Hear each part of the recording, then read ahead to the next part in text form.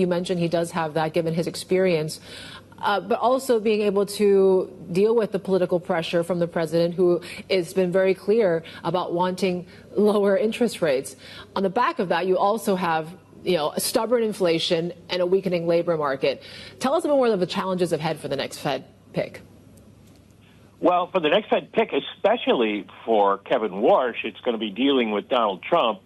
The thing about Warsh, and the reason you're seeing markets react the way they are at the moment, is that he was very, very hawkish when he was on the Fed before. Even when inflation was low, he wasn't ready to cut interest rates. And obviously, that's completely contrary to what President Trump wants.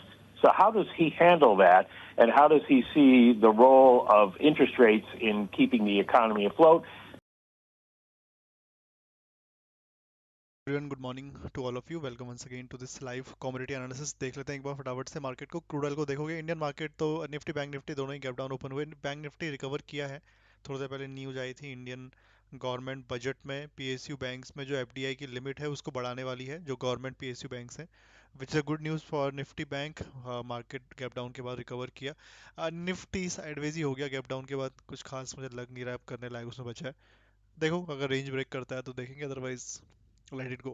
Crude oil को देखेंगे, कल एक selling का trade था, market ने breakout कर दिया था, नेक्स्ट रेजिस्टेंस एरिया से सेलिंग आई थी। फिर मैंने बताया था यहाँ पर एक एरिया ऑफ कंसर्न है, अगर इसके नीचे मार्केट गया तो फिर हम कंटिन्यूएशन में रहेंगे। अगर मार्केट में बाइंग आनी है, अगर ये रीटेस्ट होता है तो बाइंग तभी करेंगे जब ये यहाँ से सपोर्ट लेके 6000 के लेवल से ऊपर 6200 का लेवल ब्रेकआउट करेगा और फिर यहाँ से सपोर्ट लेके जाएगा, तब इस लेवल पे बाई करते। ऐसा नहीं हुआ, मार्केट गैप डाउन हुआ, फॉरेक्स में ब्रेकडाउन कर दिया था, अपर लेवल से लिक्विडिटी ली, तो अब ये डाउन साइड में ही आना चाहिए मेरे अकॉर्डिंग, अनटिल अनलेस कोई नीचे सपोर्ट फ्रेश क्रिएट नहीं हो जाता। नेचुरल गैस कल इन्वेंट्री थी, पूरा दिन साइडवेज चला गया। मार्केट में एक परसों वाला रेजिस्टेंस था, वहां से कल थोड़ी बहुत सेलिंग आई, फिर रिकवर किया है। देखते हैं आज बाहर निकलता है रेंज के या फिर इसी रेंज के अंदर रहता है।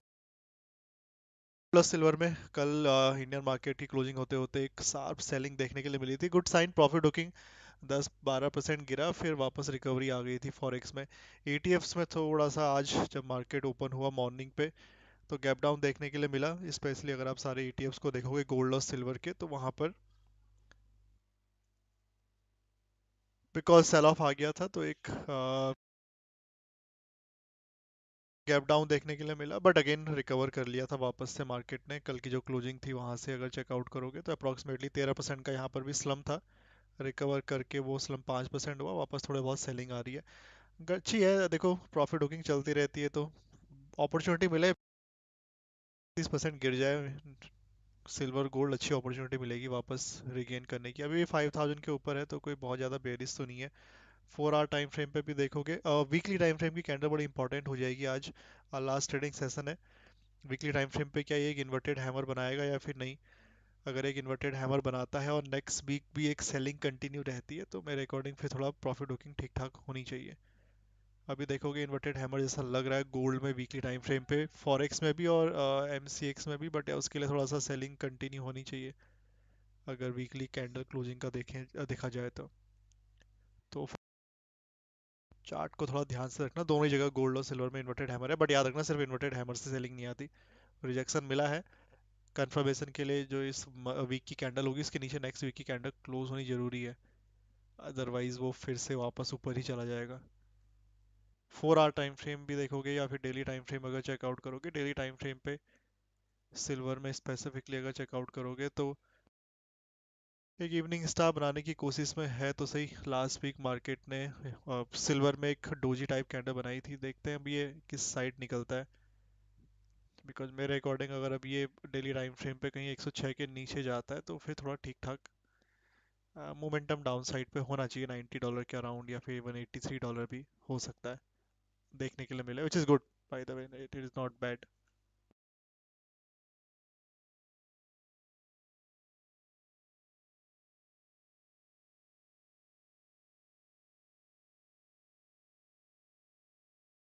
के लिए सिर्फ ये एजम्पशन है, अगर वापस ऑल टाइम हाई $121 के ऊपर गया तो कंटिन्यू रहेगी रैली।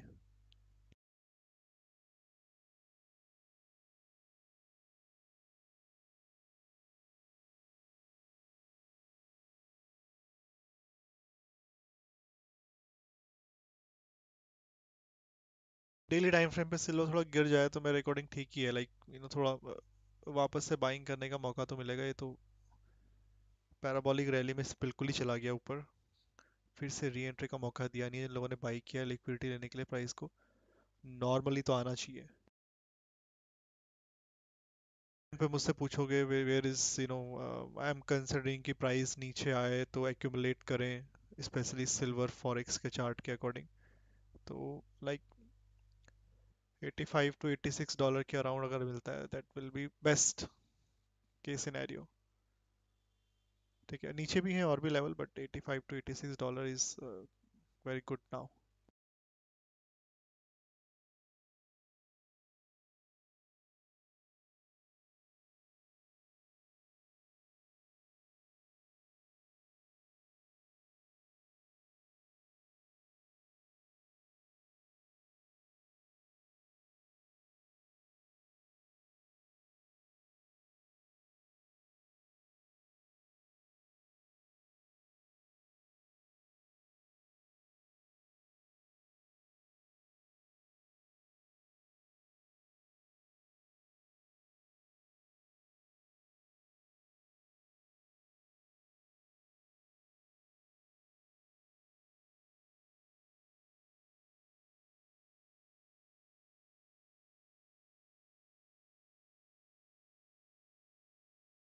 कि अगर कभी फ्यूचर में, वैसे मुझे लग तो नहीं रहा वहां तक जाएगा, $70 अगर आ जाता है, 70 to 71, that is the ultimate level. But वो मुझे लग तो नहीं रहा इतने जल्दी गिर जाएगा वहां तक, बिकॉज अगर करंट लेवल से वहां तक गिरा तो हाँ, ऑल टाइम हाई से प्राइस फिर मान के चलो which is 40% correction. I am not saying not possible, but impossible अभी के हिसाब से इतना भी पॉसिबल नहीं लग रहा कि सीधा $71 तक ही आ जाएगा कंटिन्यूअसली। बढ़िया, डेली टाइम फ्रेम पे आप कह सकते हो $70 and $85, these are the two levels जहां पर थोड़ा बहुत एक्यूमुलेशन हो सकता है। $70 तो अल्टीमेट लेवल है, बट वो काफी दूर है अभी डेली टाइम फ्रेम के अकॉर्डिंग फॉरेक्स चार्ट।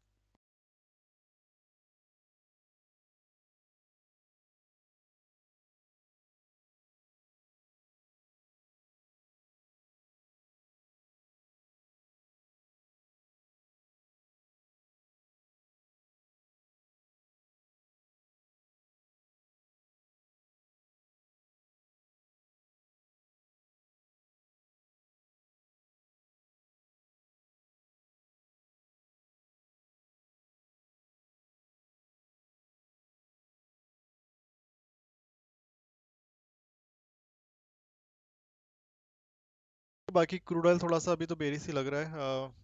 बेरिश मतलब प्रॉफिट बुकिंग थोड़ी कंटिन्यू होनी चाहिए, लेवल लोअर एंड तक आता है फिर देखते हैं नीचे, वहां पर एक पॉइंट ऑफ इंटरेस्ट और है, वहां से एक बाइंग का प्लान करेंगे वापस से।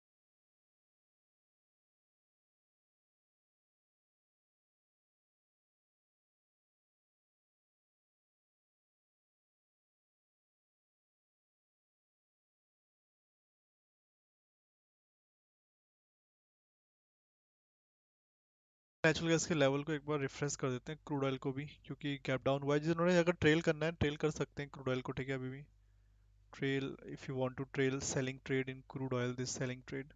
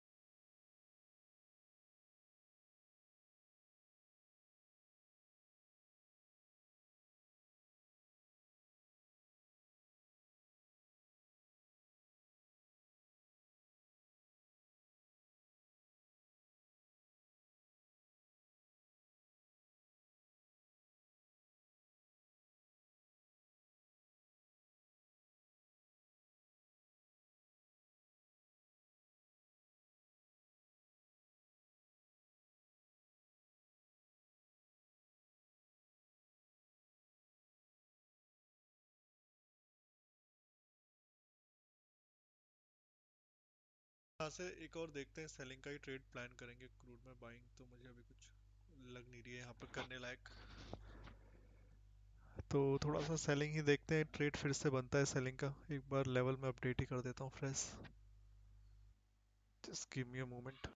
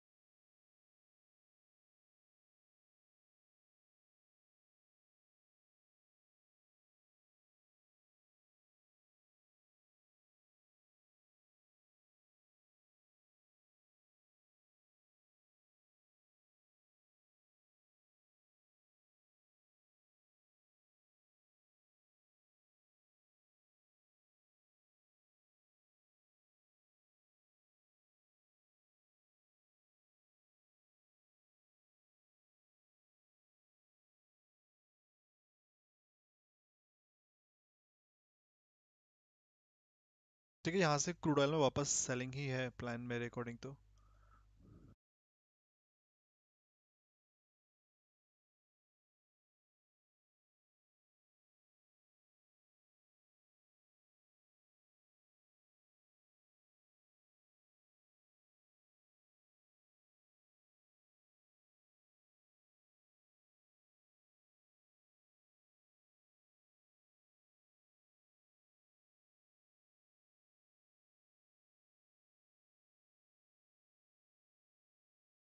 पॉइंट ऑफ इंटरेस्ट था ये, ब्रेक डाउन कर गया, इसका मतलब ये अभी भी रेजिस्टेंस ही है। कल जो ब्रेकआउट हुआ है, it means that is kind of fake, कह सकते हो।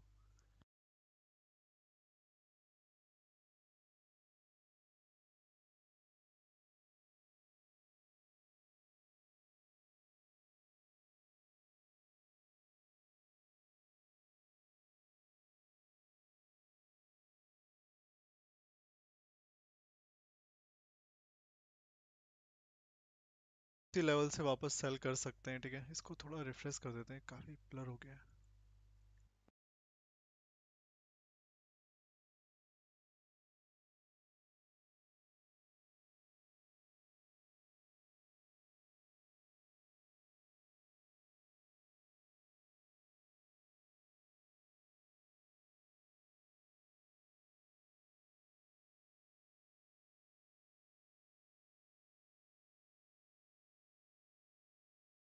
तो जिन्होंने कल से सेल करके रखा हुआ है, ट्रेल करते रहो। फ्रेश सेल करना है तो फ्रेश सेल कर सकते हैं यहाँ से।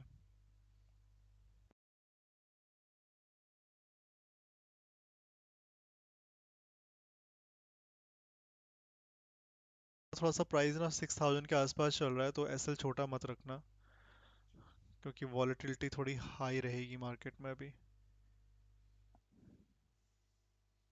ठीक है, कल से जो सेलिंग करके बैठे हैं ट्रेल करो, अभी फ्रेश सेल करना है तो ये फिर से वही सेम कल का रेजिस्टेंस जोन ही है, यहाँ से वापस सेलिंग ही प्लान है वापस से।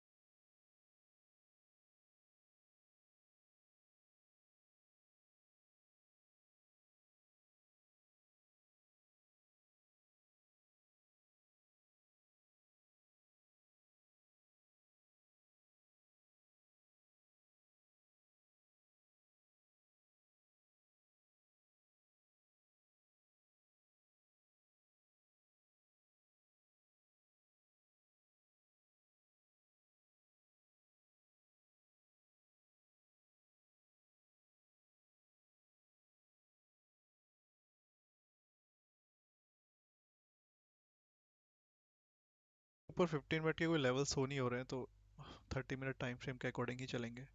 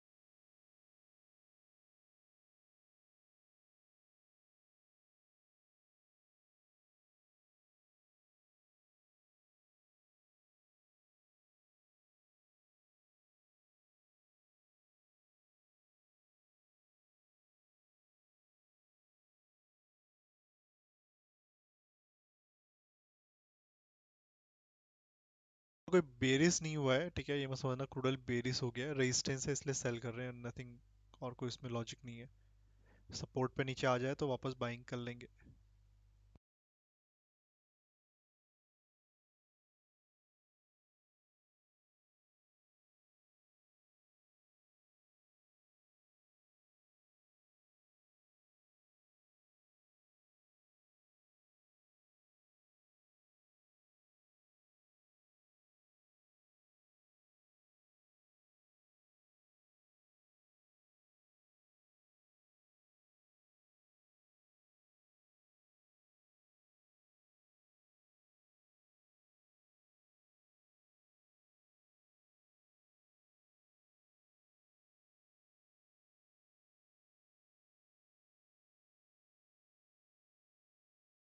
मुझे लग रहा है कोई ना कोई बीच में रेजिस्टेंस जरूर होगा ये 6200 300 के आसपास, बट 15 मिनट पे चार्ट सो ही नहीं कर रहा है उतना पीछे, तो 30 मिनट के अकॉर्डिंग ही लगा रखा है next resistance 6400।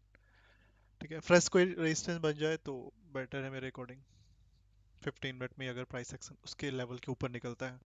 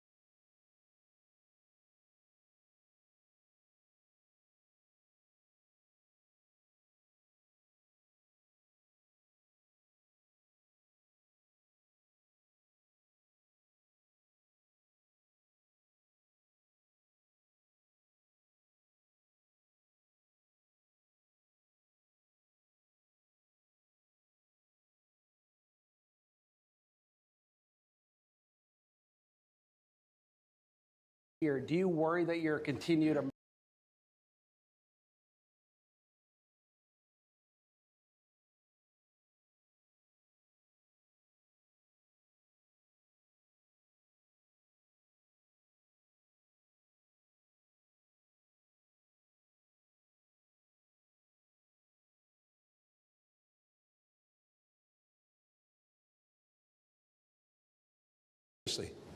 and just watch it all disappear? I guess we can do that, or we can stand on principle, the rule of law, not the rule of dawn. I hope it's dawning on all of you. It's the rule of dawn. There are no co-equal branches of government. We have a supine Congress. The only approximation of a co-equal branch of government is the markets. Thank you. The markets. I mean, Bloomberg. It's the only thing he seems to pay attention to. He doesn't even pay attention to court orders. You saw that, the federal judge today. I mean, 96 specific attempts to completely deny court order, just since he's been involved in this operation in Minnesota. This is code red. But it's become so normalized. It's in our bloodstream. Now to some of the top stories we're following for you this morning. President Trump and Senate Democrats have reached a tentative deal to avert a disruptive U.S. government shutdown. This as the White House continues to negotiate over placing new limits on immigration raids that have provoked a national outcry. However, lawmakers are almost certain to fail to enact the measure before a Friday night deadline, meaning a partial government shutdown is now seen as the most likely scenario. And President Trump says he successfully appealed to Vladimir Putin to halt strikes on Kyiv and other Ukrainian cities for a week. The move comes as Ukraine faces severe cold and power shortages due to damaged infrastructure from recent Russian attacks.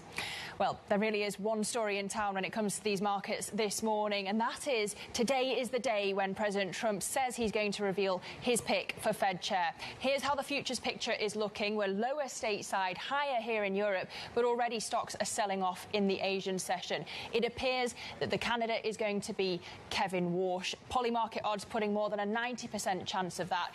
And coming up, we shall discuss both the naming of the next Fed chair, but also the latest French GDP data. A raft of data coming this morning. This is Bloomberg.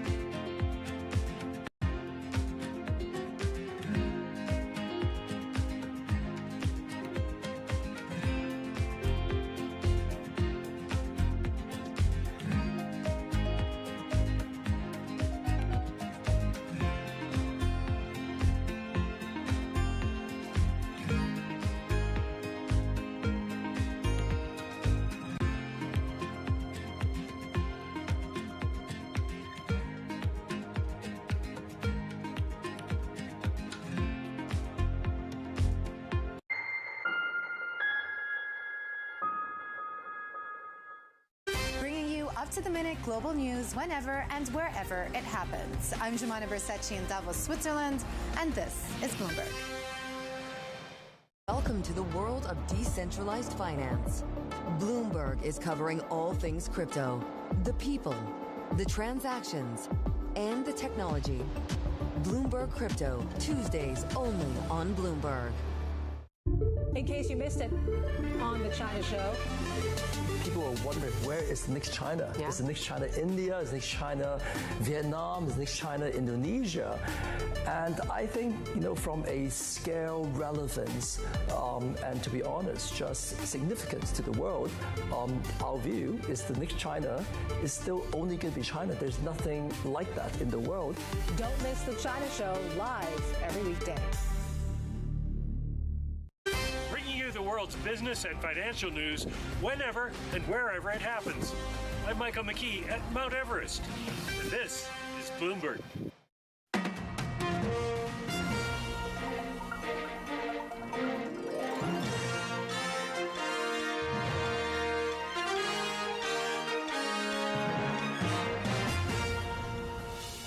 Live from London, this is Bloomberg Daybreak Europe. I'm Lizzie Burden with your top stories. Stocks and bonds slide after a Bloomberg scoop reveals the Trump administration is preparing to nominate Kevin Warsh as the next Fed chair.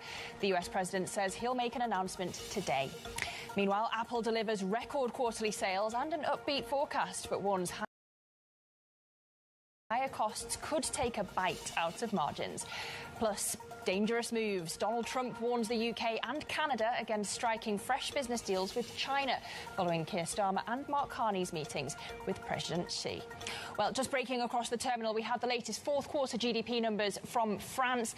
They are coming in at 0.2% of growth. That is bang in line with expectations. No reaction really when it comes to euro dollar, although the dollar is, of course, reacting more so to that expectation that President Trump is going to nominate Kevin Warsh as Fed chair. But this print from France really weighed upon by the uncertainty that we saw in this quarter, taking a bite out of investment perhaps and weighing on consumer confidence. But this isn't the only GDP print we'll be getting out of Europe today. Next up, we'll get the Spanish figure at 8 a.m, the German and Italian prints at 9 a.m, and the euro area figure coming at 10 a.m. London time. I mentioned euro dollar, but let's check in on these broader markets this morning, reacting as they are to the expectation that Kevin Warsh is going to be President Trump's pick for Fed chair. That to be announced today. The Bloomberg Dollar Spot Index is higher on this expectation that he is going to be less dovish or even more hawkish than the other candidates that have been in this race. Gold is down. It had been above $5,500 an ounce, remember, but coming off that now, down 4% as things stand, as we watch yields higher at the long end of the curve. So 489 is where we trade on the 30-year at the moment. Now, on the front pages this morning, as I say, there's one story in town, and the Wall Street Journal's leading on the former Fed Governor Kevin Warsh meeting with President Trump at the White House yesterday on the eve of the president's big reveal of who will succeed Jay Powell as chair. It seems that timeline moving up after their meeting, hence the market reaction perhaps. But turning over to the FT, they also have Trump preparing to nominate Warsh. Warsh, of course, was interviewed for the job in 2017, but eventually it went to Powell, whom he'd be replacing. But here in the UK, if we turn to The Guardian now, they have Keir Starmer, the Prime Minister, opening the door to a reciprocal visit to Britain for China's Xi Jinping. And the Prime Minister's spokesperson saying the relationship's no longer in an ice age and not ruling out a potential visit. So we'll see how that goes down in London. But you can get a roundup of all the stories you need to know to get your day going in today's edition of Daybreak, which, as ever, terminal subscribers can find by going to DAYB Go. Now, returning to our top story, our Bloomberg scoop that the Trump administration is preparing to nominate Kevin Warsh to be the next Fed chair. Let's bring in Bloomberg's senior editor, Alistair Bull, for more. Alistair, you've been a long-time Fed watcher. President Trump's been searching for a unicorn candidate, a loyalist, someone who's going to cut rates, command credibility on Wall Street and within the MAGA base, and importantly, get past the Senate confirmation. Does Kevin Warsh tick all those boxes? Morning, Lizzie. Probably. I mean, it's going to be a narrow squeeze. There's a few other things to consider, not least the DOJ investigation of current Fed Chair Jerome Powell, which key Republicans on the Senate Banking Committee say they want to see resolved before they consider any nominations. But in terms of, I mean, Kevin Warsh is a candidate to lead the Fed. This really doesn't come as a surprise. He's been the front runner all along. He's been top of President Trump's mind since his first administration. Since that time, he's voiced at various moments remorse that he didn't pick Kevin Warsh. And, I mean, the markets have a fairly good idea of what they're going to get with him. There's a track record of what he said on monetary policy, recently more dovish, sort of signaling to the president, going back in the past to his time on the Fed, more hawkish, and I think you see some of that sort of being reflected this morning in the markets. Well, yeah, there doesn't seem to be an asset class untouched by this morning, Alistair. The moves do suggest that Warsh will be less dovish or perhaps more hawkish than the other candidates. I don't know about all of the other candidates, maybe Rick Reeder. It's situational. At the moment, the comments from Warsh suggest he's more focused on the productivity shock implied from the AI boom, which would be a reason to have lower interest rates. But he's also talked about shrinking the Fed's balance sheet, so-called quantitative tightening, which would be another reason to offset that tightening via lower short-term interest rates. I think the market's going to have to suck it and see a little bit. I mean, what he says on the outside is going to be different to what he's going to do once he is nominated and actually confirmed. And once confirmed, he's going to have to manage a large board, 19 FOMC members, some of whom are rather hawkish themselves. So he's going to have to navigate that, build a coalition, and lead the committee in the direction he wants. He doesn't get to rule by fiat. He has to negotiate. And that FOMC, of course, a guardrail on whatever President Trump would like his next Fed chair to do. Alistair, great to get your insights. That's Bloomberg senior editor Alistair Bull. Well, turning back to Europe, France's economy kept growing at the end of last year as households shrugged off political upheaval and the risk of austerity. It's the first of a host of European GDP numbers out this morning and comes ahead of the ECB rate decision next week. We can bring in Bloomberg's Europe economics editor Zoe Schneeweiss for more now. Zoe, good morning. Just walk us through the French numbers already and how they set us up for the rest of the European GDP prints coming out today. So the French numbers, as you said, came in at 0.2. That's a slowdown from 0.5 in the previous quarter, which we know was quite an extraordinary quarter. So the slowdown shouldn't really be seen as too severe. Overall, any growth in France, given the current political situation, is a triumph for France, for the government. We know that there's been political uncertainty, budget uncertainty. Companies did actually cut back on investment, but households made up for that. And that just is generally very good news. And 0.2 is the number we're expecting to see also from Germany, from Italy, and from the euro area later today. All singing from the same hymn sheet, it seems. So, Zoe, how does this set us up for the ECB meeting next week? Because our survey is suggesting they're not just going to hold rates next week, but for the rest of the year as well. It seems a long time ago when we had all that market reaction to the Isabel Schnabel comments on hikes. Exactly. Hikes do seem to be moving further and further away. Economists in the survey that we conducted and the results were published overnight do say that they think that the next move is more likely to be a hike than a cut. Still, for the foreseeable future, there'll be nothing. The one question mark here is the current euro strength. That euro strength obviously would weigh on growth, could weigh on inflation. So it's one of those things that then does mean that one can't completely exclude that there would be a rate cut at some point. But again, let's see how long this euro strength continues. OK, Zoe, we'll look out for your coverage next week of that decision in Frankfurt. Zoe Schneeweiss, Bloomberg's Europe economics editor. Thank you. Well, speaking exclusively to Bloomberg, Peter Wallenberg Jr., one of 3 patriarchs of Sweden's most powerful business dynasty, warns that Europe must work together to overcome geopolitical and economic challenges in a world that's rapidly changing. With the 5th generation nearing retirement, a younger, largely untested group is stepping into the spotlight. And Bloomberg's Francine Lacroix sat down with Peter Wallenberg Jr., one of the 3 men leading the family and in charge of succession planning. He warns despite living in unsettling times, his generation won't step down. We will be around because I think that we need to do this together because the world is changing and the challenges are growing every day. We wake up every morning not really knowing what will happen from now on. And those are questions that we need to work with together. How do you think the world is changing? I think that all the questions that are coming out of North America right now is, of course, changing. The war in Ukraine, the Middle East, all of this that we, in our generation, haven't had in the same sense. We've been spoiled. There has not been that many conflicts of this magnitude at the same time.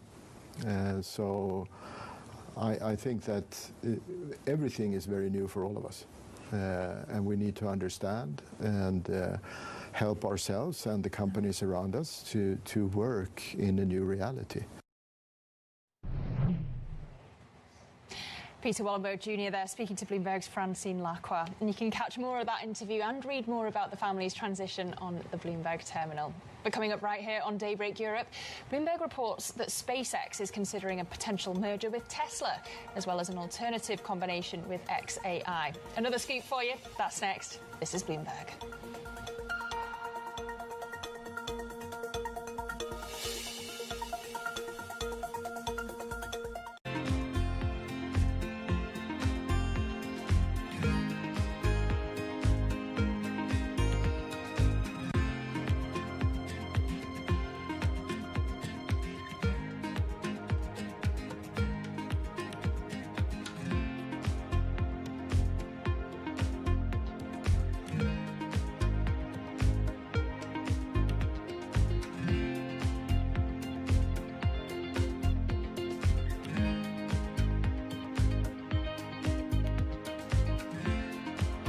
In case you missed it on Bloomberg Crypto. Well, we certainly understand needing to pay back the debt. That certainly makes sense. But on the dividend, why are you so committed to paying this dividend? Would you ever consider suspending it? Companies do suspend dividends from time to time. Yeah, companies do suspend the dividend, but it creates fear, uncertainty, doubt in our preferred shareholders, which will impact our convertible shareholders, which will impact our equity shareholders. So I think preserving the payment of the dividend, even if our board has the rights to suspend it, it's the right thing for the short term, for the next 1, 2, 3 years, and it's important. It's also important for the Bitcoin asset class, and we realize we play a role bigger than just strategy in the Bitcoin world. So would you say investors should think you will never suspend that dividend? Never say never, but yeah, our objective is to pay the dividend into perpetuity. Don't miss Bloomberg Crypto, live Tuesdays. At a time when policy in Washington is driving Wall Street, we draw a distinction between the rhetoric and the action, bringing you market-moving guests and original reporting. This is Bloomberg Surveillance. Bringing you up to them in the news whenever and wherever it happens. I'm Shevrian in Seoul, and this is Bloomberg.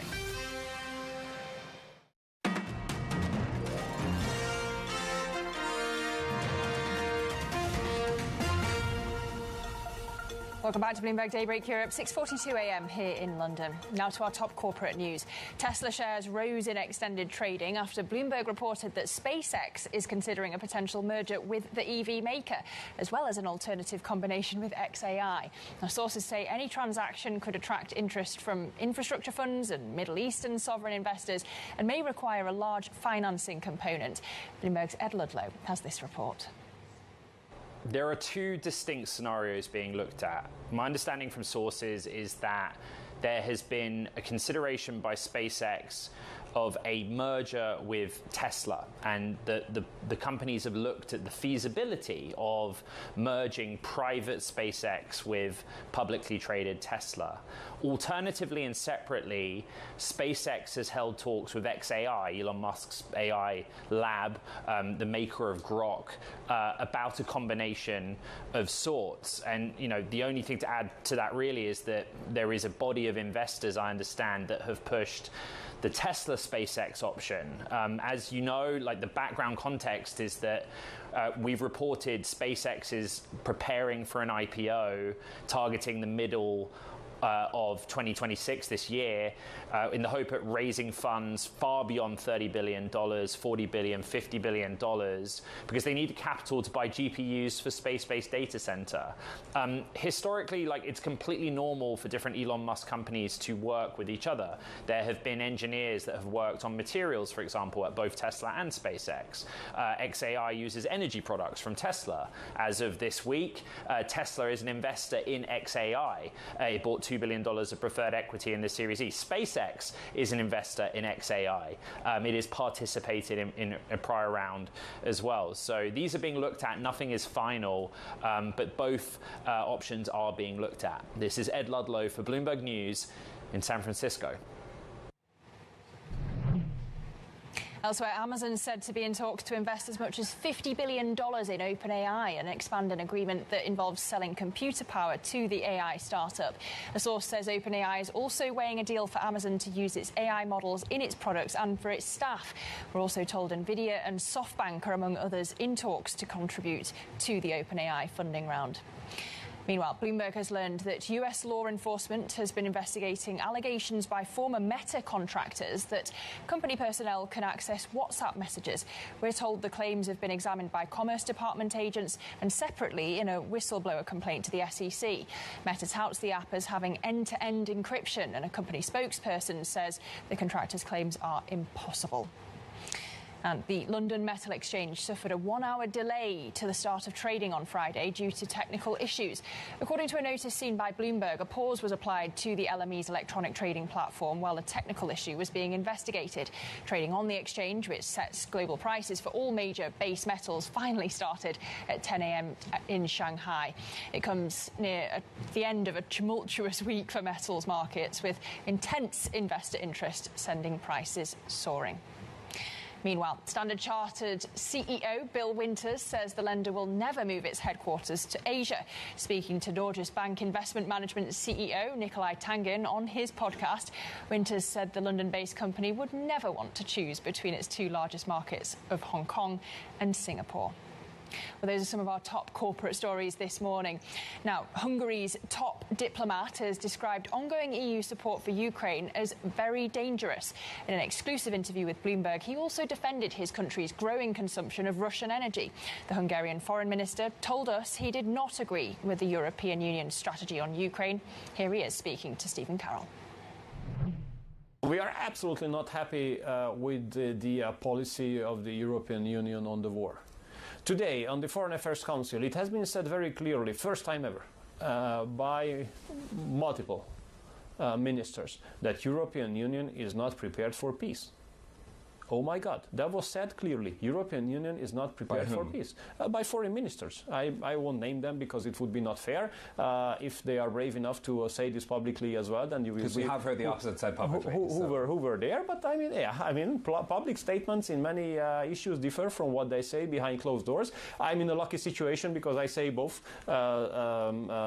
scenes, the same opinion. So what I can tell you is that it is very dangerous what European Union is doing regarding the war. It's very dangerous that they are sending and spending the money of the European people on the war. We are not ready to send any Eurocent of the Hungarian people to Ukraine to operate their country and to bring more weapons. But is it better then to be left aside in these decisions and for those member states who do want to spend the money to move on separately? I'm just asking, as a process, is this a good way of moving forward? No, I understand you, but for us it's not a matter of procedure. For us this is a matter of Hungarian national interest. We will not let the money of the European people be sent to Ukraine. As long as we are in office, it's not going to happen for sure. The Hungarian foreign minister speaking exclusively to Bloomberg, Stephen Carroll there. Meanwhile, in the US, the New York City Mayor Zohran Mamdani, Bloomberg, the former state and city leaders are responsible for a $12 billion budget deficit as he vows to fight potential foreign funding cuts. Mamdani also told us that difficult decisions lie ahead as the city works to restore its financial stability. The city's relationship with its wealthiest residents, most profitable corporations, also has to change so that we can bring the city back to firm financial footing. You know, as the mayor, I am legally required to balance the budget of this fiscal year and the next. That is something we are fully going to do. In order to do so, we have to deal with these structural problems. You spoke about Eric Adams and Governor Andrew Cuomo, former Governor Andrew Cuomo.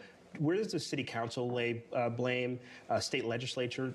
You didn't say anything about Donald Trump, who was president during some of this period of sort of instability as well.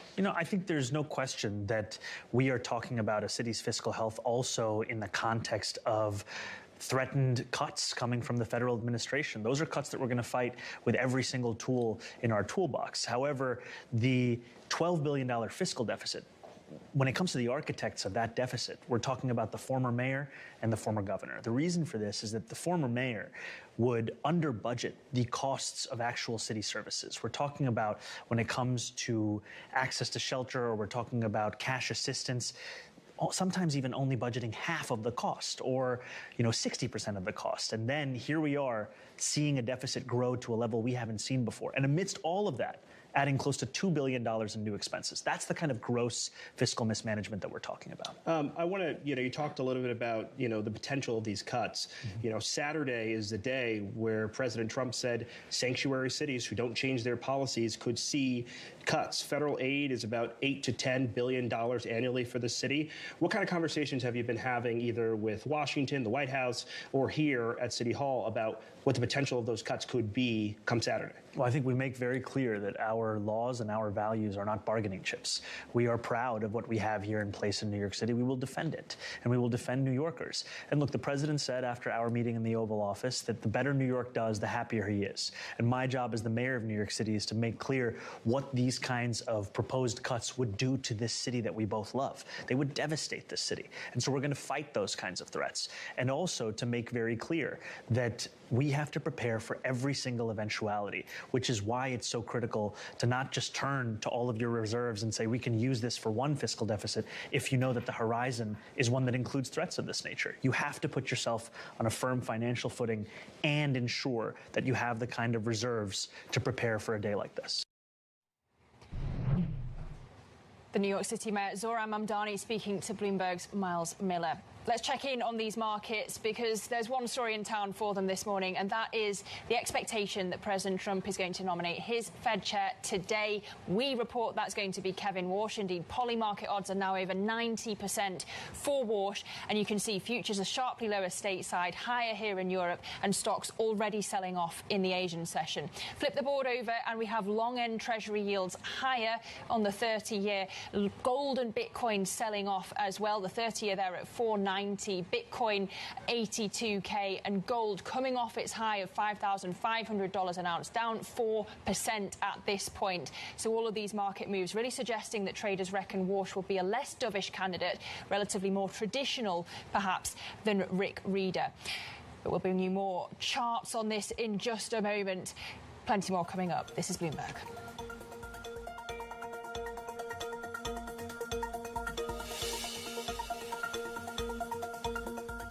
Bloomberg Invest, where intelligence meets capital. In the heart of the financial district, powered by Bloomberg's award-winning journalists, bringing together the market's most influential minds. A big part of our job thematically is understanding the risk environment we're in. We are facing a once-in-a-generation technological disruption. We will continue to have a convergence in credit markets. Liquidity at moments in time when there's a lot of volatility is challenging. Bloomberg Invest, March 3rd and 4th in New York.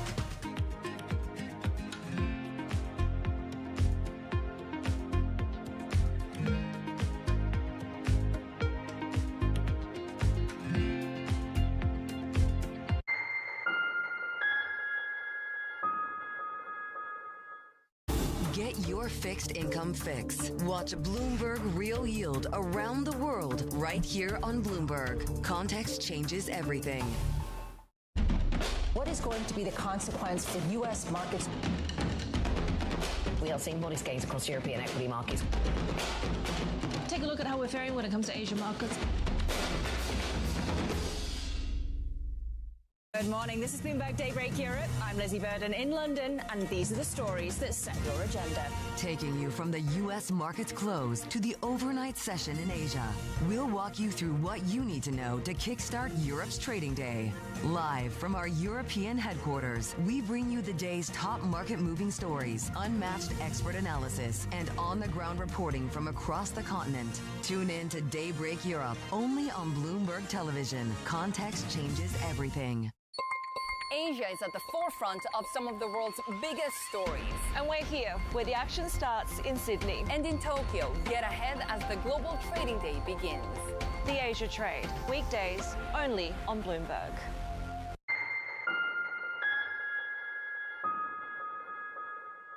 The Bank of England makes its next interest rate decision as inflation rises and the labor market cools. Investors will be looking for clues from Governor Andrew Bailey on the pace of rate cuts for the year ahead. With every cut in bank rates, how much further to go becomes a closer call. Tune into Bloomberg for live coverage of the BOE decision and press conference. It all starts Thursday at 12:30 p.m. on Bloomberg. Context changes everything.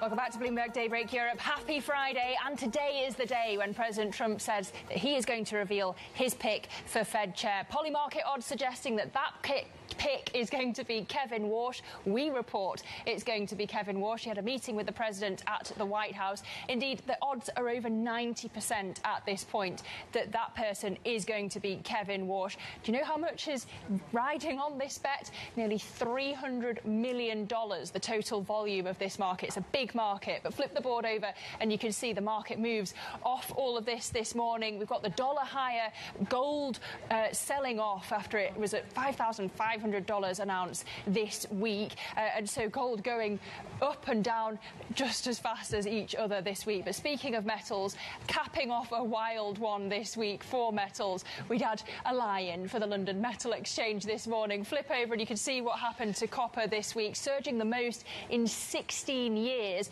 but finally when the LME opened it did turn to declines this morning. We've got a lot of risk on the docket for today, not least the president's pick for Fed chair. That expected today, but we've also got out of the US at 1:30 p.m. London time the latest US PPI numbers, and we've already brought you the French GDP print, bang in line with estimates at 0.2% for Q4, but we have the euro area print as a whole at 10 a.m. London time and a raft of other numbers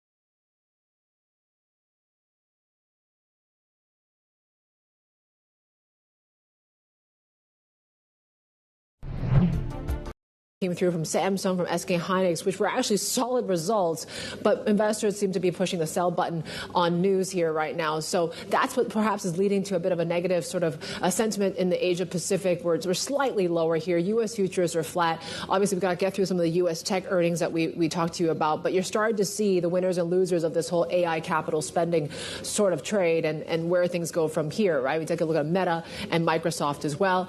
The dollar comments have been interesting from Scott Besson. Seems to be trying to calm the market after what we heard from President Trump just a day ago, talking about how he's not concerned about the weaker dollar. Scott Besson said, look, the U.S. still values a strong dollar policy. You are seeing a little bit of that rebound here, but right now, it seems like right now you're still seeing 153 levels for dollar yen, dollar China at 694 here this morning. We'll talk a little bit more about some of the property easing curbs, the curbs easing in China as well. That really is sending some of these developers rallying here in China today. But, you know, front and center when it comes to where you're seeing a lot of free fall is really in Indonesia. If you see in the last 2 days, we're basically extending those losses here. We're down 16% after what we saw from MSCI. It is now under a trading halt for a second day on the back of this warning here. But, you know, it's really tough to find a floor right now, just given the investability sort of concerns that MSCI raised. And, you know, they have to get their act together from now until May.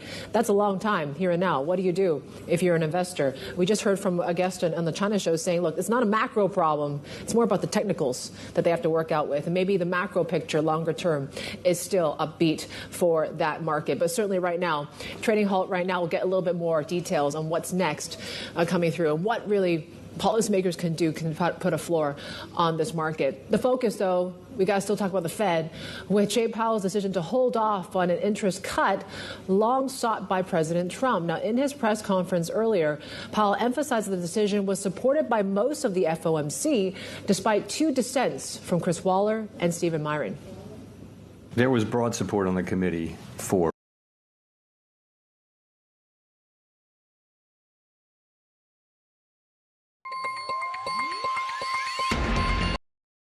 in South Korea, like Samsung Electronics, SK Hynix. We saw those blockbuster results in the trading session yesterday as well. But keep an eye on the ASX 200. The Saturn opened right there, and you can see a little bit of upside because we are continuing to watch the miners. The Aussie dollar already around the 3-year highs, 9 sessions of gains. This is the longest winning streak in about a decade, since 2015. And of course, we have a lot of gyrations around the commodity space, especially in oil, with geopolitical tensions around Iran, Avril. Yeah, we are also watching other commodities, including gold, even though it saw a bit of that pullback. But really, it's about the tech names, right? You talk about how we're seeing strong chip demand, and you take a look at how overall on Wall Street it was the move away from big tech. Given what Microsoft showed us, those concerns about the record spending, and against the backdrop of all this, Apple provided some solace for these tech software investors. If you look at its quarter, it was really good in terms of sales. It crushed estimates, iPhone sales beating, Greater China beating, iPhone revenue overall was a record quarter, but those concerns about memory, that's also something that Apple highlighted. And then we have Tesla on watch as well, because SpaceX is said to be considering a potential merger either with XAI or Tesla. So tech is something that we're watching in the session, but we are also keeping tabs on developments out of D.C. because the White House and Senate Democrats are said to have reached a deal to separate the fight over ICE funding from the threat of a broader government shutdown. This is according to sources telling Axios. So maybe we can still avoid this partial government shutdown among the concerns for investors. Let's get more on the Apple earnings, though. Bring in Bloomberg Tech co-anchor Ed Ludlow. So, Ed, this was a good quarter for Apple. Talk us through how seasonal this all is. Yeah, seasonal is one way of putting it, but the outperformance is on iPhone and Greater China, and you can take both of those in aggregate, right? Like when the red headline hit on iPhone revenues, it's $4 billion beyond what consensus was, or 9% beyond consensus. But if you jump into the Bloomberg terminal, like straight away go to MODL, even the most bullish estimates on iPhone sales were at $81 billion, something like that, and it came in above 85. And the reason that's important is that this was about timing. the iPhone 17 generation going on sale, through the holiday quarter, and then the read-through to how well it did in Greater China. And that, as Bloomberg writes, it's done a lot to kind of get investors to forget about the concerns they had on AI. Exactly, because really the conversation around tech companies right now is AI build-out, AI spending. So how is Apple doing there? They don't have anything to say until the thing is here and it's ready. This is a difficult environment for iPhone anyway, right? There was a lot of talk on the call about rising memory prices. Apple's very good at supply chain, does a lot of ordering ahead of time. Logic chips also are a difficult situation. But there's no moment where Tim Cook and the other executives come out and go, oh, by the way, this is what our new AI-powered Siri can do, and this is when it comes out. That's not how they do things. Right now, the stock's up 0.8%. It had been much higher in the after hours, and maybe some of that limitation wasn't so much the disappointment on AI because the street knows it won't get anything on that. It was probably more about the caution that Apple is going to have to manage this supply chain situation that every electronics company is facing right now. Ed, you've been really busy as well with this scoop on the terminal about Elon Musk's SpaceX considering a merger either with Tesla or XAI. What do we know about this and what the thinking might be behind this?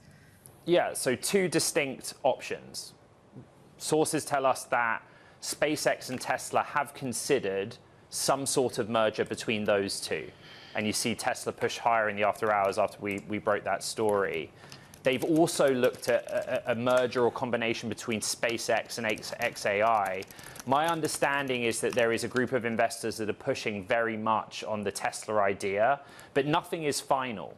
As we all know, the background context is that SpaceX is making preparations for an IPO some point in the middle of this year. So that's what's being looked at. And, we don't know the full extent of the mechanisms, the structures that are being proposed. What we do know is that, based on what we're told by sources, there will be some financing considerations for both potential combinations, which are distinct, and that there will be an eye on how sovereign wealth funds, particularly those in the Gulf, can help facilitate this.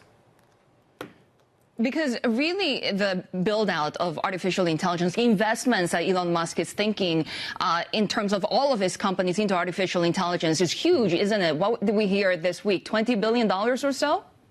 Yeah, so Tesla's capital expenditure commitment for 2026 is $20 billion. It excludes some of the long-term projects that Musk outlined on its own fab, which you can read my reporting on, and around solar. But there has always been a historic linkage between the different Elon Musk companies. There are engineers that have worked on both Tesla projects and SpaceX projects, particularly on materials. There is a world where, the motivation for SpaceX to IPO is for space-based data center. Those designs, though we haven't seen them, will need solar arrays. Tesla is moving deeper into solar. XAI is a customer of Tesla. And now, as of last night, we know Tesla is an investor in XAI. It bought $2 billion of preferred equity. So we're trying to unpick this. But the story we broke, is that both have been looked at. A potential SpaceX and Tesla combination, and, as Reuters reported before us, a SpaceX and XAI combination of some sort. Bloomberg Tech co-anchor Ed Ludlow there with the latest on his scoop when it comes to Tesla, not to mention, of course, the Apple results.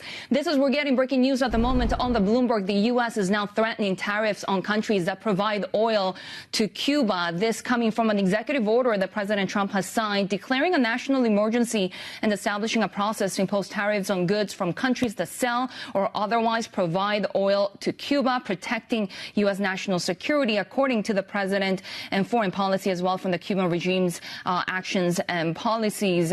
So we continue to see more involvement of the Trump administration in Latin America. And this, of course, as we continue to hear all of the latest developments around Venezuela, Maduro and Venezuelan oil as well. So we will continue to bring you the latest developments. But right now, we will be watching oil prices as well, because geopolitical tensions around Iran have also spiked the price of oil already, which is now trading at around July highs for Brent crude. crude. So continue to watch this space as President Trump is now talking to the public after signing that executive order on Cuba. But really, it's been tech earnings as well that's moved markets immensely this past week, right? We have the first of those big AI spenders, and that will really position the winners and losers in this AI race, and also perhaps in the stock market rally or sell-off. Let's get to Bloomberg and Life Strategies' Brendan Fagan for more on this. And Brendan, really a lot for markets to digest today, including not only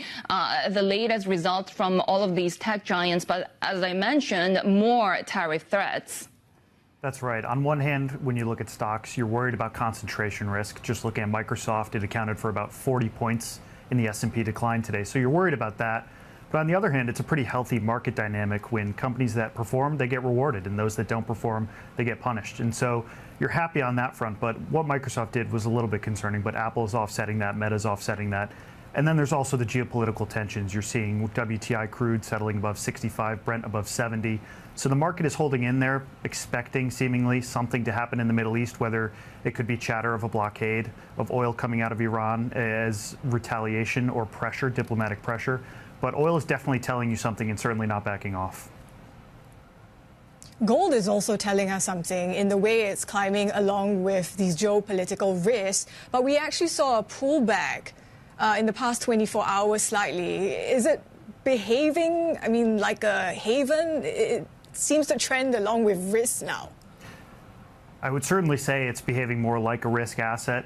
Obviously, it has its haven characteristics and tendencies, but when something's up 20, 30% in a month, looking at gold, looking at silver, it's certainly trading like a risk asset with extreme beta. So today's pullback was alarming, although it was bought back pretty well, ultimately changing little on the day, finishing little change on the day. So the price action certainly been interesting, but you saw dip buyers step in pretty aggressively today, which is, if you're bullish on the metals, you're happy to see that.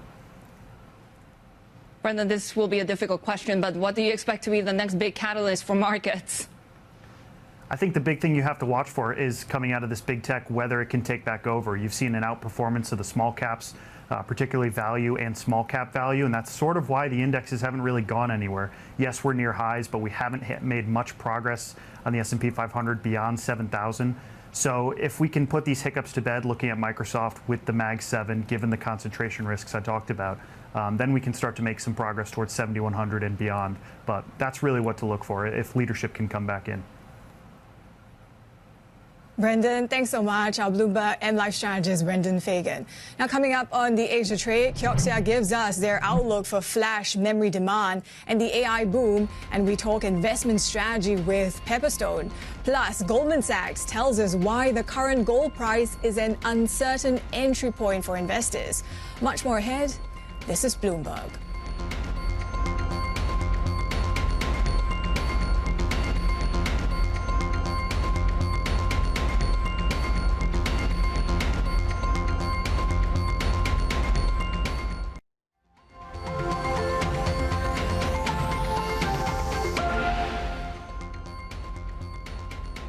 Now to the latest on U.S. politics, and we have this social media post from the president talking about how growth numbers in the U.S. has been really good, but what could really slow things down would be if they get another damaging government shutdown. And to that end, he has indicated that both Republicans and Democrats will fund most of the government until September. So this could be a signal for a deal. Of course, previously we heard how Axios had been reporting about this deal to separate the fight over funding for ICE with a version for a broader government shutdown. Let's bring in our managing editor for U.S. Economy and Government, Mario Parker. So, Mario, what do we know about this deal? Yeah, right now we're still trying to get details on it, but the president essentially posted on Truth Social what we'd largely been chasing for most of the day, but also what had been telegraphed by both Republicans and Democrats alike, which is to find some type of common ground around DHS funding, Department of Homeland Security funding, in order to avert a government shutdown. Democrats, as you know, have called on reforms for the Department of Homeland Security's ICE in particular after the shooting of 2 Americans in the past month in Minneapolis. Some of those things that the Democrats have called for include body cameras, just more stringent oversight, if you will. And what we see from the president here and in Republicans as well is an openness to try to find some common ground in order to avert a shutdown. Would this just be kicking the can down the road eventually, especially if we're talking about debate on temporary funding for Homeland Security?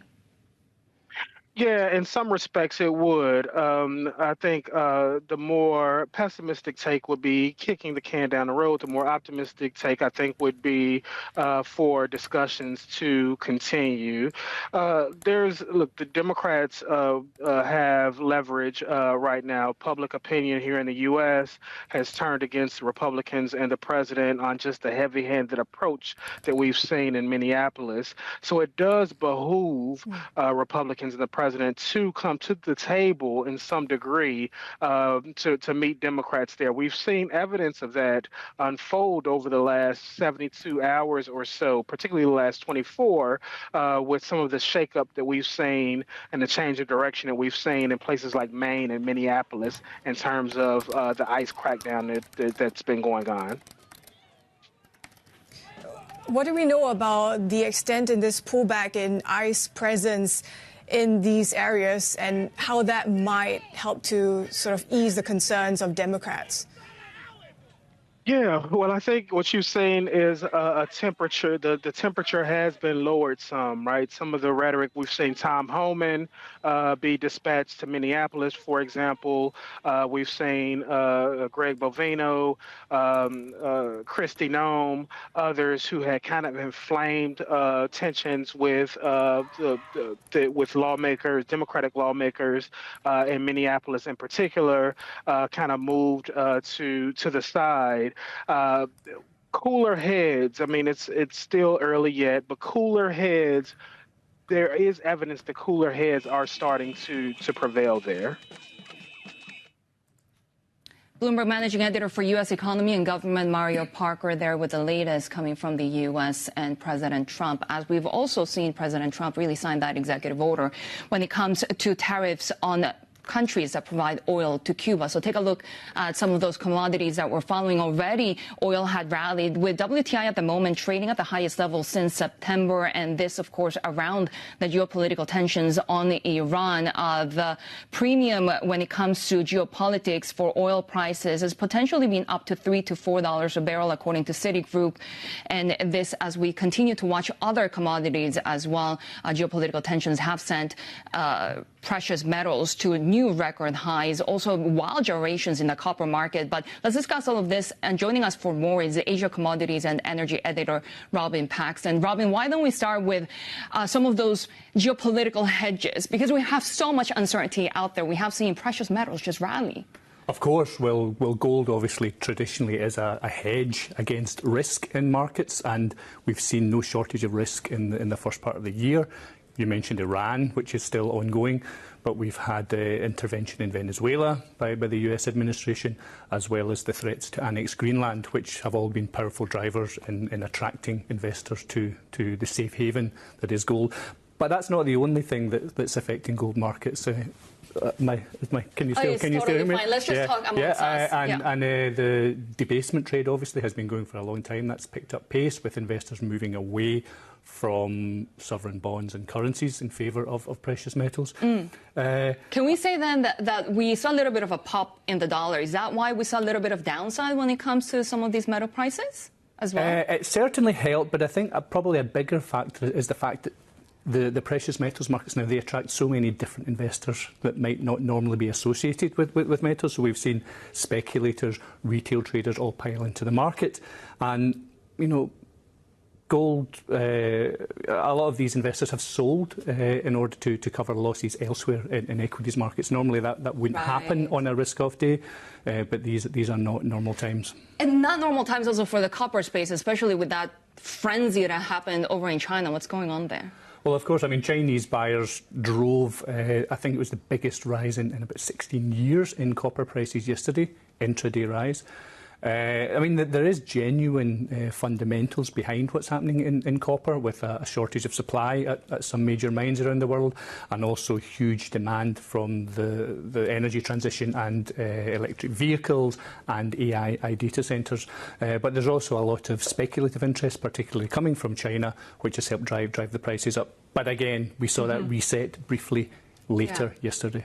Robin Paxson, thank you so much for that context around this gyration that we're seeing in the metal space. Asia Commodities and Energy editor with us here in Tokyo. We do have more ahead on the Asia trade. This is Bloomberg.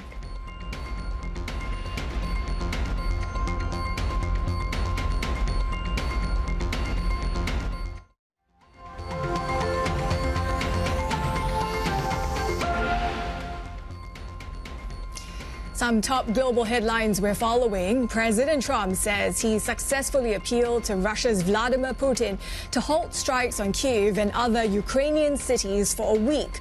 The move comes as Ukraine faces severe cold and power shortages due to damaged infrastructure from recent Russian attacks.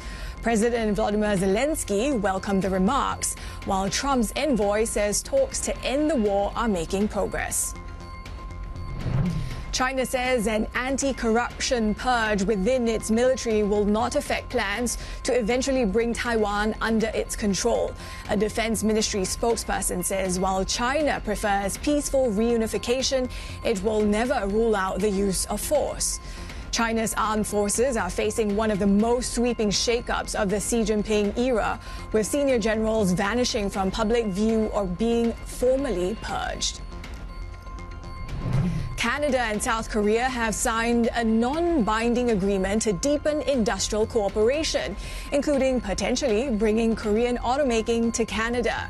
The deal also aims to expand ties in critical minerals and clean energy. The Canadian auto sector has been jolted by the U.S. trade war, and the Carney government is preparing a new strategy to be released in the coming weeks. Sherry? Crypto assets pretty steady, Avril, as we have seen now Bitcoin trading below that $85,000 level for the first time in 2 months. We're seeing a little bit of upside in the Asian session, but really not much, especially when you consider that we're down about 30% from an all-time high reached back in October. In fact, that downturn has just continued despite the fact that we're seeing other assets like stocks, gold, silver that we talked about really rallying. And now we're seeing more than $1 billion in leveraged positions being wiped out. And all to do with really the liquidation that we saw in the October period, and how that fragility in the crypto space has not necessarily recovered. And we're also hearing from the likes of Miller Tabak saying that perhaps also the volatility that we're seeing in other parts of the market, for example, the unwinding of popular strategies such as the yen carry trade, for example, in traditional markets, is really not helping this space, Avril.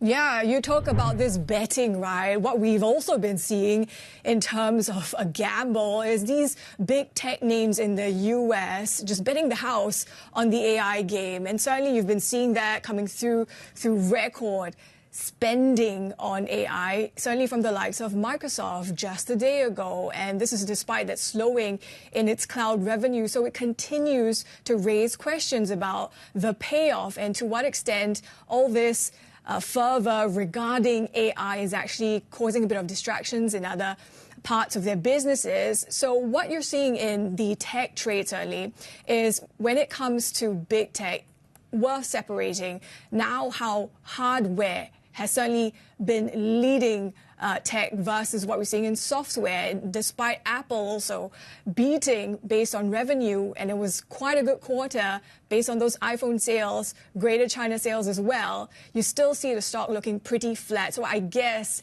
this is just reinforcing the idea of how, in terms of tech stocks, software could kind of be in the backseat while these chip makers take the lead. And we're talking, of course, about the memory chip makers, the likes of SanDisk as well, that have been doing well. More ahead on the Asia trade. This is Bloomberg.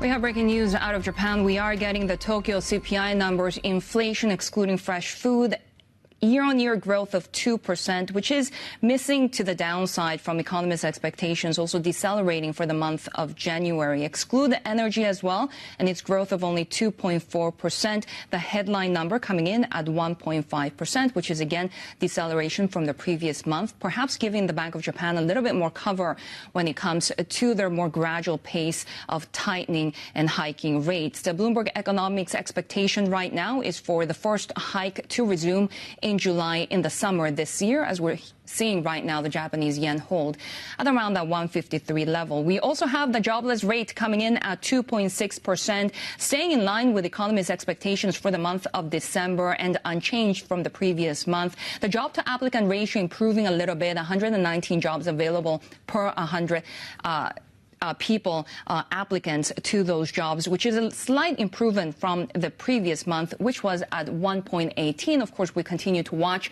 the Shunto wage negotiations on wages to see if this inflationary trend in Japan continues. But of course, we have seen incredible upside when it comes to the stock market, especially in the tech sector. The appetite for data storage last year pushed Japanese memory chip maker Kioxia into the leagues of the world's best performing stocks. It surged, illustrating the tech industry's booming demand for memory as hyperscalers rush to build out AI infrastructure. Chips like Kioxia's are essential for AI training and data centers.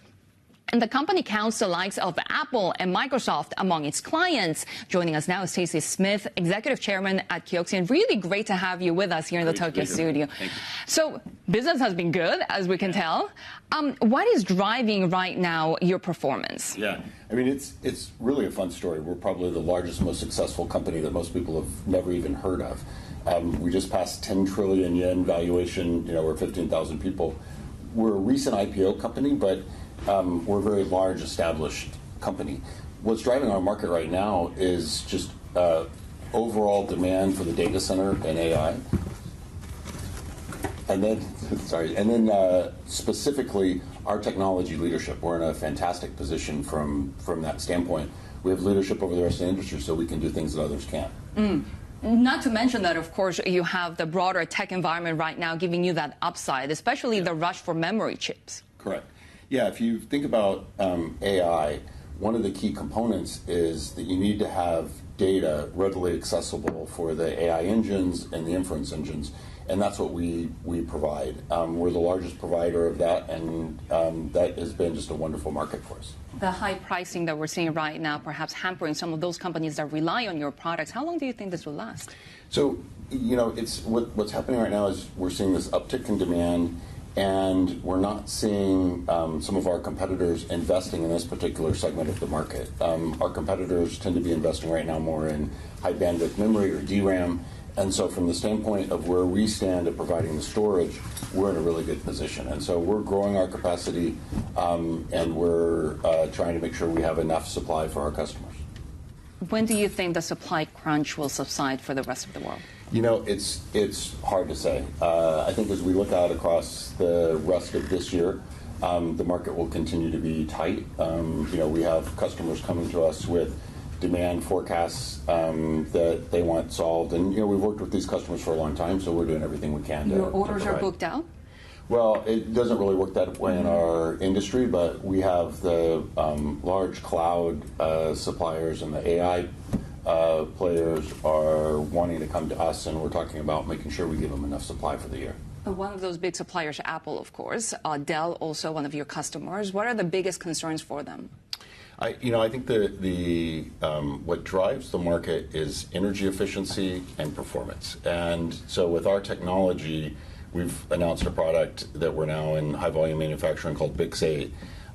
It provides the best combination of that. And so that energy efficiency, particularly as you're talking AI and the data center, is very important. So if we can reduce the energy footprint of these data centers in terms of how the data is being stored, we can have a big impact on the market. Your new CEO actually emphasized those two points when it comes to his vision, right? Give us a little bit more insight into the technological roadmap that Kioxia has at the moment. Yeah, and let me talk for a second about the CEO transition, because I think that's really important. We announced last night that we're going through a CEO transition. Our prior CEO has done a wonderful job. He was part of our journey from becoming an independent company through our IPO a little over a year ago. And last night we handed the reins to Ota-san. He is a deep technologist, and he's been 40 years in the industry, a wonderful leader. And so his vision is to continue that drive towards technology leadership, the drive towards making sure that we have scale. We're the largest player in this market, and the drive towards working closely with our customers and building those deep customer relationships. And you also have partnerships with the likes of ScanDisk, for example. Correct. And that was another announcement that happened earlier this morning. So we've been in a 2-decade-long joint venture with SanDisk. Where Samsung being a competitor there. Samsung being a competitor there, and who just announced earnings. So, it is probably the most successful JV in the industry. And what we announced yesterday is a 5-year extension, and as a recognition of our manufacturing leadership, we're going to get paid in an incremental way from what we have over the last couple of decades. And so I think it's really good for them. They get leadership product for 5 more years, so that'll take us to 2034. And it's great for us because we have the scale. It makes us the largest, and we're getting paid. Talking about competitors like Samsung, but you also are competing against new Chinese entrants. How does that bode for you? Whether it's a Chinese player or a Korean player, the game plan for us is the same. It's to have technology leadership and those deep relationships with customers. How is your Chinese market looking? I understand it's about 20% of your revenue. Yeah. But what about the geopolitical tensions, the export controls? We have President Trump talking about more tariffs. Yeah, I mean, the geopolitical environment is difficult across the board, but it's just important for a company to navigate through that and do as well as we possibly can. The Chinese market is, relatively good. It's a big market for us, but the growth right now that we're seeing is really in the data center and the AI segment. Are you factoring in the tariff impact? The tariff impact is factored into our business and how we conduct our plans. Even with that, we're seeing record revenue, high operating margin, and strong growth rates. How do you reassess supply chain risk? We look at it all the time, and with the tightness of some of the other components in the ecosystem, that's a big part of what we look at to make sure that we can continue to grow the market. When it comes to your heavy reliance on NAND, for example, I mean, Kioxia is doing great right now, but that's not always been the case, especially with a downturn like in 2022, for example. Do you worry that that could happen again, or has AI demand changed the game? So, what NAND does is it provides the storage of the data. And with the data growth that we're seeing, I think, and our position in markets that range from AI to traditional servers to phones to PCs, that the demand for storage driven by the increase of data, I think, will continue. We're seeing bit growth in the mid-teens this year and the high teens next year. And that's been pretty consistent for consistent, maybe even down a little bit from what we've seen over the last 10 years. So I think we'll see growth. Mm-hmm. When it comes to your finances, for example, of course, all of this boom in AI demand has helped. You tapped the dollar bond market for the first time last year. Do you have more plans on that regard, especially with the volatility in the yen market, for example? Yeah. So, our journey from being a division inside of Toshiba to an independent company to now being a public company, we've been revising our capital structure as we've gone to make it more modern and appropriate. And so, if you zoom out on that, what we've been doing is dramatically reducing our debt level. We've made great progress on that, increasing our investments in capacity and things like that. And we'll continue to tap different markets to have the appropriate capital structure for the business. Different markets in different regions? Different markets in different regions, yeah. When it comes to the stock market rally, we have seen, 500+% gains for Kioxia already just in 2025. Concerns over overvaluation. Are they overdone? No, I mean, when you look at the underlying demand for us and you look at some of the valuation metrics like, a PE metric or something like that, I'm not seeing a big bubble when it comes to the valuation of our stock price. I think what's important for us is just to continue to execute, to grow the business, to delight our customers, to have technology leadership. Stacey Smith, really good to have you with us here in the Tokyo studio. He's executive chairman at Kioxia, and of course, marking about a year since you IPO'd and that immense rally of 500+% for last year. Avril. Sherry, we have some breaking news crossing the terminal as well now, following on from China and Canada sort of resetting relations with Mark Carney visiting Beijing earlier this year. We have been sort of watching out for the reaction from the U.S. president since hearing that in terms of the U.S. and how they will decertify all aircraft made in Canada. And Trump here is citing how Canada prohibits or has been prohibiting the sale of Gulfstream products. This is, of course, a business jet maker out of the U.S. He also says they'll charge Canada 50% tariffs on all aircraft imported to the U.S. And I imagine this could affect Canadian business jet makers such as Bombardier. And also on the tariff front, we are hearing from Yonhap reporting that the South Korean industry minister Kim Jong-kwan has said that they will hold another round of talks with the U.S. counterparts. And he was referring here to the U.S. Commerce Secretary Howard Lutnick. And of course, Kim had arrived in Washington just a day ago to clarify South Korea's position on the so-called delayed South Korea-U.S. trade deal. So among the developments we are watching on the U.S. front as well. More ahead on the Asia trade. This is Bloomberg.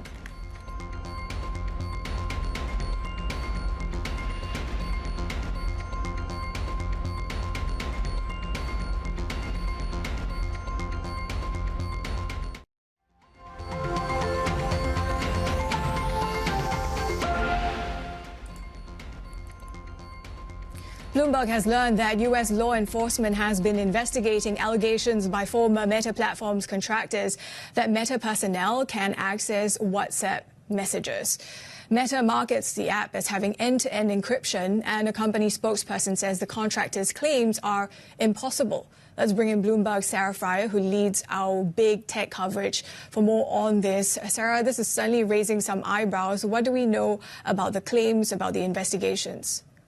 Well, Bloomberg has seen documents that show that there was an investigation at the Bureau of Industry and Security, which is part of Commerce, looking into whether and how employees were able to view or have a quote-unquote unfettered access to WhatsApp messages, which are supposed to be end-to-end encrypted. The documents did not detail the technical possibilities for how this could happen, did not indicate what entity was under investigation, but we do know that they interviewed these former contractors and were looking into this possibility, which directly contradicts how Meta has marketed WhatsApp, and indeed how users have come to expect their messages to be handled on the app. Sarah, this is not the first time that Meta has faced user privacy concerns. So how significant is this? Well, I think we don't know what the investigators concluded from their inquiry into these findings, but I think that if this is something that investigators are looking into, this comes on the heels of a whistleblower lawsuit that was recently, a whistleblower complaint, and a lawsuit that was filed recently. So it's WhatsApp, which is really the property that Meta has pointed to as the most secure, the most private, the most safe place to have conversations that nobody, not even the company, can see. The fact that all of this is bubbling at the same time is a big raises a lot of questions for them. What do we know about the timeline of these investigations? I mean, the report was dated back to July last year. Yes, we know that as of January, according to our sources, the investigation was still underway. We do not know whether the investigation was concluded or what was found. Sarah Fryer, who leads our big tech coverage there. Thanks for that insight.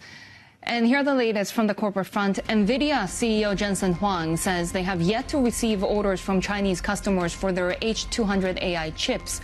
Huang met customers and government officials over the past few days during a trip to China. Beijing, for its part, recently told the country's largest tech firms that they can prepare orders for the chips, suggesting it's close to formally approving imports. I'm hoping that also the Chinese government would allow NVIDIA to sell in H200, so they have to decide, and I'm looking forward to a favorable decision. I think that H200 is very good for America technology leadership. It's also very good for the Chinese market, and the customers would very much like to have H200, and so I'm looking forward to a good decision. Blackstone is said to be in advanced talks to become the single largest shareholder of embattled Hong Kong developer New World. Bloomberg sources say the proposed deal would allow Blackstone to restructure the debt-laden company, while New World could continue trying to offload assets. New World was pushed to the brink of default last year after a debt-fueled expansion collided with a deep property slump. We have more ahead on the Asia trade. This is Bloomberg.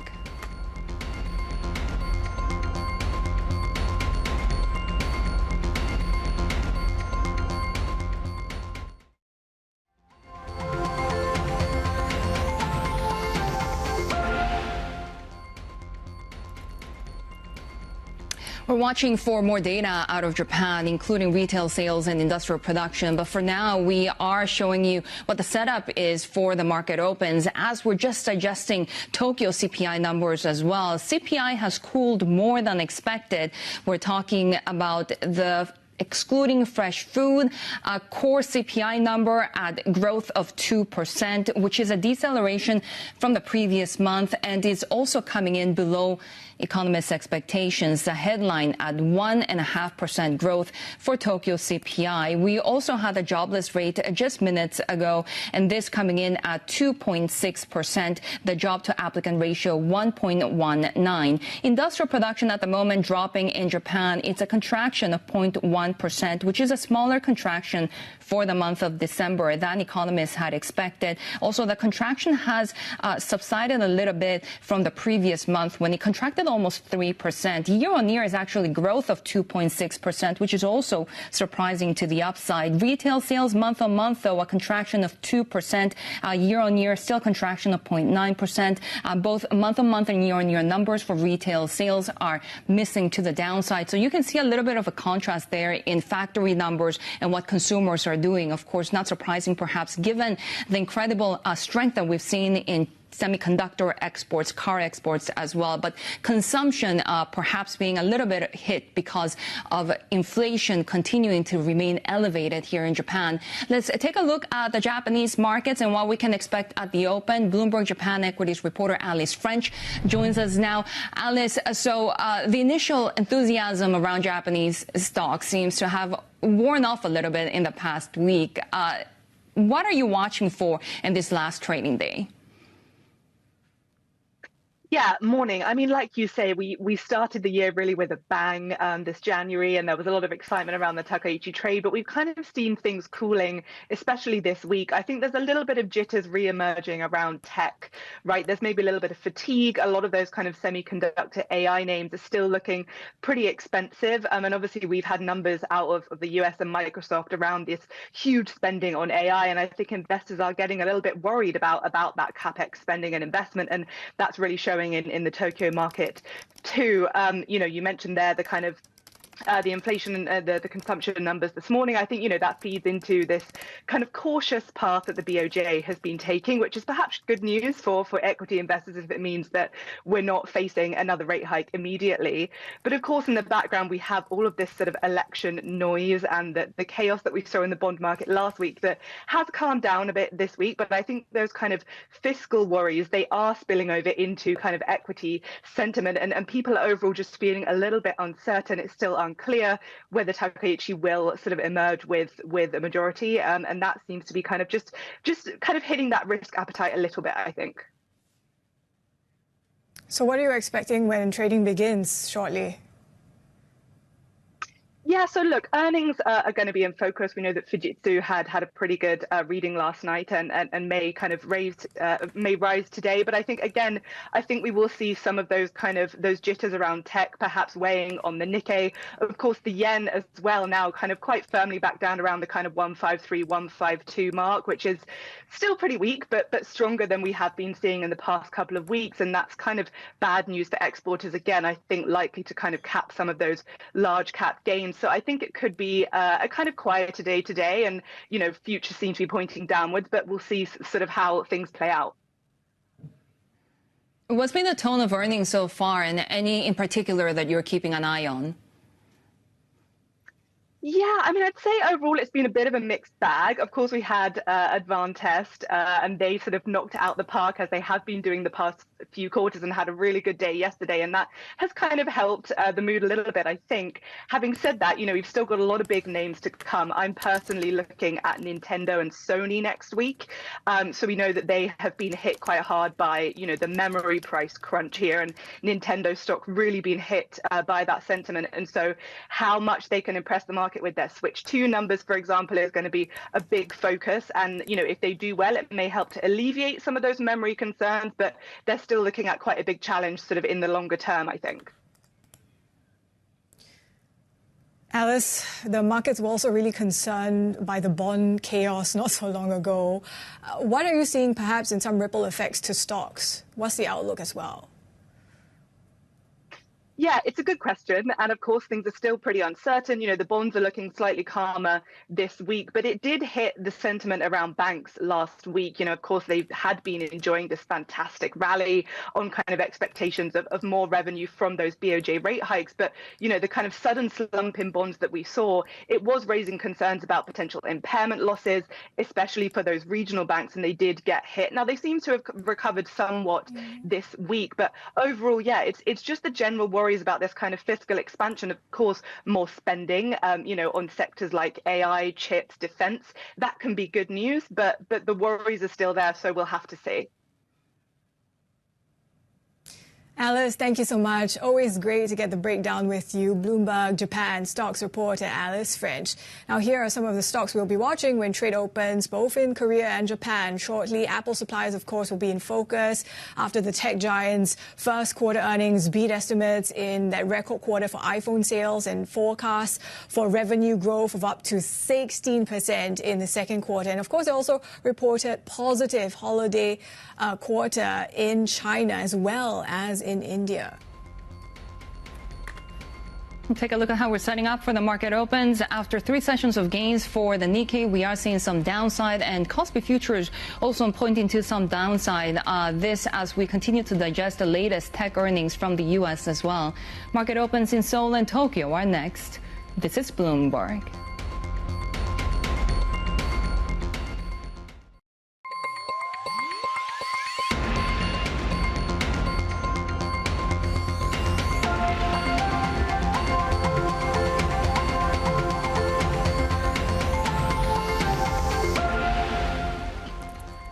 This is the Asia Trade. We're counting down to Asia's major market opens on this final day of trading here across Asia. We're seeing plenty of news for markets to digest, April, including the latest from the Trump administration, of course, including a tentative deal to avert a major government shutdown. But we also have big tech earnings that we're going to be reacting to, including blockbuster results from Apple. Absolutely, and then some data from South Korea and Japan just to sprinkle a bit more for us to consider as well. But to your point about big tech and how we are digesting those earnings, it's been a week where capital expenditure related to AI has really left these big tech names punished by investors. And this is despite when we look at Apple's scorecard, these are good numbers for the quarter, thanks to holiday spending, iPhone sales as well, Sherry. AI spending really a big deal when it comes to moving all of those stocks, whether it's to the upside or to the downside, right? So we're going to be watching Apple suppliers here, Tesla suppliers as well, because we had a Bloomberg exclusive about a potential merger in that company. But you can see the Nikkei at the moment gaining 0.2% and extending a fourth session of gains for the Japanese stock market as the Japanese yen holds at that 153 level. But you said it is really all about the data as well here in Japan, right? Because we're in election season and the Bank of Japan continues to watch these numbers around inflation, especially very closely. We have seen Tokyo inflation cooling more than economists had estimated, but retail sales still missed estimates. So that comes to show you that despite the deceleration in these prices here in Japan, perhaps really consumers are still being hit. And what a contrast to industrial production, right? Because we are seeing that beat on estimates, and that really coming at a time when there's a lot of chip demand, AI demand, you're selling cars being sold, and that beat, not only here in Japan, but also in South Korea. Take a look at how that market is opening, because we have seen that support for the Korean won in the last few sessions. And right now holding at that 1431 level and more upside against the greenback. But the caveat, of course, has been the incredible weakness of the Korean won. So we're still around that 1400 level. The Kosdaq, which is very tech heavy, which is also small cap oriented, gaining 0.2 right at the open. And you can see Samsung Electronics still gaining ground, this after, of course, a blockbuster result that we saw together with SK Hynix this week. Sherry, there is so much to unpack in terms of headlines as well. I mean, in the past hour or so, we've heard from the U.S. president threatening these tariffs on countries that, take oil to Cuba. And we are also hearing about those 50% tariffs potentially for the likes of Canada in relation to aircraft products specifically. And then you put that together with the risks surrounding Iran and how oil has climbed this week. We also have him talking about suing the IRS and the Treasury for $10 billion. And this is over leaks related to tax returns. So perhaps amid the uncertainty surrounding the U.S. president, little wonder that gold has managed to bounce back despite some initial pullback. But in terms of commodities, aside from oil, where we've really been seeing a surge is also those copper prices. It was one of the biggest, most dramatic moves, and a bit to do with the frenetic buying among Chinese investors. There is so much to unpack. Let's bring in now Dylan Wu, research strategist at Pepperstone. Dylan, we are in this more uncertain environment, especially when it comes to U.S. policy. These headlines are coming in fast and furious. We have big tech earnings to unpack as well. What is your sense of what the clear market narrative is at this stage? Well, actually, thanks for having me. And first of all, I think earnings season is still pretty much the most important kind of narrative we need to look into. We're already seeing some of the good earnings report from Apple this morning and Meta yesterday. I still remember the after market increase after Meta's reports was as high as 9%. And I think the key message here is AI capex is still very important, because since maybe late 2022, when we firstly had OpenAI, people care about how much money that each company spends during the past quarter, and if their spending would be sustainable over the next quarters. But like when time passes by, people started to realize that monetization is as important as their AI capex forecast. So I think this is something we really need to look into. And NVIDIA's report is always important. I mean, it's by the end of February, so it can deliver Blackwell chips in time. And if the the CEO Jensen will give a positive outlook of its chip production, or even potentially the H200 chips export to China would be potentially adding positive flows into the U.S. equity market as well. And I think another important factor for us to look into is the rate cut path of the U.S. Fed, and also the potential next Fed chair. Just really some of the wild cards on the market at the moment. Sure. So Dylan, I guess to your point about watching earnings, we've been seeing investors really re-evaluating the AI trade. We have been seeing a bit of value rotation. What is that looking like in terms of commodity-related stocks in your mind, and how that might be underpinned by the climb in some of these metals as well? Well, I think, yes, AI is still a quite trending narrative for the market, but I think, in 2026, making positive profit in AI is becoming harder and harder. But please don't put me wrong. I'm not saying I'm bearish in the AI theme. Instead, I think the market where we saw all AI names are growing together is over. And obviously, we're seeing some of the capital have been rotating into, defensive sectors and commodity sector. Also, they're spilling over to some of the Asian equities. And for commodities itself, especially the precious metal, they are taking a lot of pressures recently. But instead of, any negative news or headlines specifically, this looks much more like a momentum unwind across the market. So my best take at the moment would be the sell-off in the U.S. equities at the cash open, driven largely by Microsoft weakness, post-earnings spook risk more broadly. But I think in the mid to long term, the least resistance path for gold is due to the upside. I mean, when it comes to U.S. mega caps, given the run-up that they've had, the risk is to the upside when it comes to potential perceptions of how much their AI spending is really paying off, right? But what about Asian stocks, as you mentioned? Because valuation, when you compare it to what's happening in the U.S., might not be as overstretched here.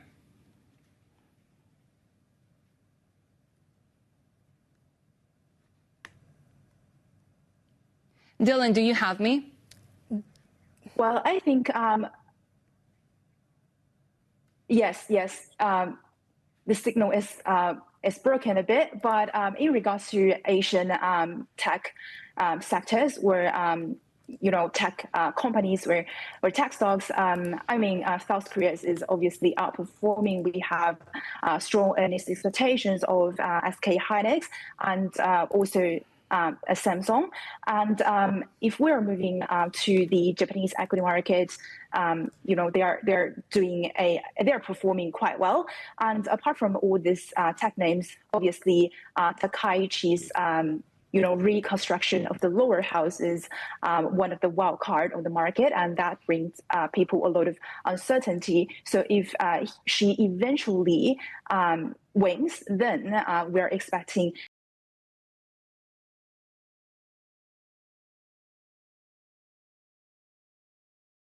The UK stands apart as a place to do business, not because of one advantage, but many working together.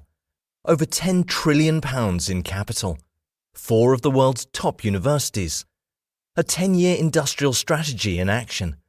It's stability with dynamism, global reach with local depth. It all adds up to greater growth. Find out more at business.gov.uk/growth.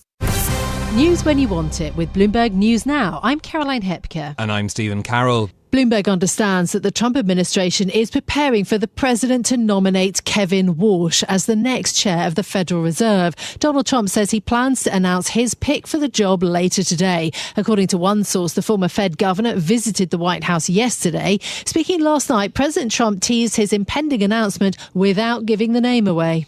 I'm not going to say it tomorrow, but just an outstanding person. And a person that won't be too surprising to people. A lot of people think that this is somebody that could have been there a few years ago. It's going to be somebody that is very respected, somebody that's known to everybody in the financial world, and I think it's going to be a very good choice. I hope so. Donald Trump speaking there. Sources who spoke to Bloomberg on the basis of anonymity warned that the selection is not final until the announcement is made. Kevin Warsh served on the US Central Bank's Board of Governors from 2006 until 2011 and has advised Trump on economic policy. If nominated and confirmed, he would succeed Jerome Powell, whose term ends in May. Stocks fell and Treasury yields pushed higher on bets Warsh will become the next Fed chair. Mike McKee is Bloomberg's international economics and policy correspondent. The thing about Warsh, and the reason you're seeing markets react the way they are at the moment, is that he was very, very hawkish when he was on the Fed before. Even when inflation was low, he wasn't ready to cut interest rates. And obviously, that's completely contrary to what President Trump wants. So how does he handle that, and how does he see the role of interest rates in keeping the economy afloat and bringing inflation down?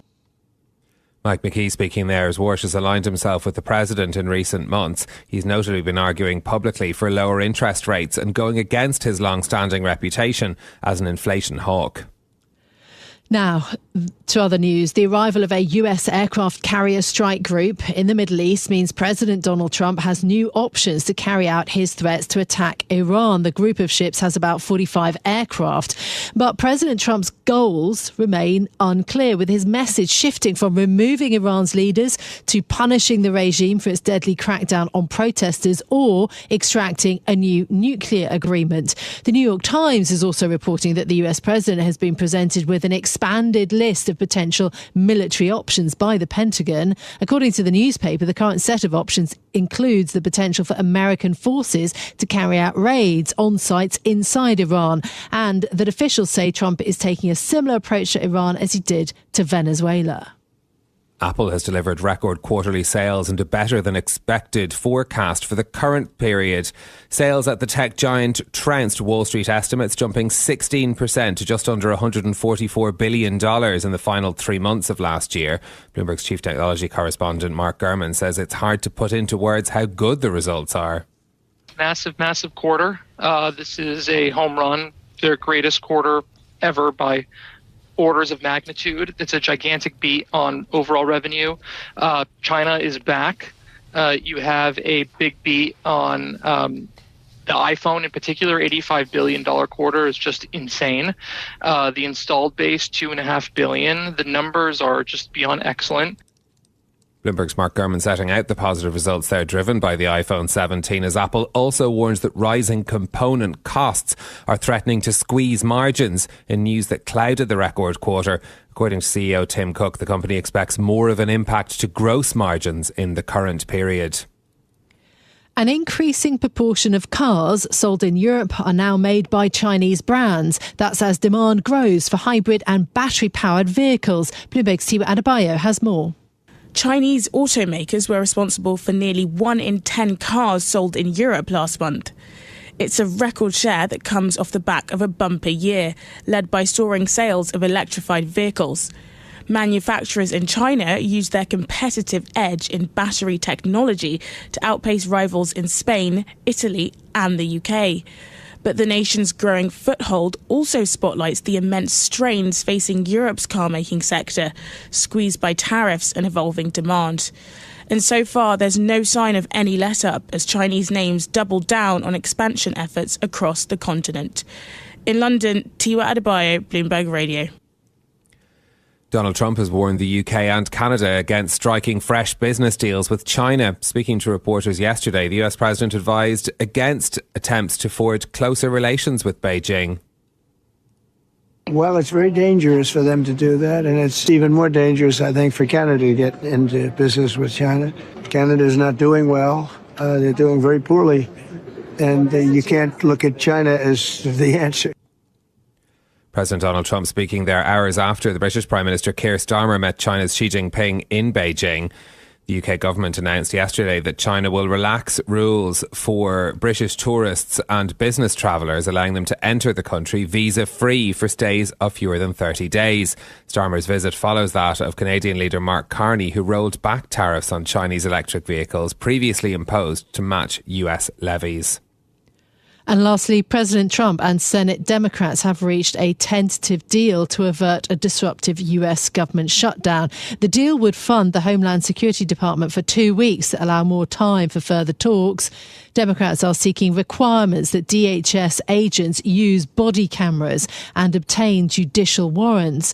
But lawmakers are almost certain to fail to enact the measure before the deadline of Friday night. That's news when you want it with Bloomberg News Now. I'm Stephen Carroll. I'm Caroline Hepker, and this is Bloomberg. As a place to do business, the UK stands apart. Not because of a single advantage, but a uniquely powerful combination of many. As one of the world's leading financial centres, the UK puts over £10 trillion to work every day, fueling innovation across every sector. Home to 4 of the world's top universities, it provides exceptional talent and breakthrough research. This sits alongside a clear 10-year industrial strategy, unlocking smarter regulation and making it faster and easier to operate. Stability with dynamism. Global connectivity with local depth. It all adds up to greater growth. Visit business.gov.uk/growth. Bloomberg Daybreak is your best way to get informed first thing in the morning, right in your pocket.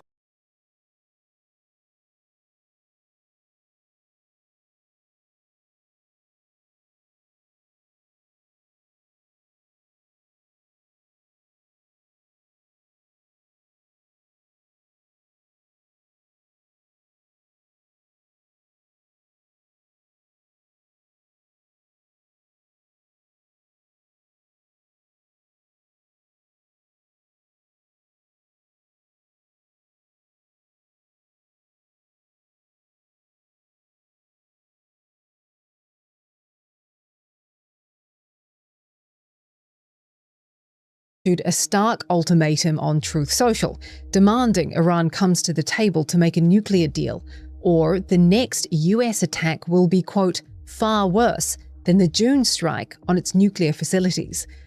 Iran was quick to hit back, saying if pushed, it will respond like never before. 2 sources have told Reuters Trump is escalating his threats to inspire protesters, saying he wants to create conditions for regime change. Arab and Israeli officials have warned him that air power alone won't be enough to topple the government there. US intelligence reports are raising doubts about whether Venezuela's interim president, Delcy Rodriguez, will cooperate with Washington's demand.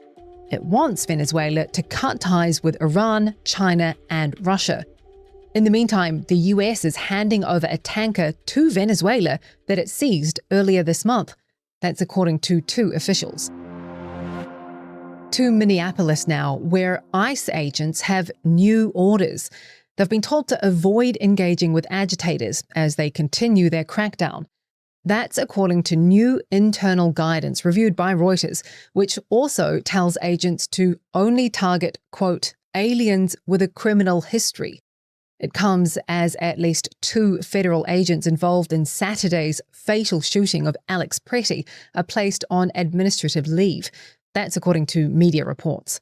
An initial US government review of the fatal shooting found no mention of him brandishing a firearm, despite initial statements by Trump officials contradicting that. Even so, immigration agents aren't slowing down. Ecuador's foreign ministry says an ICE agent tried to get into Ecuador's consulate in Minneapolis on Tuesday. This is the 12th. If you touch me out, I will grab you. If you touch me, I will grab you. Video footage shows the agent was stopped by consulate staffers. Trump has softened his rhetoric around the deployment and has ushered in a change of leadership of immigration operations in Minneapolis. Reporter Brad Brooks is there and has more on what that translates to on the ground.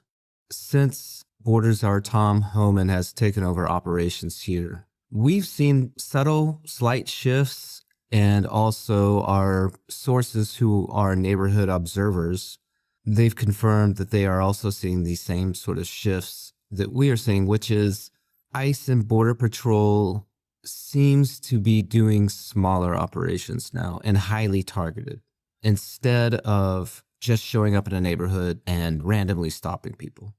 They are not, however, abating or stopping. They are not getting out of town. We do not know if the numbers of agents in Minneapolis is dropping or not, but they are certainly not ceasing activity. But in Washington, those new ICE orders don't go far enough. Senate Democrats are calling for new restrictions on immigration agents, including forcing them to use body cameras and prohibiting them from covering their faces with masks. Their demands set up a showdown which could lead to a partial government shutdown, the second of Trump's second term. To explain why, here's reporter David Morgan in Washington, D.C. Funding for the Department of Homeland Security and these other departments, including the Department of Defense, is set to expire at midnight on Friday. That means that without an extension of funding, those government programs would shut down. The main question is whether Republicans are willing to strip funding for the Department of Homeland Security out of a much larger funding package. So far, they have not shown a willingness to do that, and the White House has issued a statement saying that they view the ploy that Senate Democratic leader Chuck Schumer is pursuing as tantamount to a partial shutdown. However, I hasten to add that there was a major piece of legislation passed last year with Republican-only votes, Donald Trump's big, beautiful bill, and that has huge amounts of money specifically for ICE and Border Patrol and border security. So those operations would not be harmed by a government shutdown now. They've already been funded and funded very richly. According to the New York Times, Trump and Schumer were working on a possible agreement last night for new limits on federal immigration agents in exchange for dodging a shutdown. Reuters could not immediately verify the report. Essentially, the economy has once again surprised us with its strength, not for the first time. US Federal Reserve Chair Jerome Powell announcing the central bank is keeping interest rates steady again. The benchmark is being left at 3.5 to 3.75%, as policymakers say inflation is still somewhat elevated and the job market is showing signs of stabilizing. Normally, that would set the stage for a pretty standard press conference from Fed Chair Jerome Powell, but not this time. Instead of the usual questions about the economy and interest rates, reporters pressed Powell on an extraordinary video statement that he released a few weeks ago, where he revealed he's being investigated by the Department of Justice. While he had no new comments about the probe, he did make one point very clear. You're confident it can maintain that independence at this point? Yes. I mean, I'm strongly committed to that, and so are my colleagues. Powell didn't say what he plans to do when his term ends, but he did offer one piece of advice to whoever takes over. Don't get pulled into elected politics. Don't do it. Fed reporter Howard Schneider says on the rate front, the decision to hold steady was widely expected, but his assessment of economic growth stands out. So, read between the lines. A, it's a pretty good outlook for the economy. B, they're less worried about the job market taking a hit. C, they think inflation's going to fade, but it's still high. Put all that together and you get probably, a pause that could last a while. For more econ and markets news, tune into our sister podcast, Morning Bid. It's available wherever you get your podcasts. Federal agents have searched an election facility in Georgia's Fulton County. It's part of an investigation tied to Donald Trump's false claims that the 2020 race was stolen from him. The FBI executed a court-authorized warrant at the county's election hub outside Atlanta, seeking records from the 2020 vote. A local commissioner said agents were collecting hundreds of boxes of ballots, calling the move an assault on voters and accusing Trump of trying to create chaos ahead of the midterms. In Indonesia, airport travelers passed through thermal scanners reminiscent of COVID-era travel.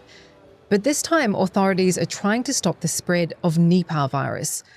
Only 2 cases of Nipah have been confirmed in India's West Bengal. But while there are vaccines in trials, none have been cleared so far, and this virus has a high fatality rate. Even so, Reuters global health correspondent Jennifer Rigby says there's no need to panic. Nipah virus is a really nasty disease. It has very high fatality rate between 40 to 75%. It's a virus. It's spread mainly through contact with infected bats. But the reason that this is something not to worry about too much right now around the world and the risk of global spread is that it doesn't spread that easily from person to person. Jennifer says even though the world is still spooked by memories of COVID, Nipah virus is different. It's a disease we know about. It's been around since it was found in Malaysia at the end of the 1990s. There's been outbreaks almost every year in Bangladesh. small outbreaks because it doesn't spread easily from person to person. So this isn't COVID. This is not a pandemic. This is not, zooming across borders at this point.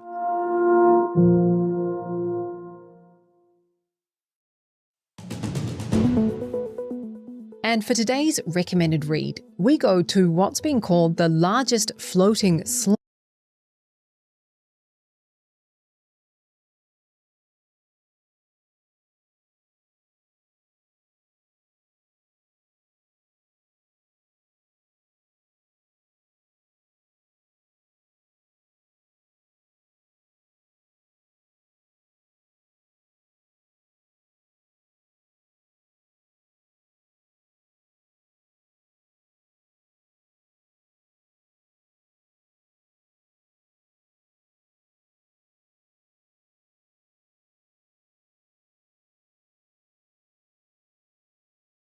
for a very, very, very long period of time, which is great because with Microsoft, you want fungible architecture that can be repurposed from training to inferencing, reasoning, post-training, etc. They're also doing third-party leases. They're also doing third-party data centers. So anything that they can to bring more capacity online, they are doing that. Now, the question becomes, well, when can they hit a point of parity in which they are no longer capacity constrained?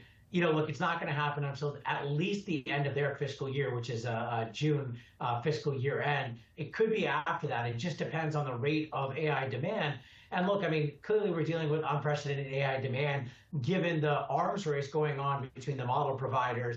But you're also seeing this uptick in enterprise AI demand. And I think that's what got lost in the noise around Microsoft's print is a lot of the data points it gave us, be it Fabric, GitHub Copilot, M365 Copilot, we're strongly encouraging that we're starting to see the AI tailwinds not just be about brute force training of models and capacity build-outs, but there's actual enterprise adoption. And I think that's what's needed for this kind of AI trend, today's stock market action notwithstanding, to really continue, and for that all-important moment that everyone's waiting for when we start to see that kind of rotation from semis into software.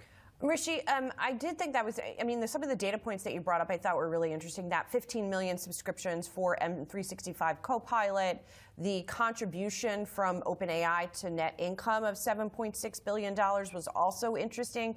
I'm curious, as they give us sort of this transparency, if there's anything else that you want from Microsoft in terms of data. Are there other questions that you have about as they sort of shift the business model that would help you kind of analyze the company? Yeah, look, I think what could really help us is, it's good to get some of these paid user numbers. And one metric, by the way, that really stood out to me in addition to the M365 Copilot number was Microsoft Fabric reaching $2 billion of ARR, up 60%. Bear in mind, they launched that product less than 2 years ago. So I think that's a very, very impressive trajectory we're seeing there and showing the kind of strength and breadth of Microsoft's portfolio. What I really want to see, though, are some really strong user engagement, user value metrics, because, there's always going to be new fears that pop up. Now it's people asking about Anthropic, Claude Cowork.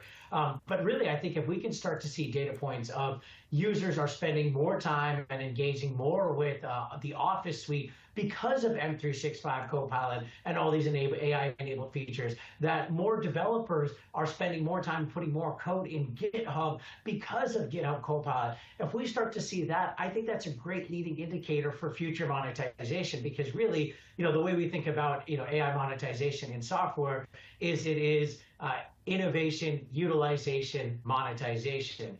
And so I would love to see more of those forward-looking indicators, but I do appreciate the greater transparency that Microsoft is giving us now.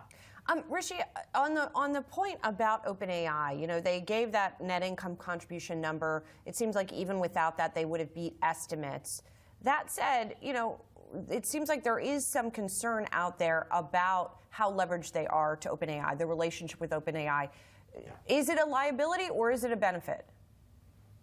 I think it's actually a strength. Look, I think the more important number that's coming out is that OpenAI represents 45% of commercial RPO. That's basically a measure of think about as forward-looking backlog. Now, I think that's a conservative number because they are kind of risk adjusting it, especially on a duration impact. But I think two things are really important here. Number one, OpenAI is still, for all the kind of gains that Anthropic and Google with Gemini have made in 2025, OpenAI is still also at the cutting edge of this, right? I think it's candidly a three-horse race, and it's an oligopoly between these three model providers. And Microsoft still has research rights till 2028. They have IP rights until 2032, which includes AGI, and that means, by the way, no gross margin drag. They have API access. So I actually think that OpenAI relationship is a huge strength for them. But the second thing that I would say that I think gets missed a lot is when we think about all these applications that they built, be it M365 Copilot, GitHub Copilot, Dynamics, security, etc., they're all built in a modular fashion. That means they're model agnostic or actually multi-model in nature. So you can choose to use OpenAI or Anthropic or even open source, be it Mistral or Llama, under the hood of these. And so the future fortunes of them at the application layer and the developer layer, the security layer, are not dependent on OpenAI. It's dependent on AI as technology and these models evolving. And I think that gets missed as Microsoft has built these products in such a way to hedge their bets that, even though obviously OpenAI doing well would be a good outcome for Microsoft, the future of Microsoft is not entirely dependent on OpenAI. Rishi, I wanted to broaden it out a little bit, and I want to play for you something that Kim Forrest of Bokeh Partners told Josh Lipton, who you know well. He asked her how software businesses navigate this LLM future, because as you know, many of them have been underperforming, and I want to play for you what she said. Well, I think people really are leery of things like Salesforce that have been growing because they've been adding functionality. And now people think, well, you could just, use Claude and write whatever you want. Well, as an ex-software engineer, good luck with that. I think it can help people write code, but I'm always kind of skeptical about that. And so I wanted to get your take on that, Rishi. This sort of cavalier assumption that, we don't need these enterprise software companies anymore because people are just going to vibe code everything. Yeah, no, and I fully agree with what she's saying. Look, I would say this is, yes, barriers to entry in software have come down. You and I could probably create a software product that's a minimum viable product, get it out of the market with $500 in 6 months of time. And I'm not a software engineer by trade myself. But I think this is a great thing. It means the software TAM is going to grow. It means more innovation, and more innovation means more customer success. And that means a larger TAM that we can go after. And so I agree, enterprises are not going to be vibe coding. Where I think it creates a little bit of pressure on a company like Salesforce is the ability to upsell new products, because customers are going to say, hey, we see that barriers to entry are coming down. We're going to push back on price increases. It'll be harder to expand. So I think there's some there at the margin, but that's also missing the opportunity that so many of these companies have to actually double down on innovation, double down on customer success. I would point to a company like HubSpot, for example, or even Microsoft that we're talking about, where they can actually double down on AI, actually innovate around it, and not just bolt on an agent or two, but really go AI first and AI native. And there's ways to really monetize that in a meaningful way over time, to the tune that I think we can look at 2x to 3x customer lifetime value from true AI native products that can do things that we couldn't under the traditional SaaS paradigm. And I think the market is outright missing that in so many of these software companies out here. And I think, especially with today's pullback, it's created so many great buying opportunities that I truly believe we're going to look back at 3 years from now and say, I wish I stepped in. Okay. And that's the time for us to step in. What's going to make the market realize that? I mean, I'm looking at a HubSpot, for example, that's down 29% over the past year. What changes to, for the light bulb to go off? I think two things need to happen. Number one is we need to see acceleration in growth, right? Accelerating growth just cures all manners of sin, no matter what the bear narratives are. And we've seen this play out last year with MongoDB, Snowflake, Datadog, et cetera. And so HubSpot, for example, is a name that I think can actually see acceleration without the benefit of AI. I think the AI story starts to show up in monetization in 2027, but even this year, I think they can accelerate. Same with Intuit, same with Microsoft. And I think it's accelerating growth is piece number one. But I think piece number two is actually showing proof points around AI. If HubSpot or Intuit or even Microsoft is starting to show us metrics around this as well. If they can show metrics that customers are coming to them, they're using their AI solutions, they're getting real value out of it, it's driving greater engagement, and they're not instead escaping to adjacent solutions on on the model providers, I think that starts to really poke holes in that bear case, on this existential AI and software bear case.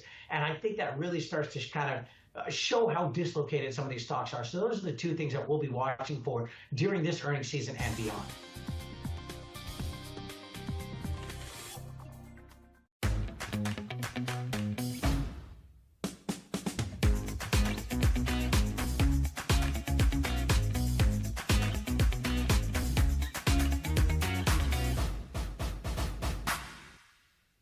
Oh yeah, you're not gonna forget to cancel those free trials this time, right? Uh-oh. Free trial alerts to the rescue, so you cancel on time, from Yahoo Mail. Oh yeah, you're not gonna forget to cancel those free trials this time, right? Uh-oh. Free trial alerts to the rescue, so you cancel on time, from Yahoo Mail.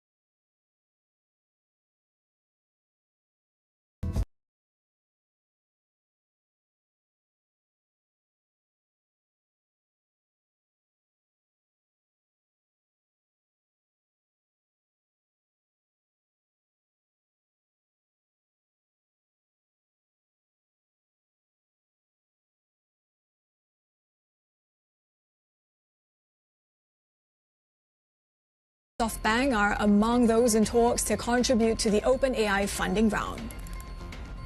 Bloomberg has learned that U.S. law enforcement has been investigating allegations by former Meta contractors that company personnel can access WhatsApp messages. We're told the claims have been examined by Commerce Department agents and separately in a whistleblower complaint to the SEC. Meta markets the app as having end-to-end encryption, and a company spokesperson says the contractors' claims are impossible. Tesla shares rose in extended trading after Bloomberg reported that SpaceX is considering a potential merger with the EV giant, as well as an alternative combination with XAI. Sources say any transaction could attract interest from infrastructure funds and Middle Eastern sovereign investors and may require a large financing component. The move signals billionaire Elon Musk's efforts to consolidate his empire.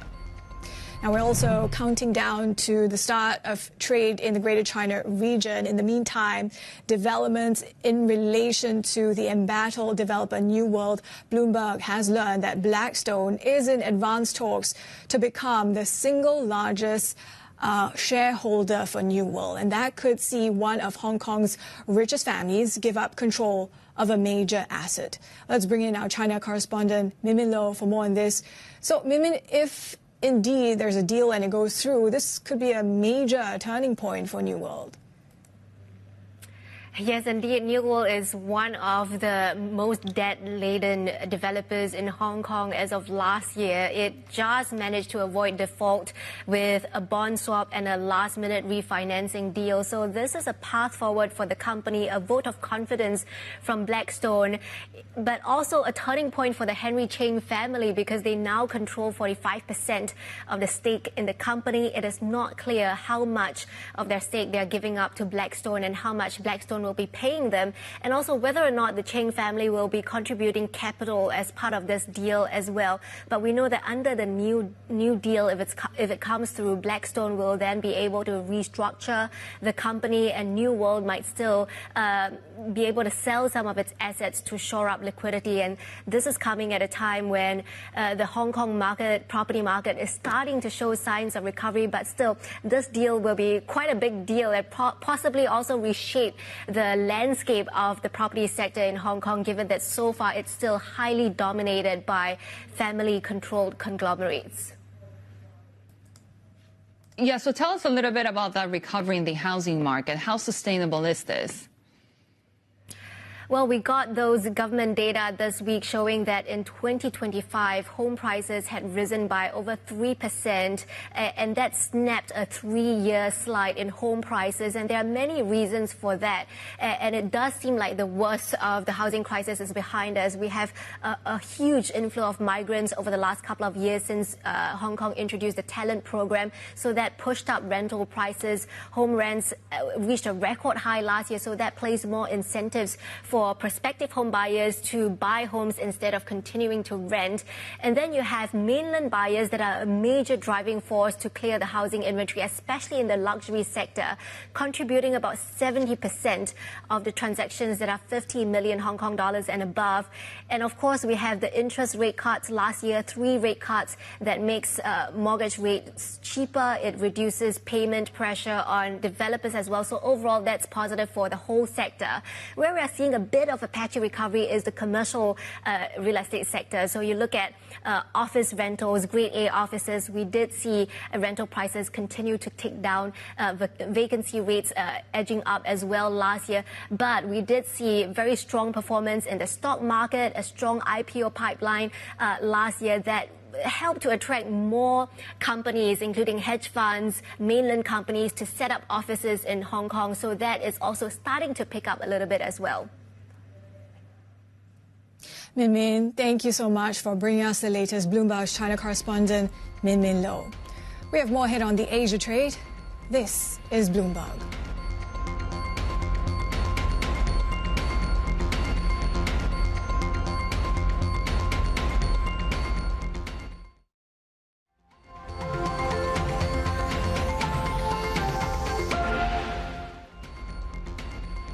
Japanese retailer Uniqlo has ambitious plans for its U.S. business. Founder Tadashi Yanai is aiming to hit $19 billion in sales, 10 times what fast retailing makes in North America today. For Yanai, cracking America isn't just business. It's the legacy test of his global empire. Let's bring in our senior editor, Reed Stevenson, for more on today's big take. And I gotta say, Reed, I mean, it's starting to take hold, right? I have friends coming from the U.S. who want to buy Uniqlo here in Japan. I have to take them to the Ginza store.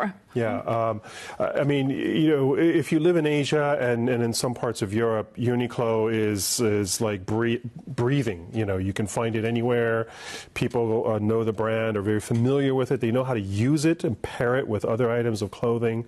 And, you know, that's true on the coasts of the U.S. as well, West Coast, East Coast. But really, the final kind of challenge for Tadashi Yanai, who built Uniqlo over 4 decades, is to conquer Middle America. Kansas, Oklahoma, places like that, where really a lot of people don't know the brand. And really that's kind of the final piece in the jigsaw puzzle for him to achieve his goal of creating, you know, a truly global top apparel empire.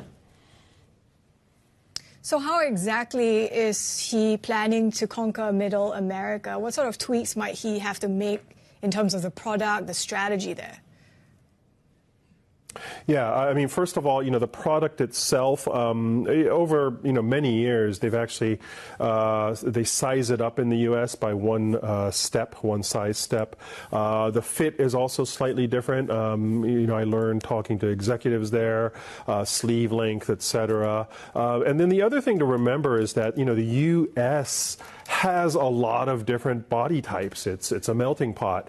And so, you know, it's a huge challenge getting it right there. But in terms of then the retail strategy, you know, where they sell the products, they've got this strategy of creating a flagship store, essentially serving as a way to educate the customer and bring brand awareness to local markets. And then they surround that with satellite stores to really kind of penetrate the market. And that's the formula they're going to use keep going forward. What are some of the challenges? Because, of course, right now, when it comes to doing business overseas, global trade issues, even today, tariff threats from President Trump always in the background. Yeah. For now, given that the size isn't so huge, Fast Retailing, the parent company of Uniqlo, has said that they're willing to absorb the costs of the tariffs. And that's going to probably continue for the foreseeable future. Now, if they do reach the scale that they're aiming for there, that math could change, but for now, it's for them. It's really about finally kind of pushing forward to conquer really Middle America and reach the sort of same name recognition that Gap, J. Crew, H&M, and others already enjoy. Bloomberg senior editor Reed Stevenson here with the latest on Uniqlo. And do really take a look at that story because it's really interesting how you're seeing that company grow globally. But in today's session, we're really keeping a close eye on those Apple suppliers because, as we mentioned throughout the day, we have seen those blockbuster numbers coming from Apple. So when we do see the Taiwan Open, and you've seen the previous session mostly in the red, we'll be watching the likes of TSMC, Honhai, Pegatron as well. Of course, all of this after Apple just reported revenue jumping 16%. Strong demand for the new iPhone 17. Absolutely. And then how does that also reflect in these concerns that Apple is talking about on advanced nodes? So maybe that's a bit of a nod to one of its suppliers, TSMC. We are seeing futures pointing to declines at the open on the TAIEX, on the Hang Seng, and this is against the geopolitical backdrop. We've been hearing from Trump talking about how it's dangerous for both the UK and Canada to be doing business with China. And at the same time, the semi-annual Treasury report on FX highlighting the substantially undervalued yuan, saying that they need to let it rise. So that will be in focus as well. This is Bloomberg.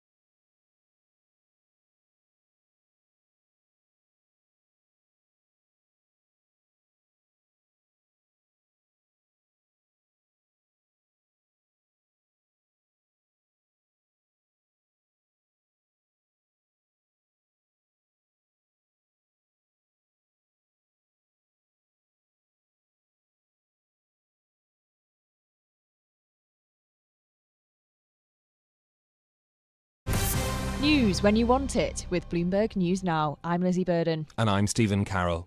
Now to our top stories. Bloomberg understands that the Trump administration is preparing for the president to nominate Kevin Warsh as the next chair of the Federal Reserve. Donald Trump says he plans to announce his pick for the job later on today. According to one source, the former Fed governor visited the White House yesterday. Speaking last night, President Trump teased his impending announcement without giving the name away. Roger will say it tomorrow, but just an outstanding person and a person that won't be too surprising to people. A lot of people think that this is somebody that could have been there a few years ago. It's going to be somebody that is very respected, somebody that's known to everybody in the financial world, and I think it's going to be a very good choice. I hope so. Donald Trump speaking there. Sources who spoke to Bloomberg on the basis of anonymity warned that the selection is not final until the announcement is made. Kevin Walsh served on the US Central Bank's Board of Governors from 2006 until 2011 and has advised Trump on economic policy. If nominated and confirmed, he would succeed Jerome Powell, whose term ends in May. Stocks fell and Treasury yields pushed higher on bets that Walsh will become the next Fed chair. Mike McKee is Bloomberg's international economics and policy correspondent. The thing about Walsh, and the reason you're seeing markets react the way they are at the moment, is that he was very, very hawkish when he was on the Fed before. Even when inflation was low, he wasn't ready to cut interest rates. And obviously, that's completely contrary to what President Trump wants. So how does he handle that, and how does he see the role of interest rates in keeping the economy afloat and bringing inflation down? Mike McKee speaking there as Walsh has aligned himself with the president in recent months. He's notably been arguing publicly for lowering interest rates and going against his long-standing reputation as an inflation hawk. Meanwhile, the arrival of a US aircraft carrier strike group in the Middle East means that President Donald Trump has new options to carry out his threats to attack Iran. The group has about 45 aircraft, but President Trump's goals remain unclear, with his message shifting from removing Iran's leaders, punishing the regime for its deadly crackdown on protesters, or extracting a new nuclear agreement. The New York Times is reporting that the US president has been presented with an expanded list of potential military options by the Pentagon. According to the newspaper, the current set of options even includes the potential for American forces to carry out raids on sites inside Iran, and that officials say Trump is taking a similar approach to Iran as he did to Venezuela. Sources have told Bloomberg that India's probe into last year's Boeing jet crash is increasingly homing in on deliberate pilot action as the probable cause. 260 people were killed in the tragedy. We're told investigators have found no evidence of mechanical failure or sabotage. Regulations require that a final report on the causes of the incident is issued by June, a year after the plane crashed 32 seconds after takeoff. Turning to earnings, Apple has delivered record quarterly sales and a better than expected forecast for the current period. Sales at the tech giant trounced Wall Street estimates, jumping 16% to just under $144 billion in the final 3 months of last year. Bloomberg's chief technology correspondent, Mark Gurman, says it's hard to put into words just how good these results are. Massive quarter. This is a home run, their greatest quarter ever by orders of magnitude. It's a gigantic beat on overall revenue. China is back. You have a big beat on the iPhone in particular. $85 billion quarter is just insane. The installed base, 2.5 billion. The numbers are just beyond excellent. Bloomberg's Mark Gurman setting out the positive results there, driven by the iPhone 17, as Apple also warned that rising component costs are threatening to squeeze margins in news that clouded the record quarter. According to CEO Tim Cook, the company expects more of an impact to gross margins in the current period. Donald Trump has warned the UK and Canada over striking fresh business deals with China. Speaking to reporters, the US president advised against attempts to afford closer relations with Beijing. Well, it's very dangerous for them to do that, and it's even more dangerous, I think, for Canada to get into business with China. Canada is not doing well. They're doing very poorly, and you can't look at China as the answer. President Donald Trump speaking there hours after the British Prime Minister Keir Starmer met China's Xi Jinping in Beijing. The UK government announced yesterday that China will relax rules for British tourists and business travellers, allowing them to enter the country visa-free for stays of fewer than 30 days. Starmer's visit follows that of Canadian leader Mark Carney, who rolled back tariffs on Chinese electric vehicles previously imposed to match US levies. And President Trump and Senate Democrats have reached a tentative deal to avert a disruptive US government shutdown. The deal would fund the Homeland Security Department for 2 weeks to allow more time for talks. Democrats are seeking requirements that DHS agents use body cameras and obtain judicial warrants. But lawmakers are almost certain to fail to enact the measure before a Friday night deadline. That's news when you want it with Bloomberg News Now. I'm Stephen Carroll. And I'm Lizzie Burden. And this is Bloomberg.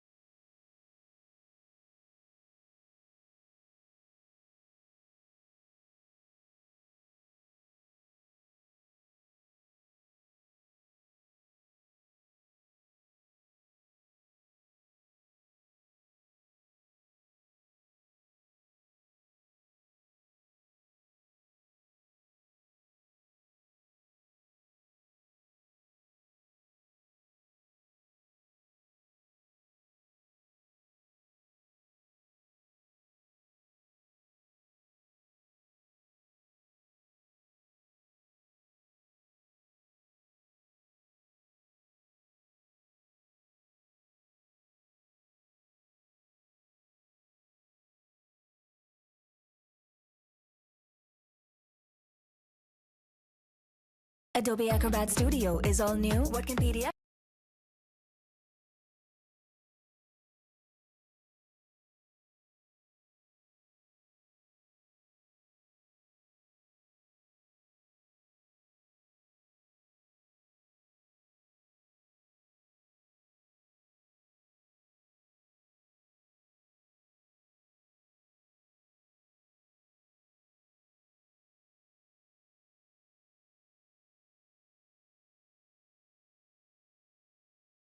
But investors will relax because the core part of the business is firing on all cylinders. Microsoft is a different question, though. The cloud part of the business, the focus on Azure, yes, growth of 38%, but that growth is slowing. And that is a problem when you see CapEx coming in above estimates from Microsoft. When is Meta going to deliver? That's my question. Because it's still an advertising business, right? When does the next bit start to work? Because that's the bit I don't understand at this point. Advertising looks great. And to Tom's point, the market is OK with them spending CapEx because advertising looks great. But yes, they, it seems, are a little more able to split out the AI and the impact that AI is having on their business than the likes of Microsoft. Certainly that on the Markets Live blog getting a lot of conversation, that if you can demonstrate that what you're spending is delivering, and it helps if you can put it in a different line on your P&L, then that is when the market will be a little bit more forgiving. But we saw that divergence in the share price, didn't we? I mean, basically one went up a lot and one went down a lot. And I think what's really fascinating about the earnings story is that we can tie it to what's happening in metals and we can tie it to what's happening in inflation. Tesla coming out and Musk saying he's planning on building a fab, a factory to build semiconductors. We can get more on that piece later because we know about the pricing around semis. They're investing $20 billion in CapEx. That's double what was estimated. This is not a car company story anymore. This is a robot story. This is a chip-making story. This is an autonomy story. How do you price that? That's the problem I have with this. How do you put a price on what he's trying to do? Because they're clearly shutting the car company down. It sounds like they're going to build the Roadster, but it sounds increasingly like they're shutting the car company. What is? I've always struggled with what Tesla is. Was it a carbon credit company? Was it an EV credit company? Was it whatever? What is it now? Yeah, and it's actually shutting down a couple of the models, isn't it? So even less of a car company than maybe we thought it was. I mean, when am I going to get my Optimus humanoid? You are slightly obsessed with this. All obsessed with these robots. I'm sure other brands will one day be available. But anyway, this is where the conversation is. Anyway, that was Anna's Ofcom check. There are other robots available. Apparently, if you are interested, there might be. But wherever they come from, the price of metals is making them more and more expensive to produce. So let's talk about metals, shall we? Copper going higher. That's the poster child this morning for the weaker dollar and all the other concerns that are pushing metals prices higher. Gold and silver also going higher. The dollar going down again, despite what Scott Bessent was trying to say yesterday, reiterating a strong dollar policy from the US administration. But this is a whole sector going higher, isn't it? This is Bloomberg Commodities Index. We've got that showing it's set for a record, set for another record. And this is quite incredible. It's gold, it's precious metals. We'll come to oil in a moment. But is this sounding a bit more inflationary? Or is it just a short squeeze? Be the message, hasn't it? Or is it just a short squeeze that winds itself, up and down? Do we have to separate the copper and the gold story? Do we need to separate those two out? Because the metals story feels like it's got a lot of nuance in it this morning. Gold is just going. Somebody at some point is going to say, you know what, the party's over, get out. And we haven't got to that point. The party is still raging, and you do wonder when that person party will be brave. Precisely. 5,500. So let's strip that. Let's put gold and silver to one side. Basic metals are just soaring. Don't underestimate the China impact. There was a really significant story out of China today. The 3 red lines that was the policy that led to the crackdown on the real estate sector and the continuous drop we've seen there. They are looking to ease up on that. That could be really significant. You get a more build-out of real estate in China potentially, and the demand for iron ore and copper. That is interesting because also staying in China, Goldman Sachs saying they're worried about demand destruction in China from these higher copper prices. So that's on the other side of things. And also you're seeing regulators really concerned about retail investment, taking us back to the precious metals, really concerned about retail investor exposure in precious metals. And they're looking at the operation of some of the brokerages. But isn't just the message from copper, inflation? That's what the metals markets are screaming at the moment, that inflation is coming. And you look at the cost of building AI data centers in America, labor's going up, materials are going up, metals are going up. The prices of this stuff is absolutely rocketing. The oil story is interesting as well. So let's just plug that into this narrative as well. The cost of energy is going up. Now, Trump is threatening Iran again. And the language he's using is pretty bellicose. I've it's not been enough on my radar over the last 2 or 3 days that oil has absolutely rocketed. We're up 6% in the last 3 sessions. We're back at nearly 70. Now, if you look at the year-on-year charts for crude, where did we come in? Where were we a year ago? 70. So the base effect on the oil story is being unwound pretty rapidly. So you then take that and plug it into the gasoline story, and you plug it into what Americans are paying, and you come back to the inflation narrative, that the kind of the downdraft that we've seen in energy prices that Trump has engineered, maybe starts to come to an end. Yes, and the US administration sending a fleet to the region, of course, and the language from the rhetoric building up, and the end goals and the objectives very unclear, because he talks about the protesters in Iran, but he also talks about the nuclear ambitions. So all of that lacks clarity. In amongst all of that, yes, you're right, oil goes to 69.51 at least on Brent right now. OPEC Plus is going to be meeting over this weekend, and they're set to hold output because there still is this idea of surplus. But you wonder how long that keeps the lid on prices. How that discussion changes. You do not send an aircraft carrier and 3 guided missile destroyers from the South China Sea over an 11-day transit period to the Middle East if you're not serious about potentially putting this option on the table. Sure, so you put the option on the table. Do you want to use that option, or is it just a negotiating tactic to try and pull the Iranians to the table and get a better deal, as you say, maybe on the nuclear side? I don't know is the honest option. How seriously? But the market, the signal the market is delivering is it is serious. And that's the concern here. Oil is up by 6% in 3 days. Now, part of that's going to be the dollar. Part of that's going to be this commodities ramp. But some of it has to be, we're taking this seriously. Yes, and maybe because we've been talking probably far too much about gold and silver, we haven't talked about this enough, but this really matters, and we're nearly at 70, as we say, on Brent. So that's the commodities story, that's the tech story. We have plenty of corporate conversations still to come through the programme this morning. We're going to weave some of these themes into our conversations with the CFOs and CEOs who are going to be speaking to us. We'll talk to the CFO of ING, Tanat Fujikar will be with us, Christian Klein, the SAP CEO, of course, crucial to the technology conversation right now, how that kind of business is expected to perform. Thomas Schoenecker of Roche will be with us, so we'll certainly have a focus on pharma, a lot of politics involved there stateside. What does that mean for pricing? Charlie Nunn of Lloyds Banking Group will be with us, the CEO there. I wonder what he thinks of various global developments and things that are happening in the US and the banking sector, not to mention the UK market. Justin Hottard will be with us as well, the Nokia CEO. There's another business, Tom, increasingly plugged into the AI data centre story. Let's flag what else is on our agenda as well, above and beyond those CEO interviews. Riksbank's rate decision comes through at 8:30 a.m. UK time. We will break that for you. The UK Prime Minister, Keir Starmer, is in China. He's been meeting with his Chinese counterpart, of course, Xi Jinping. The EU Foreign Affairs Council will be meeting in Brussels. And on the earnings front, stateside, we're going to get Comcast, MasterCard, Apple and Visa. Apple's going to be really interesting in terms of what they say about input costs. And at 1:30 p.m. UK time, US data, including initial jobless claims and the trade balance. It's kind of a week in a day. It's kind of feels like today in terms of the amount of news flow. And we're not done yet. Let's talk about some of the other things you need to plug in this morning. The US, Danish and Greenlandic officials met yesterday to discuss a new framework deal for Greenland as Washington looks to address President Trump's demands for a stronger American presence in the Arctic. Danish officials say they're ready to negotiate and review cooperation with the United States on Greenland as long as it stops short of questions about the island's sovereignty. The UK Prime Minister Keir Starmer is promising to seek a, quote, more sophisticated relationship with China. He met President Xi earlier today during what is the first trip to China by a British leader in 8 years.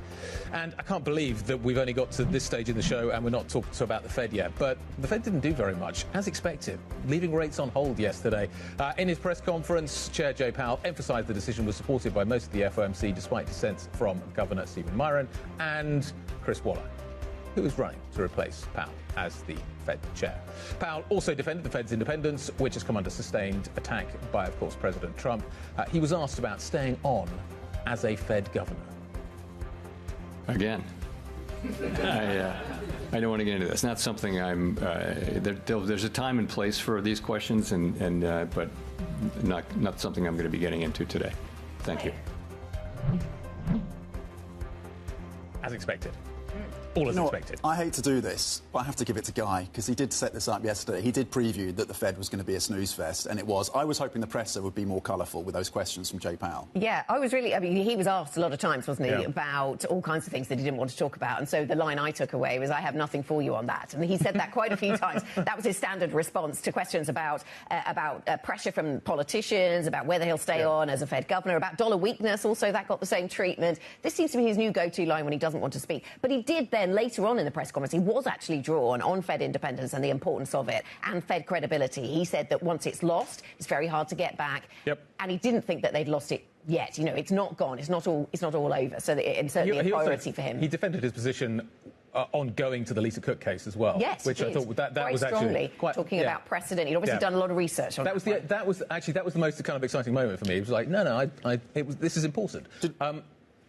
Did you see the polymarket odds? Yes. On the next Fed chair. Chris Waller throws his hat in the ring. By the way, I would like to have cut 25 basis points. That would have been my position. Are you listening, Mr. President?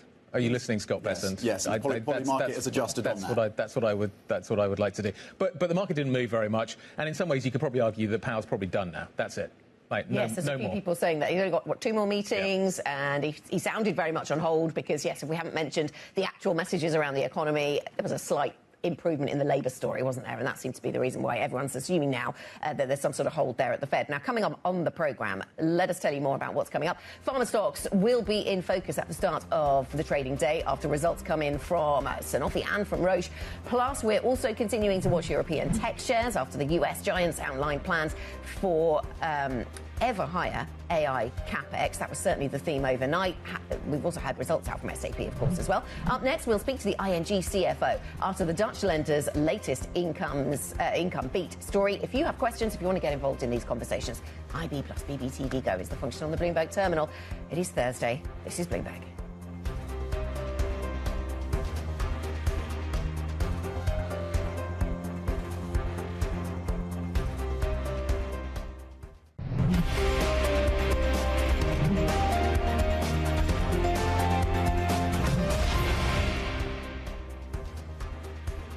Minutes to the equity market open here in Europe.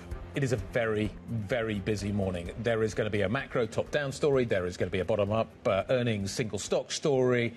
We're going to digest it all. We're going to work our way. We've got 41 minutes to figure out what's going on, and then we'll bring you all the numbers. Anna. Yeah, absolutely. So European futures in focus. Let's talk about some of the corporate stories that are going to build into the start of trade today.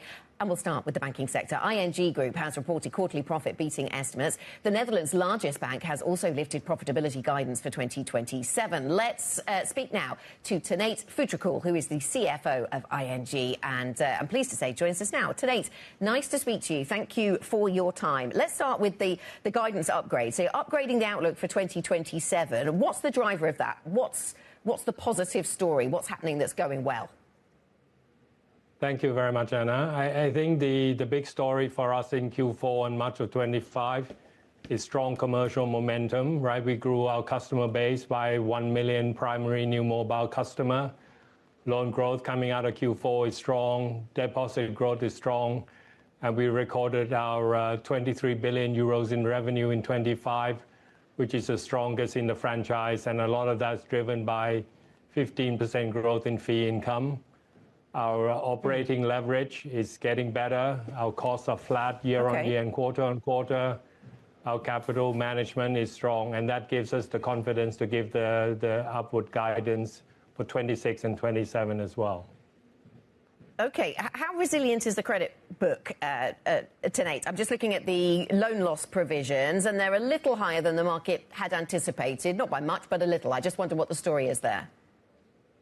Yes, I think risk costs on any quarter can be volatile. But I think if you look at the overall credit cost for the full year 25, it's around 19 basis points, which is below our long-term 10-year average. So it's quite resilient. As you know, ING, we have a big book of mortgages, which are in mostly Northern European countries. And the performance of that book is very, very strong. And we maybe have a bit more volatility in the wholesale bank, but nothing that concerns us at the moment. Tanate, good morning. It's Guy. Is ING going to have an exciting year? Is 2026 going to deliver the M&A that we've all been waiting for? Your CEO says there are too many banks in Europe, and he wants to fill in the blanks in ING's portfolio. Where are the blanks right now? Where do you think those exist? And what kinds of companies, banks, are you looking at? Well, I think, Guy, if we look at our franchise, we look at growing organically, which I just said earlier. We are growing at a pace at 1 million new primary customer per year. But having said that, we have seen a lot of domestic consolidation in many of the markets we operate in, and that is something that we certainly look at. But for us, maintaining cost discipline, capital discipline, return discipline is strong. So while we look, we make sure that any acquisition that we do, we don't stray from the capital discipline that we have. And that is something that we look on products that would give us more fee intensities or skills that we don't have. Okay. If you are too slow, do you think you're going to miss out? You can be careful and you can be cautious, but if a wave of M&A is coming to Europe in terms of the banking space, does ING need to be part of that? I think we certainly need to be part of that conversation, and it's not that we're slow. We certainly, when major M&A happens, we're always looking, we're always reviewing whether it's appropriate for us. Is that I don't think we would miss a beat of an M&A, but it's our choice whether to engage or not engage. Tanate, just briefly, and another line on this, because the CEO has spoken about this. Is Europe failing when it comes to catalysing consolidation in the banking space? I think we could be making better progress in capital markets union and in particular banking union. And that's something that we engage with our regulator and stakeholders, that the progress that we see in making banking union a reality is going slower than what I think we had envisioned in the past. Given that ING is present in multiple European markets, we are very much a big advocate of banking union in Europe. Is geopolitics a headwind for the bank or a tailwind when we think about things like defence spending? I think it's a combination, but I think the market, as you know, doesn't like uncertainty, and geopolitical volatility bring a bit of uncertainty to us. But so far, there's a demarcation between what we see in terms of geopolitical volatility and the economic and the customer behavior that we see. And the customer behavior, as I mentioned, is very strong, right? Very strong demand for loans, both in retail and wholesale banking. And that's reflected in our earnings for 2025 and beyond. Tanate, just a question on bonuses. 2 days ago, the Dutch Parliament voted to remove bonus caps on most staff, not on what it calls material risk takers, but on many, many staff. What difference is that going to make to your ability to hire and retain? Well, I think this is a positive sign that the Dutch government is looking at having a friendly stance with respect to businesses based in the Netherlands. I think it will help us particularly in terms of attracting talent in the tech domain where the competition is very high. So we're warmly welcoming the new initiative by the Dutch government that was announced yesterday. OK, Tanate Phutrakul, CFO of ING Group, thank you very much indeed on that profit beat at the Dutch lender, the biggest Dutch lender, of course, and questions on consolidation in the banking space. This is the struggle. Europe needs to consolidate. The CEO is not wrong. There are too many banks in Europe. Consolidation needs to happen. The political will to make that happen is the real challenge. And this goes back to the criticism of Europe. The US is deregulating. Maybe too fast, maybe too far, but it's deregulating. Is Europe being held back by the number of banks it's got and the regulation that surrounds them? Right, and sometimes we don't even get as far as the domestic consolidation. We see what happened in Spain, and clearly there were idiosyncratic things that were going on there, but failing to bring two banks together there. It seems that even domestic consolidation throws up so many regulatory concerns that we don't manage that, let alone the cross-border stuff. I remember we spoke to one European commissioner not long ago who said actually some of the American banks are better at coming into Europe because they can sort of nimbly operate everywhere without some of the politics that goes around with going into some other European countries' market. It comes back to the bigger kind of, do we need bigger champions? Europe has always we have to have competition. That's been the regulation. There must be competition. We can't have these huge companies that can dominate. Does that mindset need to change? Does it need to change in the banking space? Does it need to change elsewhere? Because the messaging from Brussels is always positive, but it's when it happens on the ground. It's domestic politics that derail these deals. And you see that in Germany and you see that in Spain. And that is part of the problem, is domestic politics. But you see that echoes in defence space as well, where you try to get combinations or companies that try to take a lead, and then you get France and Germany and then different industrial bases, and it becomes political and it gets derailed. OK, we're going to carry on the conversation. This is a conversation that I suspect is going to last for a while, but the earnings season is upon us, and we have some great earnings interviews coming up. We're going to speak to the leaders of two European corporate giants. We've got Roche, we've got SAP on deck very shortly. They'll be with us in a moment. This is Bloomberg.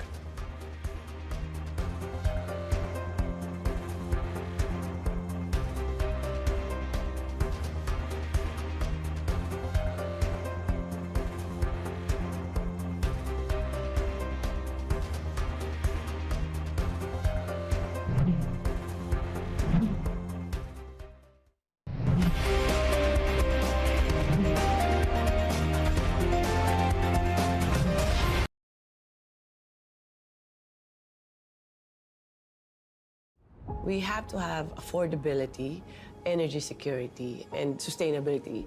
Those are still challenges for us. The Malampaya acquisition secures indigenous gas, which shield us from volatile international markets. It gives us stability. There's energy security, the price is lower, and we have sufficient supply. Natural gas is the fuel of choice as we decarbonize the economy, and pump storage is here to enable renewables at scale.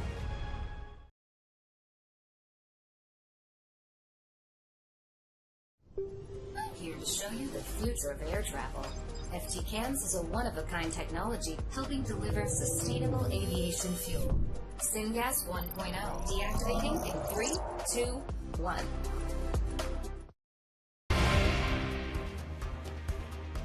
Thursday the 29th. Good morning, folks. Got 30 minutes to go until the start of equity trading here in Europe. Futures are actually quite interesting, and what they're telling you, actually, I think, is something about the bottom-up picture you're getting out of European equities this morning. So Stoxx 50 up by 0.2%. Similar story on the other side of the Atlantic. But look at the DAX. The DAX is a little light this morning. And you think about what's reporting in the DAX this morning. So you've got Deutsche out with numbers. We'll come back to that in just a moment. And SAP. Let's get the details now and a response to the SAP numbers that dropped a couple of hours ago. SAP falling this morning on Tradegate after fourth quarter earnings. Germany's most valuable company forecasts cloud revenue will grow this year as customers shift work there to the cloud from older technology. This ahead of a deadline to stop servicing legacy clients. Let's bring in Christian Klein, CEO of SAP right now. Christian, thank you for your time. Always appreciate talking to you. So you're guiding cloud revenue to grow at least 23% in 2026. Christian, can you give us some details in terms of what the upside risks to that forecast are and what the downside risks might be? Yeah, so first of all, thanks for having me. Indeed, I mean, we posted great results for 2025. I mean, our total cloud backlog came in with a 30% growth, now up to 77 billion euro. And that's the foundation, for accelerate total revenue growth also in the years to come. Now, especially on cloud, very important to mention, already in Q4, 2/3 of the deals already included AI. So AI has clearly become the main driver of SAP's growth in the cloud. As customers clearly seeing now, hey, yes, there is geopolitical volatility. We need more resilience. We need to become more productive. And they understand an LLM alone won't cut it. So we need the business data, the business context, which SAP can provide us. And that leads us also to a very optimistic outlook for 2026. OK, it's interesting you talk about geopolitics being a catalyst for AI adoption, Christian. Can you give us some numbers, give us some data? I mean, what are you forecasting in terms of to what extent these AI products that you're now shipping will be a driver of growth and profit for SAP in the next 2 to 3 years? I mean, for me, actually, it's super clear that in 2026, in the years to come, I mean, AI will just be a standard part of all of our solutions. Think about when you talk about geopolitical volatility, to give you one example. I mean, a lot of companies really want global supply chains. How can I still, run my global supply chain? How can I manage inventory? How can I manage smarter the demand? How can I make sure the assets are at the right point at the right time? And in the past, we had supply chain products for that. Now, this is all done by very smart agents. And again, these agents use the best LLM modules in the world, but they need the context, they need the business data. So actually, in all of our deals we are going to close in 2026 and the years to come, AI will be just naturally embedded. Christian, good morning. It's Guy. SAP, its stock has dropped from this time last year, let's call it kind of circa 280. You're now trading at 196. You're not alone. Software companies generally are under pressure at the moment because the market is worried that you guys are going to get disrupted, that this is what the story is, that it's going to be much easier to disrupt you going forward. Microsoft is seeing the same thing. SAP is seeing it as well. Do you think there's validity to that argument? Guy, I mean, yes, indeed. There is, of course, I see the concerns out there in the market. But more importantly, what I see with our customers is actually they're saying, hey, Christian, I of course, the LLMs will play a huge role. I mean, there's definitely a huge market and they are getting stronger and stronger. But Guy, I mean, again, I just met a customer yesterday and they said, hey, cash flow is a huge challenge for me. What kind of agentic AI capabilities can I have? And actually, they started with an LLM and then realized, hey, but what I'm missing is all my customer data. What I'm missing is all my data in support on the sales side, etc. So I'm missing the structured data. So at the end, it will be the combination of the two. So to have the broadest business suite in the world, to have all of these business data, petabytes of business data, is super, super important. And last but not least, I guess what also the investor community need to understand, it's about the data, but also the business context. These agents, they run businesses. And so they need to understand also the underlying context of how businesses are getting run. And that is what SAP is doing. Christian, you sound like you don't think the investor community gets it. What is the investor community not getting? Is it true that you think the investment community doesn't get what you're doing? Look, I mean, at the end, what the investors totally understand is, I mean, there's rightfully a lot of hype around infrastructure, semiconductors, and so on. And when you look back into all technological innovations which happened over the last 10 years, it always started on the hardware side of the house, because now these LLMs are so powerful because of, all the chips, all the hardware, the progress, we have made there. But over time, it's also always the same that the real value creation is lying on the apps layer. So the investors are, of course, now seeing, hey, first, the groundwork needs to be done, but I'm 100% sure that they already understand today that the value creation at the end to arrive on the business side of the house will come via companies like SAP. Christian, good morning to you. How do you decide which third-party AI tools to work with, to integrate with, to allow your systems to be interoperable with? Yeah, absolutely. I mean, we decided, and we are actually super agnostic. I mean, look at Claude. We are using Claude already for a lot of planning agents in supply chain, in finance, because we see the module works really well. We, of course, also embedded Claude as a code generation tool on our platform. But we are also using OpenAI for Joule, our coworker, because we see that actually we can translate best voice to text with OpenAI, with GPT. And Mistral, we are using when customers are here and they have actually big sovereignty ask, we are using a European module. So customers can actually, make the decision, and we are making the decision and recommendation, because not every module performs best for certain business scenarios. And also what is true is that we can also change a module over time. It takes us 2 to 3 weeks to change the prompts, and then we are actually combining another module with our AI foundation. So we are very agnostic. So you're agnostic on those tools. Christian, you talk about voice to text, which prompts me to think about something you said very recently, which really caught my eye and possibly will be interesting to the audience. You said this week that we're heading to the end of the keyboard because we will just use our voice to interrogate data. Talk us through what difference this will make to our work lives. I'm not sure if this is a good thing or a bad thing, Christian, but it will certainly be a big change. I believe it's a good thing, because, I mean, honestly, I'm an end user by myself of our software. And, think about how many analytical requests, I did with an SAP system. I did a lot of sourcing. I did my T&E stuff with it. And in the future, you can use your voice. And actually, it's not only that you then just can tell the system, okay, please do this and that. No, the system comes back with very intelligent recommendations on how to source. It will actually also completely automate T&E, travel and expense. Why should you now, actually, again, type in data? Actually, this is what the system is doing for you. The system also does all the approval checks. And then at the end, you have actually completed a complete process. So the way how you work, the future of work is changing a lot, especially via these LLMs. And again, but it's very important that also then the digital co-worker in our world, Joule, also understands the business context to it. We're going to leave it there. Christian, great to catch up. I love my keyboard. Please don't take my keyboard away. Don't you love the idea of doing your expenses without having to use your keyboard? Okay, that I'm up for. Yeah. But the keyboard, no. I want to keep my keyboard. Christian, thank you very much. Christian Klein, the CEO of SAP. It's very thought-provoking, isn't it? The team has to bear with the fact that I can't type properly, and a lot of letters are missing when I'm typing during the show. But yes, I don't know what I'd do without it. I can type quite fast. I like that skill. It's good. Anyway, particularly on this show. You've honed it. To communicate. Let's talk about what is happening in the pharma space. Sanofi and Roche are both out with numbers this morning. Let's talk about what is happening with Roche. The Roche CEO, Thomas Schinecker, joining us now on the back of the numbers that have been delivered from Switzerland, which look pretty good. They look pretty much in line with expectations. Everything is pretty much bang in line with what the market is looking for. You've had a good share price performance recently, Thomas. You've had a good run of data. Things are looking pretty solid. So here's my question, and I feel like I've asked you this question before in the past.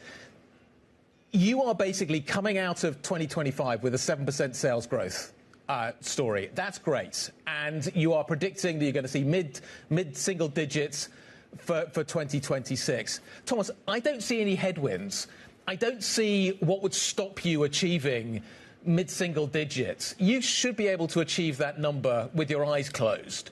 Is it too conservative? Why can't I expect as a shareholder a better number? First, thanks for having me on the show today. And I mean, if you look at the last 3 years, I think we've really delivered what we said we are going to deliver. And last year and the year before, we actually upgraded our guidance in the middle of the year. So you may say, yes, maybe then you were too conservative in the beginning of the year.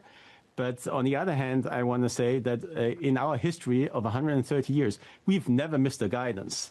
And you can guarantee, and I can guarantee, we'll not miss the guidance this year. So, of course, there may be an opportunity to do better. But I think mid-single digit has quite a range. High single digit, core EPS, I think that's a pretty good number. But obviously, there is always an opportunity to overperform. So what you're telling me is you can guarantee the guidance. So there's no downside, there's only upside. That's the right read here, yeah? What I can say is we've never missed the guidance. Our plan is not to ever miss the guidance. Okay. In terms of what would stop you missing guidance, are there any headwinds? I don't see any headwinds for you guys. The pipeline looks pretty good. Are there any headwinds that can cause you concern? Like what happens, what comes out of the White House? Is there anything that you can see on the horizon that would cause you any sleepless nights? Well, so far so good. But being a CEO, you always have to work in scenarios, and you always have to look at things that could come eventually. And so, you have to plan for that. And I think that's also in my past when I had different roles in the company. It was something that I felt helped me manage sometimes difficult situations because I was always prepared for everything. And so I think it's important to be humble. It's important to be also cautious and then make sure that you grab the opportunities that come along. Thomas, good morning. Let me ask you a bit more about some of the headwinds that could come along, and this is around pricing. How are conversations around pricing going with the US? Are we going to end up in a situation where prices in the US have to come down and prices in Europe have to go up? Is that going to be the end of this? Yeah, as you've seen, we've signed an agreement, or Genentech, our company in the US, has signed an agreement with the US administration together with a number of other pharma companies. We've all signed these agreements. And these agreements are not letter of intents. These are actually contracts with the US government. And based on these contracts, we are lowering prices in Medicaid, one part of the US market, for a certain number of products. And forward-looking, the goal is that there is more of a price harmonization across the US and Europe in all the other segments. But this is only for new products as we launch new products. And here we're having discussions with governments around the world to explain the situation and explain the idea of the US government that every rich country should contribute to funding innovation. Right? And as we will launch a couple of products in the next 2 years, like giredestrant in breast cancer, where we had a phenomenal readout, which is really going to be the new standard of care as a backbone therapy for 70% of breast cancer patients. We will introduce it in the US. Okay. And then we will continue to have discussions with the European countries and see where we are. But some of the signals that I see are very optimistic. Okay, so I hear what you're saying about this is only going to be for new products, but that harmonisation, that will lead to a drift higher in the price of drugs in Europe then, it seems.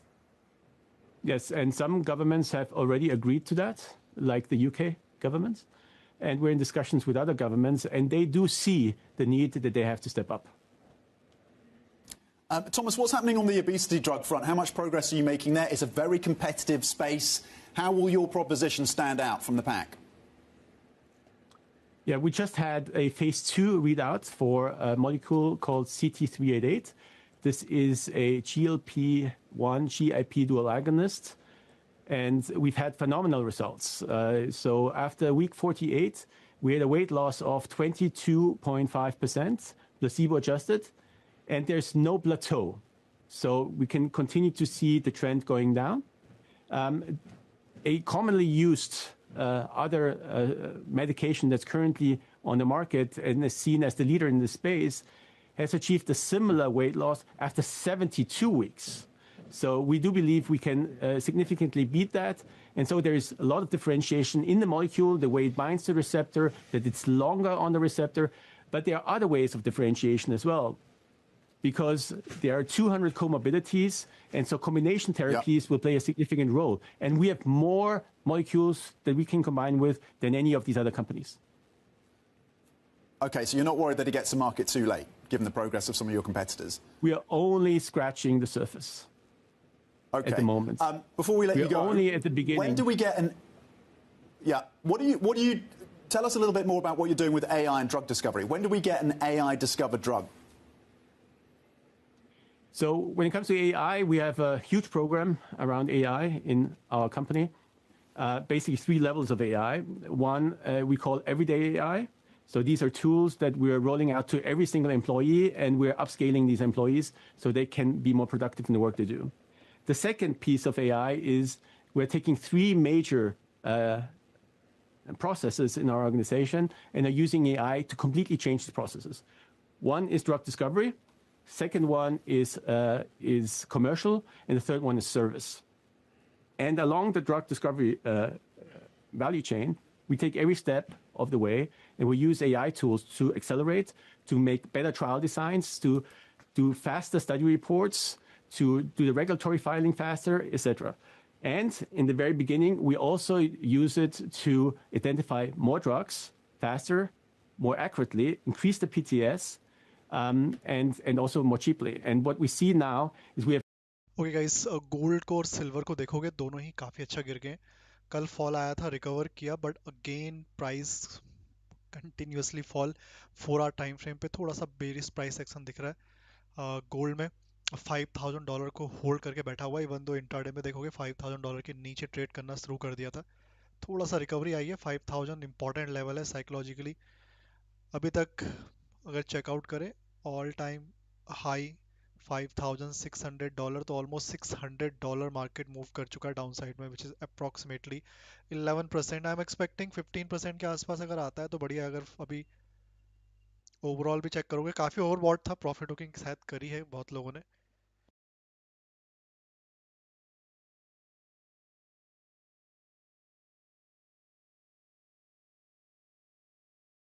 बाकी moving average भी अगर checkout करोगे तो 20 moving average हो या फिर even 50 moving average हो, price intraday 9 moving average के तो खैर नीचे ही है, आ गया है ऑलरेडी 4 आवर टाइम फ्रेम पे।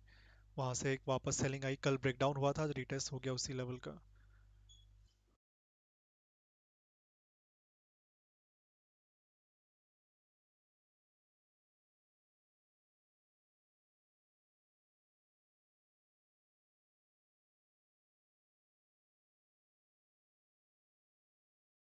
पूरा टाइम फ्रेम 20 मूविंग एवरेज के भी नीचे है। देखते हैं अभी 20 मूविंग एवरेज को टेस्ट करता है, थोड़ा सा मुझे लग रहा है और हो सकता है गिरे नीचे, which is good by the way, not bearish but या ऑल टाइम हाई जिस तरह से पैराबोलिक कर्व था, एक सेल ऑफ कभी ना कभी तो आना ही था। एंड नॉट न्यू, ठीक है, रिसेंटली भी हमने देखा था एक ऐसा ही सेल ऑफ, ये तो भी ऑल टाइम हाई से लगभग 11% ही गिरा है। लास्ट टाइम इस तरह का जो फॉल आया था 15% मार्केट गिरा था, then again market moved upside from that particular zone.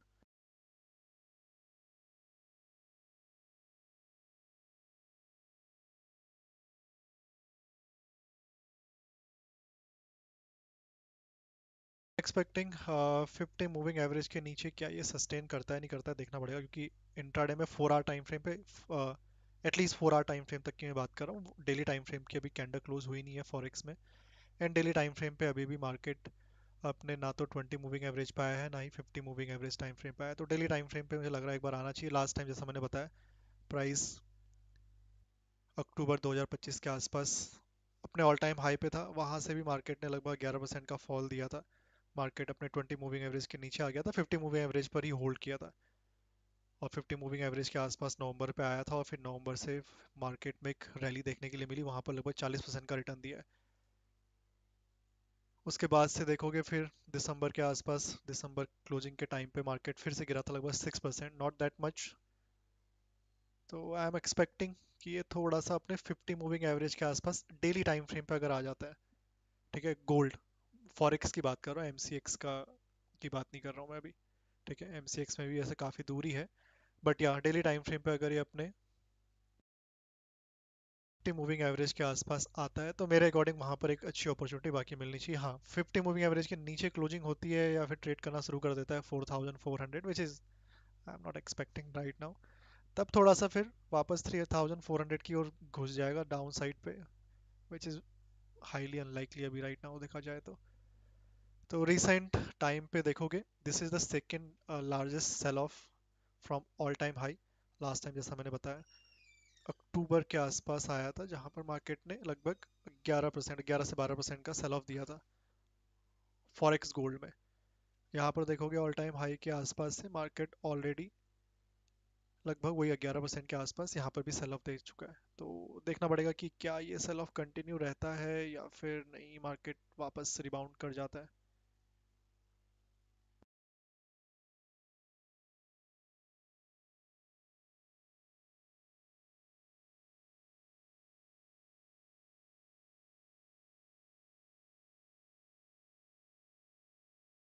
Candle अभी भी स्ट्रांग ही लग रही है, वीकली कैंडल पे एक इन्वर्टेड हैमर बन रहा था, वो मुझे लग रहा है बन ही जाएगा मोस्ट प्रॉब्ली।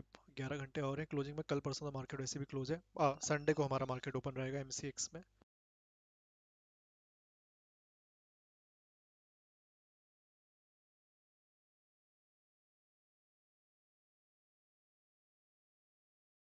में 20 मूविंग एवरेज को देख लेना, वीकली में अगर 20 मूविंग एवरेज के आसपास आता है तो बेस्ट है, डेली में एटलीस्ट 50 मूविंग एवरेज के आसपास आना जरूरी है।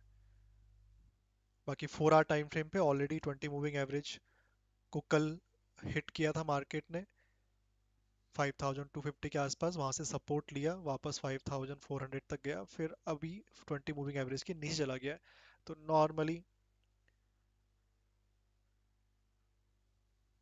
इंट्राडे के लिए तो 20 मूविंग एवरेज बेस्ट रहता है री एंट्री के लिए, बट अभी ये 20 मूविंग एवरेज के नीचे ट्रेड कर रहा है, तो 4 आवर में एटलीस्ट।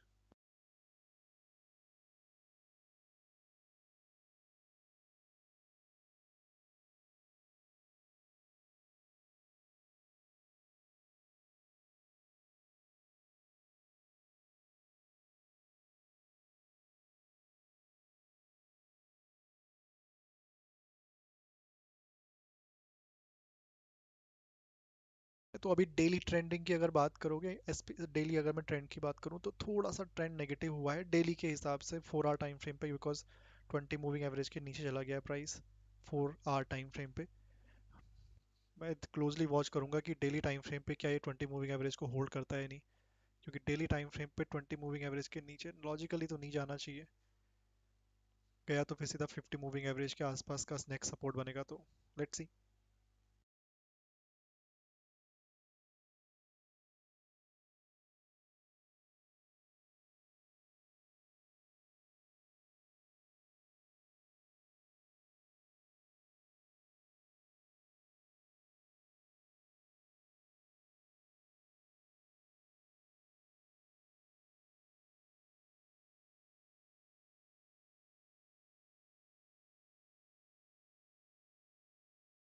फिर अल्टीमेटली देखेंगे वही 100 moving average, that is the last.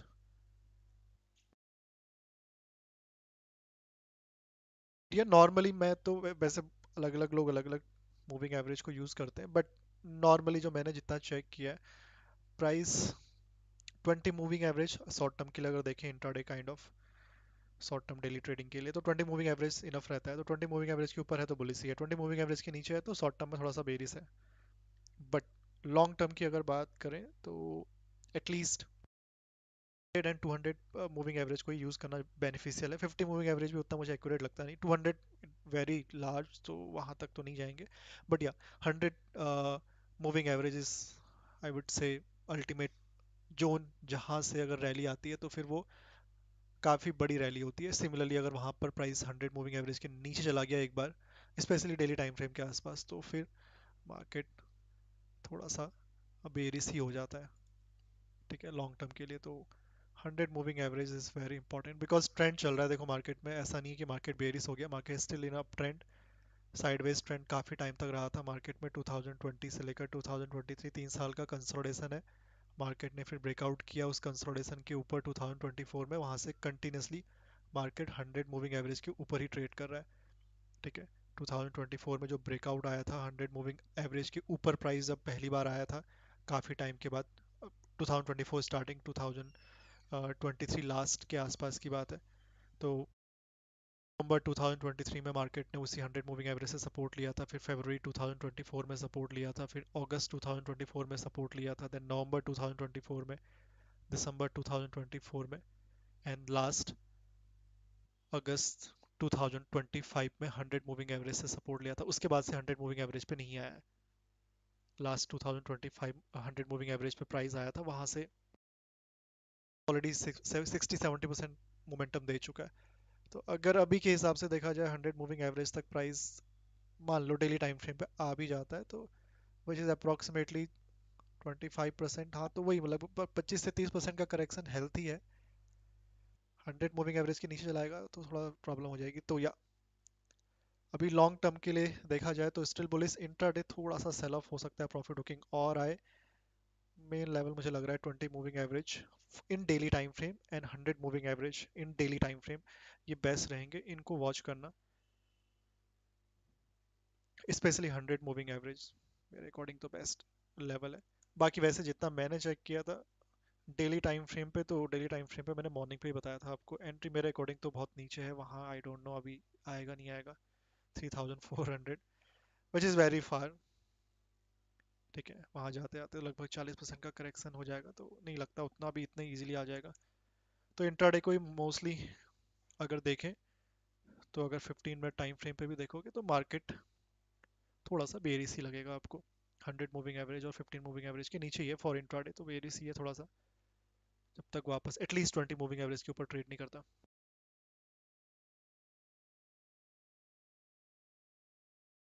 Time frame पे भी 100 मूविंग एवरेज के नीचे चला गया,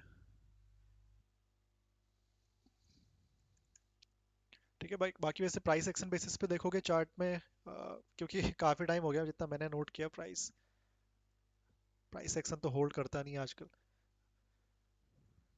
एंड ईटीएफ भी अगर आप चेक करोगे इंडिया में, अभी तो एनएसई क्लोज हो गया, तो गोल्ड और सिल्वर के ईटीएफ भी क्लोज होते होते थोड़ा सा वॉलेटिलिटी में ही क्लोज हुए हैं। देखना पड़ेगा कहीं फॉरेक्स मार्केट में और सेलिंग ना आ जाए, नहीं तो गैप डाउन ही होगा मार्केट।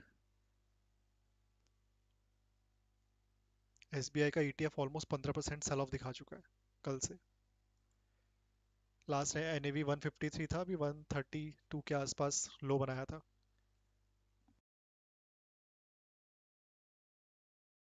सिल्वर भी रहेगा क्योंकि याद रखना स्प्रेड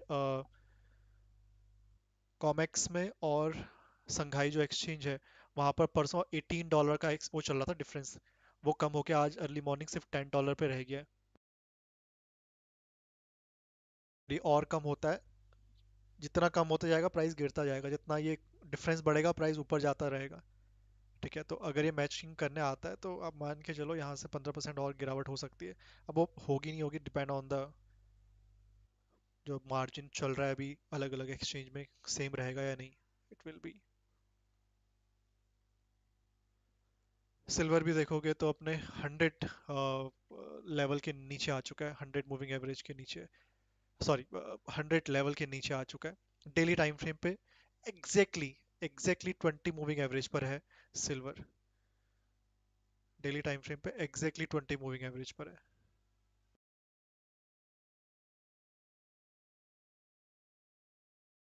वीकली में इसमें भी एक इन्वर्टेड हैमर बनी है। नेक्स्ट वीक अगर नीचे क्लोज होता है तो ये भी बेस्ट है।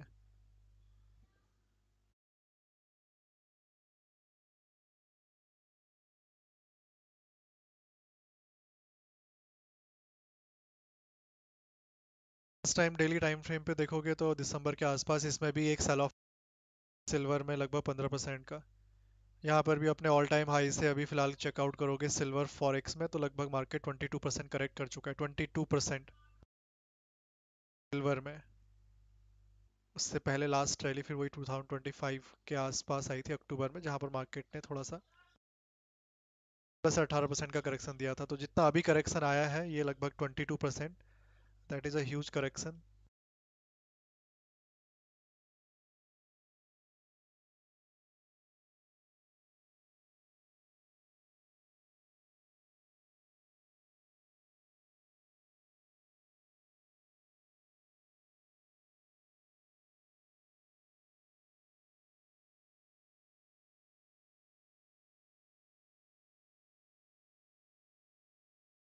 इतना बड़ा करेक्शन रिसेंटली देखोगे तो 20% या उससे ज़्यादा बड़ा करेक्शन रिसेंटली सिल्वर में देखने के लिए मिला नहीं है।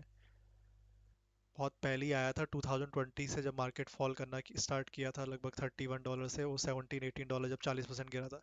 उसके बाद से मार्केट ने करेक्शन दिए हैं 15-16% के आसपास ही। इतना बड़ा करेक्शन 20% के आसपास अभी तक दिया नहीं है।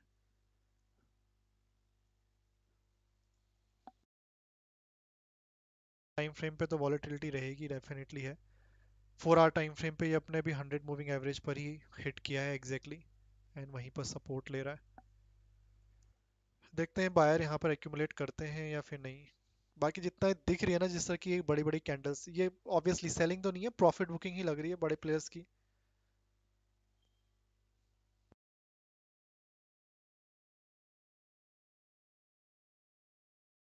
कि कैंडल एटलीस्ट $100 या फिर $105 के नीचे क्लोज करे फॉरेक्स में, तब थोड़ा सा सेलिंग का प्रेशर इंसर्ट हो सकता है। $105 के ऊपर क्लोज करेगी तो फिर वही सेम सिनेरियो देखने के लिए मिल जाएगा।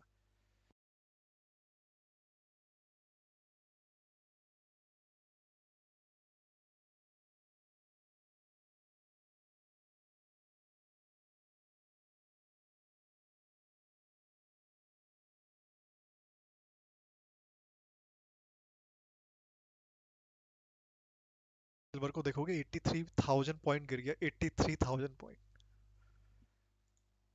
एमसीएक्स 4,20,000 चल रहा था, सिल्वर नाउ 3,40,000 के आसपास ट्रेड कर रहा है।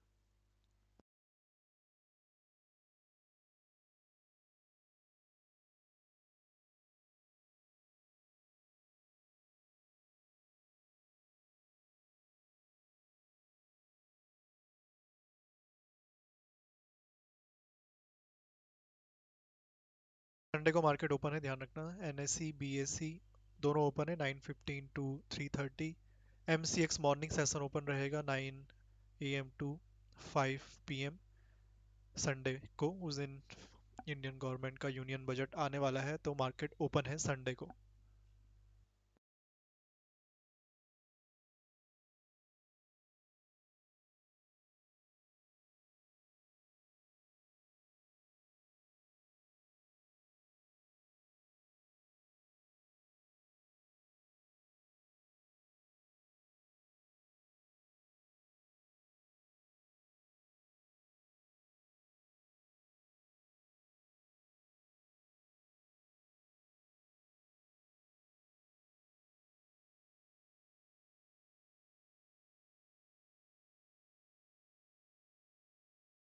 यूएस डॉलर को भी देखोगे तो यूएस डॉलर भी स्ट्रांग होते जा रहा है.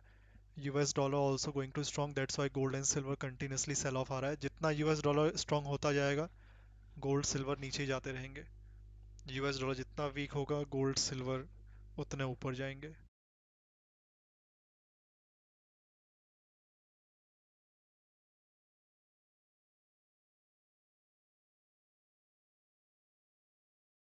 इसका रीजन वही है, फेड गवर्नर. यूएस के जो प्रेसिडेंट है फेड गवर्नर को चूज करने वाले हैं next week, which is mostly Kevin Warsh. ऐसा होता है तो it is good news for dollar.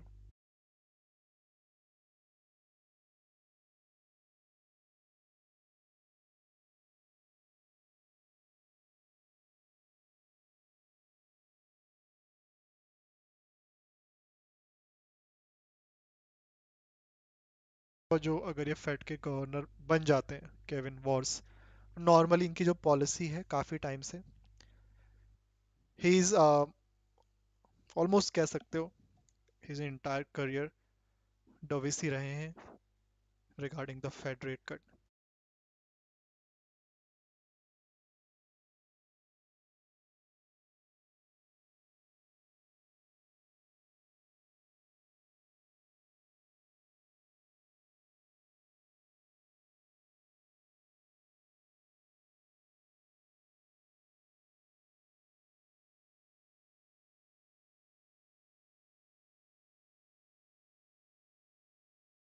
Gold silver कोई बेरिस नहीं हुआ है बिकॉज ऑफ फेड गवर्नर को जो चूज करने वाले हैं उसकी वजह से मार्केट थोड़ा सा यूएस डॉलर पे बिलीव कर रहा है, कह सकते हो आप. उन्हें लग रहा है कि यूएस डॉलर मजबूत होगा और ऊपर ही जाएगा.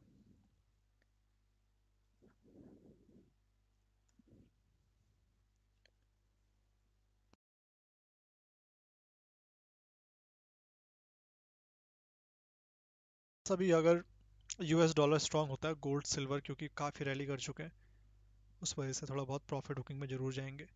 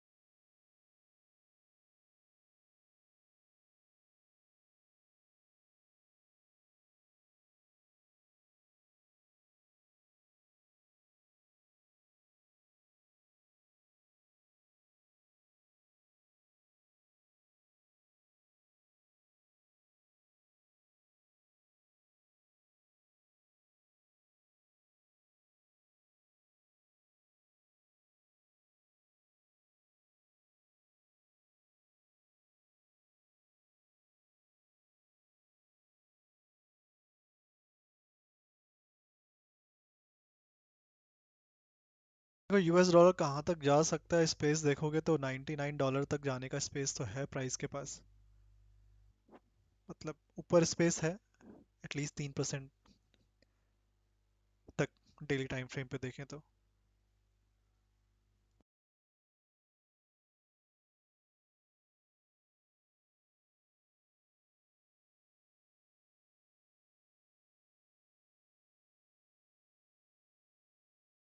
तो अगर आज गोल्ड में फॉरेक्स की बात करें, क्लोजिंग आती है 5100 के नीचे, तो थोड़ा सा मुझे लग रहा है सेल ऑफ होना चाहिए कंटिन्यूएशन में।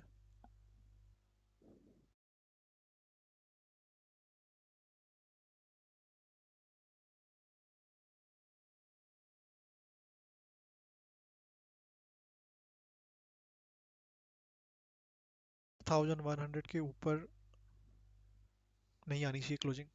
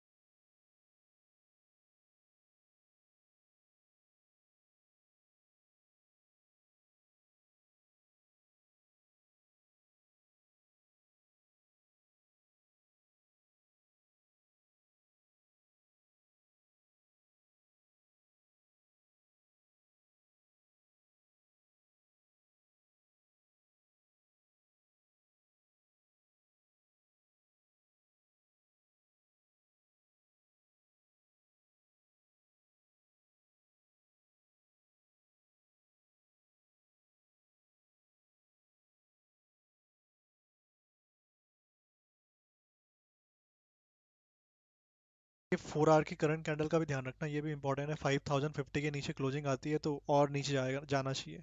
5050 इज इंपॉर्टेंट। लास्ट कैंडल वैसे क्लोज तो हो गई है, कंफर्मेशन के लिए ये कैंडल 4 आवर की क्लोजिंग जरूरी है, अभी 3 घंटे हैं। 5050 के नीचे क्लोजिंग आती है तो और गिर सकता है ये गोल्ड। फॉरेक्स 5050 के ऊपर क्लोजिंग आई तो रिकवर कर जाएगा थोड़ा बहुत। बाकी 5050 के नीचे प्रॉपरली 4 आवर टाइम फ्रेम पे breakdown retest will trigger more selling. Last candle ने वैसे क्लोजिंग करी है, बट ये कैंडल अगर क्लोज नहीं हुई तो फेक ब्रेकडाउन कहलाएगा।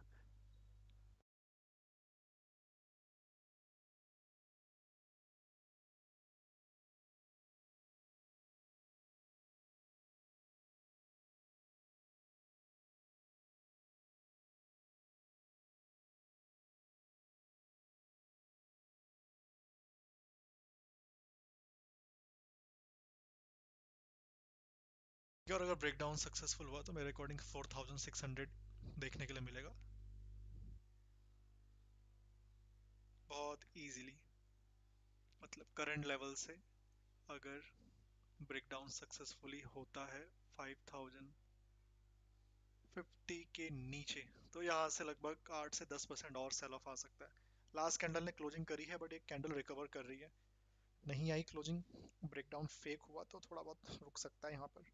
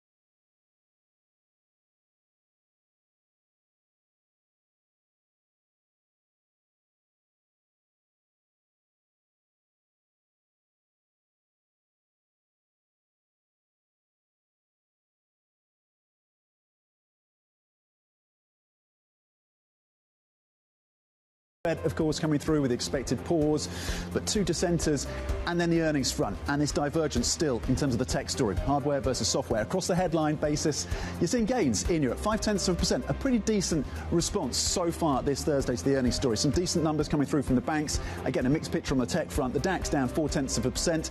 SAP is a big drag there. Over in France, CAC 40 gaining 0.9%. ST Micro on the other side of the tech story performing well. FTSE 100, basic resources, copper prices, iron ore prices, oil all up. That is lifting that sector. So across the FTSE 100, gains of 0.6%. We're breaking the central bank decision as well from Riksbank, holding at 1.75%. That is the third straight hold for the Riksbank. As expected, keeping rates on hold at 1.75 over in Sweden. Guy. Let's get back to the equity market and talk about the internals we're seeing within the stock 600. 393 up, 189 down. The balance definitely that we are seeing a more positive picture emerging, but there's some key standouts on the downside that we're watching out for. We'll get to those in just a second. Volume's actually pretty good, unsurprisingly, on such a busy day. There's so much to factor and price in to these markets. Upside, ASML bounces back, but not completely. Yesterday was an amazing round trip for ASML. The stock this morning up by 3.63%. The data center story is working for ASIA Brown Boveri, the Swiss-Swedish engineering company, up by 7.71%. The metal story is working for Rio. It is up by 2.53%, capturing some of the stories we're watching this morning. Downside, SAP off its lows but being battered on the back of the numbers. Nokia is also sharply lower as well. Inferior telecoms equipment company trying to be maybe a data center telecoms company. Nokia down by nearly 6%. And Deutsche Bank on the back of its numbers, and there's a lot of other stories floating around about Deutsche, the raid on its headquarters, the raid on its business, and also what's being said about independent research this morning. Both fascinating stories, but the core number, the stories that we're watching out for, maybe the focus of investors. The stock down 1%, Anna. Let's get an update on some of the political themes we're covering this morning then, Guy. The UK Prime Minister Keir Starmer is promising to seek a, quote, more sophisticated relationship with China. He met with President Xi earlier today during what is the first trip to China by a British leader in some 8 years.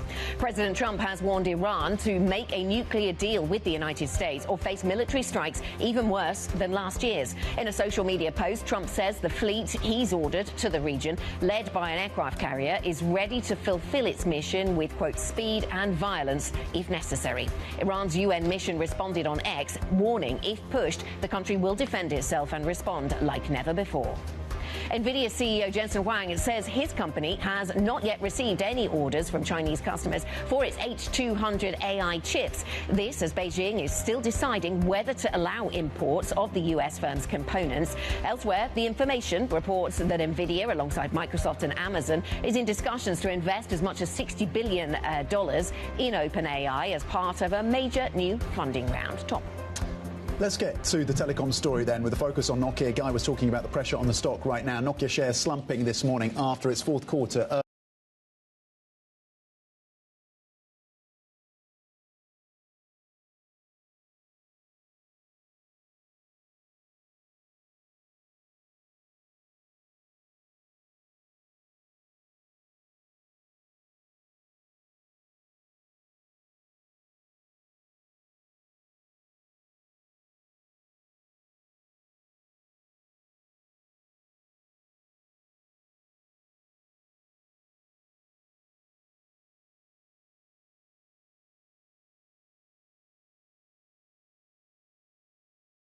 I'd rather say it tomorrow, but just an outstanding person and a person that won't be too surprising to people. It's going to be somebody that is very respected, somebody that's known to everybody in the financial world, and I think it's going to be a very good choice. I hope so. So it's someone who was on your short list, sir? On my reasonably short list, yeah. The Trump administration is said to be preparing for President Trump to nominate Kevin Warsh as the next Fed chair. Now, earlier in the day, Trump said he would announce his nominee Friday morning, D.C. time. For more, we are joined by our Bloomberg International Policy and Economy editor, Mike McKee. Mike, thanks so much for staying up with us. So it seems like Warsh is the pick. What do you think was the thinking behind him? Well, Warsh has been a front runner in the administration's mind for quite some time. We've seen people go up and down as Donald Trump has said nice things or not so nice things about them. But Warsh was interviewed for the job in 2017 when Trump nominated Jay Powell. And he's always been on the short list as the possibility for the next chair. He served on the Fed, of course, from 2006 to 2011, and Trump tonight said it's somebody who is well known in financial circles, and it is somebody who could have been Fed chair a few years ago. So those clues have pointed the markets to Kevin Warsh, and our reporting has suggested that that's what the White House is anticipating for tomorrow. Certainly there's going to be a lot of questions about is he the right sort of pick to manage a lot of things, right? For one thing, does he have the credibility? I think you mentioned he does have that given his experience. But also being able to deal with the political pressure from the president, who has been very clear about wanting lower interest rates. On the back of that, you also have a stubborn inflation and a weakening labor market. Tell us a bit more of the challenges ahead for the next Fed pick. Well, for the next Fed pick, especially for Kevin Warsh, it's going to be dealing with Donald Trump.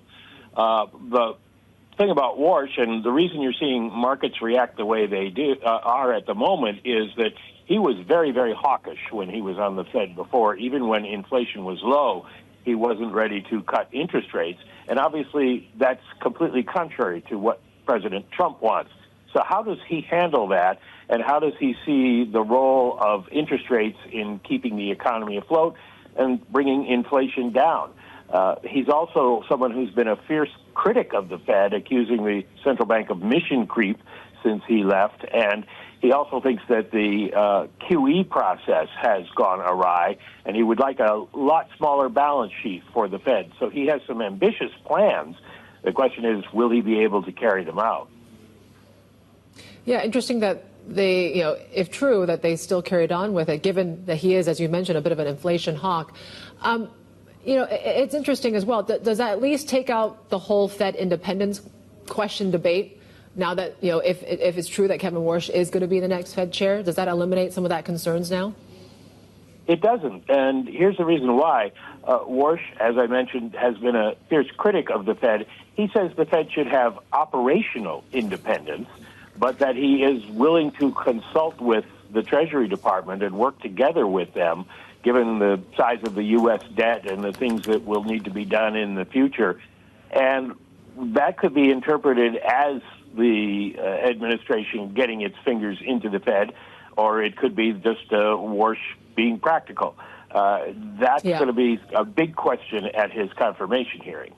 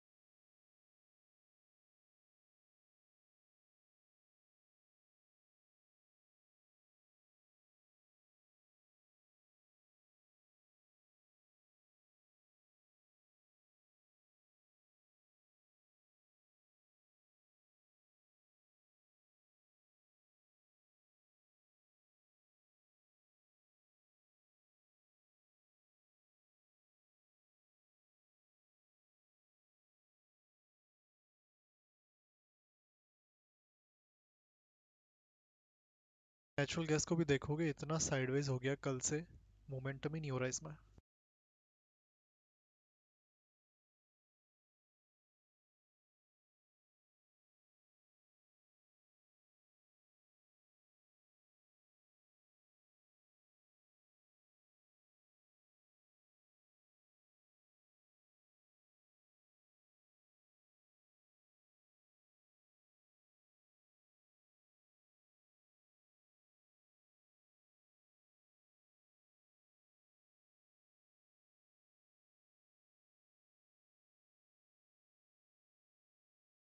Liquidity नहीं है इसलिए momentum नहीं हो रहा थोड़ा सा मुझे लग रहा है अभी किसी एक डायरेक्शन पे मूव करे तो लिक्विडिटी आए इसमें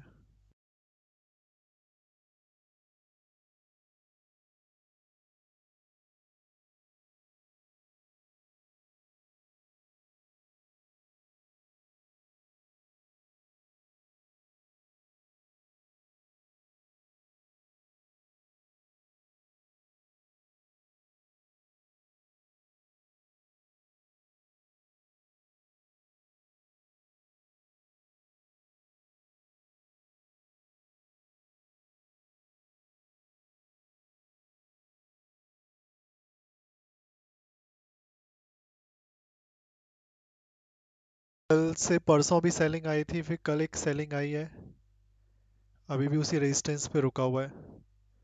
एक चीज़ थोड़ा सा यहाँ पर प्राइस को बुलिश बना सकती है, दैट इज़ ये लोअर लो नहीं बनाया अभी तक। कल एक लो बना था, परसों कल एक हायर लो बना था, अभी एक फिर एक और हायर लो बना हुआ है। तो अगर ये थोड़ा ऊपर साइड पे जाता है तो बेटर है। आई एम एक्सपेक्टिंग कि कल ही आ जाता बेटर था, क्योंकि यहाँ पर जितना कंसोलिडेशन करेगा वो फिर सपोर्ट की तरह काम करने लग जाता है लेवल।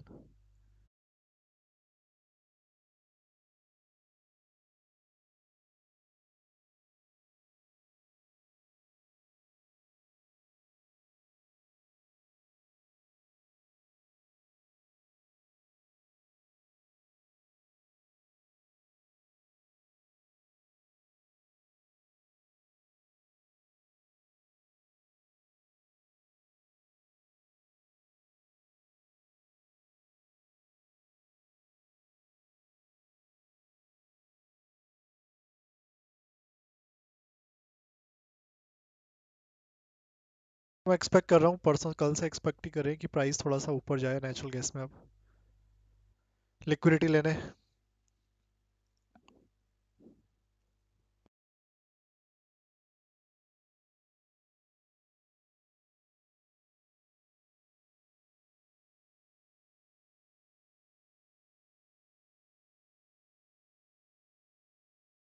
भी देखोगे तो साइडवेज ही चल रहा है, मोमेंटम ही नहीं हुआ। कल हायर लेवल के एक रेजिस्टेंस से गिरा था, गैप डाउन ओपन हुआ, वापस कल के रेजिस्टेंस पे आ गया, आज वहीं पर वापस साइडवेज हो गया।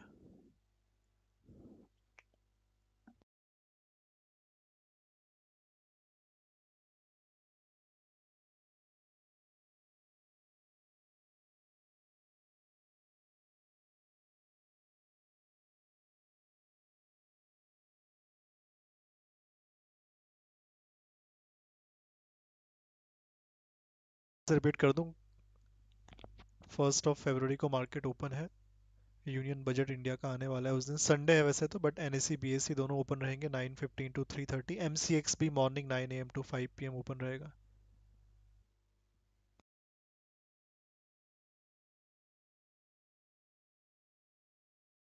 कि यूएस का पीपीआई का कोर पीपीआई का डेटा है आज 7 PM, थोड़ा बहुत important.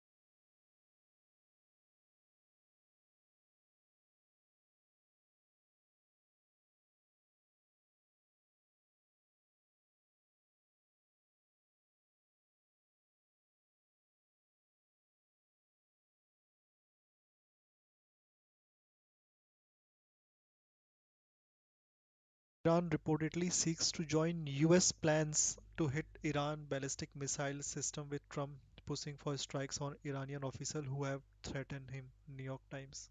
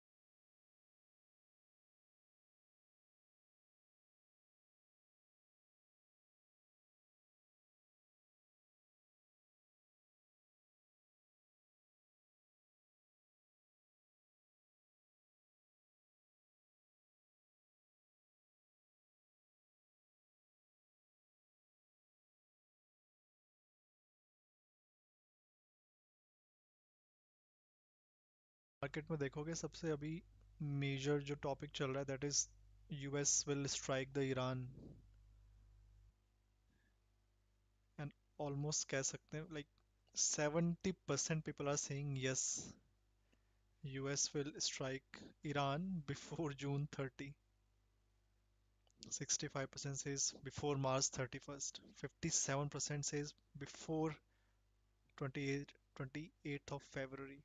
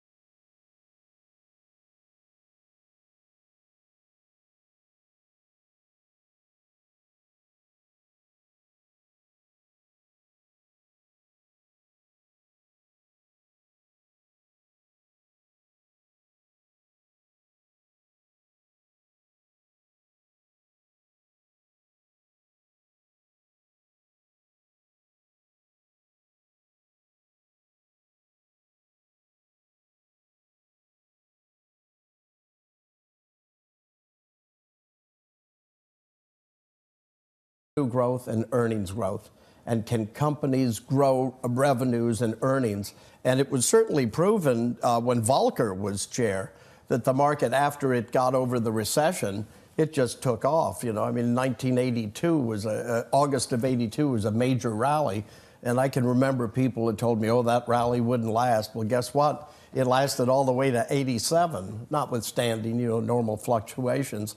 But and especially with technology today, making businesses more efficient, technology is an enemy of inflation. But, John, today we do see a little bit of a market reaction. Oh, sure. What is it saying? Is the market basically rewinding its expectations that the Federal Reserve would be easier this year? Yeah, I think they were expecting the market, and the market defined as traders, okay, because it really is, it's your traders are always looking at the short-term effect of this, and this naturally will affect probably positions that were set on an announcement that would have been more aggressive cutting coming up. And so they're probably unwinding some positions, and it's what we've seen in the market over the last. The market discounts both good news and bad news very quickly. It tends to rotate and rebalance. If you watch it the way I do on my Bloomberg screens, one day we're risk on, the next day we're risk off. One day it's large caps, the next day they're giving a bid to smalls and mids. Yeah. Some days it's value, some days it's growth. Last year, the first half was value, and then growth just took over in the second half of the year. It's sort of like the Texas weather. If you don't like it, wait a few minutes. It's kind of like the month so far as well.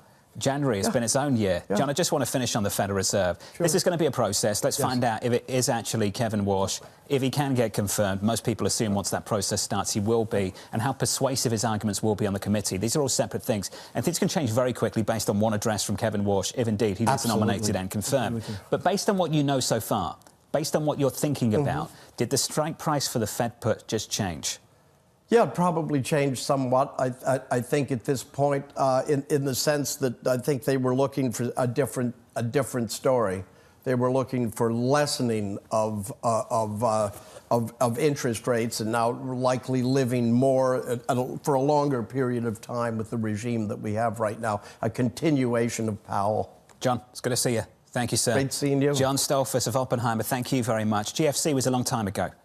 But a lot of people have shaped views on Kevin Walsh based on what he argued for coming out of the great financial crisis. And if we do go into another crisis, and we are being led by Kevin Walsh to the top of the Federal Reserve, markets will need some convincing of what he actually stands for. From 2006 to 2011, he was a Fed governor, so leading up to the financial crisis till the aftermath. In 2009, as recently as 2009, when a lot of people were saying the U.S. was mired in this terrible recession, the numbers would bear that out, he said that the balance sheet was too big and they should stop with the quantitative easing at that point, and really pushed back. So if he was still concerned about inflation then, what has changed so substantially? Yes, there is the technological overlay, but how far will that go when you talk about some of the other structural changes? The institution can change people. I think we should be sort of like thinking about that a little bit more. Think about President Lagarde at the ECB.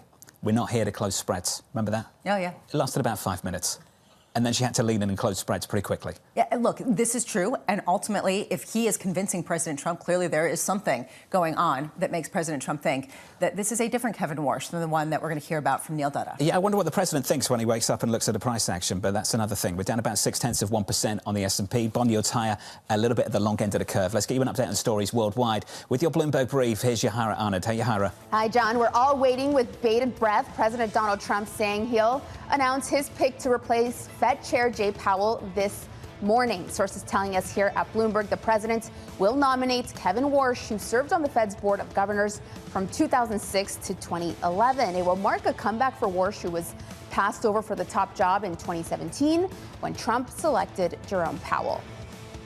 Meanwhile, President Trump and Senate Democrats reaching a deal to avert a government shutdown. The agreement would fund the Department of Homeland Security for 2 weeks, allowing time to negotiate Democrats' demands over immigration raids.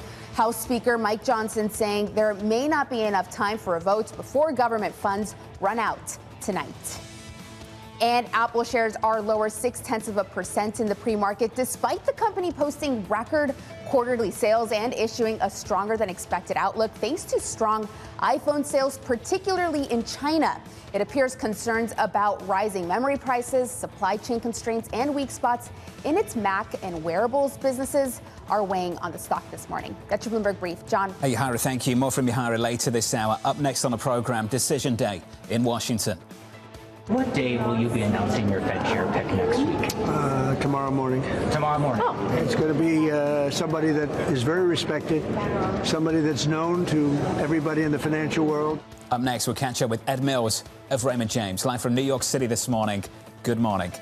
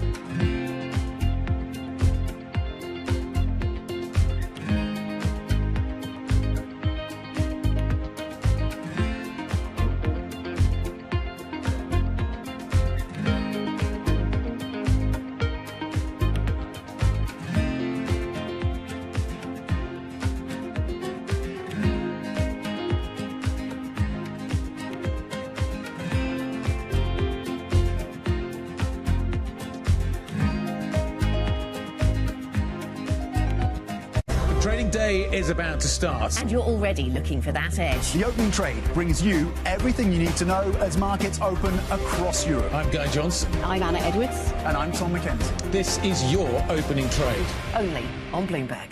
The world's most powerful investors don't ring a bell. They quietly reshape entire industries. This is the money shaping the world. The Dealmaker playbook, where power and billions of dollars change hands every day. From private equity and credit to venture capital and M&A, we bring you the inside scoop on the biggest deals and debates, plus exclusive conversations with finance's ultimate insiders. I'm Danny Berger, and this is Bloomberg Deals.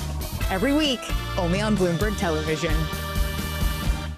Making money isn't about drowning in emotions. It's about understanding what's actually happening. Markets are the best way to glean signal from noise, and that is what we try to do every morning. This is Bloomberg Surveillance.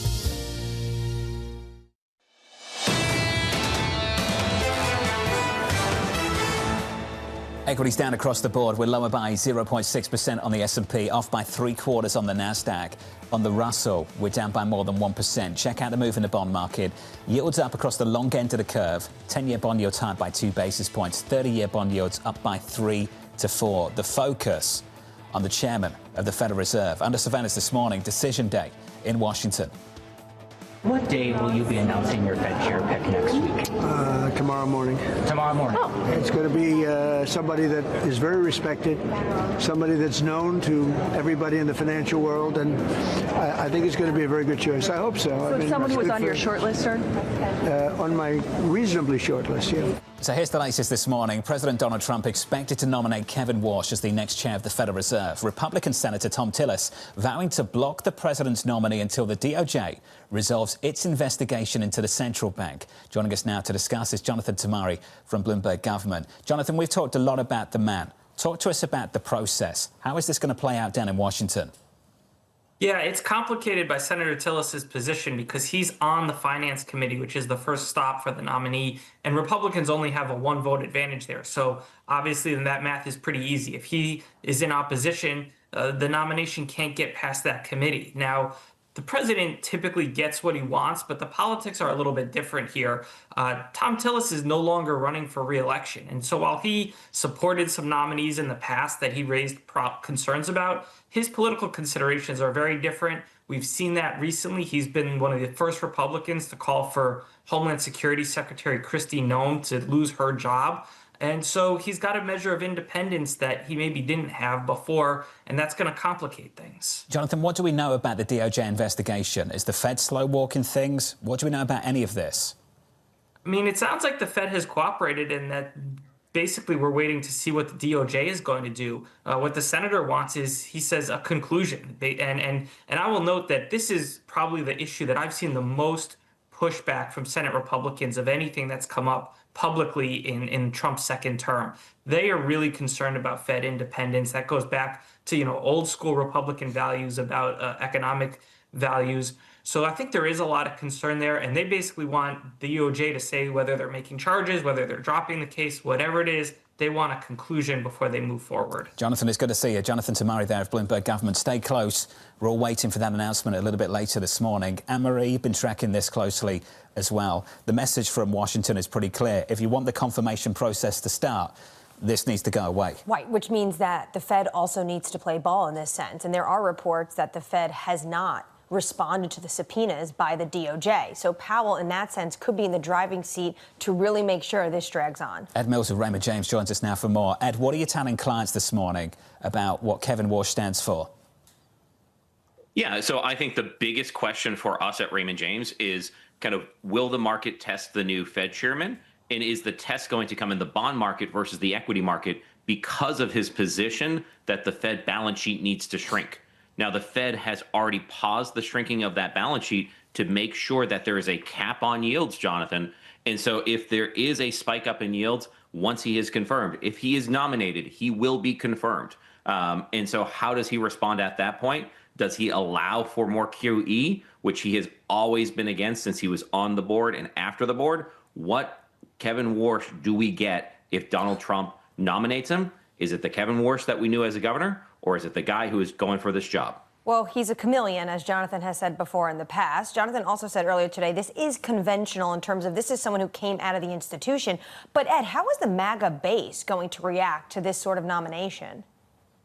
I think that they are going to trust the president. I don't think that the chairman of the Federal Reserve gets as much attention by day-to-day Americans as we give it in the financial press, obviously. And so I think they'll watch that confirmation hearing. They'll want to see if there is anything in particular that they need to be concerned about. But generally speaking, you are 100% right, Anne-Marie. This is a very conventional pick. This is someone who's been on the board. This is someone who's worked in the administration. Generally speaking, chairmen of the Fed have had administration experience, have Fed experience, someone that is known by these markets. And so from that perspective, this is a very much in the middle of the road pick by President Trump. This is not someone that comes from the, kind of outside of expectations. And so while we might have kind of some market reaction as we are trying to figure out who he will be once he is a chairman, it is not someone that has the huge market reaction of an unexpected pick. Well, it's so peculiar because I think even the president would say he does things unconventional when it comes to the White House. What is it, do you think, that made him choose Kevin Warsh?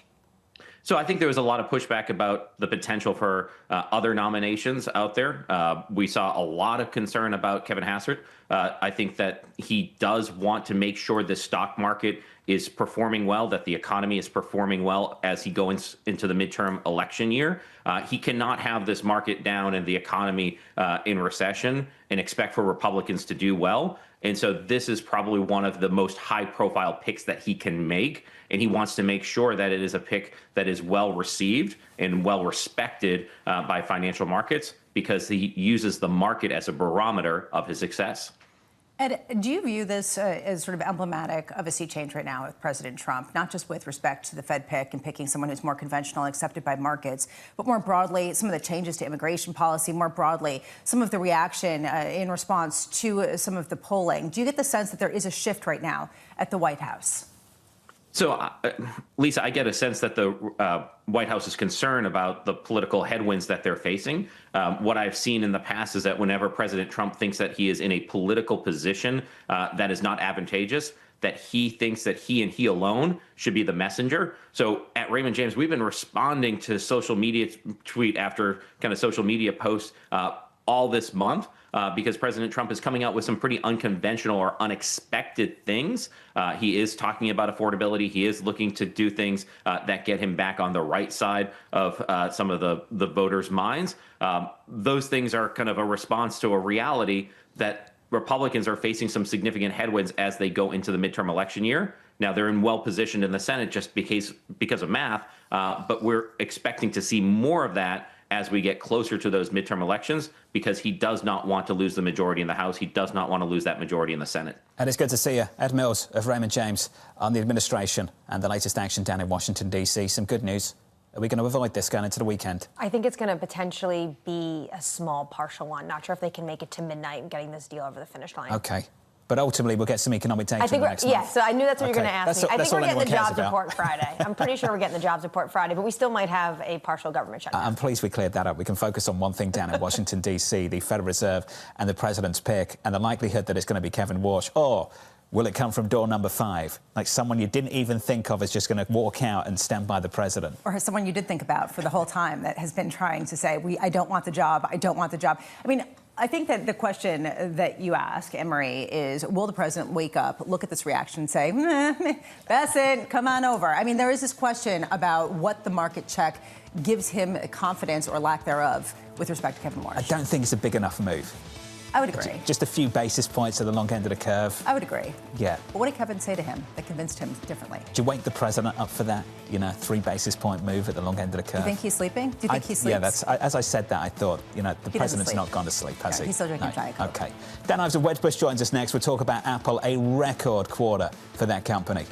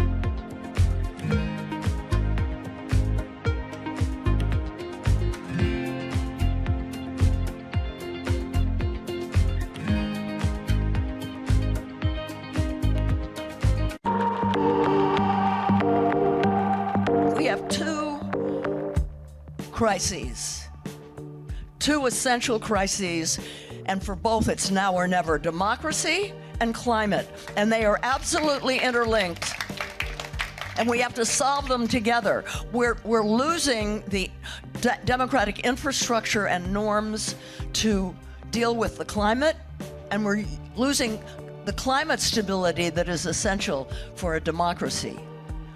We have to solve them together. We've never faced a threat like this to our democracy at a time when it's a perfect storm, at a time when we're being told by climate scientists, some of you may be in this room, that we have to cut our emissions, fossil fuel emissions, in half in 5 years now. You know, when I started to realize what was happening, it was 12 years, and we haven't done it. Good morning. This is Bloomberg Daybreak Europe. I'm Lizzie Burden in London, and these are the stories that set your agenda. Taking you from the U.S. market's close to the overnight session in Asia, we'll walk you through what you need to know to kickstart Europe's trading day. Live from our European headquarters, we bring you the day's top market-moving stories, unmatched expert analysis, and on-the-ground reporting from across the continent. Tune in to Daybreak Europe, only on Bloomberg Television. Context changes everything.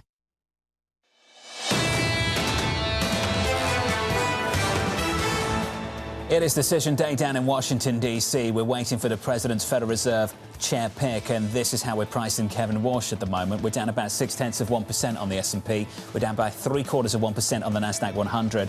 Check out the bond market, switch up the board. Yields are higher at the long end of the curve by a handful of basis points, up by 2 on 10s, up by 3, call it 4 on 30s. Not major moves, but direction of travel tells you something about the way the market is thinking about the prospect of Kevin Walsh leading this institution. If you check out the other asset classes, gold down hard, the dollar stronger. These are some of the moves picking up steam earlier on this morning. If you want to put a narrative to this, Kevin Walsh might be on the more hawkish end of some of the potential Fed picks that President Trump could have selected. This is the reason why. If you want to be more cynical about it, you could say if anyone was getting a little bit concerned about how far some of these rallies had gone in one direction or another, fantastic opportunity to sell. I'm going to kind of stick with the latter. The takes are funny to me this morning because regardless of who it was, there would have been complaints. Kevin Hassett, sacrificing Fed independence. Kevin Walsh, too hawkish. I think people would have been unhappy regardless of who it would have been. Yeah, and right now, I think a lot of people are using it for excuses, given some of the incredibly volatile reaction that we've seen in some of these precious metals. So before we come up with the narrative, let's hear A, who it is, B, let's hear what this person says, and let's hear from Tom Tillis about how long this process is going to take. Exactly, and this process could take a while, let's put it that way. Futures are doing okay. We're bouncing off lows. We're down about 0.6% on the S&P 500. Let's get you some morning moves and cross over to Yahara for more. Hey, Yahara. Hi, John. We start with the memory chip and data storage company SanDisk. Shares are surging more than 20% in the pre-market after it delivered a blowout quarter. The AI build-out is changing the game for this once highly cyclical business. Executives say that customers are signing multi-year orders now instead of going quarter to quarter because they want to lock in orders at a time when memory chip demand is outpacing supply, something we heard from Tim Cook yesterday on the Apple call. Meanwhile, also a high flyer is Deckers this morning, up 14%. This is the company behind Hoka and UGG shoes. And it was a beat and a raise for the shoemaker. And it's all about pricing power. Executives say that customers are willing to pay full price for their shoes, just reinforcing the idea that for some companies, consumer demand has not cracked. And let's get a check on big tech. We did see some dip buying at the end of the day yesterday after that tech-led sell-off, but there still is some unease out there about how much these companies are pouring into AI. You have Meta down 1.7% after yesterday's blowout rally. You have Nvidia looking to snap 3 days of gains, down 1.3%, and Alphabet's also weaker ahead of its earnings next week. John? Yahara, thank you. Appreciate the update. On our radar this morning, President Donald Trump reportedly set to nominate former Fed Governor Kevin Walsh as the next chair of the Federal Reserve. Sources telling us here at Bloomberg that Trump is planning to announce the pick later on today.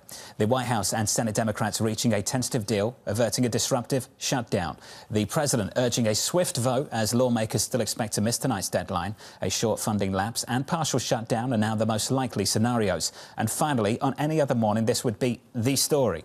Elon Musk reportedly exploring a massive consolidation of his empire. Sources telling us here at Bloomberg that Musk is considering merging SpaceX with Tesla or an alternative combination with his artificial intelligence firm xAI. So there have been a number of speculations, rumors that there will be some sort of consolidation, question about time management. A bigger question to me about, does he really want to be committed to the car business? Is the car business that interesting to him anymore, given some of the affordability, et cetera? We've already seen the shift to robotics and the sort of emphasis there. How much is he trying to reconfigure himself as a tech innovator in a different kind of way than just electric vehicles? Right. He's talking about data centers in space, and he wants to bring everything under one roof so that the supply chains and things can work better together. It also comes as you're going to have this massive IPO in the summer, and lots of reporting that this is going to happen around Musk's birthday. Happy birthday, Mr. Elon Musk.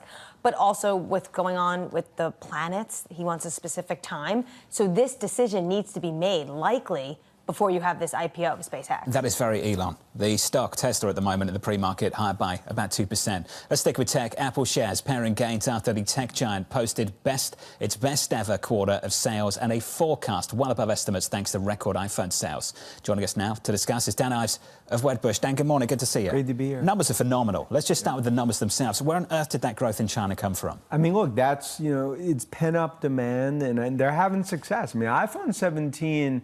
it's kind of, it's been sleepy, but actually a pretty huge upgrade cycle. I think you see in the numbers, obviously the stock reaction. Look, I'd say it's a yawner because investors are just so laser focused on AI, right? In other words, like how they're going to monetize, what's that strategy? Cook talked about it a little. But in terms of the actual numbers and services and iPhone, look, it was sort of a best case scenario. And I think now it's really about showing how they're going to monetize on AI. That's going to be their story for 2026. Cost. We need to talk about cost as well. Something that typically doesn't come up, but it was anticipated this time around. Why are things getting more expensive? Yeah, just memory, right? I mean, if you look at everything you see, SanDisk and what's happening on chips, it's supply, DRAM, pricing, everything that's happening across the board. Look, but our view is like ultimately when it comes to iPhone 18, they're going to have to raise prices probably by $100, $150. So it's something that we worry about less from a margin perspective. But look, the reality is that this stock being $325, $350, or where it is today, it's not going to be because of margins, because of iPhone, because of server. It's about showing truly that they have an AI strategy that they're going to actually roll out that they can monetize. Well, one of the big skepticism behind Apple and the reason why it's underperformed since December, since it hit a record, has been this question around, is it just an iPhone company? Has it been able to diversify in a meaningful way? Yes, you did see that $30 billion coming from services, but wearables, the Mac line, not seeing that same kind of growth. And I just wonder whether it's enough to just say that iPhone 18 is going to come out with some incredible AI innovation, and that's going to change the trajectory and some of the concerns that they can't move away from this one product. Yeah, I mean, look, to your point, like the reality is like the core, the ingredients, the hearts and lungs of Apple are always going to be iPhone relative to as a percent of revenue. But I think their culture has definitely hurt them the last few years, especially because AI not doing acquisitions. And maybe they've done, like recently they've done a smaller one. But the problem is that investors, they're not going to give them credit, which speaks to our point. Like this is the year from Google to Siri to WWDC to rolling out. It's not going to be on the hardware side. It's going to be how they monetize subscription in AI for the 2.5 billion iOS devices. So we've already seen this with respect to the earnings from Microsoft and from Meta. Meta was rewarded because they showed how they were deploying this in terms of their advertising. Microsoft was penalized because, guess what? They have to spend that much more and they're not seeing the benefits as quickly as people were expecting. What do you think investors are getting wrong? Because I know you're really bullish and you think that people are underappreciating how quickly this can be rolled out. What are people getting wrong about what they're seeing in those numbers from, say, Microsoft, or some of the skepticism around Apple about how quickly this can be deployed? Yeah, it's a great question. Look, I mean, Microsoft is almost Meta last quarter, in terms of the CapEx and the way, and then now they're doing a ticker tape parade for Zuckerberg and Meta, right? So I think it just comes down to, for these companies, the challenge is like you have a fourth industrial revolution. There's no, anyone says AI bubble is not, I don't think, plugged into what's happened just in terms of overall spending and what we're seeing, even on physical AI, robotics, autonomous, and everything. But the reality is that for these companies, it's a balancing act. And if you just manage it by a quarter or 2 quarters, they'll lose out. And I think for Nadella and Microsoft, that they got to spend on CapEx. Now, look, do I think that conference call was probably a C+ relative to communication? I think that was disappointing, and I think that really caused. Dan, can I just ask you, a bad conference call now is worth $375 billion to a company. I mean, seriously, doesn't that tell you something about the price of something? Yeah, and I think what it does, it shows the sensitivity from investors. And look, you see the software itself, look at ServiceNow and software right now, is that investors are so hypersensitive. You obviously talk about it on the show all the time, is CapEx, when am I going to see the monetization? When are we going to see the growth? Azure, is it 40% growth? Is it 39%? Okay, what's the whisper number? So, and I think on the conference calls, investors want to see that CapEx toward Azure, toward cloud. Now, I think on the other hand, like when you, let's say, like when we see like Alphabet next week, I think that's one, like they're now in a more of a pole position. But a year ago, right, New York City cab driver wouldn't touch it. It was bearish on it. So I think that's the reality of what we've seen in big tech. Dan, when it comes to Tesla, do you think they merge with SpaceX, or do you think it's XAI and SpaceX? So I think it's SpaceX and XAI, but I believe Tesla is going to own a piece of that. That's sort of our view. And you made a great point, because the reality is, like, the future for Musk, it's not delivery. It's not car.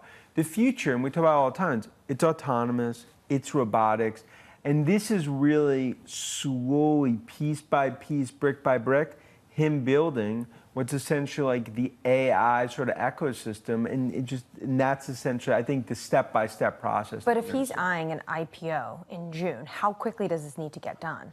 Oh, I think in the next few months. In other words, like this is something like before March Madness, this is going to have to hit to give some time, like before March, because especially with an IPO, you know, in the summer. How much is it being driven by the fact that he is the underdog based on China's development of electric vehicles? How much is this not a failed bet, but an idea that he cannot get dominance in the way that he once envisioned in this particular industry? Well, it speaks to, like, look, the trial with Altman, OpenAI, that will happen. I think it speaks to, like, there's a view, like, maybe from behind, from the AI perspective, now they have to go more aggressive. XAI has been a huge offensive bet. You look what's happened in China with BYD and, you know, with the domestic competition. I think Musk is, like, he's read the room, but it speaks to our view. Like, he is now more of like a wartime CEO in terms of what he's navigating. But look, to put this all together for investors, it's a leap of faith, and we've talked about it, but the reality is, like, for Tesla to be like 600 the base, 800 the bull case for Tesla, that's not going to get there on deliveries and gross margins. It's getting there on autonomous, Optimus, and FSD penetration. Dan Ives of Wedbush. Dan, appreciate your time, buddy, as always. And Lisa, I'm right there with you. This is the most difficult market to be in right now, particularly if you've got exposure to China. There isn't a market on the planet I can think of that is more competitive than the EV industry in the world's second largest economy. There was a story this morning that I thought was fascinating. 1 in 10 vehicles sold in Europe over the past year was from China. It is a much bigger proportion. I think it's something like 18% of all electric vehicles being sold in Europe currently coming from China. They are the dominant market, and a lot of people go over there and see those cars, say they are incredibly advanced and they're a lot cheaper. So why would Elon Musk hang his head on that when he's being valued as a tech company? The answer is he's not going to, and these are the moves he's going to take. They're going to be cheaper in Canada too, by the way, based on recent action by Prime Minister Carney. Maybe UK is next. There you go. Who knows, based on that visit too. Correct. Equities right now in the S&P 500, negative by about 0.5%, bouncing back a touch. Let's get you an update on stories worldwide with your Bloomberg Brief. Here's Yahira. Hey, Yahira. Hi, John. Chevron reporting fourth quarter earnings that topped Wall Street estimates. Those shares are in the red. The company planning to increase production in Venezuela by 50% within the next 2 years. Chevron CEO saying, quote, "We have been a part of Venezuela's past for more than a century, and we stand ready to help it build a future while strengthening U.S. energy and regional security." Meanwhile, President Donald Trump says he will impose a 50% tariff on aircraft from Canada and decertify all Canadian-made planes until Ottawa agrees to approve certain jets manufactured by Gulfstream Aerospace. The president also threatening tariffs on Canadian goods if it pursues a trade deal with China, as you guys were discussing. And Amazon is in talks to invest as much as $50 billion in OpenAI. The ChatGPT maker is seeking up to $100 billion in new capital from investors in a round that could value it as much as $830 billion. The Wall Street Journal reporting OpenAI is eyeing an IPO before the end of this year, hoping to beat rival Anthropic. That's your Bloomberg Brief. John. Yahira, thank you. More from Yahira in the next hour. Up next on the program, commodity concerns. What's not being discounted in the market, and that gives me extreme concern, is the broadening of the commodity rally. What this commodity and the widening of this basket does, it's going to add a significant amount of volatility to the market. That's what's not being anticipated. Some of that unwinding this morning. Up next, we'll catch up with Amrita Sen of Energy Aspects.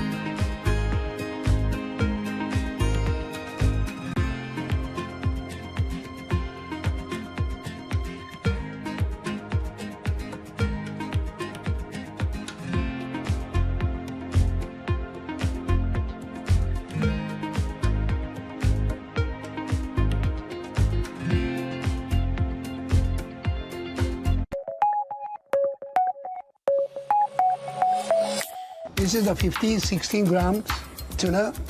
Then sushi rice is still a little bit warm. So take one, like a very, don't make it too tight. So from now, and very light, like a ball. Put wasabi in the middle. Then my process 1 to 6. 1. This is putting the between the rice air. Then make the 4 fingers curl. Make sushi shape. Then touch this. 2. Then turn. Now these 2 fingers, top of the bottom, make the sushi shape the more beautiful. 3.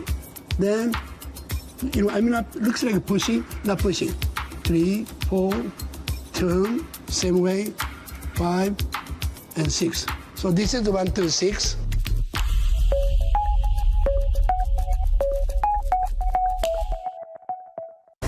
Trading day is about to start. And you're already looking for that edge. The opening trade brings you everything you need to know as markets open across Europe. Let's talk about the significant risk transfers to find space in their balance sheet. Hedging some of that risk. You could look at it the other way. Obviously, this stuff is risk-weighted. I would much rather be long than be short. We're in a kind of sweet spot. Very, very strong alignment. 3 revolutions in 1. I'm Guy Johnson. I'm Anna Edwards. And I'm Tom McKenzie. This is your opening trade. Every trading day, only on Bloomberg. The countdown is on. Everything you need to get the edge at the end of the market day. Get ahead of tomorrow's trading with The Close. Weekdays on Bloomberg. Context changes everything. Get your fixed income fix. Watch Bloomberg Real Yield around the world right here on Bloomberg. Context changes everything.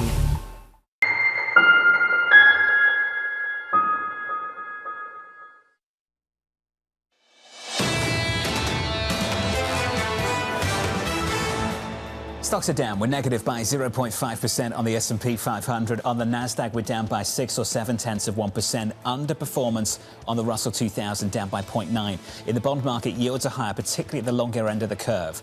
So 10-year bond yields up by a basis point, 30-year bond yields up by 2 to 3. We've stressed repeatedly through the hour, these aren't big moves. Directionally, it speaks to maybe on the margin a more hawkish Federal Reserve chief if he gets the nomination and gets confirmed. But I will keep repeating this, Lisa. I think the problem with pricing Kevin Warsh is that no one really knows how to price Kevin Warsh. And we don't actually know whether Kevin Warsh is going to end up being the nominee and whether he can get through anytime soon. I do think, though, that there is a tell here, and that is something that you mentioned earlier, which is the strike price of the Fed put. And if this is going to be a President Trump who is looking for someone who is credible in the market's eyes, does that mean you're not going to get that incredibly dovish tilt that some people were starting to flirt with? How does he respond in a crisis?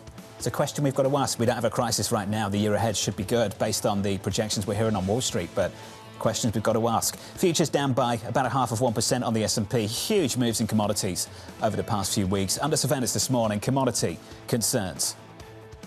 What's not being discounted in the market, and that gives me extreme concern, is the broadening of the commodity rally. When that commodity rally expands into what we're seeing today, copper almost up 10% today, that has significant impact into the AI build-out. What this commodity and the widening of this basket does, it's going to add a significant amount of volatility to the market. That's what's not being anticipated.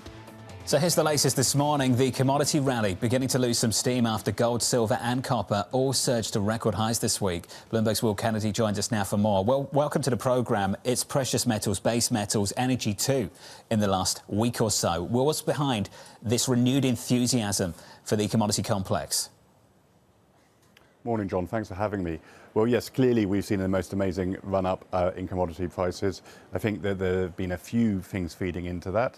It's been going on for some time. This whole idea of debasement and moving away from dollar assets has been good for commodities, especially precious metals. That precious rally has been supported by some very strong central bank buying, and it's drawn a lot of retail investors in copper. Again, we've talked over the last couple of years about the fundamental story for copper, which is these very strong demand drivers and constrained supply, but it's again drawing in a broader group of investors. But when you looked at the chart, especially on gold, it had become so vertical that some kind of pullback was going to be inevitable. And I think that Warsh, no matter who he turns out to be, that announcement has been the trigger for a bit of a sell-off this morning. Well, as you speak, we've got that announcement right now. I'm going to break the news for you. The President of the United States picking Kevin Warsh, the former Fed governor, to be the next Fed chair, saying no doubt Warsh will go down as one of the great Fed chairs. That pick is official. It comes from the President of the United States, crossing the Bloomberg terminal just seconds ago.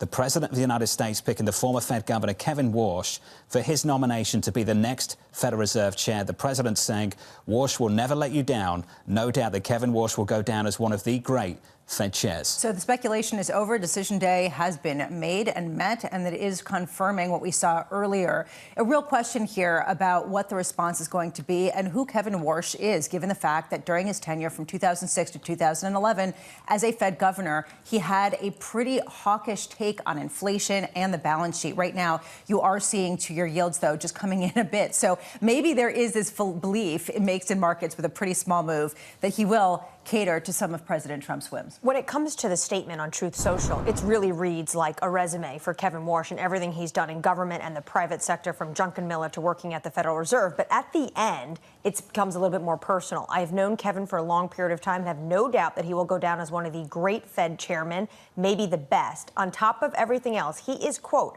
central casting, and he will never let you down. Congratulations, Kevin. Now, remember, actually, I know this is a bit tongue-in-cheek and a little bit funny, but Trump has talked about that he does look like central casting, said he has great hair, didn't think he went for the job too hard in 2017 and said you should have tried harder. This time he clearly did. On the background, he ran a very successful campaign, having individuals call the president, call the White House, put out some op-eds and go do some interviews. Let's get to the market reaction off the back of this. Widely anticipated this morning. Yields are higher by 2 or 3 basis points. 10s at 425, 30s up 3 to 488. As you were, no big changes here. If you check out the equity market on the S&P 500, futures slightly negative. We're down about 0.4% on the S&P 500. On the Nasdaq, we're down about 0.6. On the Russell, we're down by 0.9. The headline confirmed from the President of the United States, if you're just joining us, that the President's pick to lead the Federal Reserve will be the former Fed governor, Kevin Warsh. Now, this is the pick. This is the man.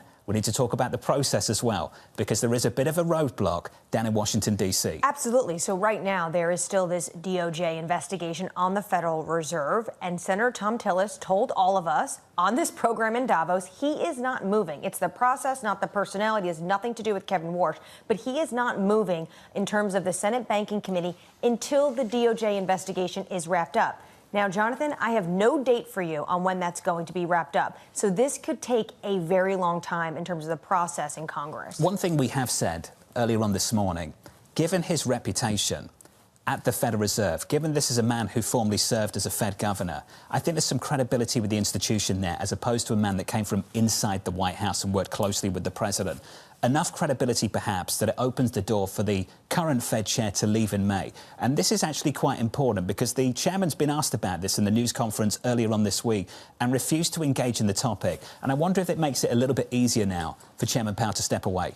I think that the answer might lie in the "it depends" category. It depends on which Kevin Warsh you are getting, and it depends on some of his rhetoric that comes out in the initial speeches, because ultimately, this is a Kevin Warsh who's written op-eds, yes, about the technological prowess that allows growth without inflation, but also about needing to reshape the top of the Fed, about eliminating certain roles, about unwinding the balance sheet, about clearing some of the decks, and that might cause some more concern. So it really depends on exactly what we hear coming out of this person. If we do see Jay Powell leave, and presidents for the Fed Reserve chairmen that they will leave and not stay on as a governor, that means that there is a seat for Governor Myron to also make sure that he can stay in his seat if Chairman Powell does leave. So this is also a very interesting morning, I imagine, for Steve Myron, finally getting a little bit more clarity on what his term at the Fed may look like, because it was supposed to end now. It is not, obviously, because they haven't announced someone, but he can probably stay on as well as the Fed. And he's going to be a key individual for Kevin Warsh to try to really herd the cats at the Federal Reserve to line up for potentially interest rates if that's where Kevin Warsh deems is necessary for the economy. It's going to take some time to find out what he stands for. We talked about how the institution can change you, the weight, the responsibility can change your views on things, and it appears his mind has changed as well. A lot of people in this market are familiar with Kevin Warsh for the way he served as Fed governor back in the great financial crisis, how he responded and what his stance was then. Things can change. People's mind can change in the last 20 years. How credible is that shift, though. Is this still a small balance sheet hawk, or are his recent views really his actual views? Yeah, or is he willing to take a step further and actually expand the balance sheet and go completely against what he previously believed in? If you think about some of what we had heard from some of the potential picks for the Federal Reserve Chair, they were talking about creative uses of the balance sheet. We heard that from Rick Rieder in particular, to get longer-term interest rates lower. He might not necessarily be the same person that he was, say, almost 20 years ago. At the same time, is he going to talk about expanding the balance sheet to bring down interest rates, to potentially make housing more affordable? If he wants a less interventionist Federal Reserve, there are a lot of questions here that still need to be answered. Exactly. And for that matter, for that reason, I think it's difficult to price this decision this morning, which is why you see such muted price action. Yields up by only 2 to 3 basis points at the long end of the curve. Equities just a little bit softer on the S&P. I don't think we should make a big deal of this price action. And I keep repeating this. It's going to take time to understand what Kevin Walsh actually stands for, the kind of decisions he will make on the committee once he's confirmed, and also how we'll respond when we get incoming information if the data surprises to the downside or to the upside. What a speech from Kevin Walsh is actually going to sound like. Wall Street doesn't have conviction, neither do we, because everything has a question mark and an asterisk around it, both the process and the person. But he's out of central casting and he just looked good, right? His hair's fantastic. There you go. Apparently that gets you over the line. Exactly. Jordan Jackson of JP Morgan joins us next. Brian Gardner of Stifel as well, and a whole lot more. Know how the market day started. Find out how it finishes. Public markets to private markets. From the micro to the macro. Covering retail, entertainment, the business of sports. The supply chains, trade policy, how it all is impacting the U.S. equity market as we drive to the closing bell at 4 p.m. A holistic approach to covering financial markets. If it matters to your life, we're covering it. I'm Katie Greifeld. And I'm Romaine Bostic, and this is The Close. Live every weekday. Only on Bloomberg. Context changes everything. You don't think the court was hurt by the perception that it was a political decision? The court's always hurt, it seems to me, if we look political. One of my concerns, my present-day concerns, is there's too much partisanship. It's true historically that most presidents have appointed justices to the Supreme Court who are members of their own party. The partisanship should not be an overriding factor. What you look at is temperament, learning, background, reputation, whether or not you have those qualities of independence and caution that make for a good judge. Increasingly, you see dissenting opinions in the Supreme Court aren't quite as civil as maybe you might prefer. And is that of concern to you? Yes, it's of great concern to me that our civil discourse, our civic discourse, is not civil enough.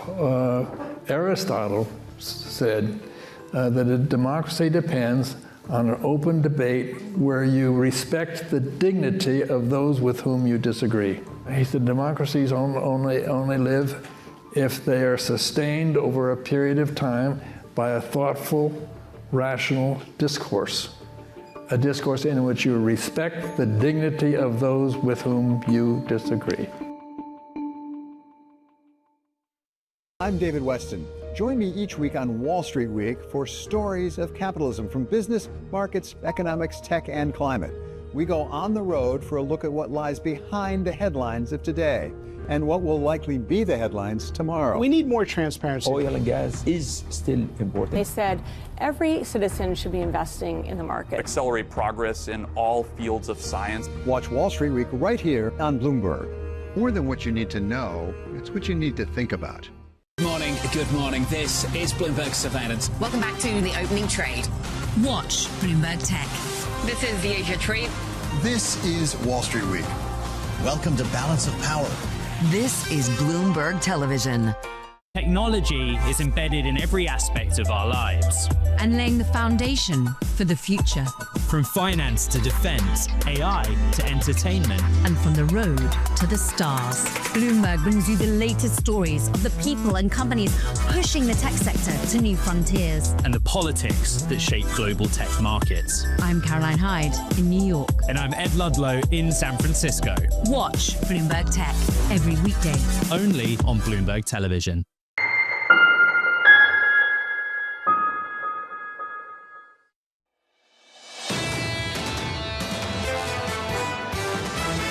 There's a lot of gains in the economy. The underlying economy is, in fact, just fine. We're in the sweet spot where lower rates are helping to support small businesses. The risk to growth this year is to the upside. It's hard to get too bearish. This is Bloomberg Surveillance with Jonathan Farrow, Lisa Abramowitz, and Anne-Marie Hordern. Live from New York City this morning. Good morning for our audience worldwide. The second hour of Bloomberg Surveillance starts right now, and your scores look like this. We're down 1/3% on the S&P. We're negative 0.5 on the NASDAQ. In the bond market, softer, lighter, lower at the long end of the curve. Yields up by a basis point or 3. Up 1 on 10s, up 3 on 30s. This announcement from the President of the United States just moments ago, announcing Kevin Warsh as his pick to lead the Federal Reserve and saying, quote, "I have known Kevin for a long period of time and have no doubt that he will go down as one of the great Fed chairmen, maybe the best." He will never let you down, and that is how President Trump characterized him. Some people in Wall Street scratching their heads, and you can see that with the reaction, albeit muted, as John rightly pointed out earlier this morning. This is somebody who was at the Fed on the Board of Governors from 2006 to 2011, through the Bush era, through an Obama administration, through the financial crisis, and emphasized consistently inflation, as well as the fact that he did not like the use of balance sheet and the expansion of it for quantitative easing in the various rounds. So if this reinvented Kevin Warsh can come in and show to President Trump that he is going to give him his lower interest rates at the long end as well as the short one, well, he's not convincing markets. And what does he have to say to really show that he has changed? It's a conventional pick for normal Washington. It's pretty unconventional for the President of the United States, given the fact that, as Lisa just outlined, this person actually worked at the institution. Yes, I know he left, but he is a hawk. And the number one question the president has had for everyone through all of his Fed interviews, whether it was his first term or now it's 47, was, do you want to lower interest rates? And this is someone that has a proven track record that he didn't want to lower interest rates during the great financial crisis. So there are other things that obviously Kevin Warsh had to change his views on when he was presenting to the president. The issue is, what does he do when he then is at the top of the Federal Reserve? Once he gets around the table and has to make his argument over what to do with policy, that first meeting at the halfway point of this year. Equity futures on the S&P 500 negative here, but recovering. We're down about 1/3%. Coming up this hour, we'll catch up with Jordan Jackson of JP Morgan as markets position for a new Fed chair. Brian Gardner of Stifel will join us on the Senate confirmation process. And Eric Nelson of Wells Fargo with the dollar on the rise. We begin this hour with President Trump nominating Kevin Warsh to be the next chair of the Federal Reserve. With more, a man who's seen it all, it's Mike McKee. Good morning, Mike. Good morning, John. Well, Warsh's nomination is no surprise. He's been on the short list for a couple of years, we could say. In 2017, the president thought about appointing him. He has some strengths that Washington and Wall Street are going to like. He has a background at the central bank, as you've been mentioning. He was on the Fed from 2006 to 2011. He started his career at Morgan Stanley and then moved on after the Fed to Duquesne Capital Management, working with Stan Druckenmiller. So he does have a lot of experience in both areas. He is a harsh Fed critic, and he has a hawkish reputation, as you've been saying. But recently, he's been talking about how AI and the big spending on capital equipment, along with the president's deregulatory efforts, will make it possible to have faster growth with lower inflation. So he may be able to sell the president on interest rates coming down because of that. He does want the Fed to concentrate on inflation, and he does want a smaller balance sheet. So I don't think we're going to get QE from him to affect the longer end. He says the Fed's guilty of mission creep, thinks they do too much, and he thinks Fed officials over-communicate. He has praised Mickey Bowman and her deregulatory efforts, but is willing to give up bank regulation, at least most of it, if he becomes Fed chair. And that may be what appeals to the president, is that Warsh has been such a harsh critic, and he is willing to upset the apple cart and perhaps blow up the Fed. Just last year, he said this: the Fed's current wounds are largely self-inflicted, and its plot armor is showing its wear. A strategic reset is necessary to mitigate losses of credibility, changes in standing, and most important, worse economic outcomes for our fellow citizens. So Warsh is not going to come in and keep things status quo, that's for sure. And also, it's worth pointing out, and this is almost a cliche joke, that in his Truth Social post, the president noted that Kevin Warsh is, quote unquote, central casting. He looks like a central banker, which is the reason he chose Powell over Janet Yellen back in 2017, is because she was too short and didn't look like a central banker, the president said. That didn't work last time, and I wonder, Mike, whether it works this time. I also want to ask you this. How fair is it that we define this man by what he said and how he felt about policy at the time of the great financial crisis, given that it was that long ago? And how are you thinking about how credible this dovish twist is now in the past year? Well, it's hard to separate out the president's arguments about lower interest rates from whom he picks, and he said he was only going to pick somebody who wanted lower interest rates. But it is also possible that Kevin Warsh's views have moderated and that he does buy into the AI argument. Remember, Chris Waller has made the same argument. And as Fed officials come into their jobs, especially the chairs, they tend to adapt to the environment in which they find themselves. And so it is it's not fair to say that just because he was extremely hawkish, he will always be extremely hawkish. But you do have to keep in mind his primary concern for the Fed is holding down inflation. Mike McKee, appreciate your time. Mike, thank you, sir. More from Mike throughout the hour on this decision. If you are just joining us, a decision from the president's official, his pick to lead the Federal Reserve and take over from Chair Powell is going to be the former Fed Governor Kevin Warsh. If you want an opinion this morning, here's one right now. Neil Dutter of Renmac joins us now for more. Neil, welcome to the programme. You've been talking about the prospect of this happening for a while. Your feelings this morning? I think you know my feelings, John. I think the president had a range of better choices, and he picked the worst one in front of him. What gives you confidence, Neil, that that's actually going to bear out during his purported tenure, should he get confirmed, given the fact that he has had a different rhetoric over the past couple of months and, frankly, convinced President Trump? Well, I mean, it's one thing to convince President Trump. I think it's going to be quite another to convince the members around the FOMC table. You know, Mike McKee was talking about his record during the financial crisis, which, just to remind everyone, is horrific. Because, you know, I think anyone would know at the time what to have done, and yet he was worried about inflation even as unemployment was rising. Not exactly what you'd expect to see from the greatest jobs president that God ever invented. That being said, it's not so much that he's hawkish, it's that he's always hawkish, and always, typically when he's wrong in the same direction. I mean, what you want in these positions is someone that has an open mind, that's a flexible thinker. So I think his newfound dovishness looks very suspicious. And, you know, maybe that's one reason why Powell sticks around past May. If he does, he'll be a weak Fed chair. And even if he doesn't, he'll probably be a weak Fed chair because, you know, look, the FOMC, it's bigger than one person. And you can't just get in there and exert your will. There are things that he can do with respect to reforming the institution. But, you know, again, I mean, has he run a large thing before? I mean, you know, I have my suspicions about whether he's actually able to affect that outcome also. So, you know, we'll see. You know, again, as I've said before, he's an avowed free trader. You know, he used to criticize politicians for not pursuing free trade deals. And one of his other criticisms, of course, is that, you know, the Fed tends to encourage fiscal irresponsibility through their interest rate policy. But of course, the federal government's been fiscally irresponsible despite high interest rates. So I think he has the causality backwards, really. It wasn't so much that, you know, interest rates were low, not because the Fed was trying to bail the federal government out, but interest rates were low because the economy was weak. Neil, you said something there that I want to follow up on. You think that the nomination of Kevin Warsh makes it more likely that Jerome Powell stays on as a governor after his Fed chair term is up. Is that correct?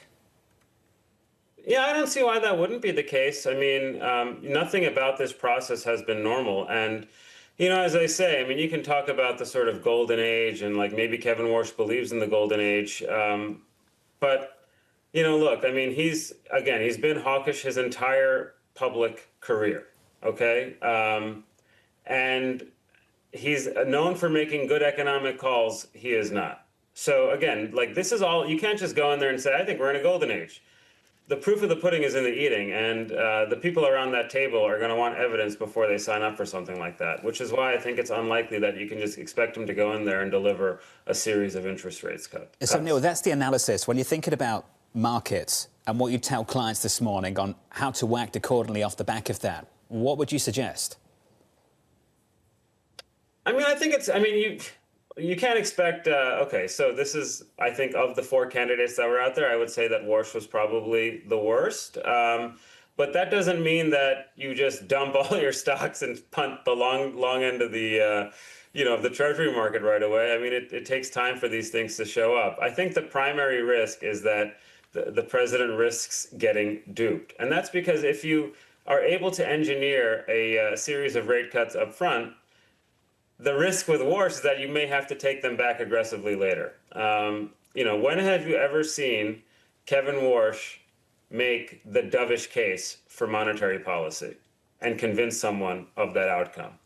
Well, it sounds like, Neil, he was able to do that with the president actually in the Oval Office. What do you make of the process now? We're going to have to wait and see play out in Congress. Do you think he actually sticks based on what we're hearing from members of Congress like Senator Tom Tillis, if this takes a very long time and the market continues to push back?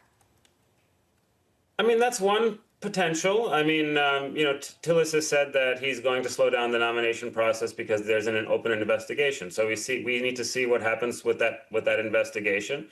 But I would just say that perhaps, I mean, I'm not a political analyst, Anne-Marie, as you know, you are.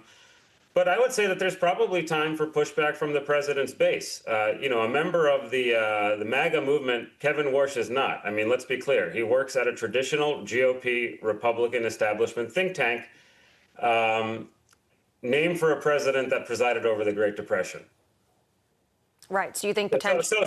There's, I suspect there's time for the president's base to do to Kevin Warsh what they did to Harriet Miers back in the day. Right, and she never made it to the Supreme Court because of that pushback that Congress saw on President Bush. Do you actually think, given how you had interpreted Kevin Warsh and his body of work over the course of the years, that actually for what Trump wants, he'd better off just be sticking with Jay Powell type? Well, I think, look, it's hard to, I think from the beginning of this process, the Treasury Secretary has been very wise to kind of avoid putting his thumb on the scale. That's what Mnuchin did, and it cost him dearly. But if the goal is to put your prince on the Fed, the way to have done that would have been to elevate Christopher Waller, someone who has a track record of convincing his colleagues, to the dovish position, while simultaneously showing a penchant for reforming the institution. I mean, it's not like Christopher Waller is someone that was unable to kind of knock heads a little bit within the Fed, is my understanding. But that would also have freed up 2 seats, right? Because the likely outcome at that point would have been that Powell would have gone, and so then you have another seat you could fill in addition to the seat that is going away this week, which is the Myron seat. So. The way to, you have to think about it like the Supreme Court in a way. The way to get the policy and, remake the institution in your image is to get your people on there. That seems at the margin, I think, a little bit harder to do with Warsh. Neil, just finally, if this doesn't go well, and let's see how it plays out, but if it doesn't go well, who does the president get to blame this time? Well, I mean, it's himself. I mean, the Fed job under Trump is a thankless job, admittedly. I mean, because you're going to sort of get his ire very quickly. So I understand why there's a reluctance among some to want to do it. But as I said, I mean, there were a lot of good candidates out there.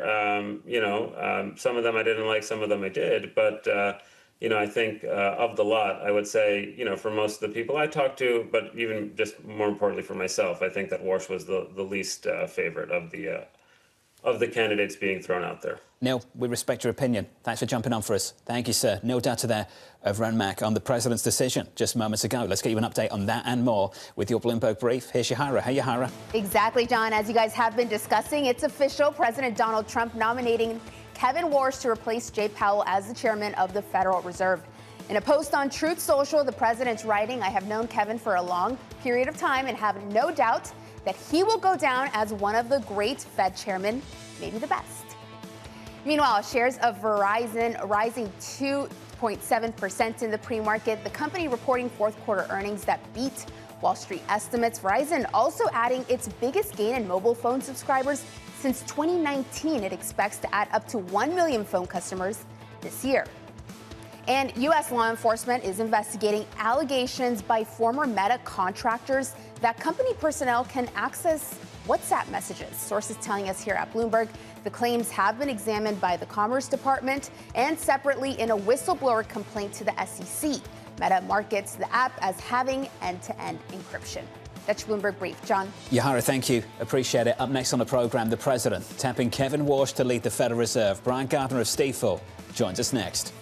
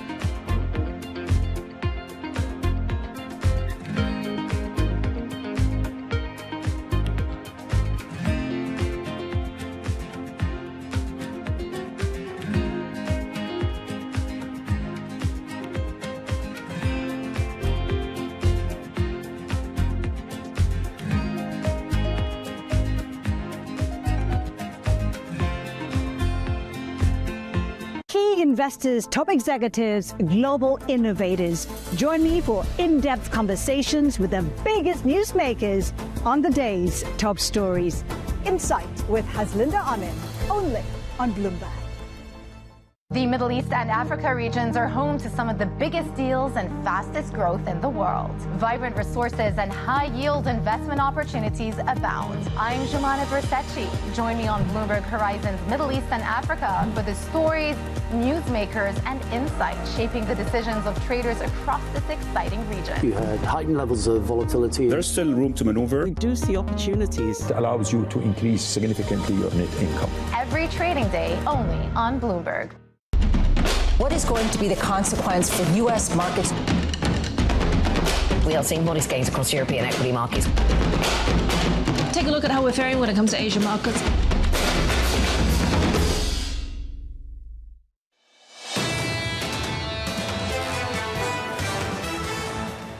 Live from New York City this morning. Good morning. Two-day slide on the S&P could become day three. We're down by 0.4% on the S&P 500, down by 3/4 on the Russell. In a bond market, 2s, 10s, 30s shaping up as follows. Yields up just a little bit. It's not a big move. Up about a basis point at the long end of the curve. For all the talk of Kevin Walsh being a hawk, yields are lower at the front end. We're down by 2 basis points to 350, 347. And in foreign exchange, we're shaping up as follows. For the dollar, DXY, just about positive on the session so far, positive by 0.1%. Neil Dutta with us just moments ago from Renmac, publishing this. Kevin Walsh risks duping the president of the United States. And it's for all the arguments that he just put out there that ultimately he potentially will be a lot more hawkish than what he has put himself out as. I will say that in the near term, the reason why short end rates are lower could be because of some of the op-eds and other arguments that Kevin Walsh has made about why you can cut rates at a time of growth because of technology. Over the long term, focus on the balance sheet. That has been a huge issue for him in the past. Has that changed going forward? If you're the president, though, and you read Neil Dutta's note, this is absolutely brutal. A member of the MAGA movement, he is not. He's a free trader that comes from traditional cookie-cutter Republican think tank. Named for a president that presided over the Great Depression, this is the best that President Trump could do, he asks. Walsh would make sense if Mitt Romney were president. Of course, Mitt Romney, this president continues to call a rhino, Republican in name only. This is a brutal attack on the president's pick. I don't think this is the consensus view this morning, given how fired up Neil is, but this last line here, with Senator Tillis slowing down the nomination process due to an open investigation, there is still time for serious pushback from the president populist base? Yeah, so this is sort of the, I guess, reason why you're not seeing much reaction is because there's a lot of daylight between now and the confirmation of a Kevin Warsh as the next Fed chair. I will say, though, there is a signal here, regardless of who gets in, and that is that President Trump cares more maybe about the appearance of the person, not just in the physical way, but also in terms of how he is going to appeal to markets going forward. So it's not going to necessarily be some of the most dovish and less Fed independent cases that people are putting out there. If you are just joining us, welcome to the program. Our top story under surveillance this morning, President Trump picking Kevin Warsh to succeed Jay Powell as the next chair of the Federal Reserve. Warsh will need to be confirmed by the Senate, which may not be an easy process. Jonathan Tamari of Bloomberg Government joins us now for more. So, Jonathan, the process begins. Here's the nomination. What's next? So the nomination's first stop is at the Senate Finance Committee, and that is really where the complications lie, because one of the senators there, Tom Tillis, Republican, North Carolina, says that he will not allow any nominations to go forward as long as this investigation into the Fed is ongoing. And Republicans have a one-seat majority on that committee, so the math, very easy. If Tillis opposes and no Democrats cross over, they can't move that nomination. So we're going to need to see what happens with that. You know, Tillis has raised concerns in the past about other nominees, but he's no longer running for re-election, so his political calculus is different. He's shown a measure of independence. He's been one of the first Republicans to call for Kristi Noem, the Homeland Security Secretary, to be fired. And so he's pretty much fired up and liberated by not having election concerns. Anne-Marie, we talked about it with Senator Tillis directly last week. He said very clearly, it's not about the man, it's about the process. Right, and that process can't go through without him. And actually, Senate Majority Leader John Thune was asked about this last night on the Capitol, was asked, do you think we're going to be able to see a new Fed chair come to rise without Senator Tillis? Probably not. You can't confirm him without Senator Tillis. So Senator Tom Tillis is literally the hurdle and the roadblock standing in the way of really having a very quick nomination process when it comes to the Fed chair. Jonathan Tamari down in Washington. Jonathan, thank you. Brian Gardner of Stifel writes the following. Warsh has a history of hawkish views which run contrary to Trump's goal. Brian joins us now for more. Brian, that begs the question, how did we get here? You know, I think you have to tip your hat to Kevin Warsh. I think the politics that went into this, there was a campaign, basically. I think he ran a very good campaign to get the job. I mean, we've had a series of stories and news leaks criticizing the other candidates. And I'm not, you know, I have no personal knowledge who was behind that, but who's the last man standing? Kevin Warsh. So you would assume that there were some fingerprints on the effort that went into knocking down the other candidates. And let's not forget, I mean, with Donald Trump, personal relations matter a lot. And Warsh's father-in-law and Trump went to college together and have business relationships going back decades. So there's always that angle that I think people overlook. You know, personality matters for Trump. Remember, a lot of the nominees that have not worked out for him over time, he will turn and afterwards will say, well, that person interviewed great. I think Kevin Warsh interviewed great. You know, Brian, I'm glad you brought that up because also there was a recent story about how Ron Lauder had this deal with Ukraine. Of course, as the Trump administration is trying to make sure that investors are there if they get a peace deal to rebuild that country. Are you saying potentially Kevin Warsh is in this position because his proximity to power, not exactly how he thinks about the Federal Reserve? I think it's a factor. I mean, I can't rank what the factors are, but you know, kind of reiterating my earlier point, with Donald Trump, personal relations matter. He wants to trust you. He wants to know you.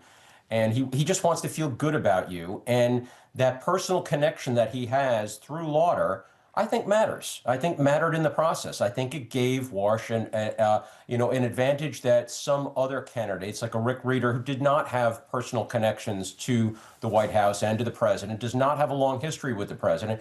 I think that helped Warsh hurt Reeder. I think it hurt Christopher Waller a little bit, quite frankly. Again, I have no personal knowledge of this, but there doesn't seem to be a close personal connection with Waller and the president, and I think that hurt. There was a personal connection, is a personal connection with Kevin Hassett, but you know, again, some of the stories that came out were less than flattering about how the Fed may operate under Hassett, how the markets react, and maybe Trump took note of that. You said how the market reacts, Brian. Do you think that the move that we're seeing this morning is enough to make President Trump start to think, did I make the right choice?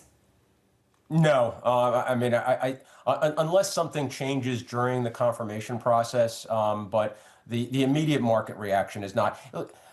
Lisa, if the immediate market reaction was enough, we'd have, policy whipsawing all over the place. Yes, the White House clearly looks at the markets, but I don't think there's always a knee-jerk reaction to it. Let's see what happens over the next couple of months. Let's see what happens with the confirmation process, how that plays out. As has been discussed, it could be lengthy. There's going to be some political drama around it. It's not just Tom Tillis. Rand Paul is going to have a problem on the Senate floor if we get there. This is going to be a very interesting confirmation process, and maybe something during that time pops up that gives the president time to pause, reconsider. Again, it's highly, highly speculative. It is highly unlikely, but it's not impossible. Brian Gardner of Stifel. Brian, thank you. Appreciate it, sir. Our top story this morning, the president making the call, finally choosing his man. It will be the former Fed Governor, Kevin Warsh, to take over the Federal Reserve from Chair Powell. And perhaps Chair Powell will actually head to the exit in May. Yeah, although what we heard from Neil Dutta is it actually might make it less likely. So we shall see. I will say this is a market, and you've mentioned this before, John, that is remarkably calm. And I can't emphasize that enough. Yes, you are seeing a knee-jerk reaction, but it is incredibly muted given some of the rhetoric that we've heard this morning. The story isn't that bonds are selling off. It's that they're not really selling off at all. Yields are up by a basis point or two at the long end of the curve. Up next, Jordan Jackson of JP Morgan.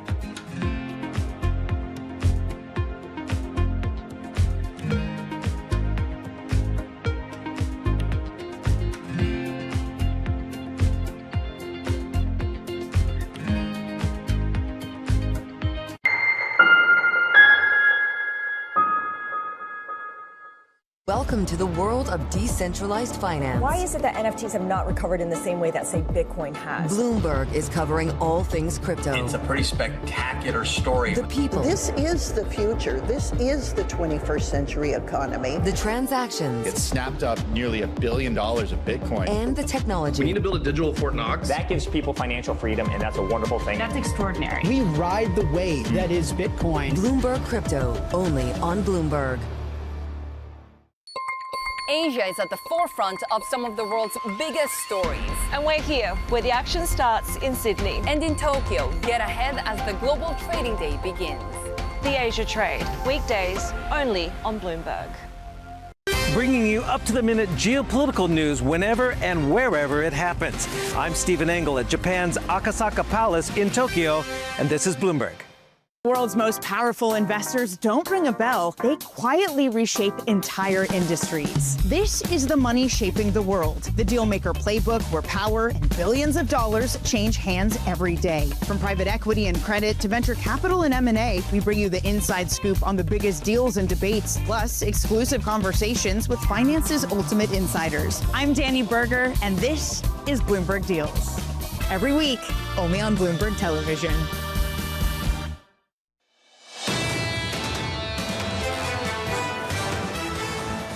If you're just tuning in, welcome to the program. Equity futures on the S&P pulling back by 0.4% on the S&P 500. We're down by about 0.5% on the Nasdaq, down by 0.8% on the Russell. Kevin Walsh is the president's man.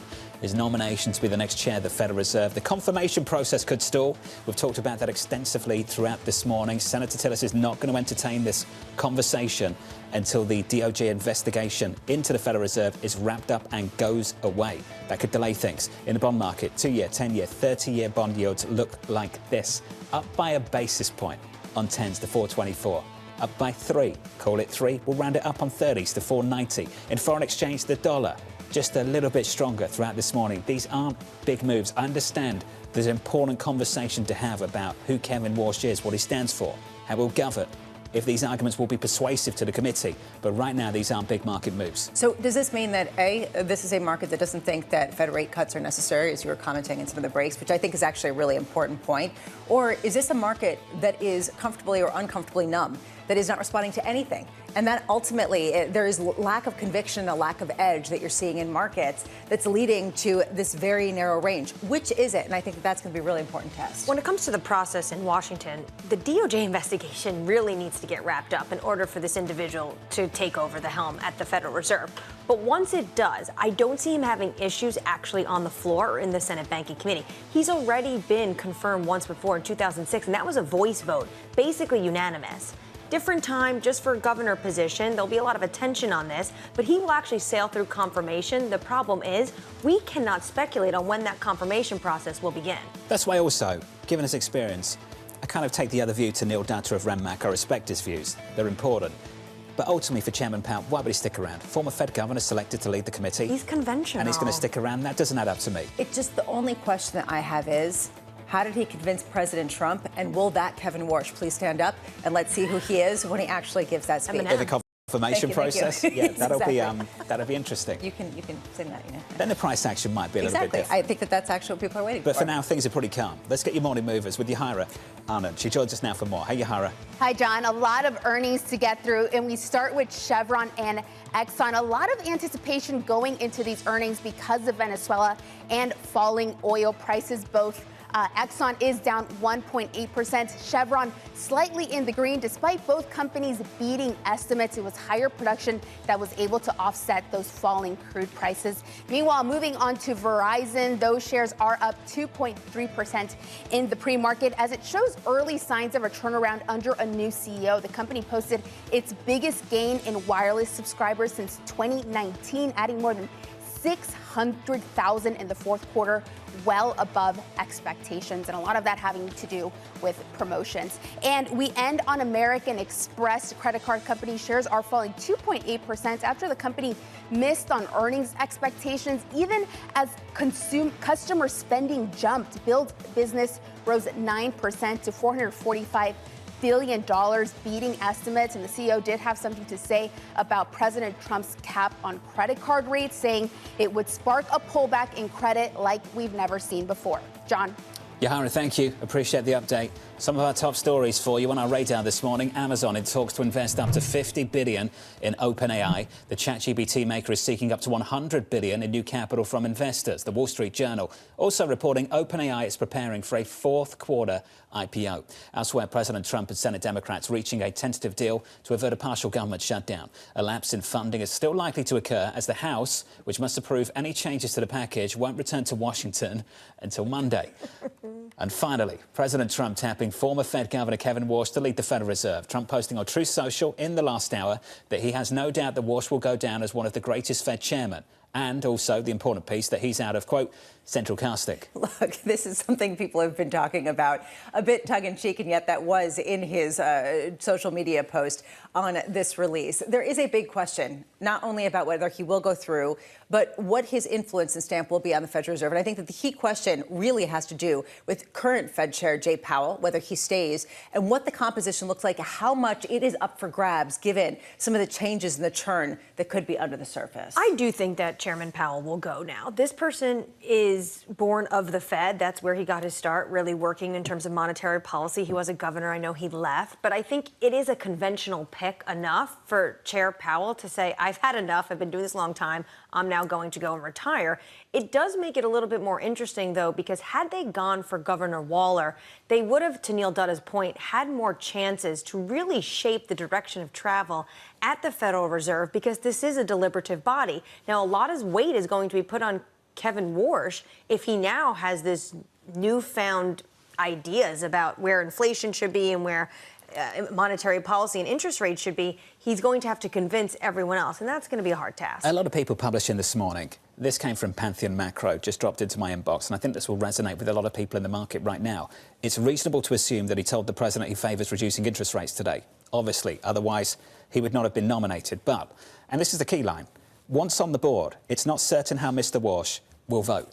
Lots of people are grappling with the same issue this morning. Which is the reason why you're seeing, on the front end, yields coming down just a little bit, and on the long end, yields going up just a little bit, because people are saying, okay, this is somebody who doesn't like the balance sheet, and longer term might take a more hawkish approach. The moves are muted. We have no idea what exactly will transpire in terms of who will be the next Fed chair, whether he'll get through, and what he will act like. Still, there is skepticism that 18 years does not change a person with some pretty established views. So Kevin Hassett was also in the running. The president saying this on social media just moments ago. There was great speculation that highly respected Kevin Hassett was going to be named chairman of the Fed, and a great chairman he would have been. But quite honestly, he's doing such an outstanding job working with me and my team at the White House that I just didn't want to let him go. Kevin is indescribably good. So as the expression goes, if you can't do better, don't try to fix it. Thank you, Kevin, for such a great job. The president just moments ago. And I spoke to Kevin Hassett in Davos, and he said it was really sweet how the president came out and said, I saw you on TV, you're doing such a good job. If Kevin Hassett really wanted to be the Fed chair, he was actually working in the wrong job before potentially being elevated, because he was going out and really had to tout the president's economic agenda. And for some, that meant he was just too close to the sun and would potentially be taking too many cues from the Oval Office if he were to go over to the Fed and not thinking more independently. Let's stay on our top story. Here's the market action. Equities edging lower as markets digest the president's announcement that Kevin Warsh is his nomination, the nominee for the next chair of the Federal Reserve. Joining us now is Jordan Jackson of JP Morgan Asset Management. Jordan, good morning. Good to see you. Good to be here. What does this change for you? Not a whole lot, right? I think you hear this from Powell. He very much trusts the structure of the Federal Reserve, right? The staggered nature of governors, the rotating bank presidents. One person coming in who maybe on the margin is a little bit more hawkish around balance sheet, maybe a little bit more dovish around rate policy, is going to really change the narrative all that much, and that's why you're not seeing a very muted move in the bond market. Do you think people are waiting to understand exactly which Kevin Hassett this is? Kevin Warsh, excuse me. I'm getting my Kevins mixed up this morning. Tweets are flying, or Truth Socials are flying, and I'm getting them all mixed up. I mean, do you think that this really is a sort of wait and see what the rhetoric looks like from a new Kevin Warsh? I think so. I think what's going to be more important is how the economy evolves over the first half of the year. We're looking at stimulus. Markets are anticipating pretty strong growth to round out the year. That momentum continue to carry through the first half of the year. Maybe we get some stickiness and inflation on the back of that as well. And so that's really what's going to continue to drive the narrative for rates. This is important, and this is something that John Stoltzfus talked about earlier this morning, that there is a sense that ultimately this is not a very rate-sensitive economy, and that right now this is not an economy that needs rate cuts, and it is driven by something entirely different. So are you saying it doesn't matter, or on the margins, could it matter for what the composition of the potential gains look like? In other words, go back to big caps and maybe stay away from the small cap rally that we've seen over the past month or so? No, I certainly, you have to be sensitive to the idea that this economy is less sensitive to interest rates. When we were at 5.5% on Fed funds, the economy didn't slide into a recession, right? Even with sort of above neutral on balance over the last 24 months or so, the economy has continued to hum along quite nicely, despite softening in the labor markets as well. So, I think, from a tactical perspective, we sort of like this kind of rotation that we're seeing over the next 3 to 6 months. strong growth, Fed still biased towards easing to some extent, supportive for the small cap trade, but I think we got to really focus in on the fundamentals in that part of the market. I know the market moves are small this morning, but is the Fed still biased towards easing when you see these market moves? And it's because the market is still trying to digest if this is the hawk, Kevin Warsh, to be the top of the Fed. What was interesting, what Powell explicitly said at the FOMC meeting is that when you look at Fed governors and members who submit outlook for interest rates, there's not a single member who thinks rates should be higher, right? So there's still this explicit bias, right, across voting members that the next move is going to be a rate cut. It's just a question of when and the magnitude of rate cuts that we get. When do you think it's going to be? I'm in agreement with the market. I think we don't really see a move until the middle of the year. It starts to get a little bit tricky in terms of the committee not wanting to look political around midterm elections. So maybe this could be a July, skip in September, next move either in November or December. But I think we're probably looking at still 1 to 2 over the second half of the year. Do you think this story has put a floor in the US dollar for now? I think so. Some of the repricing that we should see in rate cut expectations, maybe going from 2 to 1, perhaps, puts a little bit of upward movements on the dollar. I think you're seeing, obviously, the dollar move a little bit higher to start the year. Commodities selling off, so maybe we're seeing a little bit of profit taking in the gold-silver trade as well. I think what's really going to be important, though, from an investor perspective, is the shape of the curve. We still very much believe in the steepening out, right? But this is a twist steepener, not a bull steepener, and that's what we're seeing playing in the morning. Long rates moving higher. Front end still modestly lower. So where do I want to invest? Well, I want to invest in the fulcrum. That's the 2 to 3 year part of the curve from a duration standpoint. Jordan, good to see you. Thank you, sir. Jordan Jackson there of JP Morgan Asset Management. The belly of the curve unmoved so far this morning. Looking out to 10s, yields up by 2 basis points, 30s higher by about 3. Pretty muted price action given the gravity of the story and the conversation this morning. Let's give an update on stories worldwide with your Bloomberg Brief. With us for more, here's Yahara. Hey, Yahara. Hi, John. It's the big reveal. President Donald Trump finally announcing his pick to replace Jay Powell as chair of the Federal Reserve. The president nominating former Fed Governor Kevin Warsh in a post on Truth Social. The president writing, "I have known Kevin for a long time and have no doubts he will go down as one of the great Fed chairmen." Meanwhile, President Trump suing the Treasury and IRS for at least $10 billion over an unauthorized disclosure of his tax returns to the press. The president, his sons, and the Trump Organization filing the suit, which seeks damages for the alleged unauthorized disclosure, which was based on leaked data published by the New York Times.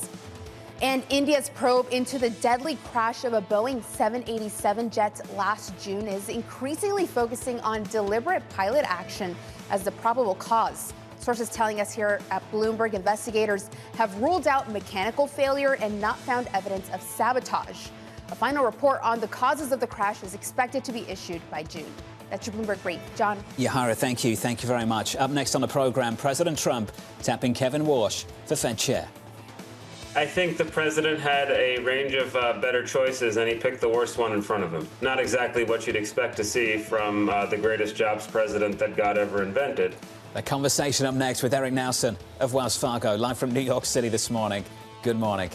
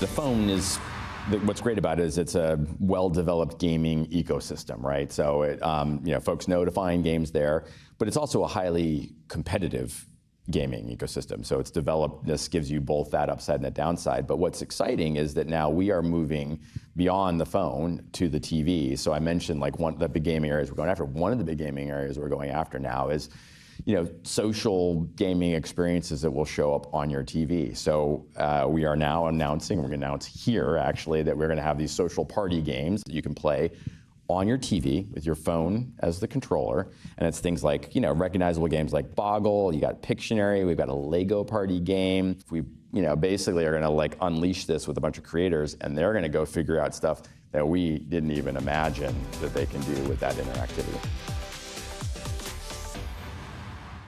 Good morning. This is Bloomberg Daybreak Europe. I'm Lizzie Burden in London, and these are the stories that set your agenda. Taking you from the U.S. markets close to the overnight session in Asia, we'll walk you through what you need to know to kickstart Europe's trading day. Live from our European headquarters, we bring you the day's top market-moving stories, unmatched expert analysis, and on-the-ground reporting from across the continent. Tune in to Daybreak Europe, only on Bloomberg Television. Context changes everything. From the world of politics to the world of business, Joe Matthew and Kaylee Lines deliver news, insight, and analysis live 2 times a day, every trading day. Balance of Power at 1 and 5 Eastern, only on Bloomberg. Bringing you up to them in the news whenever and wherever it happens. I'm Shevrian in Seoul, and this is Bloomberg.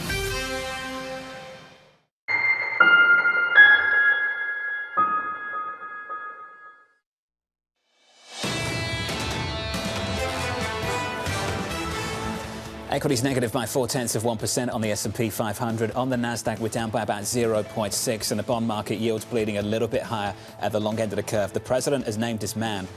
What's going to happen with the process? The senator from Massachusetts with something to say. What's new? Here we go. That's not what I meant. I mean, like, what's new? What's she got to say? What's new? Oh, I thought you meant what's new, because she had something to say about the Fed and Trump. Say something like that? Should we go to the statement? Absolutely not. I would never be that rude. Okay, well, let's go to the statement. Quote, no Republican purporting to care about Fed independence should agree to move forward with this nomination until Trump drops his witch hunts of the current chairman of the Federal Reserve and Governor Lisa Cook. Well, Senator Warren, you should know that Senator Tom Tillis, your friend on the Senate Banking Committee, was on with us last week in Davos, and he said the Senate has a role to play in this. And for Senator Tillis, it's about the process. He's going to be fine, I imagine, with Kevin Warsh. But it's the process, and that's why we have no date on when Kevin Warsh's confirmation hearing can even begin, because the DOJ is still investigating the Federal Reserve, and according to reports, the Federal Reserve is really dragging out the information the DOJ is requesting in those subpoenas. That's a new statement. That's a new statement. That's a new yes. statement. But she does have a lot to say about the Fed. And that's called pulling on a closed door, right? The opposite of pushing on an open door. That's very true. Like Tom, Tillis has already done that. Yeah, Mr. Tillis, Senator Tillis, please call in. We would love to hear from you and explain how long this process is going to take and what you need to see. I'll message him in a moment. Please do. We'll try and make it happen. Yeah, right. You know, he watches Bloomberg surveillance at the gym.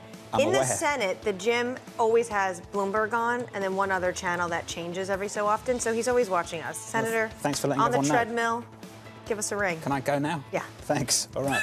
Under surveillance this morning, President Trump tapping Kevin Warsh for Fed chair. I think the president had a range of better choices, and he picked the worst one in front of him. His record during the financial crisis, which, just to remind everyone, is horrific, because, I think anyone would know at the time what to have done, and yet he was worried about inflation even as unemployment was rising. Not exactly what you'd expect to see from the greatest jobs president that God ever invented. So here's the latest this morning. The president picking former Fed Governor Kevin Warsh to replace Jay Powell as head of the Federal Reserve. The president writing this just moments ago on social media that Christopher Waller, Rick Reeder and others were interviewed for the Fed position. They all would have been outstanding and have a great and unlimited future with Trump.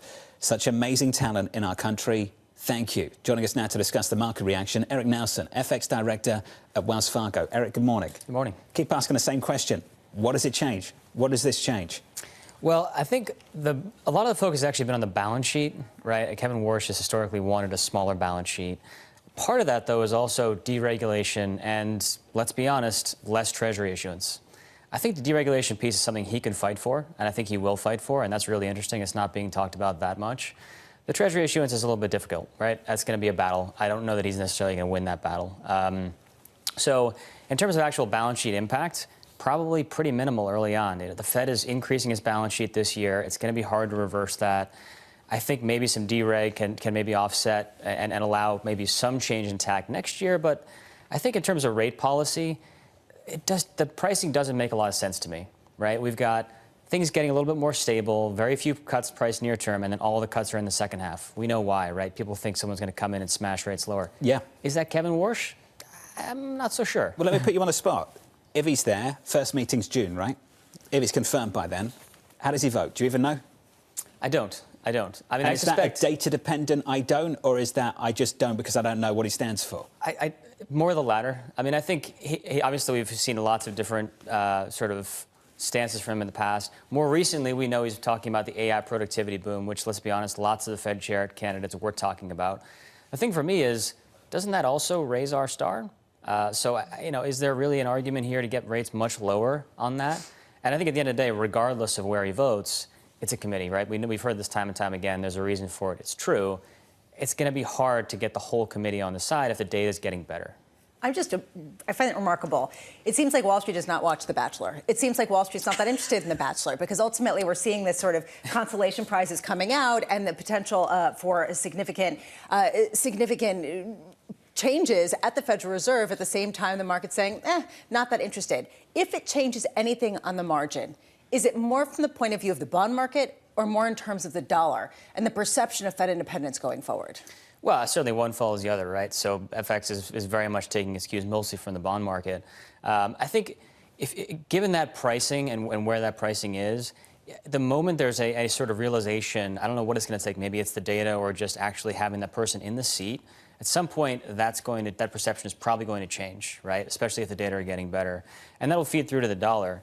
The question for me, though, is that the dollar's not all about what's happening in the U.S., right? So I think tactically we're getting long dollars here. But looking into the second half of the year, look at the European growth data this morning, right?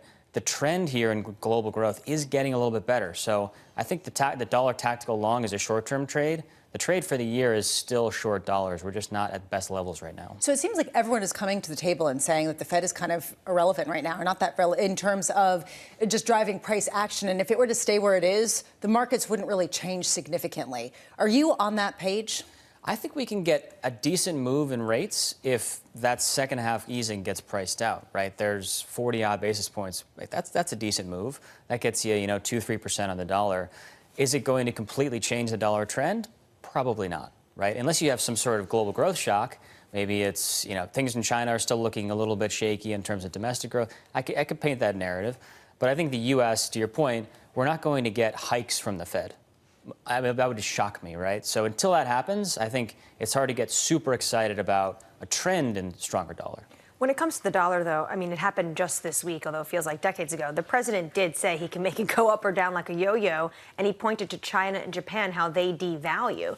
Do you think at his core, President Trump wants a weaker dollar because he sees how important it is for exports? I think, and he's been quite vocal about that, to be fair, in the past, not just recently, right? He's been sort of making public comments about particularly Asian currencies being too weak for decades, right? The question is, can he do anything about it? I mean, he can certainly do things like we had the Greenland threats last week, or was that? Honestly, I've lost track of time at this point. I think he certainly can do things like that. But at the end of the day, the FX policy is the purview of the Treasury. We heard Scott Bessent out, right, a couple of days ago saying we still have a strong dollar policy. We're not going to do joint G7 intervention anytime soon. So that's a good reminder that Trump can say all he wants. Bessent, Treasury has the call. But the more the president talks about this, do you think it potentially leads this year into being some sort of FX war? Only if the Treasury gets involved. I think if there is some more explicit action. I mean, certainly the U.S. actually outright intervening even in dollar yen, dollar Korea, that would be interesting. Joint G7 intervention, totally different ballgame. Of course, that also requires buy-in from the rest of the G7. Not sure we'll get that. I also think that's a tail risk. I don't think that's necessarily likely. So I think Trump comments don't matter all that much in this context. There is a sense, just stepping back and looking at the broader bond market, particularly at the long end, it's been driven by global trends, what we've seen in Japan in particular, and this idea that there is so much debt sloshing around in the system that there is going to be, at some point, a bit more vigilante kind of exercises on the part of long-term bond buyers. At what point are you expecting that to become a more dominant narrative? We saw that for a hot second with Japan, but do you think that that's going to be a driver of a lot of volatility for the remainder of 2026? I'm not so sure. I mean, Japan certainly has its own very unique bond market. There's been a lot more foreign involvement there, a lot of foreign hedge fund activity. I think we've seen from global finance ministries is actually moving more towards short end and belly issuance, right? They're responding to the weakness in the long end. And so what that does is that puts more pressure on short-end funding markets, right, and some of these other currencies, which is really a paradigm shift. The buyer base in the long end has completely changed, and I think the fact that people are responding to that gives me a little bit more comfort that we're not going to see some massive blowout steepener in some of these countries. What would you have to see to actually get more interested in The Bachelor as it plays out in the confirmation edition? I wish that I had the central casting look. To get the Fed chair nod. Your hair's fantastic. Someday. It's brutal that it's been reduced to that, but ultimately the president's encouraged the conversation, hasn't he?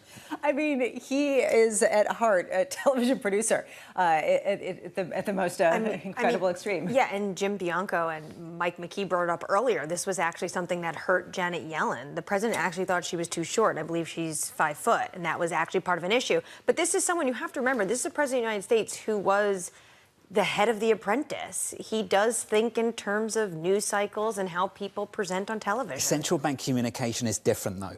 I remember people saying the same thing about Chairman Powell, and in the early part of his first term, in those first years, there were some mistakes that were made. They said the same thing about Christine Lagarde. Who would describe Madame Lagarde as someone who was an ineffective communicator? She communicates all the time. She was not good when she first got that job. I think you have to raise the same question about this individual too. Yeah, just how high is the bar and how much can he actually meet some of the expectations given some of his past rhetoric? And that, I think, is what you're seeing from a lot of the notes coming out this morning. Up next on the programme, we'll catch up with Alex Altman of Barclays, Lindsay Piegza of Stifel, and Stephanie Roth of Wolfe Research, and a whole lot more. The third hour of Bloomberg Surveillance. Up next.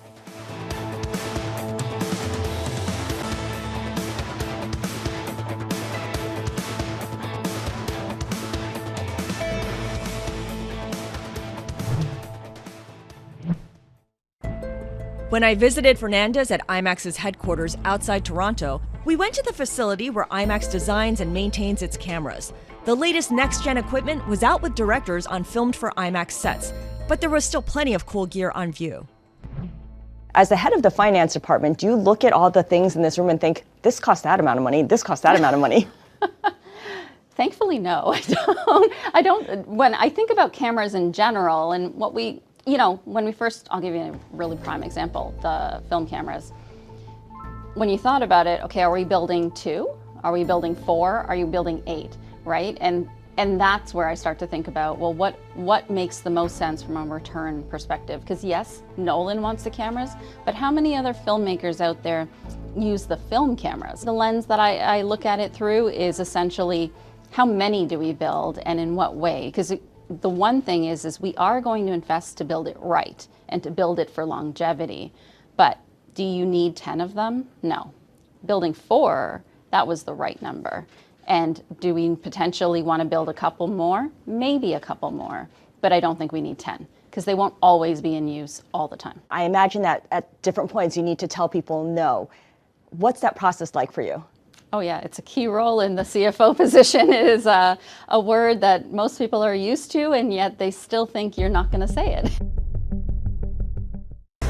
Trading day is about to start. And you're already looking for that edge. The opening trade brings you everything you need to know as markets open across Europe. Let's talk about the significant risk transfers to find space in their balance sheet. Hedging some of that risk. You could look at it the other way. Obviously, this stuff is risk-weighted. I would much rather be long than be short. We're in a kind of sweet spot. Very, very strong alignment. 3 revolutions in one. I'm Guy Johnson. I'm Anna Edwards. And I'm Tom McKenzie. This is your opening trade.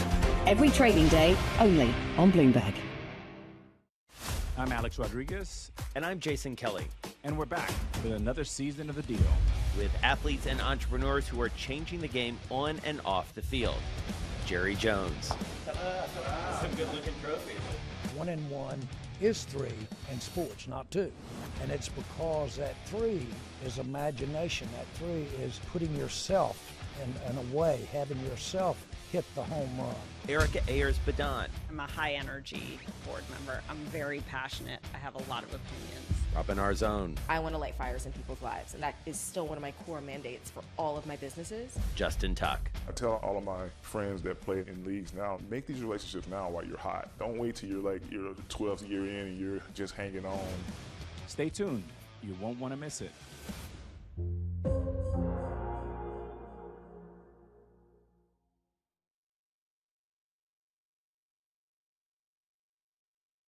Know how the market day started. Find out how it finishes. Public markets to private markets. From the micro to the macro. Covering retail, entertainment, the business of sports. The supply chains, trade policy, how it all is impacting the U.S. equity market as we drive to the closing bell at 4 p.m. A holistic approach to covering financial markets. If it matters to your life, we're covering it.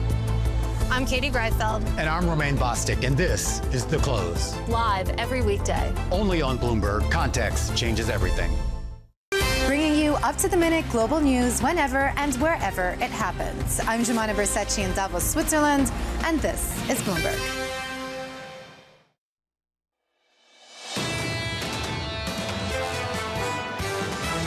Where we are right now is a market that has a lot of expectations baked in. Earnings are at a record high and going higher. Wall Street is willing to bid your stock higher if you're showing the top line growth. Earnings growth is going to be the big lifeblood going forward. Stock prices follow earnings. This is Bloomberg Surveillance with Jonathan Farrow, Lisa Abramowitz, and Anne-Marie Hordern.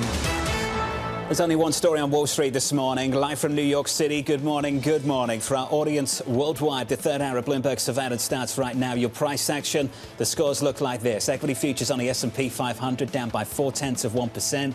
On the Nasdaq, we're down by 0.6. In the bond market, pretty muted price action so far. Yields up at the long end by 2 on 10s, by 3 or 4 on 30s. A statement from the President of the United States earlier on this morning nominating Kevin Warsh, the former Fed governor, to be the next Fed chair, saying, "I've known Kevin for a long period of time, have no doubt that he will go down as one of the great Fed chairmen, maybe the best." Yeah, and right now there is a long process between the nomination and the confirmation. Nonetheless, there is a real tell in the lack of market reaction. Yes, you are seeing some moves, but they are fairly muted.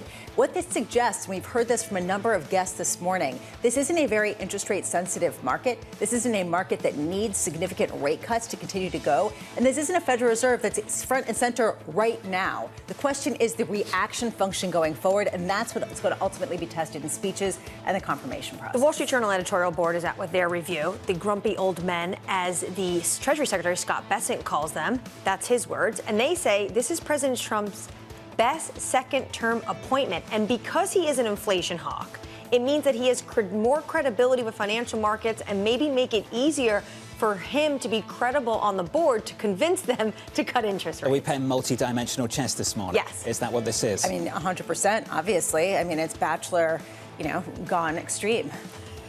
But honestly, I mean, look, I think that what this is, yes, we're going second and third derivatives, partly because we have no idea. And so people are trying to game out when this will matter, how to get an edge. And this is an edgeless type of moment where we don't understand the process. We don't understand exactly who this person is in his new iteration. We don't understand what the necessity is for this economy at this moment. It was what Kevin Warsh said in April last year that I think probably stuck with the president. The Fed has acted more as a general-purpose agency of government than a narrow central bank. If you want to reform the Fed and the institution and make sure they just stick to their dual mandate and nothing else when it comes to climate or other issues, maybe this is your guy. And that's what they're leaning into this morning. I'm sure the Treasury Secretary's happy with that as well. Coming up this hour, here's the lineup for you. We'll catch up with Alex Altman of Barclays, with stocks aiming to avoid a third consecutive day of losses. Lindsay Piegza of Stifel is going to break down the latest data for you at 8:30 Eastern Time, alongside this man right here, Senator Tom Tillis of North Carolina, joining the program in about 30 minutes' time on the process, because the process in Washington is the important piece of this. Yeah, the process is very important because right now there's an investigation into Jay Powell and the Federal Reserve. There was a subpoena from the DOJ. We do not have that wrapped up yet, and Senator Tillis made it very clear the Senate Banking Committee is not going to move. He is going to be a hurdle until this is wrapped up. So while we may have the pick for Kevin Warsh, when does this actually get done? Until the DOJ wraps that up, he cannot move forward with his hearing. We begin this out with stocks slightly lower. We're down by about 0.4% after the president announced he's nominating Kevin Warsh as the next Fed chair. Bloomberg's Mike McKee joins us now for more. Good morning, Mike. Good morning, John. Well, you look at the equity markets and you think about all the things that the president's done in the last couple of hours, threatening Iran, threatening Canada with more tariffs, threatening Cuba. There's a lot for them to digest, but the bond market is reacting to Kevin Warsh, and relatively mildly, but we are seeing a steepening of the curve, the dollar weakening a little bit. He's a well-known quantity on Wall Street, and he is accepted as an inflation hawk. Went to Stanford, graduated Harvard Law. He'd be the second lawyer in a row to run the Fed. Career at Morgan Stanley, then went to the White House National Economic Council, was nominated as the youngest Fed governor ever in 2006 by President George W. Bush. Since then, since he left the Fed, 2011, he's been working for Stan Druckenmiller at Duquesne. So he does have a lot of ties to Wall Street, and I think you'll find that people on Wall Street will be generally supportive of the idea that he will do what's good for them. But Warsh has made it clear he thinks the Fed should concentrate on inflation. And even if he's looking to cut rates, he's not going to let inflation get out of control. He will talk about that a lot. He does want a smaller balance sheet. Don't expect much in the way of QE. And he does think that Fed officials over-communicate. Not sure he can put that genie back into the bottle. He's willing to give up some aspects of bank supervision, too, because he thinks the Fed does too much. So there's a lot there for the president to like in terms of deregulation and in terms of cutting the Fed down to size. The big questions are going to be what he does about inflation. He wants operational independence for the Fed, but is willing to work with Treasury, areas they can cooperate on, maybe a new Treasury-Fed accord. How low should interest rates go? He'll make the case for cutting because AI gives you some room to do that if you get higher productivity. But I don't think he'll push it too much. He'll let it organically unfold as the economy gets better. Mike McKee, I've got one question, and not about Kevin Warsh. It's about Chairman Powell. He was asked about this in the news conference. You were there. His thoughts now on staying longer, beyond May, on the committee following this pick. Does that move the dial? It's hard to say because while Kevin Warsh does have institutional credibility and is something of an institutionalist, having worked at the Fed, he does want to make a lot of changes. So does the current chair, stick around to shepherd some of those changes and sand off the rough edges? Or does he say that Warsh is enough of a conventional pick that he feels like he can leave? And beyond Jay Powell, we've got questions about whether or not the vice chair will leave, Philip Jefferson, or whether or not Michael Barr will leave. And so the President, Trump, could get a lot of seats to fill if they feel that Warsh leaves the Fed in good hands. Mike McKee, thank you, sir. Just learning this from the Republican senator who we will speak to directly in about 25 minutes' time. Senator Tillis posting this on social media on Kevin Warsh will oppose the confirmation of any Fed pick. My position hasn't changed. Does go on to say, though, that Warsh is a qualified Fed nominee. So it's not the person, it's the process. So he's happy, potentially, that this is Kevin Warsh. It is a credible individual. I mean, to be honest, all those people that the president had to choose from were all credible. Just potentially they had different views on monetary policy, notably for Kevin Warsh. The view is, of course, that he's an inflation hawk. But the process cannot happen until the DOJ investigation is wrapped up. And we have no timeline for that, zero. We'll speak to the man himself at 8:30 Eastern time. Here's the view on Wall Street this morning. Alex Altman of Barclays writing, I think the market's knee-jerk reaction is that he's a hawk, whereas it's easy to forget that people can change their tune. Every new Fed share gets tested by the market when they come into the seat. Alex joins us now for more. Alex, good morning. Good morning. Do you expect this man to be tested? Absolutely. I think that the status quo is right now, we've got no sign of recession on the horizon, growth is good, but inevitably central bankers get tested during periods of crisis. And so a lot of people hark back to Kevin Warsh when how his reactionary function was during the financial crisis. I mean, that was almost 20 years ago. So the behavior that we would expect from someone any of us 20 years ago versus today is going to be dramatically different. But yes, I expect him to be tested in the same way that markets tested every single central banker, central banker. When they I love this. I really do. I love the sort of attitude coming from Wall Street in terms of you can change. Life isn't necessarily established 18 years ago. I just wonder, do you think that that's what's driving the muted price reaction, or do you think that ultimately this is just a less interest rate sensitive market that really won't necessarily be as Fed dependent until there is a crisis? I think there's partly that. There's also, as I think other people have already mentioned this ad nauseum, which is it's a committee, so he's still one individual on the committee. And I think the test is really going to be him as a politician, his ability to influence other members of the committee to actually get to the place where, say, the president wants interest rates to be. So there's basically that. Given the fact that he is somewhat more establishment than some people were speculating or fearing in terms of all of the discussion around Fed independence, do you think that this really reignites some of the faith in the Fed's independence in a way that brings flows back into the dollar? I think it does, yeah. I really think that there was a big question mark around this whole de-dollarization, and there were many inputs that were going into that, but ultimately the Fed question mark was one of them. And I think having someone who sat on the board of governors before, who helped during the financial crisis, is credible on Wall Street. I think actually all of those elements check the boxes that Wall Street needs to see right now. What if Jay Powell decides to stay on? Does that get a little bit more messy? Who's really the Fed chair then? I think it's very difficult to make a call on that. I would sort of put that in a very left tail event for the simple fact that it hasn't happened before. But what would be the market reaction? I'm actually getting more people messaging me saying that they think that this is now a bigger risk. Well, I think at the end of the day, Jay Powell's being what? He's worked in the Fed for 14 years or so. He's done 2 terms. If I'm not mistaken, he's got a nice house down in Florida. I think it would be... With a private equity lifestyle to keep up, right, after not earning the real money for a decade plus? I mean, the chairman of the Federal Reserve, last time I checked, when he got asked how much money do you make a year sitting in this role, I don't think it's enough to necessarily maintain a retirement lifestyle. So, I personally of the view that it would be very, very unusual for him to stay on. He's a man of principle, but ultimately he can earn his year's salary in a single speech and some.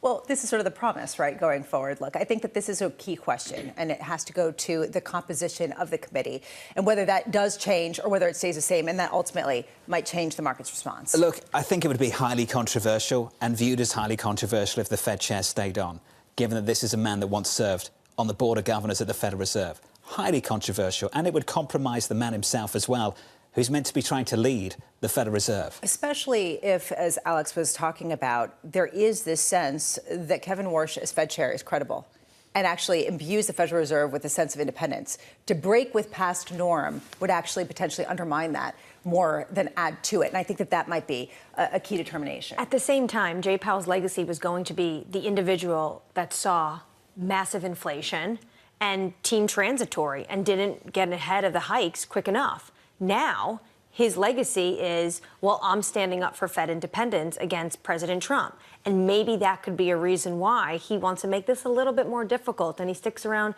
a little bit longer. Have you got a favourite trade this morning off the back of this? What are you coming up with the team? So, I mean, as we've just discussed, from a rates perspective, I mean, you look at SFR Z6, I mean, nothing's really moving that dramatically.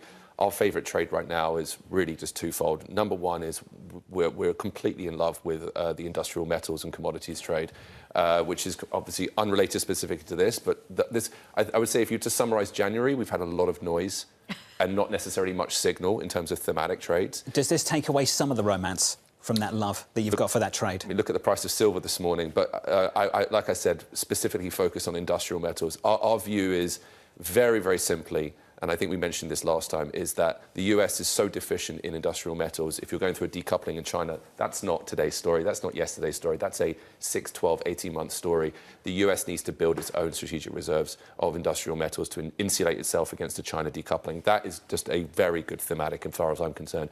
And on the back of this, on the wake of it, if we want to sort of talk about specifically this, if we're going back into a stronger dollar view, or at least a dollar stabilization view, should we be back into more pro-quality trades? And within that, we actually think the Mag 7 is interesting again. I mean, obviously, Microsoft was a fire sale yesterday, but then you also had Meta results very strong. Apple overnight was robust. And then obviously we've got Amazon next week as well. So the point being is that the Mag 7 have been used as a funding source, especially in a de-dollarization world, i.e. I need to put money to work elsewhere in the world. But actually, if that dollar stabilization trade comes back in, then actually we think that Mag 7 still delivers that earnings growth, and it's a good trade. Good to see you. Nice Alex, to see thank you. you. Thank you, sir. Alex Altman there of Barclays. Let's give an update on news worldwide with your Bloomberg brief. Back with us. Here's Yahira. Hey, Yahira. Hi, John. We start with our top story. It's official. President Donald Trump nominating Kevin Warsh to replace Jay Powell as the chairman of the Federal Reserve. In a post on Truth Social, the president's writing, "I have known Kevin for a long period of time and have no doubts that he will go down as one of the great Fed chairmen, maybe the best." Meanwhile, President Donald Trump says he will impose a 50% tariff on aircraft from Canada and decertify all Canadian-made planes until Ottawa agrees to approve certain jets manufactured by Gulfstream Aerospace. The president's also threatening tariffs on Canadian goods if it pursues a trade deal with China. And Elon Musk is trying to consolidate his empire, sources telling us here at Bloomberg. SpaceX is considering a merger with Tesla or xAI.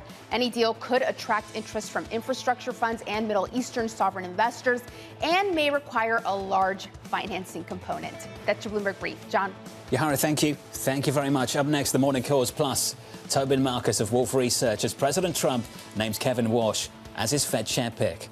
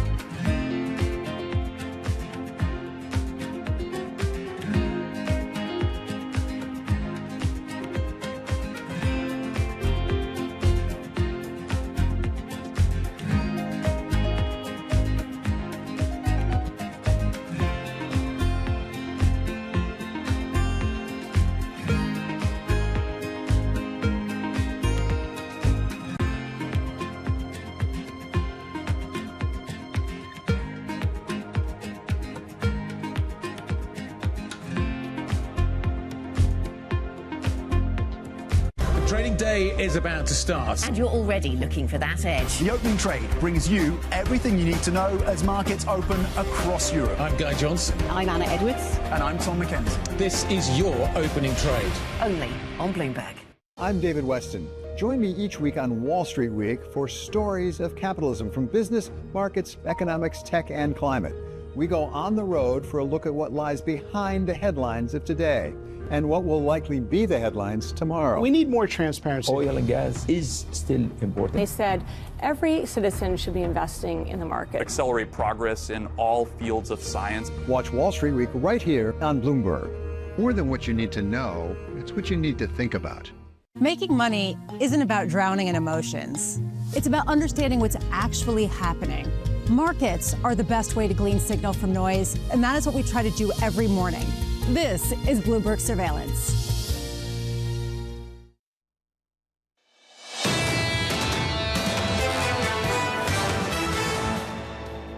I think the president had a range of better choices, and he picked the worst one in front of him. His record during the financial crisis, which, just to remind everyone, is horrific, because, you know, I think anyone would know at the time what to have done, and yet he was worried about inflation even as unemployment was rising. Not exactly what you'd expect to see from the greatest jobs president that God ever invented. That was some pushback, some real pushback. Pretty aggressive pushback from Neil Dutta of Renmac to the president's pick of Kevin Warsh, the former Fed governor, to take over from Fed Chair Jay Powell and lead this Federal Reserve. Equities at the moment, they're doing okay. It's not a massive move. We're down by 0.4% on the S&P, and the Nasdaq we're down by 0.5 in the bond market. We've talked lots about this move. Yes, the curve is steeper. Yields are up by a basis point or two. They're actually down at the front end.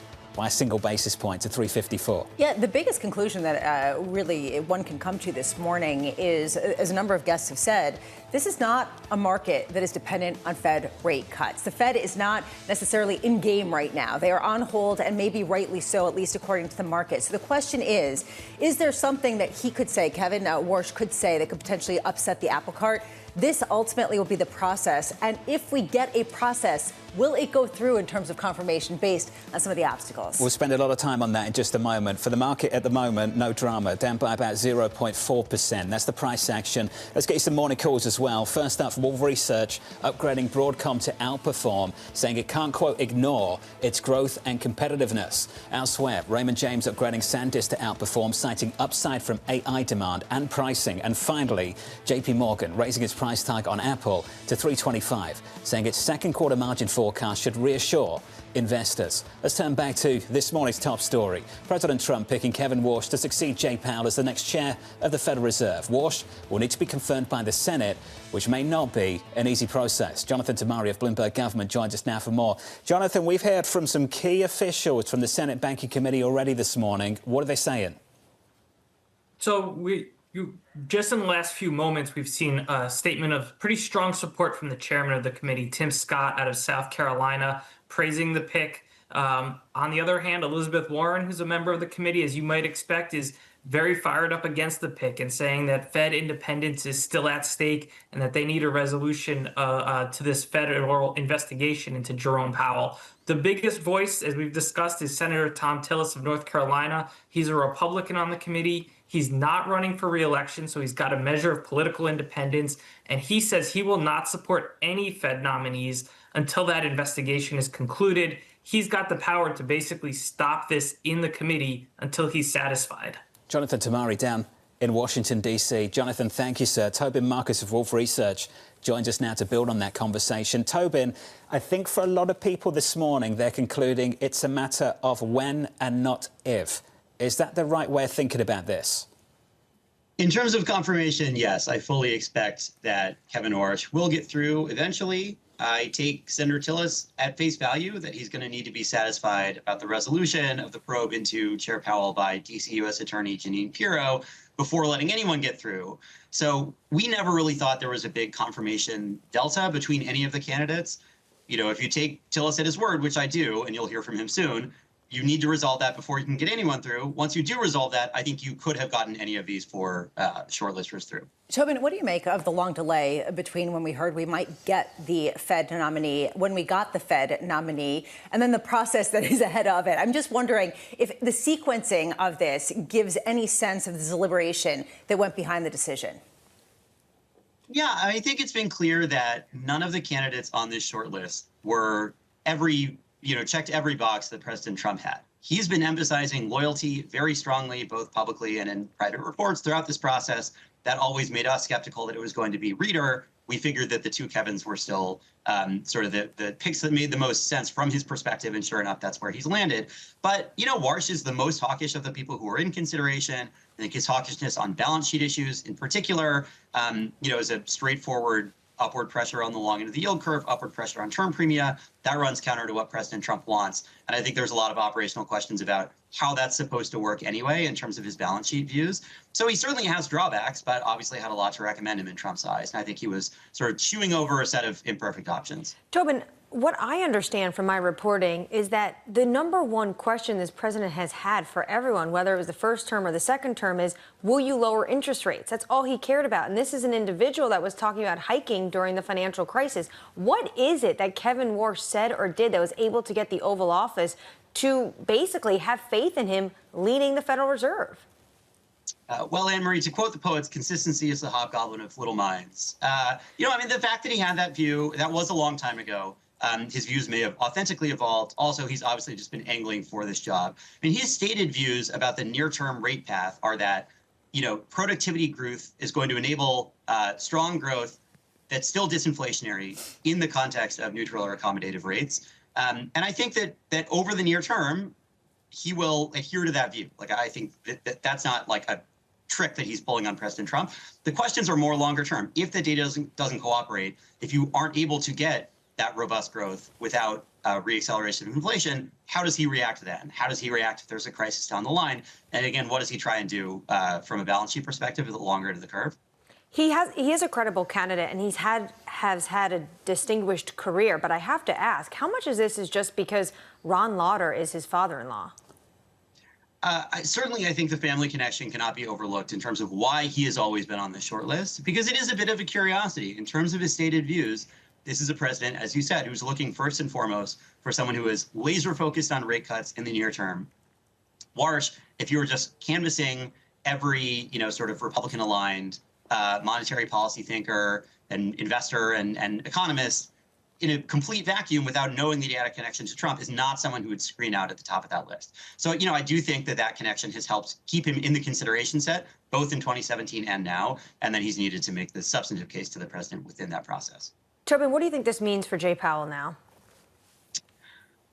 This is not the most norm-violating pick that you could have cooked up. So, relative to Hassett, I guess, probably being the person about whom you would have the most concern, it probably somewhat reduces the odds that Powell stays on. I don't think that he's going to clarify what he will do in terms of whether he'll leave after his chairmanship ends anytime soon. So probably from a blocking and tackling perspective, that means that they're going to need to nominate Warsh for Governor Myron's seat, which technically expires tomorrow, but he's indicated he'll stay on pending confirmation of a successor.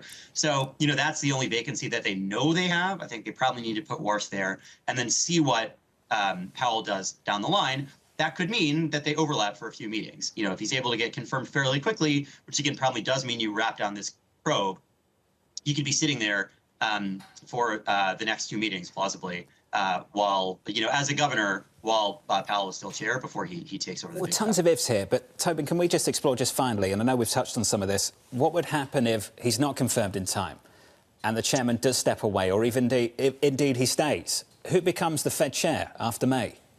Yeah, so this would be a real mess. There have been rumors that in that eventuality, the president would try and elevate Waller, someone who's on the board of governors, to be acting chair. There's no real statutory provision to enable that to happen. I think my read of the statute is that it has to be the vice chair, which would be Jefferson in this case. Obviously, that is not an outcome Trump wants.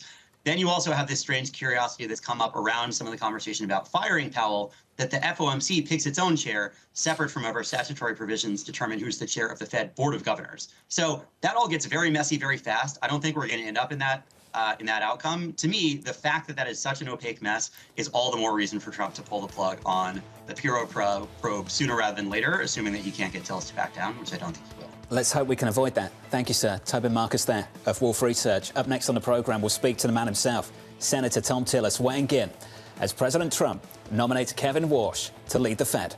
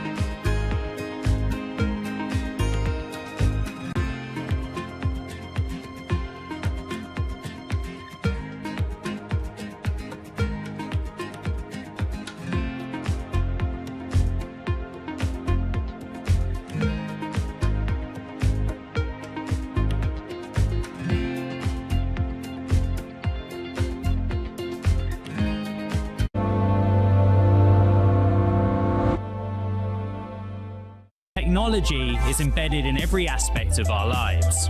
And laying the foundation for the future. From finance to defense, AI to entertainment. And from the road to the stars. Bloomberg brings you the latest stories of the people and companies pushing the tech sector to new frontiers. And the politics that shape global tech markets. I'm Caroline Hyde in New York. And I'm Ed Ludlow in San Francisco. Watch Bloomberg Tech every weekday. Only on Bloomberg Television. The countdown is on. Everything you need to get the edge at the end of the market day. Get ahead of tomorrow's trading with The Close. Weekdays on Bloomberg. Context changes everything. It's a multi-trillion-dollar industry. We'll show you what's happening in ETFs like no one else. ETF IQ, only on Bloomberg. The Middle East and Africa regions are home to some of the biggest deals and fastest growth in the world.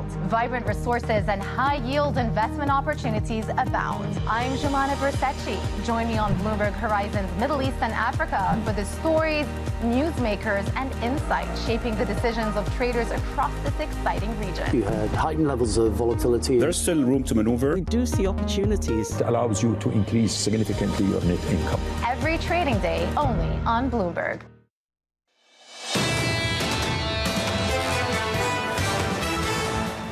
Live from New York City this morning. Good morning to you all, and what a morning so far. Equity futures on the S&P negative by 0.4%. On the Nasdaq, we're down by 0.54. On the Russell, some underperformance here, outperforming for the month of January, but underperforming on the session. We're down by 1 full percentage point. In the bond market, bond yields are a little bit higher at the long end of the curve. No real drama though, up a basis point on 10s, on 30s, up by 2. Some economic data about across. Let's cross over to Mike McKee for more. Good morning, Mike.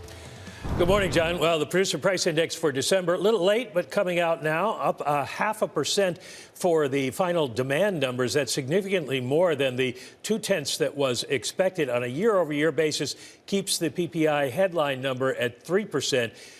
Ex-food and energy, the core is up 0.7 for the month. That is much more than the 0.2 that was expected, and the flat 0.0 reading last month. And then take out trade services, and you have a 3.5% increase on a year-over-year basis, which is stronger, which is the same as it was in the last month. Now, these numbers are important because these are the last ingredients to go into the calculations for the PCE. And Jay Powell said on Wednesday that the Fed had figured out that core PCE was going to be 3 to 3.1% because of what they'd gotten in the CPI. This may even push that a little bit higher. 0.7% advance in the index for services is what pushed up prices for the headline number this time, and that's kind of the opposite of the story that Powell was telling us on Wednesday, that it was goods that were driving inflation and services were dropping. The core is it was up basically because we got not just services, but we also saw some demand for other services go higher than anticipated. So anyway, I suppose now the question is, what does Kevin Warsh think of all this? And I know you've got Senator Tillis there, and you could ask him what the price of snow shovels in North Carolina is going to be this weekend. I imagine the price of those has gone up, Mike, without a doubt. Mike McKee, thank you, sir. The senator standing by. Let's get to him right now. Senator Tom Tillis from North Carolina joins us more for more. Senator, welcome to the program. So you had been vowing to block any nomination to the Federal Reserve until the DOJ wraps up its investigation. We have some news this morning. As you know, Kevin Warsh has been nominated by the President of the United States to succeed Chairman Powell. Does it change anything for you, sir? No, it doesn't. I am pleased with the nominee. I think that by most accounts he's well regarded, but we still have to clear the current matter. Look, they're pursuing on the basis of criminal intent testimony in a banking committee hearing that clearly had no criminal intent. So to me, you got some assistant U.S. attorney with a dream in the D.C. district that should really determine whether or not this frivolous prosecution is worth holding up a Fed board seat. Senator, we have some time between now and May for that investigation to go away and for the confirmation process to open up. Have you given thought to what would happen if we don't have that time? We get to May, this is still lingering, and the chairman steps away. What happens to the top of the Federal Reserve? Well, I think that we all need to understand we still have a working quorum of members. Whether or not they have an acting chair is a decision of the president and I assume the Treasury Secretary and others can look at, but that's not my problem. We're here because of them. We're not here because of me. And so I think they should work expeditiously if they really do. I'm not an attorney. I watch a lot of crime shows, but it doesn't look like there was any criminal intent here. They have to determine whether or not it's worth grinding this out. Like I said, I didn't put us here. Some assistant U.S. attorney in D.C. district decided to put us here, and they've got to determine if they have a case that's worth pursuing.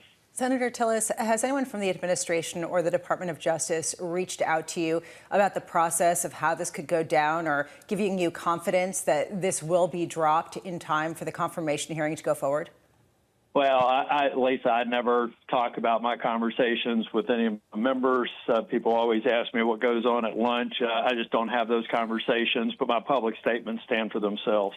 Is closing the investigation enough, Senator, or do you need other assurances that you think this administration is going to respect the Fed independence?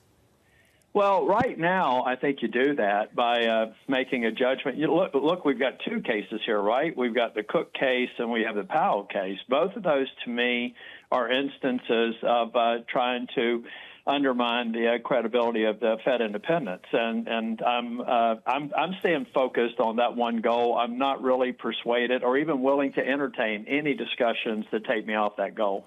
Okay, but you just mentioned the Lisa Cook case. Do you also need to see that wrapped up either by the Supreme Court in order to move forward? Yeah, I do. I mean, because look, I mean, we're talking about what looks like a paperwork error, or if there was a mistake long before she was confirmed for the board. It's like, my goodness, guys. I mean, I don't know. Maybe Pulte or somebody thought that was cute. I didn't. So just to be clear, it is not just the DOJ investigation to the Fed that you need wrapped up. You also need the Supreme Court case wrapped up. So that's two issues right now and blocks for you to move forward with Kevin Warsh. Yeah, well, no, let me bifurcate these. One is moving forward with another, that the case that will prevent me considering any board nominee is the Powell case. But I will not move forward for the Fed chair, which we know expires in February. The other case, we have, the Myron term is about to expire because he was filling basically 6 weeks, or I'm sorry, 6 months. We've got the Cook seat. Those are ones that are really going to be. I'll take a look at the candidate. I'll take a look at how it would affect the board. Look, this is all, in my opinion, this is all about sending a signal to the markets and to the business community that Fed independence is critically important. And going after the chair, I think, took a stool out of the foundation of people's confidence, or a leg out of the stool. In the case of Cook, I do believe that it's another example of a trend, and the Senate has to stand in the breach. We have to make sure that the Fed maintains its independence, and we cannot reward any bad behavior that seems like it's surely motivated not by the substance of the allegations, but by the interest in trying to undermine the Fed independence. Senator, what's your understanding as to whether the Federal Reserve is cooperating with that investigation? Some conflicting reports over the past few days. What's your read on the situation? I'm not really sure, Jonathan. I'm going to leave that. That's a better question to ask the administration or the DOJ.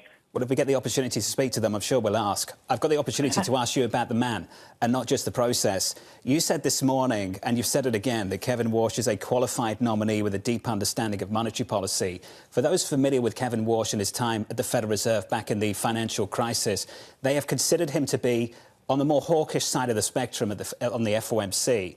And there is some debate this morning, Senator, about what Kevin Warsh actually stands for, given that we know the president wants lower interest rates. What's your understanding of what he stands for? Well, with Chair Powell, I haven't agreed with all of his opinions. I'm not an economist or his positions, and sometimes I may be more hawkish than Chair Powell.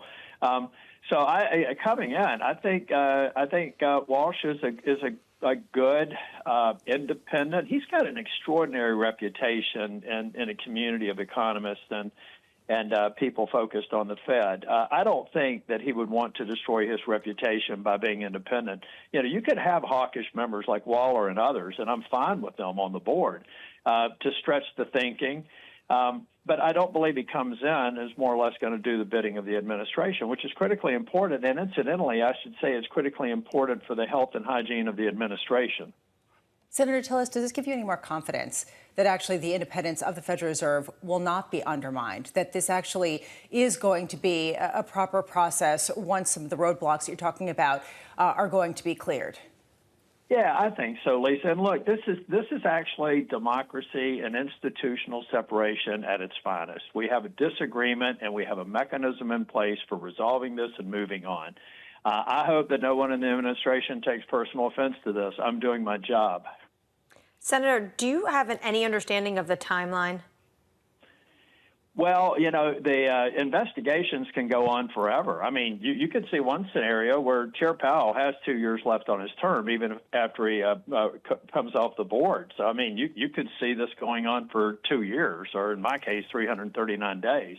Because 339 days, that's when you're going to be retiring. And I know Lisa asked you if you had any conversations. I want to ask you about those conversations, but have you seen any indications from anyone that they do want to wrap up the DOJ investigation as soon as possible? Well, you know, I think, Anne-Marie, I think that the fact that they're putting forward this nominee, knowing that it would be impossible to get him through with the current position that I've taken, it suggests to me that maybe they are trying to find a way to deal with this. It could be adjudicated expeditiously, or it could be just determining that they also agree that there was no criminal intent in the chair's testimony in the banking committee that I participated in. Senator, just quickly, have you spoken to the White House? Have they reached out? You know, like I said, I have ongoing discussions. So the president and I probably communicate once or twice a week, at least through text. So I have ongoing discussions. I'm not going to talk about the content of them, Jonathan. Kind of like Groundhog Day. I'm going to answer the same question every day the same way. It's a good movie, I heard. Senator, we appreciate your time. Thanks for jumping on the call. Thank you, sir. Right. Thank you very much. Senator Tom Tillis there, on his way to the gym. The senator made me watch Groundhog Day in the last week. But we heard about that just I know. That's what that joke is about. Elaborate on that. I'm aware. Let's talk about the content of the conversation if we can. Of course, and his content of his workout, which is actually really impressive. It sounds like it's going to take a while to get this done. Yeah. Unless this investigation goes away. But if the investigation goes away, it sounds like there is a vote on the part of Tom Tillis for Fed Chair Kevin Warsh. And I think that that's interesting because he really supported the integrity of this person and said that he does think that he gives a sense of independence to this Federal Reserve. Right. It's not about Kevin Warsh. It's about the process. That last comment there about him and Trump communicating at least once a week, ongoing talks. I think potentially there could be an off-ramp and this DOJ investigation goes away and this could become a lot clearer.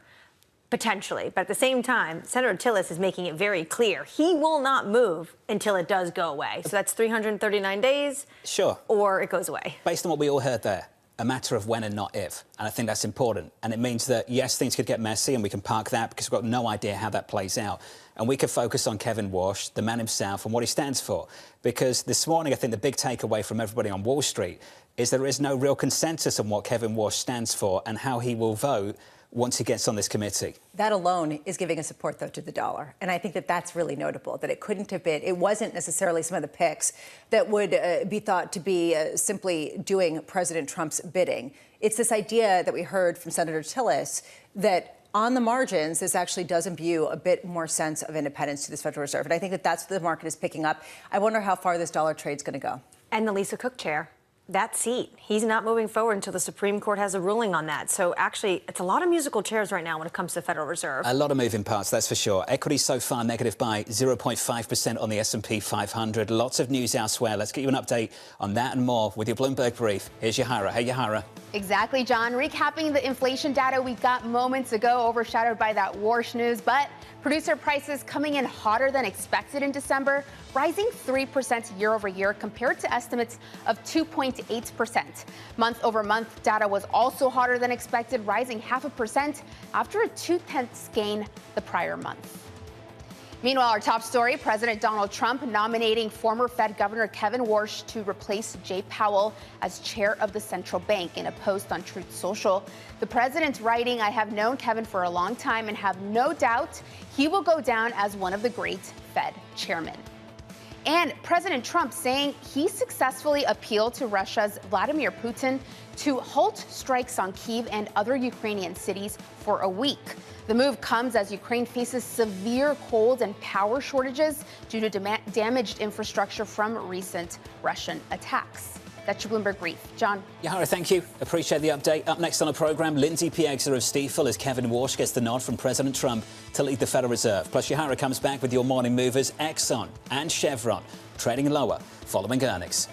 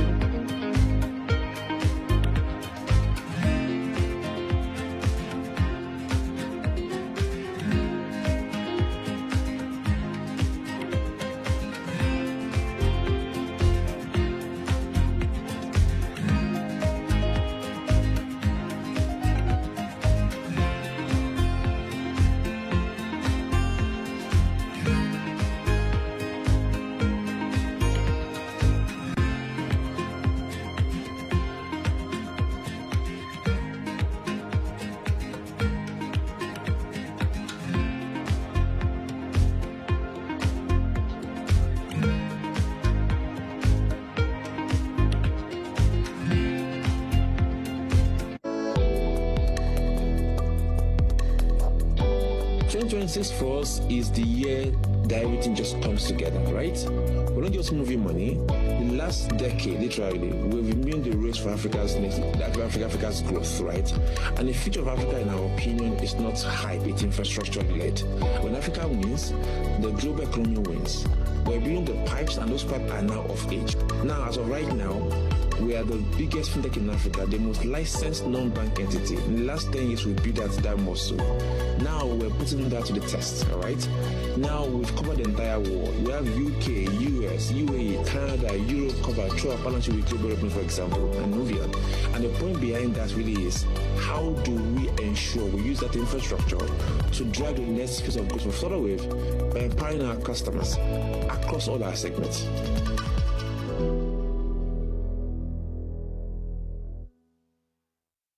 In case case you missed it on Bloomberg Tech Asia.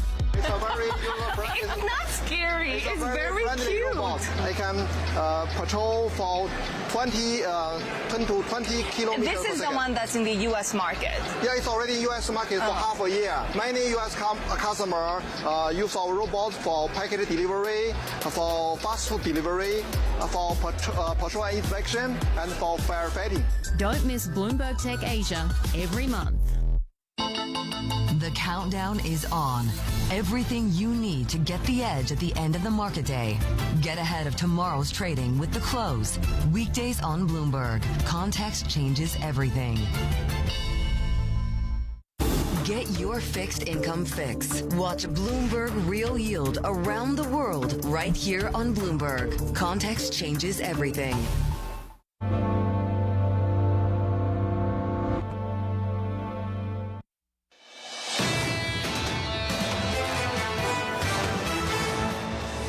I expect him to be tested in the same way that markets tested every single central banker. It's a committee, so he's still one individual in the committee, and I think the test is really going to be him as a politician, his ability to influence other members of the committee to actually get to the place where, say, the president wants interest rates to be.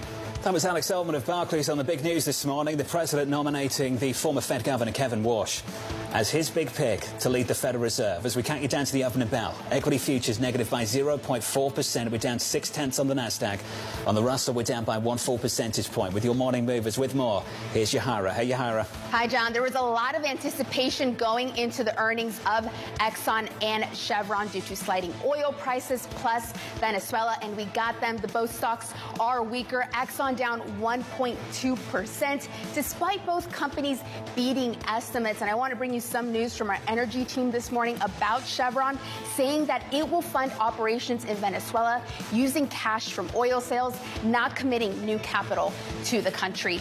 Meanwhile, Tesla bucking the Mag 7 weakness. Shares are up nearly 1.8% in the pre-market. On our scoop that SpaceX may merge with Tesla or potentially merge with Musk's xAI ahead of an IPO. This comes after a dramatic shift announced this week by Elon Musk, reshuffling factory lines in order to have Tesla focus more on robotics, AI, and autonomous technology. And we end on SanDisk, those shares soaring more than 20% in the pre-market after a blowout quarter. The AI build-out has transformed this company from a highly cyclical business.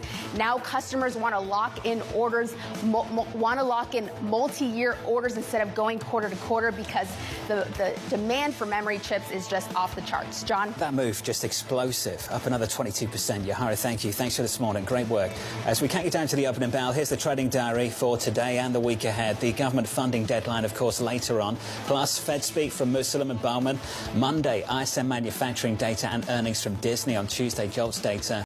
Okay guys, natural gas finally resistance area पे पहुंच गया। यहाँ से एक selling का plan रहेगा। कल से वेट कर रहे हैं, कल भी नहीं परसों से क्या हो गया अब। काफ़ी देर तक प्राइस रुका रहा, परसों बाइंग अच्छी थी, उसके बाद परसों वापस एक सेलिंग आई 28 को, देन 29 को भी एक सेलिंग देखने के लिए मिली। काफ़ी देर से रुका हुआ था, वॉल्यूम ही नहीं था, फाइनली वॉल्यूम आया है।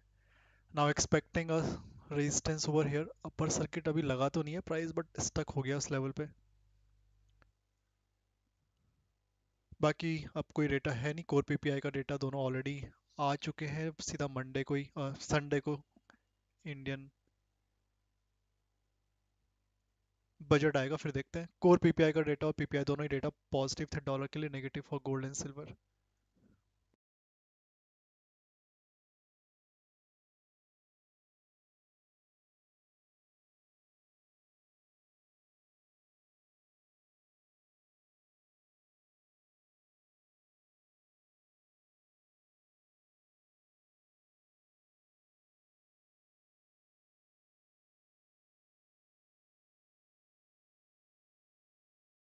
ये देखना है इस लेवल पे प्राइस अब क्या रीटेस्ट भी करेगा या सीधा जाता है, क्योंकि अगर रीटेस्ट नहीं करेगा तो पॉसिबिलिटी है कि ये सपोर्ट भी नहीं बनेगा।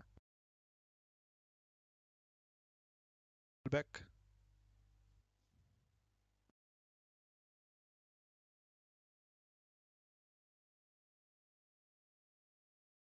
पहले मैंने आप लोगों को बताया था गोल्ड में और सिल्वर में 4 आवर टाइम फ्रेम पे वो कैंडल इंपॉर्टेंट थी, क्लोज कहाँ होती है। दोनों ही जगह पे देखोगे 4 आवर टाइम फ्रेम पे वो कैंडल गोल्ड में स्पेसिफिकली नीचे ही क्लोज होने वाली है। 7 मिनट रह गए हैं 4 आवर की उस कैंडल पे, उसमें 3 साढ़े 3 घंटे थे। बिलो 5050 मोस्टली उसके नीचे ही क्लोज होगी, तो अगर एक क्लोज नीचे होती है 5050 के नीचे तो नीचे ऑप्शन फिर काफ़ी बड़े हैं, मार्केट ठीक ठाक फॉल होना चाहिए। और उस केस में सपोर्ट था यहाँ पर 5050 से 5100 के बीच में। ब्रेकडाउन वैसे हो गया था अर्ली मॉर्निंग 4 आवर की कैंडल पे। ये कैंडल एक पुल बैक में आ रही थी, बट क्लोजिंग होते होते लग रहा है नीचे ही आएगी। गुड साइन अगर नीचे ही क्लोज होता है।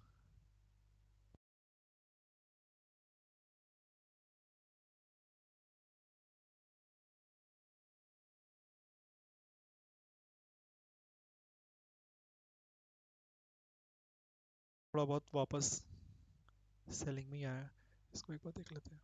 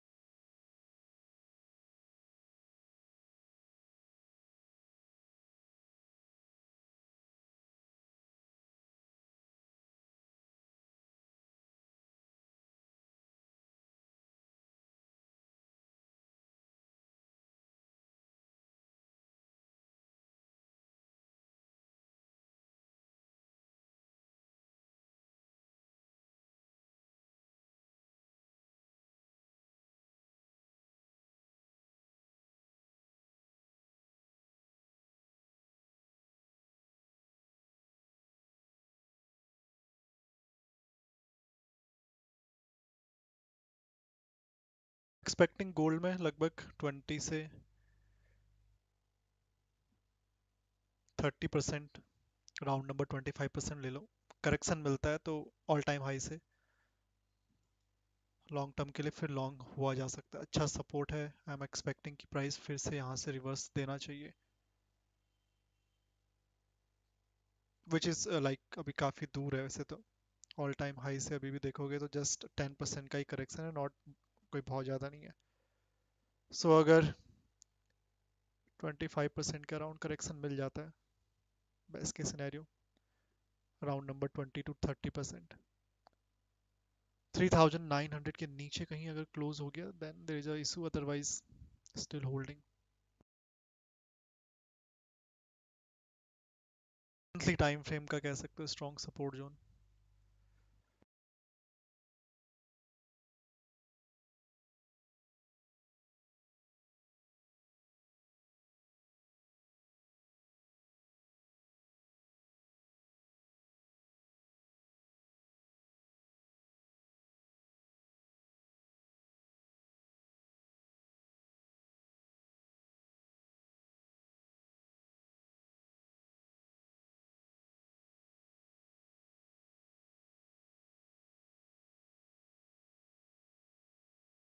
मार्केट को होल्ड करना चाहिए, वापस रोवर करना चाहिए मंथली टाइम फ्रेम पे, क्योंकि अगर वो होल्ड नहीं होता है तो फिर सीधा वही 2300 की तरफ चला जाएगा, which is unlikely right now.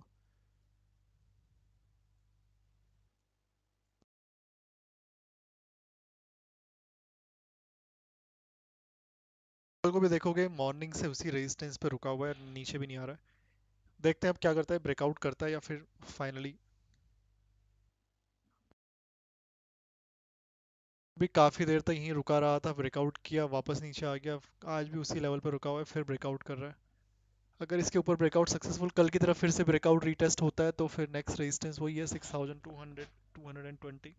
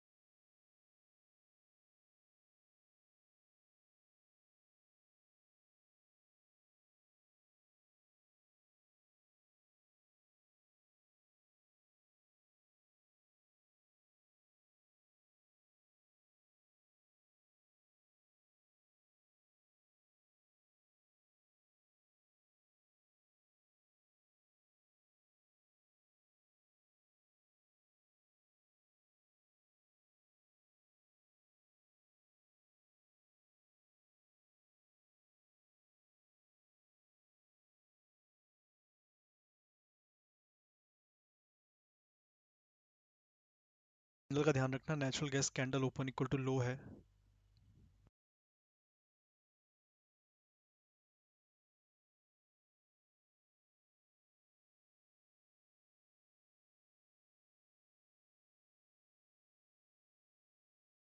तक नहीं लगा था, फिर भी ओपन इक्वल टू लो बनाया है इसने लास्ट कैंडल पे 5.99। ओपन देखोगे 366, लो 366, रेजिस्टेंस पे जरूर है, पहुंचने वाला है, या कह सकते हो पहुंच ही गया रेजिस्टेंस जोन पे। डायरेक्टली सेल मत करना, open equal to low candle पे सेल नहीं करेंगे। नाउ लास्ट टाइम भी यहाँ पर ओपन इक्वल टू लो बनी थी कैंडल, प्राइस ऊपर ही चला गया था, न्यूज़ की वजह से ऊपर जाएगा तो हो सकता है प्राइस कंटिन्यूएशन में जाता रहे।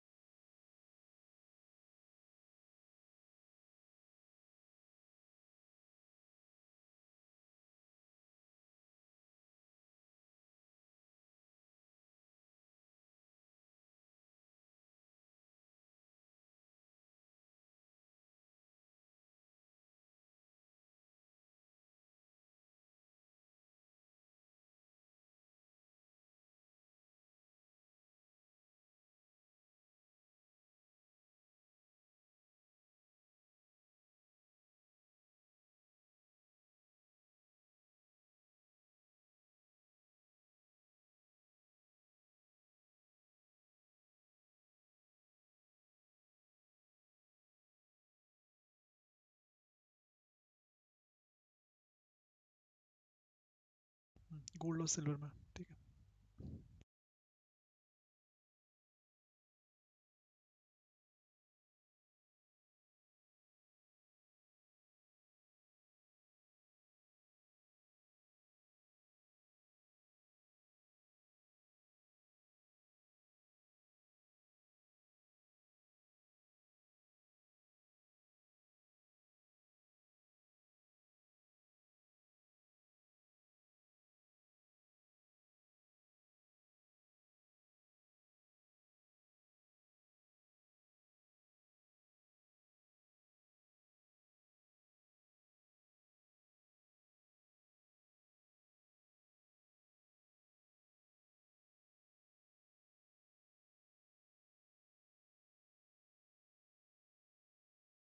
यूएस मार्केट भी ओपन हो जाएगा, ध्यान रखना, अभी आधा घंटा रह गया, आधे घंटे से भी कम है। 8 PM US market open. Sure.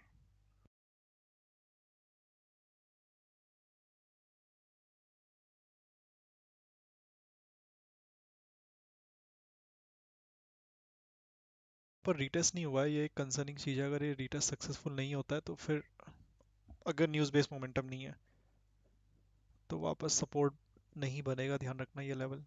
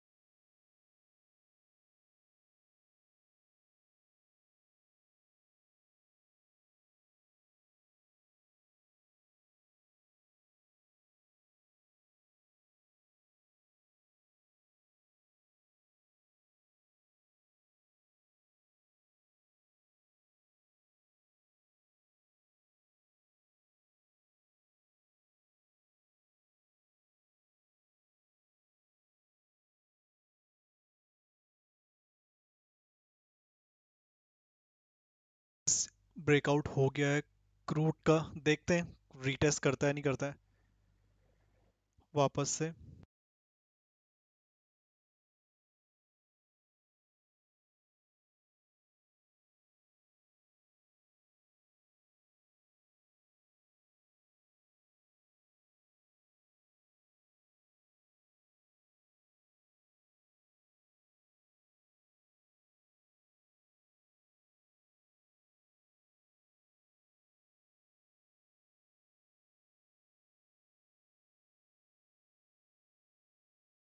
इस पे भी अपर सर्किट लग जा रहा है, पता नहीं क्यों। मोमेंटम अभी अपर सर्किट में ही है, 5.99% फर्स्ट अपर सर्किट।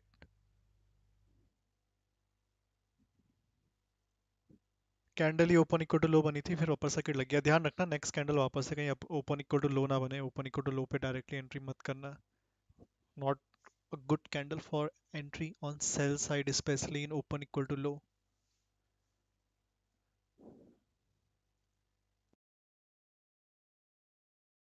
फुट में देखते हैं अभी कुछ, अगर रिटेस्ट वगैरह होगा तो बाइंग करेंगे, नहीं तो अननेसेसरी बाई नहीं करेंगे अब। तक ज्यादा बड़ा टारगेट है।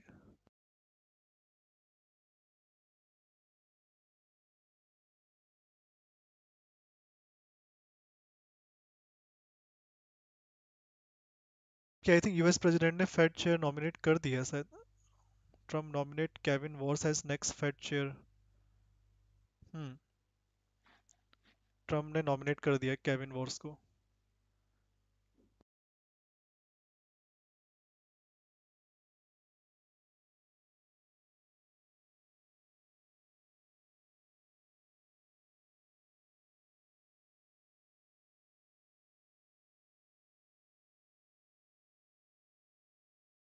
Picks a reinvented wars to lead the Federal Reserve.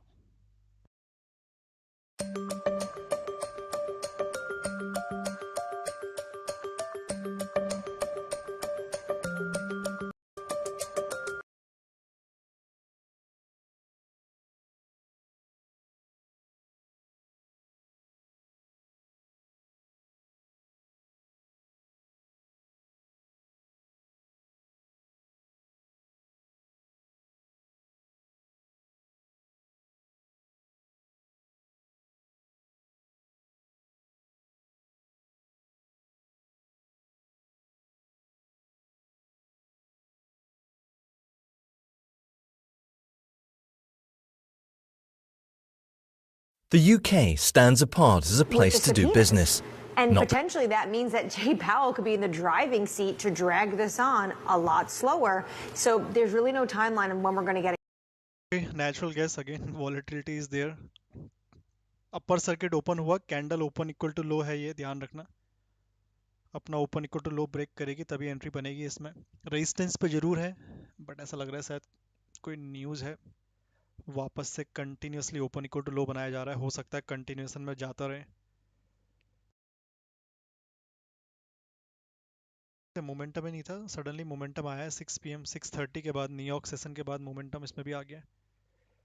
अभी एंट्री मत करना इसमें, ठीक है। Open equal to low candle है सेम, नीचे आने का वेट करते हैं। ठीक है।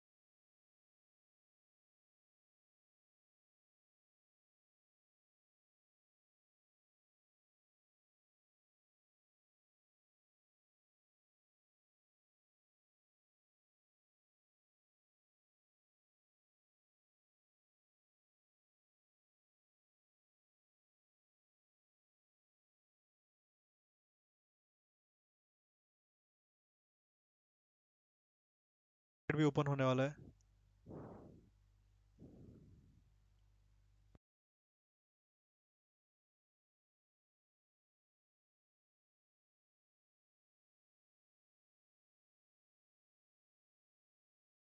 तो एक ही ट्रेड अभी तक बना है क्रूड ऑयल का, उसके अलावा और कोई ट्रेड है नहीं। कल से अभी नेचुरल गैस में आ रहा है, बट प्राइस फिर से वही open equal to low, news based momentum.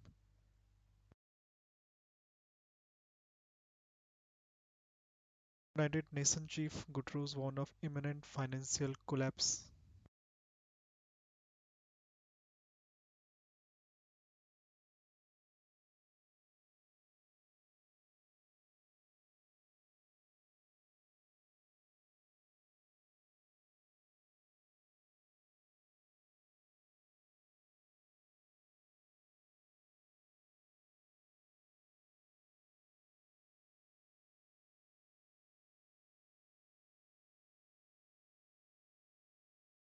Closing चाहिए नीचे एटलीस्ट 373 के नीचे क्लोजिंग, या फिर ये कैंडल अपना open equal to low break कर दे। अगर इसी तरह से ओपन इक्वल टू लो बनता रहा तो हो सकता है प्राइस ऊपर ही जाता रहे, इससे भी ऊपर जा सकता है। इसके ऊपर कोई रेजिस्टेंस भी शो नहीं हो रहा है इसमें। What about that?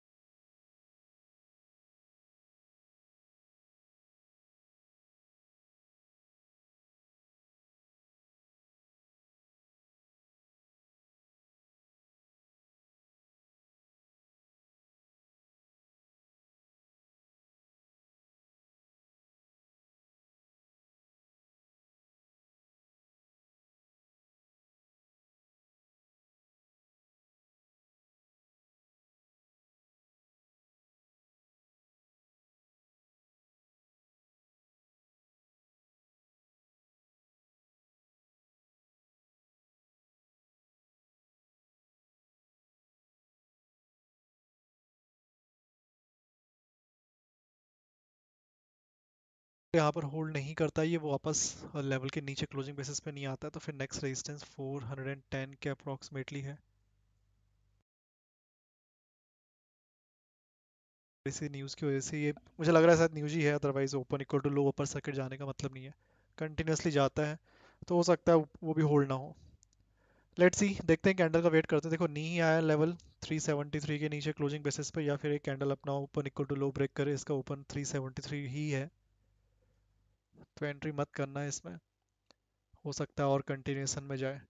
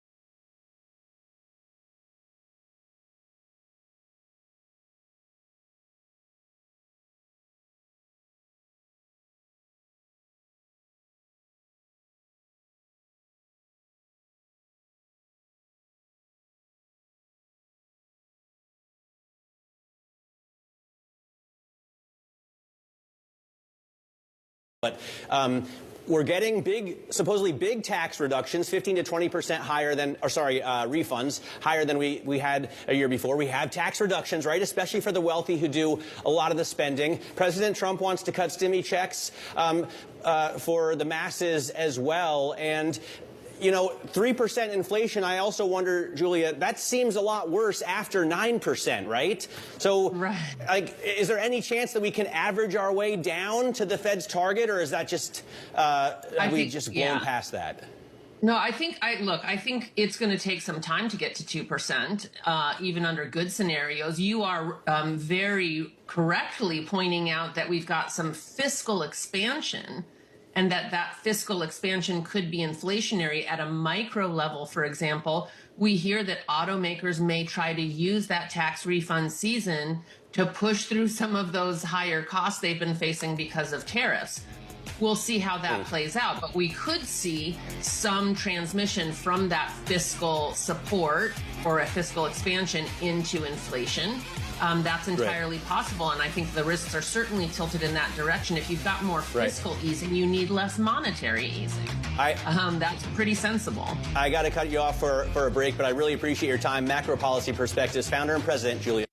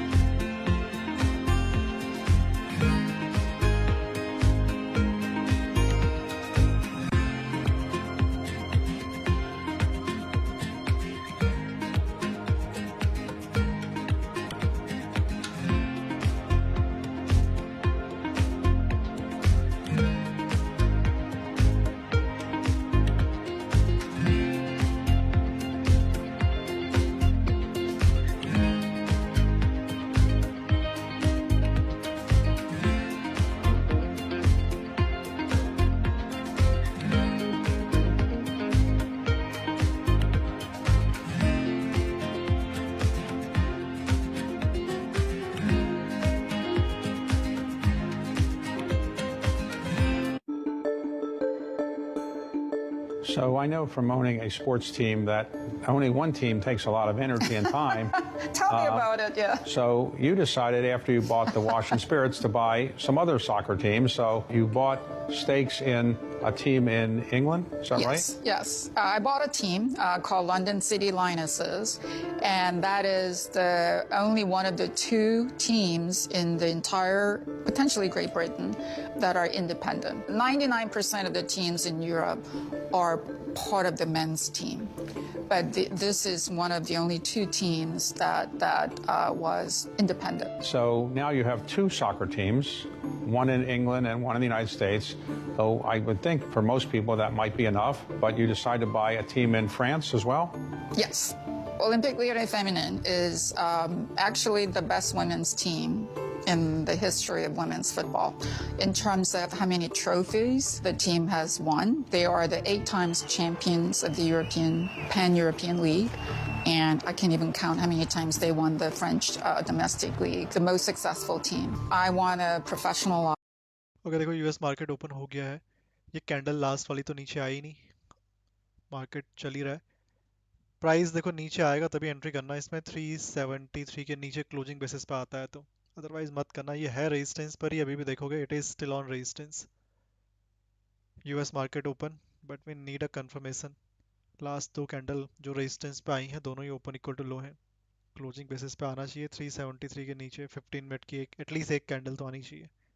ऐसा होगा तभी एंट्री करेंगे. बाकी अगर ऐसा नहीं होता है, मान लो ये कैंडल, करंट कैंडल इस प्रीवियस कैंडल के ऊपर क्लोज करती है, तो फिर इसको हम कंफर्म ब्रेकआउट समझेंगे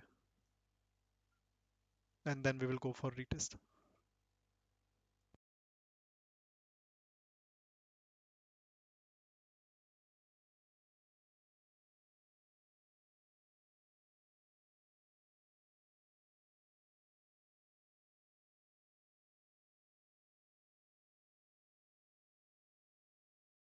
On resistance but we need a confirmation. Confirmation मिलेगी तो री एंट्री बन जाएगी इसमें. बाकी याद रखना इसमें पहला टारगेट है ब्लू कलर का, जो प्रीवियस रेजिस्टेंस जोन था ये था, इसके नीचे निकलेगा then there is a second target of that.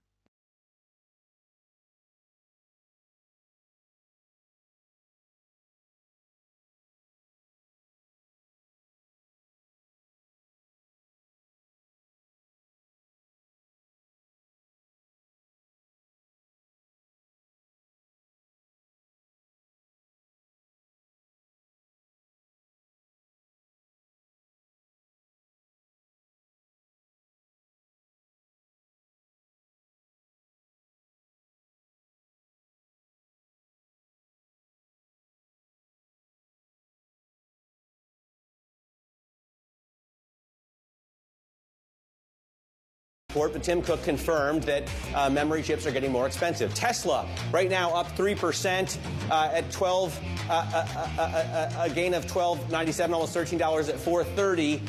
This on Ed Ludlow's reporting, along with his whole team, that they're talking about maybe combining SpaceX with Tesla, maybe XAI, and SanDisk just continues its incredible march higher. A gain of 23% in one day. It was already up 127% for the year, and we're not quite to the end of January yet. Joining me at the desk is David Lefkowitz, head of U.S. equities at UBS Global Wealth Management. And David, I guess, the question the market's trying to figure out, trying to answer this morning is who is Kevin Warsh and what's it going to mean for the Fed? So I guess what's your take on that would be my first question to you. And then 1B is how much does that matter right now? Yeah, sure. No.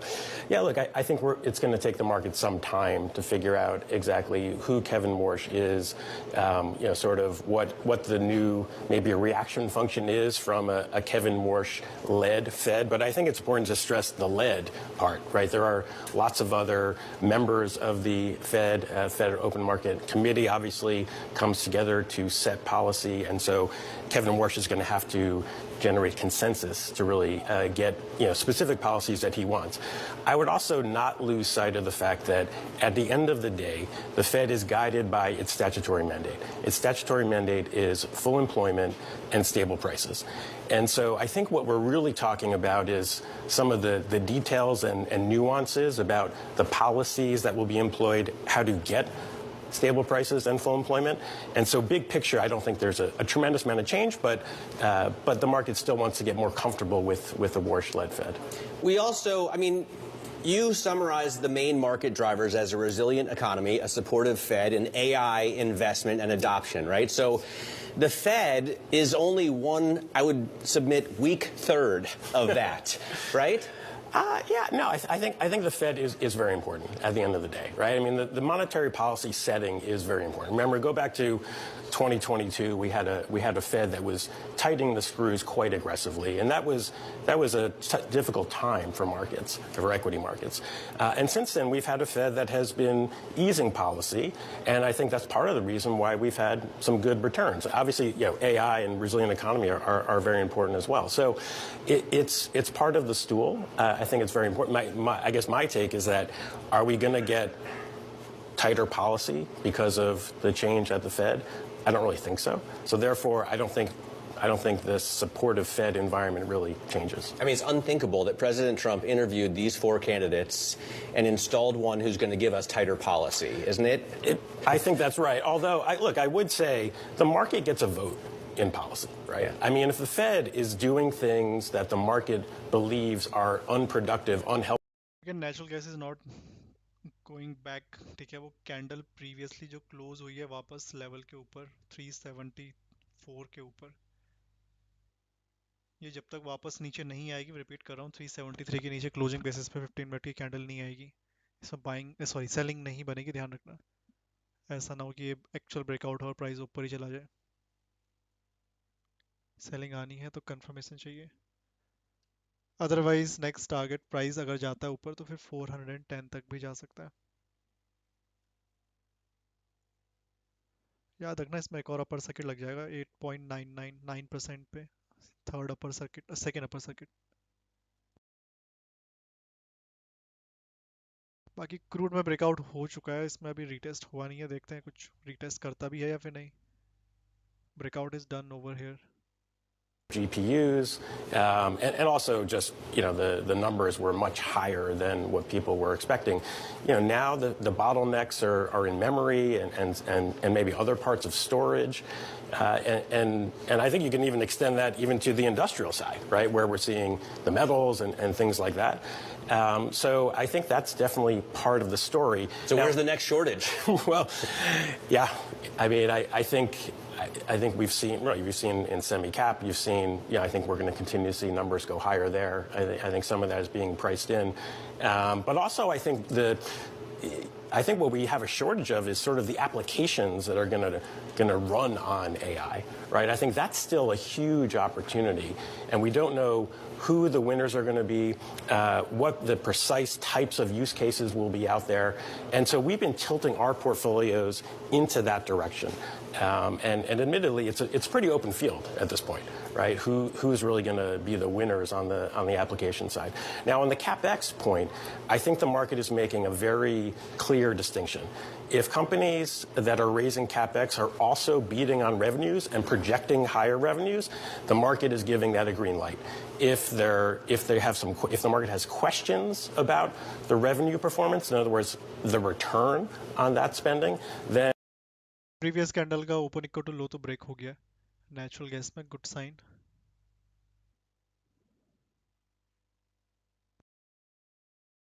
Minute है closing देखते हैं कहाँ आती है 372 72 73 के नीचे closing आती है तो सेलिंग बन जाएगी क्लोजिंग होनी जरूरी है right? So I think it's just a matter of degrees to some extent. But one area we think is really interesting is healthcare, where we think we could see some real breakthroughs that come through deploying AI technology. And obviously we haven't seen that yet, right? But there's we think a lot of fertile ground in terms of drug discovery, in terms of, getting the right, therapies to the right patients who need them. So potential for lots of innovation and efficiency, and that's not priced in to the healthcare sector. So to us, that's a great diversifier at the same time that there's still a lot of excitement going on in sort of this AI infrastructure build out.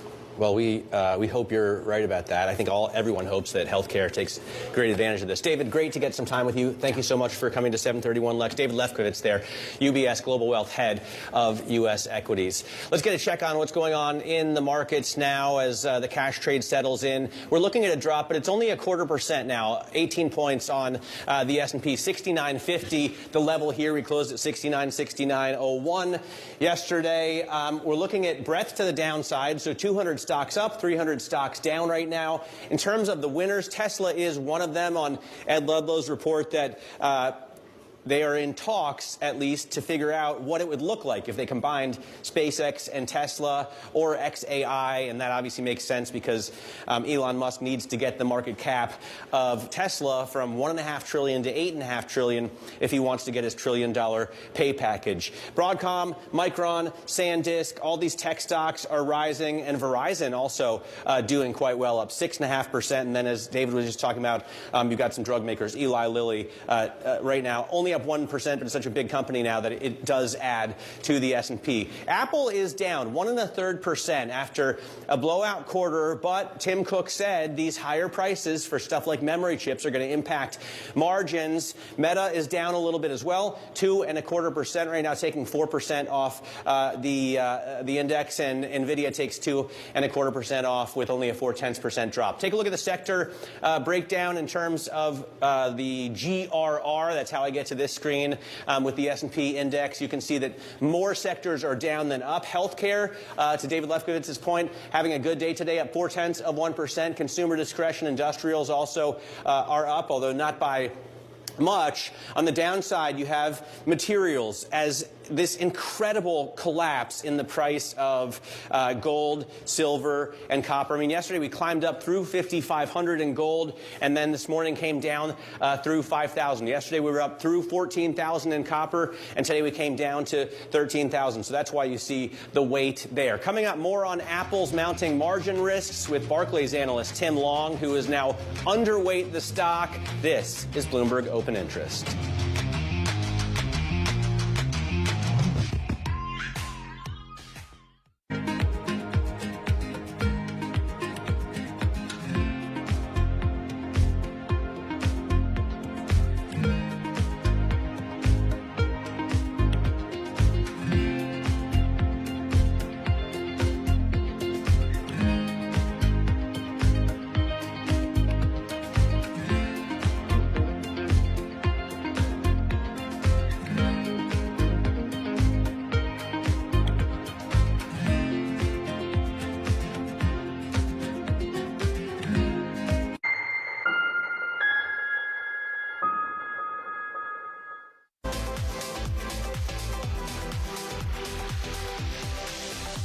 The phone is, what's great about it is it's a well-developed gaming ecosystem, right? So it, folks know to find games there, but it's also a highly competitive gaming ecosystem. So it's developed, this gives you both that upside and the downside. But what's exciting is that now we are moving beyond the phone to the TV. So I mentioned like one of the big gaming areas we're going after. One of the big gaming areas we're going after now is, social gaming experiences that will show up on your TV. So we are now announcing, we're going to announce here actually, that we're going to have these social party games that you can play on your TV with your phone as the controller. And it's things like, recognizable games like Boggle, you got Pictionary, we've got a Lego party game. We, basically are gonna unleash this with a bunch of creators, and they're gonna go figure out stuff that we didn't even imagine that they can do with that interactivity. Trading day is about to start. And you're already looking for that edge. The opening trade brings you everything you need to know as markets open across Europe. Let's talk about the significant risk transfers to find space in their balance sheet. Hedging some of that risk. You could look at it the other way. Obviously, this stuff is risk-weighted. I would much rather be long than be short. We're in a kind of sweet spot. Very, very strong alignment. 3 revolutions in one. I'm Guy Johnson. I'm Anna Edwards. And I'm Tom McKenzie. This is your opening trade. Every trading day, only on Bloomberg. Bringing you up-to-the-minute news whenever and wherever it happens. I'm Katie Greifeld at the J.P. Morgan Healthcare Conference in San Francisco, and this is Bloomberg. The countdown is on. Everything you need to get the edge at the end of the market day. Get ahead of tomorrow's trading with The Close. Weekdays on Bloomberg. Context changes everything. Know how the market day started. Find out how it finishes. Public markets to private markets. From the micro to the macro. Covering retail, entertainment, the business of sports. The supply chains, trade policy, how it all is impacting the U.S. equity market as we drive to the closing bell at 4 p.m. A holistic approach to covering financial markets. If it matters to your life, we're covering it. I'm Katie Greifeld. And I'm Romaine Bostic, and this is The Close. Every weekday from 3 to 5 Eastern. Only on Bloomberg. Context changes everything.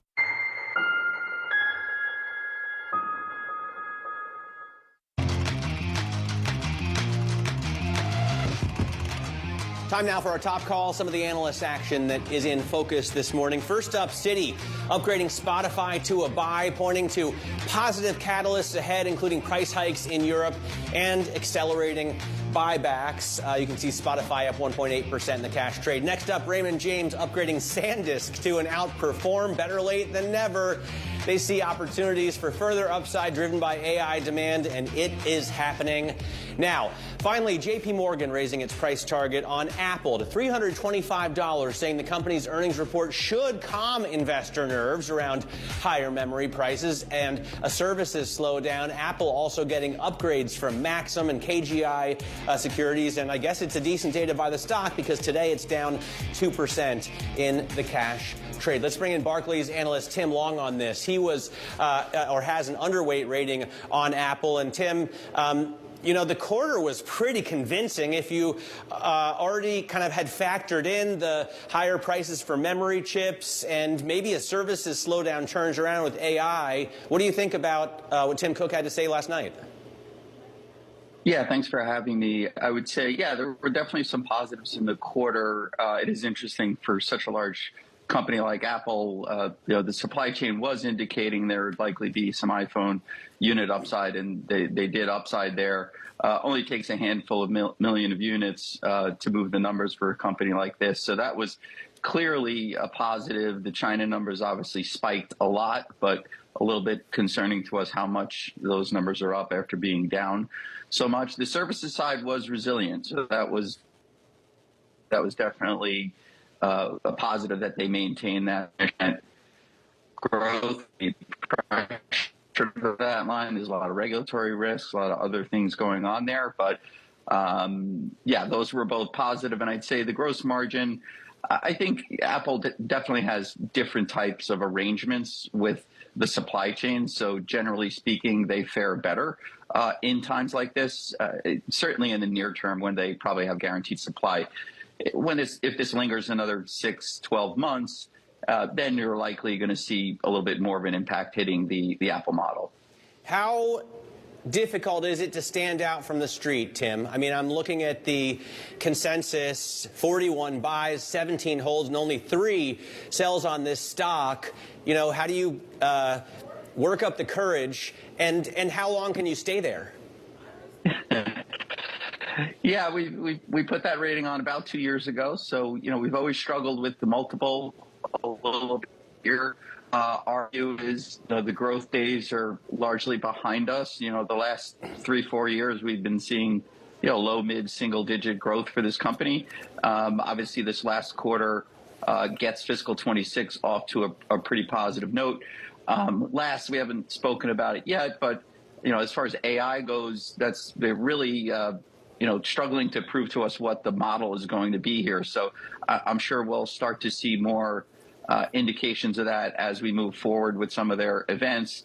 But I do think, broadly speaking, we do need to believe that over the mid and long term, Apple will be a bigger player in AI than they currently are. Is there any chance, Tim, that Apple ends up looking, you know, Toyota smart here? I say that because Toyota didn't invest in EVs, and everyone was like, oh, these guys are so stupid. They're going to be last on the EV, you know, shopping list. And then it turns out nobody really wanted to keep buying EVs. So, I mean, Apple didn't invest in an LLM, but maybe they can just use Google's, and who cares, like, who provides it, as long as Siri has it.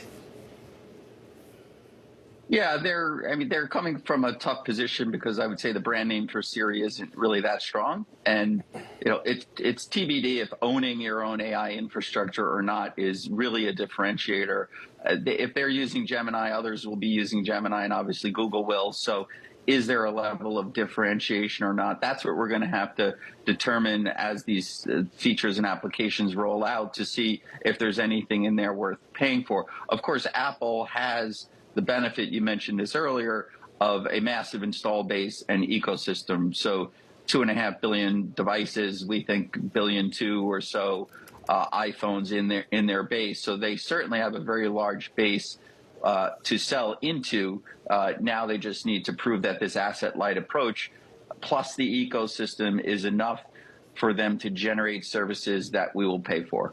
All right, excellent clarification there on the installed base, 1 billion too. Our iPhones out of the 2.5 billion total devices. Great to get you on, Tim. Hope I can get you in the studio next time. Barclays Senior Equity Research Analyst Tim Long talking to us about Apple and his courageous call. Coming up, we discuss the outlook for metals and more with Wasif Latif of Sarmaya Partners. He joins us next. This is Bloomberg Open Interest.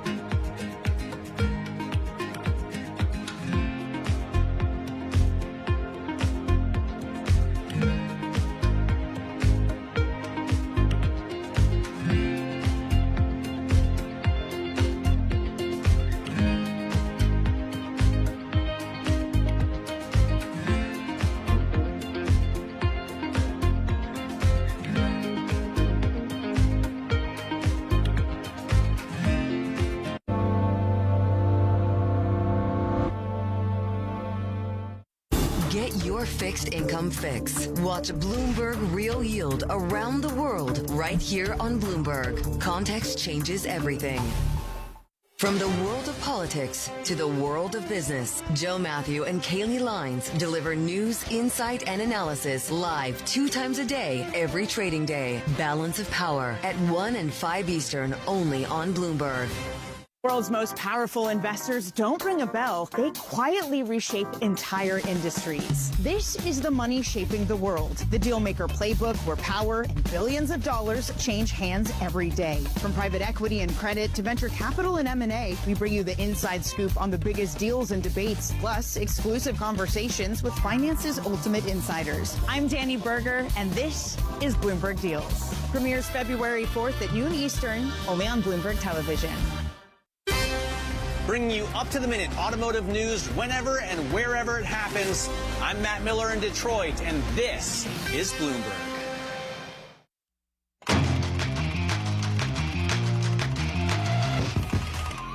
This is Bloomberg Open Interest. I'm Matt Miller. Quick check on stocks. It is Friday, thank goodness. But we're down a little bit. S&P 500 only off 0.2%, 69.53, the level right now. NASDAQ 100 down about 1/3% at 25,787. So we're still very close, to record highs here. We did go through 7,000 a couple of days ago. Couldn't hold it, but a lot of people probably have sell orders at that big round number, and we're pretty close anyway. Take a look at NVIDIA. It has now turned higher. It had been lower, so that's a weight off the S&P's back. Only 0.1%, but every little helps. Apple still down 1.7%, and we just talked about the blowout quarter that they had. SanDisk continues to climb 17% after 120+% gain year to date, so month to date. Chevron is up after earnings. You can see silver down, gold down, and this is really the story I want to focus in on right now. Let's bring in Wasif Latif, Chief Investment Officer over at Sarmaya Partners. And Wasif, you have really been hitting all the marks with your ETF lens on this commodity investment, making a ton of money over the last couple of years for your clients and for investors. But yesterday we saw some incredible volatility. What do you think caused gold to spike up through 5,500 and then drop back down through 5,000? Thanks a lot, Matt. It's great to be here again with you. The market was really excited about gold and silver, given the debasement trade over the last couple of weeks that really was driving up the speculative element of this. And today you're getting the wet blanket of the Fed nomination and the dollar rallying, and because of that, you're seeing a pretty significant pullback.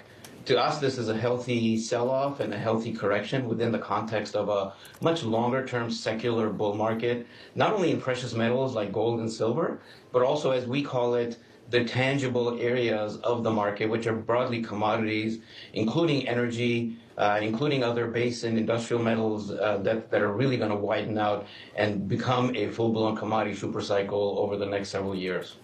So you're still a buyer at 5,000. I know your ETF has basically doubled since its inception. Do you continue to pile into this strategy? Yeah, so that's a really good question. So day before yesterday, it was our 1-year anniversary for the ETF. And what a day to mark the 1-year anniversary. We hit 100% return.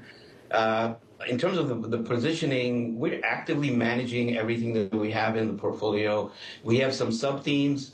And gold and precious metals and silver and the mining stocks of those companies, they reside in our geopolitical and fiscal risk sub-theme. And then we have our energy is life sub-theme, where we have oil and gas companies. And then we have our build the future sub-theme, where we have other companies like copper miners and platinum miners and iron ore miners. So to answer your question, we have been heavy overweight in gold and silver running up to this, and as early this week, we were actually trimming some of the positions in that space to reallocate back to energy, which look much more attractive. So we're actively managing these exposures. Gold, silver, and their mining companies still remain a large part of the portfolio. A few years ago, the portfolio was much more overweight in energy, and we switched that around in mid-2024, late 2024. And that's been a great call. And we think that the next year or towards the second half of this year, energy might be the bigger play. And so we're actively managing those exposures. Currently, we're still overweight from our secular view on gold, silver, and their mining companies, given the geopolitical and fiscal risks that are still front and center. So that's a great clarification. So you're not necessarily married to the metals. You could go to other assets, and I noticed that you can operate in all different regions as well. Are you always, you're always talking, though, dollar-denominated assets, right? So the dollar debasement trade that you mentioned at the top has to be something you're watching really closely. What do you make of Kevin Warsh as a new Fed head, and what do you make of the sell-off in the greenback? Yeah, so today is a rebound in the dollar because of the news, and this is the initial market reaction in our view. I've been in the industry long enough, and you've been covering this stuff long enough to know that the first day move isn't necessarily the permanent move. And so, in our view, the dollar bear market is still intact. It will take several years to really come to its fruition. We are not necessarily in the de-dollarization camp. We've sent you some charts. If you look at the Dixie going back several decades, there have been about 3 different bear markets in the dollar since the 1960s, and we think we're in another one for now. But, as you know, secular bear markets still have moves on a short-term basis, so we could get a rebound in the dollar, some strengthening, not just on this news, but potentially if we get an economic slowdown and there is a bit of a flight to safety and people are concerned, you could get a rebound in the dollar. Having said that, on a longer-term basis, we still think that a dollar bear market is still intact. Got it. And as a result of that... Got it. Wasif, I got to cut you off there due to a break. Sarmaya's Wasif Latif, thanks so much for joining us.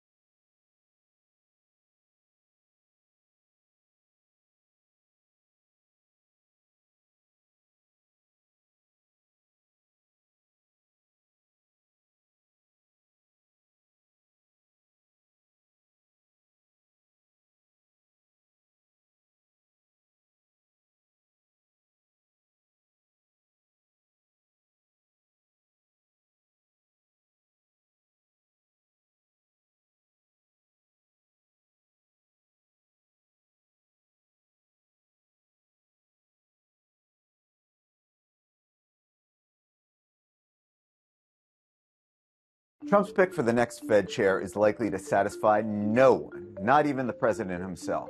He long pledged to pick someone who would usher in easier policy, but Kevin Warsh is regarded as a hawk. That profile The will UK make it stands next to apart as a impossible. place to do business, not because of one advantage, but many working together. Over £10 trillion in capital, 4 of the world's top universities, a 10-year industrial strategy in action. It's stability with dynamism, global reach with local depth. It all adds up to greater growth. Find out more at business.gov.uk/growth. News when you want it with Bloomberg News Now. I'm Nathan Hager. Friday morning trading is underway on Wall Street on a historic day for markets. That is the sound of the opening bell from the floor of the New York Stock Exchange. And at the open, the S&P 500 is down 0.3%, or about 20 points. The Dow Jones Industrial Average is also 0.3% lower. That's a drop of about 160 points. And the Nasdaq Composite opens in the red. It is down 0.5%, or more than 100 points. The 10-year Treasury yield is up a basis point to 4.24%.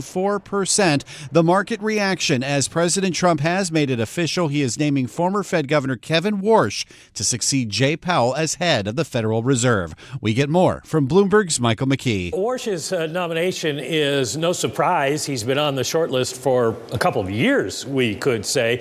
In 2017, the president thought about appointing him. He has some strengths that Washington and Wall Street are going to like. He has a background at the central bank, as you've been mentioning. He was on the Fed from 2006 to 2011. He started his career at Morgan Stanley and then moved on after the Fed to Duquesne Capital Management, working with Stan Druckenmiller. Bloomberg's Mike McKee reports Kevin Warsh has been a critic of the Fed. He's often called for higher interest rates, including when he served on the board. Neil Dutta is head of economic research at Renaissance Macro. Criticism I have of Kevin Warsh is lack of judgment, okay? Because his performance during the financial crisis was not a particularly good one. And I think you could say, arguably, that it is disqualifying. Renaissance Macro's Neil Dutta was a guest on Bloomberg Surveillance. Since leaving the Fed, Warsh has aligned himself more with President Trump's views on interest rates. His wife, Estee Lauder heiress Jane Lauder, donated $5 million to the president's MAGA Inc. super PAC last year. Republican Senator Tom Tillis says he thinks Warsh is qualified, but he still plans to oppose all of President Trump's Fed nominees until criminal investigations into Chair Powell and Fed Governor Lisa Cook are resolved. Senator Tillis was a guest on Bloomberg Surveillance. To me, you got some assistant U.S. attorney with a dream in the D.C. District that should really determine whether or not this frivolous prosecution is worth holding up a Fed board seat. Senator Tom Tillis says the Fed would still have a working quorum even if the investigation runs past Chairman Powell's term in May.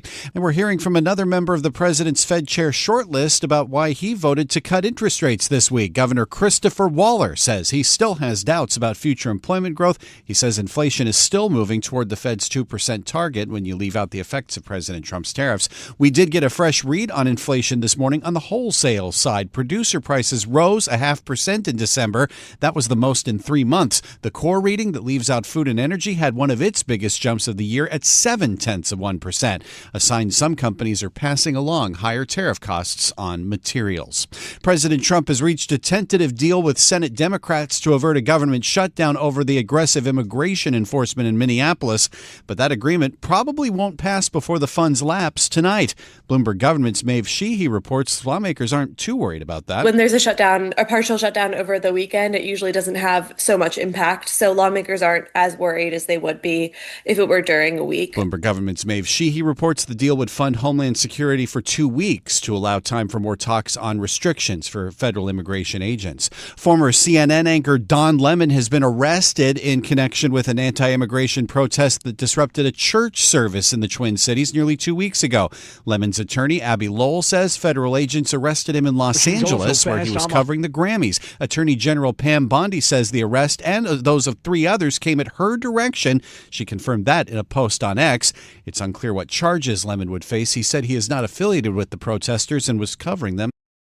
Faces a possible fine, license suspension, and jail time if convicted. Peter King, CBS News, Orlando. Freeze-dried butterflies on a kale and parsley leaf with fresh nettle cheese. Denmark's culture minister says that is art. The country's launched a new initiative to reclassify cooking from craft to art, just like painting and ballet. That would make top chefs eligible for state subsidies and funding from private donations. Deborah Rodriguez, CBS News.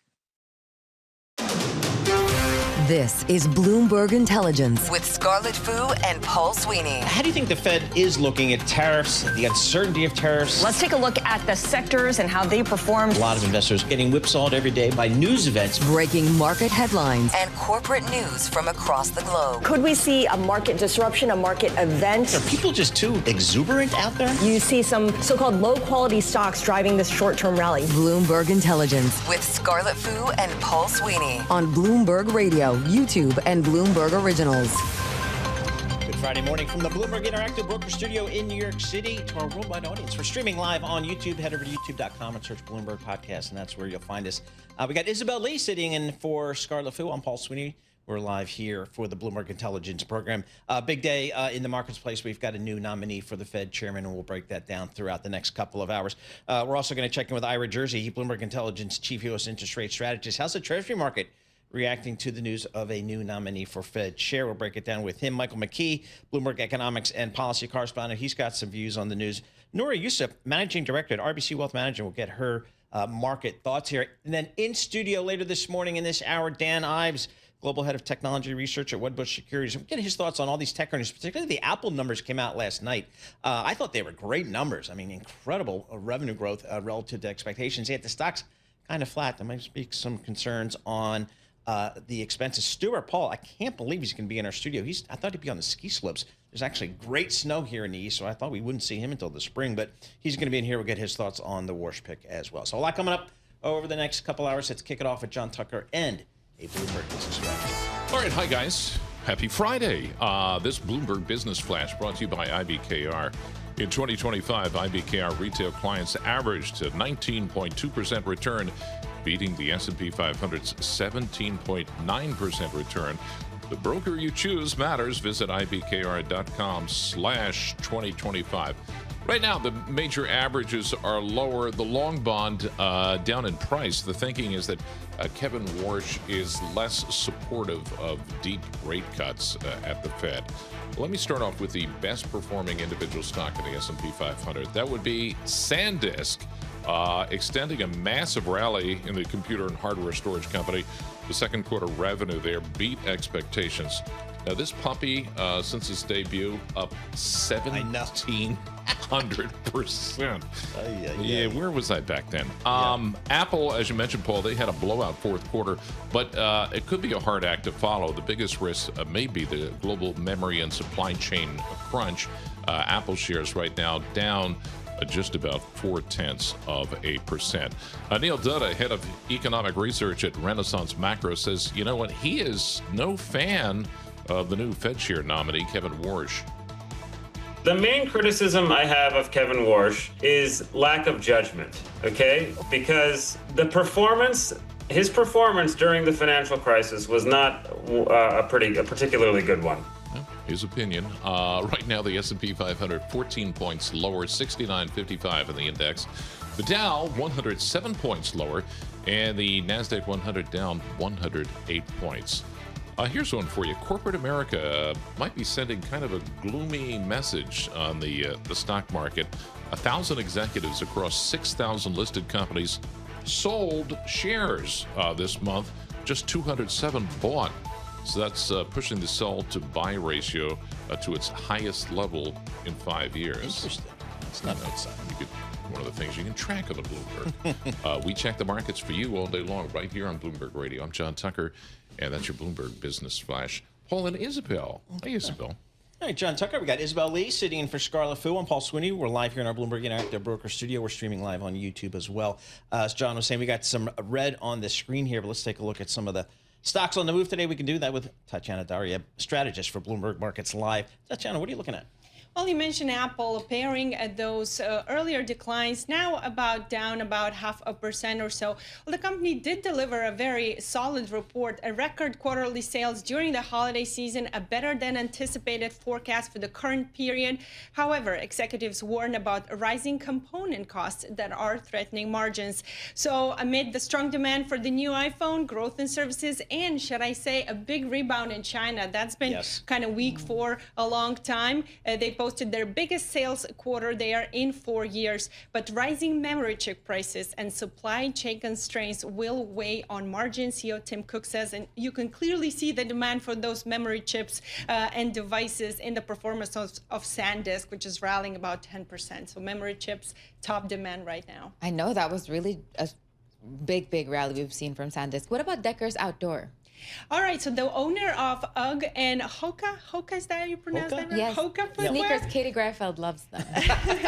Well, they raised their annual forecast and beat estimates after reporting strength across the U.S. Sales for the third quarter exceed expectations, leading multiple analysts to raise their price target on the stock, which has now been boosted to $126.50 a share. We're now trading at $114, just for perspective. And BI analysts there note that Hoka is in the early stages internationally with room to grow into a multi-billion-dollar brand. So forget your Adidas, or I don't know you the right pronunciation. We call them Adidas in Europe, or your Nikes, because Hokas and On shoes are now the new hot thing. Well, Adidas, that is a family name, but no, we say Adidas here. Adidas, sorry.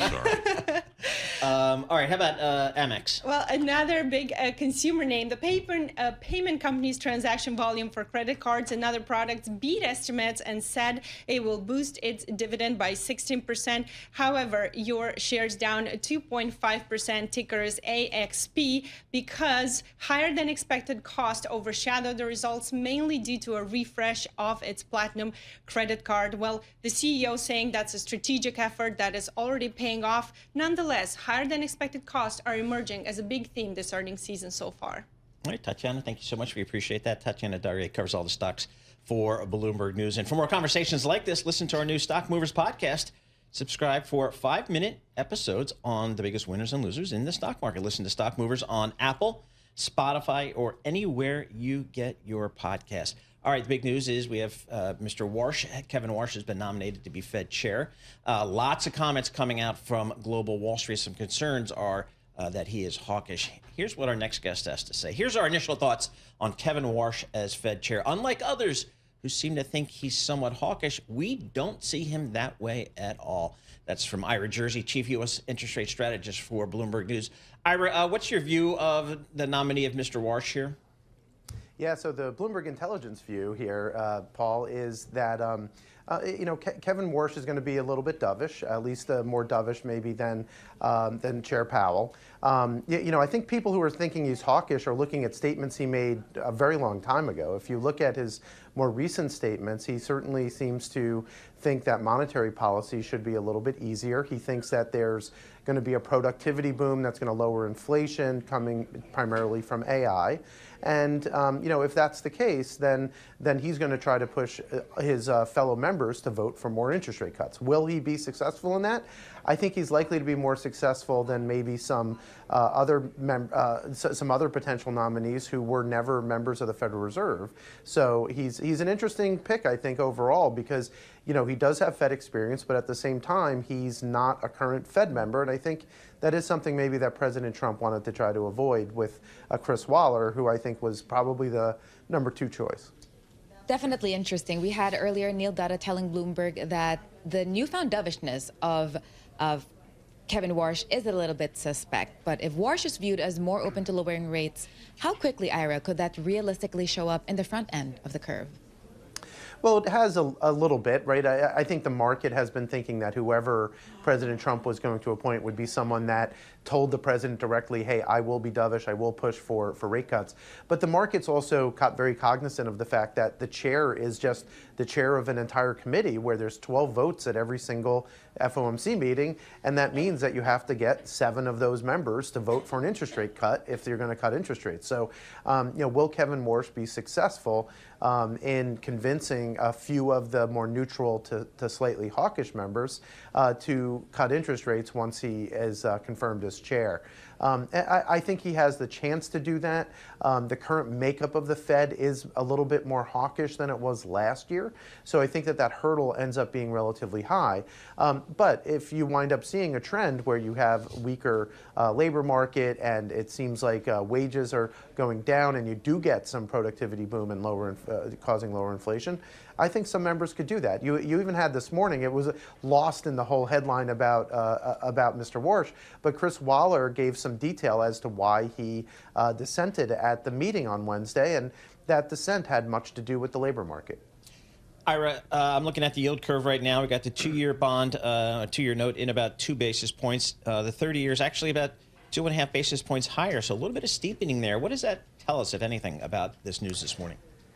Yeah, this is the twist steepening that we thought would happen if you got a pretty dovish member of the Fed. So twist is not bull or bear. It's a little bit of both, right? That's why we call it twist.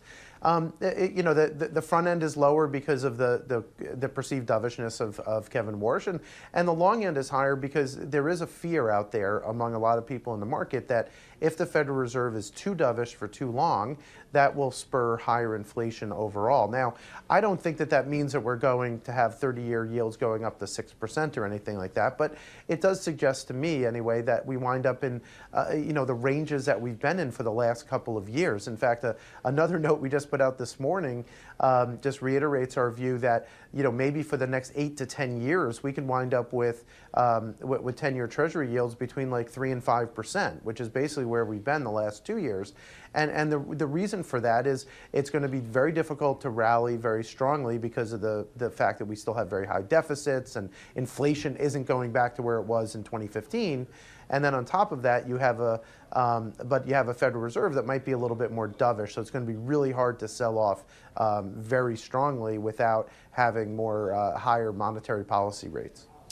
Ira Jersey, Chief World Cup correspondent here. Ira, 30 seconds. Are any countries going to boycott the World Cup this year? I don't know. There is, it's sad when geopolitics winds up coming into sports, right? You've seen that in Olympic Games in the past, right, with both the U.S. and the Soviet Union back in the early 80s boycotting each other's events. And then, now you have Germany, the vice chair of the German Football Federation saying that maybe Germany wouldn't participate. I doubt that. The World Cup for national federations and national teams is just far too important. But the saber rattling is certainly something that might continue to, maybe try to get the political class to do something, but I doubt that it's going to work. So it will happen. I'm sorry to say that there is politics leaking into this year's World Cup for sure. Ira, thanks so much. As always, appreciate getting a few minutes of your time. Ira Jersey, Chief U.S. Interest Rate Strategist for Bloomberg Intelligence. Red headline crossing the Bloomberg terminal. U.S. judge tosses Mangione charge that could carry death penalty. So we'll have some more reporting on that going forward. But just want to get that out there. We got red on the screen. S&P down 10 points. The Dow off 115. And then NASDAQ off 37 points. This is Bloomberg.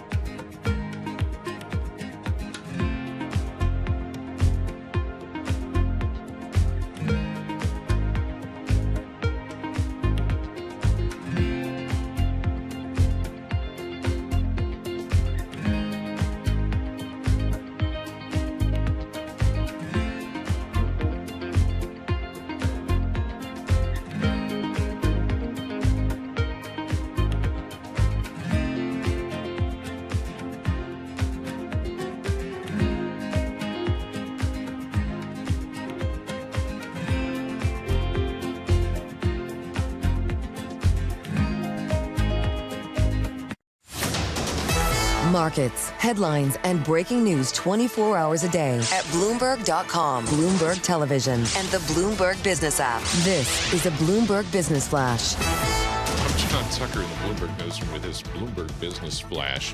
Time for an earnings scorecard. Let's start there. 165 companies in the S&P 500 have reported earnings so far this season.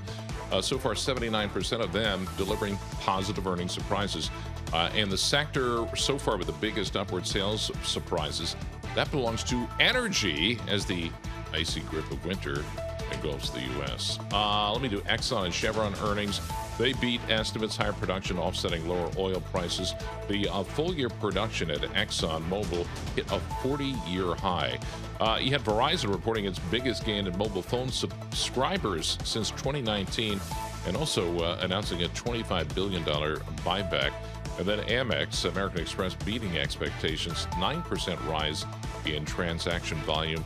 They also announced a 16% dividend increase. Shares of Verizon up close to 8%. Shares of American Express, they're actually down 2% right now. ExxonMobil shares 1% lower. Overall, the S&P 500 down 16 points. The Dow's down 120 points. The NASDAQ 100, 122 points lower. And we check the markets for you all day long right here on Bloomberg Radio. I'm John Tucker, and that's your Bloomberg Business Flash. Isabel and Paul. All right, John Tucker, thank you so much. We appreciate that. Isabel Lee sitting in for Scarlett Fu. I'm Paul Sweeney. We're live here in our Bloomberg Interactive Broker Studio, streaming live on YouTube as well. Certainly, the news today is President Donald Trump said he intends to nominate Kevin Warsh to be the next chair of the Federal Reserve. That's according to a post on his Truth Social platform.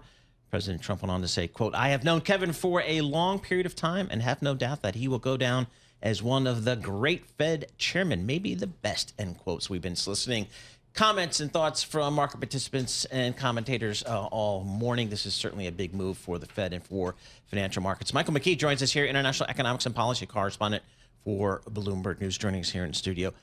Big news here today, Mike. Yeah, oh, you're not talking about Scarlett going skiing? No, Scarlett. Okay. No, at 0-degree weather, she's skiing. Yes. We finally got the Fed chair announcement that we've been waiting for forever, and it is Kevin Warsh, who was probably a year ago, you would have said he was the favorite. And then we had the ups and downs throughout the year in the betting markets on who was going to be the choice. The president settles on somebody that he's known for a long time, that he thought about putting in the job in 2017. And that he expects to be able to lower interest rates, even though Kevin Warsh has a very hawkish reputation. So it's going to be interesting to follow this process along.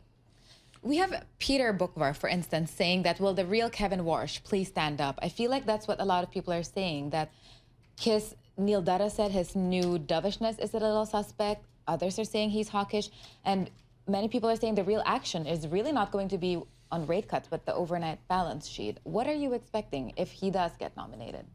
Well, the transition to dovishness has been taking place for about a year or two, and the argument that he makes is the same as the Chris Waller argument, that AI, a lot of capital investment that we've seen in the last year, and the president's deregulatory efforts are going to make it possible for growth to be faster with lower inflation. And if that's the case, then you can have lower interest rates. So that's the argument that he'll make, and he has some support already coming in for that. But in terms of what else, the inflation and the interest rates is the big issue for everybody on Wall Street right now. But besides that, Warsh wants to really pare back a lot of what the Fed does. He spoke last year and in very critical terms about the Fed having mission creep. Here's a sound of a little bit of what he said. The Fed has acted more as a general purpose agency of our government than a narrow central bank. Institutional drift has coincided with the Fed's failure to establish and achieve an essential part of its statutory remit, price stability. And the Fed's outsized role and underperformance have weakened the important and worthy case for monetary policy independence. So he wants to make some changes in how the Fed is governed and run. He would make some changes in bank regulation. He would make some changes in tools that the Fed uses. And you mentioned the balance sheet. He thinks the Fed's balance sheet is too big, and he wants it to shrink. He doesn't like QE, so don't look to that as an immediate solution for anything that comes up during his term. But in terms of shrinking the balance sheet, the question is, how do you do that? He has told me you would do it very slowly because you don't want to start selling a lot of treasuries because then the market's going to front run you, and Paul knows what what happens when that happens. Yeah. But if they do sell some or they do buybacks, you'll see a smaller balance sheet, but that might force them back into the scarce reserves system, and that would be a major impact on Wall Street. So I think that's the kind of thing that he wants to do, but it will take a lot of time. So how radical are those thoughts, or how widely shared are those thoughts in terms of making some changes? Almost nobody at the Fed would agree with the balance sheet thing. I mean, there are questions about how big the balance sheet should be, and there are criticisms that because of the regulatory regime that puts a risk penalty on treasuries, that banks keep so many reserves, and then that costs the Feds more money, et cetera. And Congress could fix that by taking some of that risk penalty off. And then maybe banks would move into treasuries, and you could shrink the balance sheet some and still keep the floor system that they use now.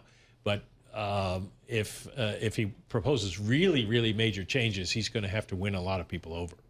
How would a rebooted Fed-Treasury relationship under Warsh work in practice without compromising Fed independence? Yeah, that's the really interesting aspect of it. Now, this is an argument that's been made by a lot of people that the central bank, and not just here, that central banks should work with their finance ministries because the debt levels are so high that the finance ministry has to issue a lot of debt, which then impinges on monetary policy.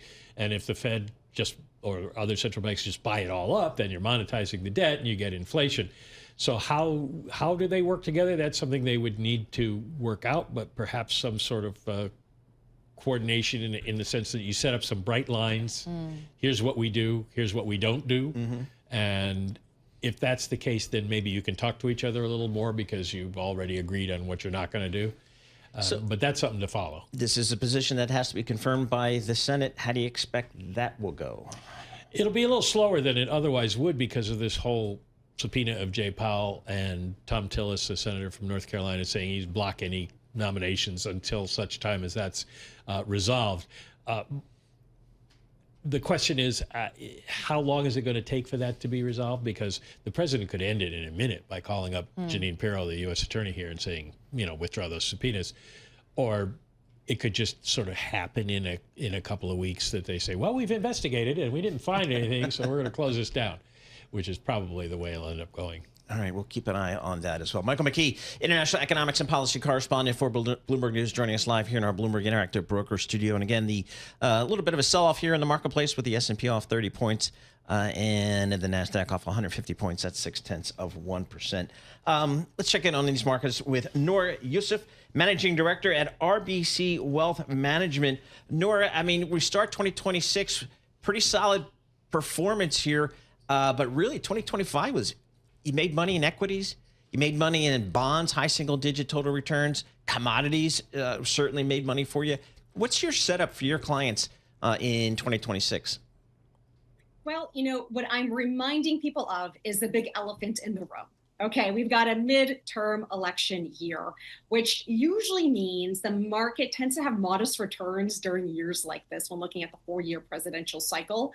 And our analysts found that in the 23 previous midterm elections, markets tend to experience a pullback on average of about 22% before midterm elections. So our message is don't get too complacent, be sure to have rebalance. And remember, if we do get some sort of pullback, it is part of the normal cycle. But I'll also point out the average rebound from the midterm low to the following year's high is on average about 48%. So what I'm telling people is to stay vigilant. Volatility might create some nice buying opportunities here. And during market volatility periods, let's just remember this year, you don't want to let the market dictate your outcome, but rather just let it inform your strategy. So the move so far we've seen in January seems to be in line with consensus. Bank of America in a survey said that managers are positioned for higher stocks, higher commodities, and lower dollar. But there is a risk also when it's such a crowded trade and they're very vulnerable to risk sentiment and to sudden shifts. How do you advise investors against that? I mean, do you tell them, go ahead, be a contrarian, or just stick to the herd? Well, here we are on the last trading day of the month. The January barometer theory suggests that as the S&P 500 goes in June.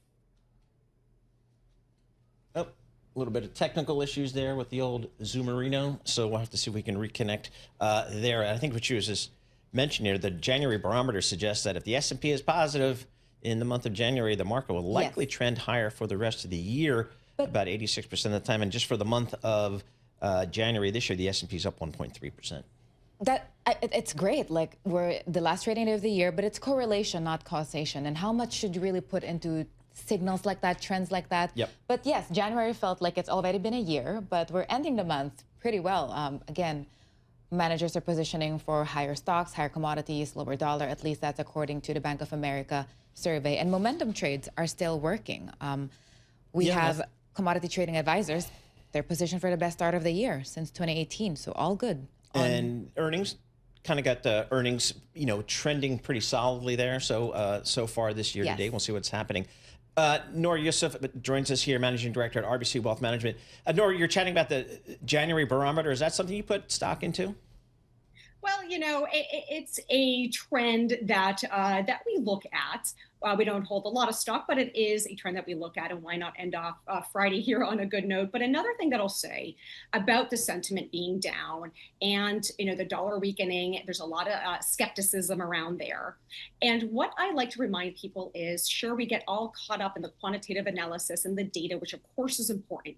But we have to remember that the market is a very emotional place. And so with the skepticism, we really don't mind that. After all, bull markets are born in pessimism, they rise in skepticism and die in euphoria. So dare I say, bring on the skeptics. Are markets, you talk about being emotional, are markets under or overpricing the odds that the Fed leadership might actually change the rate path? Well, with the Fed, what I'll point out there is that the Fed is made up of 12 votes, 12 of them to be exact, not just the Fed chair's vote. And what we're urging people to do is, listen, let's just focus on what we can control as it relates to the Fed, which is taking the opportunity here to potentially lock in some cash at these still elevated rates before this window of opportunity continues to close. And with the Fed pausing this month, it's really buying us some more time here to make some important decisions, potentially with that cash. Noor, thanks so much for joining us. Really appreciate you taking a few moments to chat with us. Noor Yusuf, Managing Director, RBC Wealth Management, joining us via the Zoom thing. And looking at these markets here, I get a little bit of red on the screen, about 0.4% decline in both the S&P and the Dow. A little bit more than NASDAQ. NASDAQ's down 145 points at 0.6%. But we'll call out gold here. It is down 6% today, $5,050 per ounce. Remember, yesterday it closed around $5,500 an ounce, so big move there.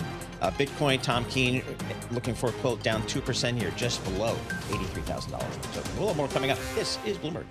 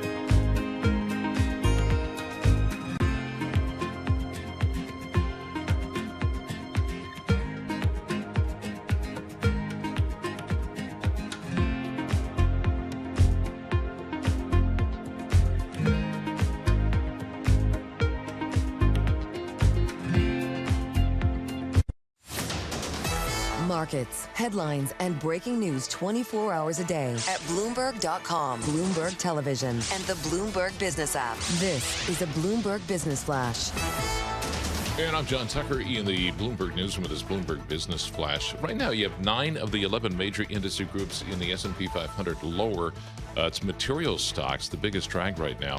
The leaders, the individual leaders in the index, Deckers Outdoor and SanDisk after their results. Then Apple, they delivered record quarterly sales, better than anticipated forecasts for the period.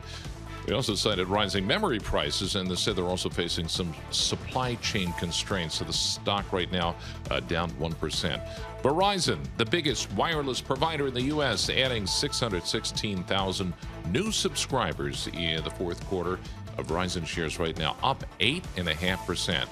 Well, market participants today seem to be saying that the Fed chair nominee, Kevin Warsh, doesn't support deep rate cuts. Jay Hatfield at Infrastructure Capital, not a fan of the Fed chair nominee.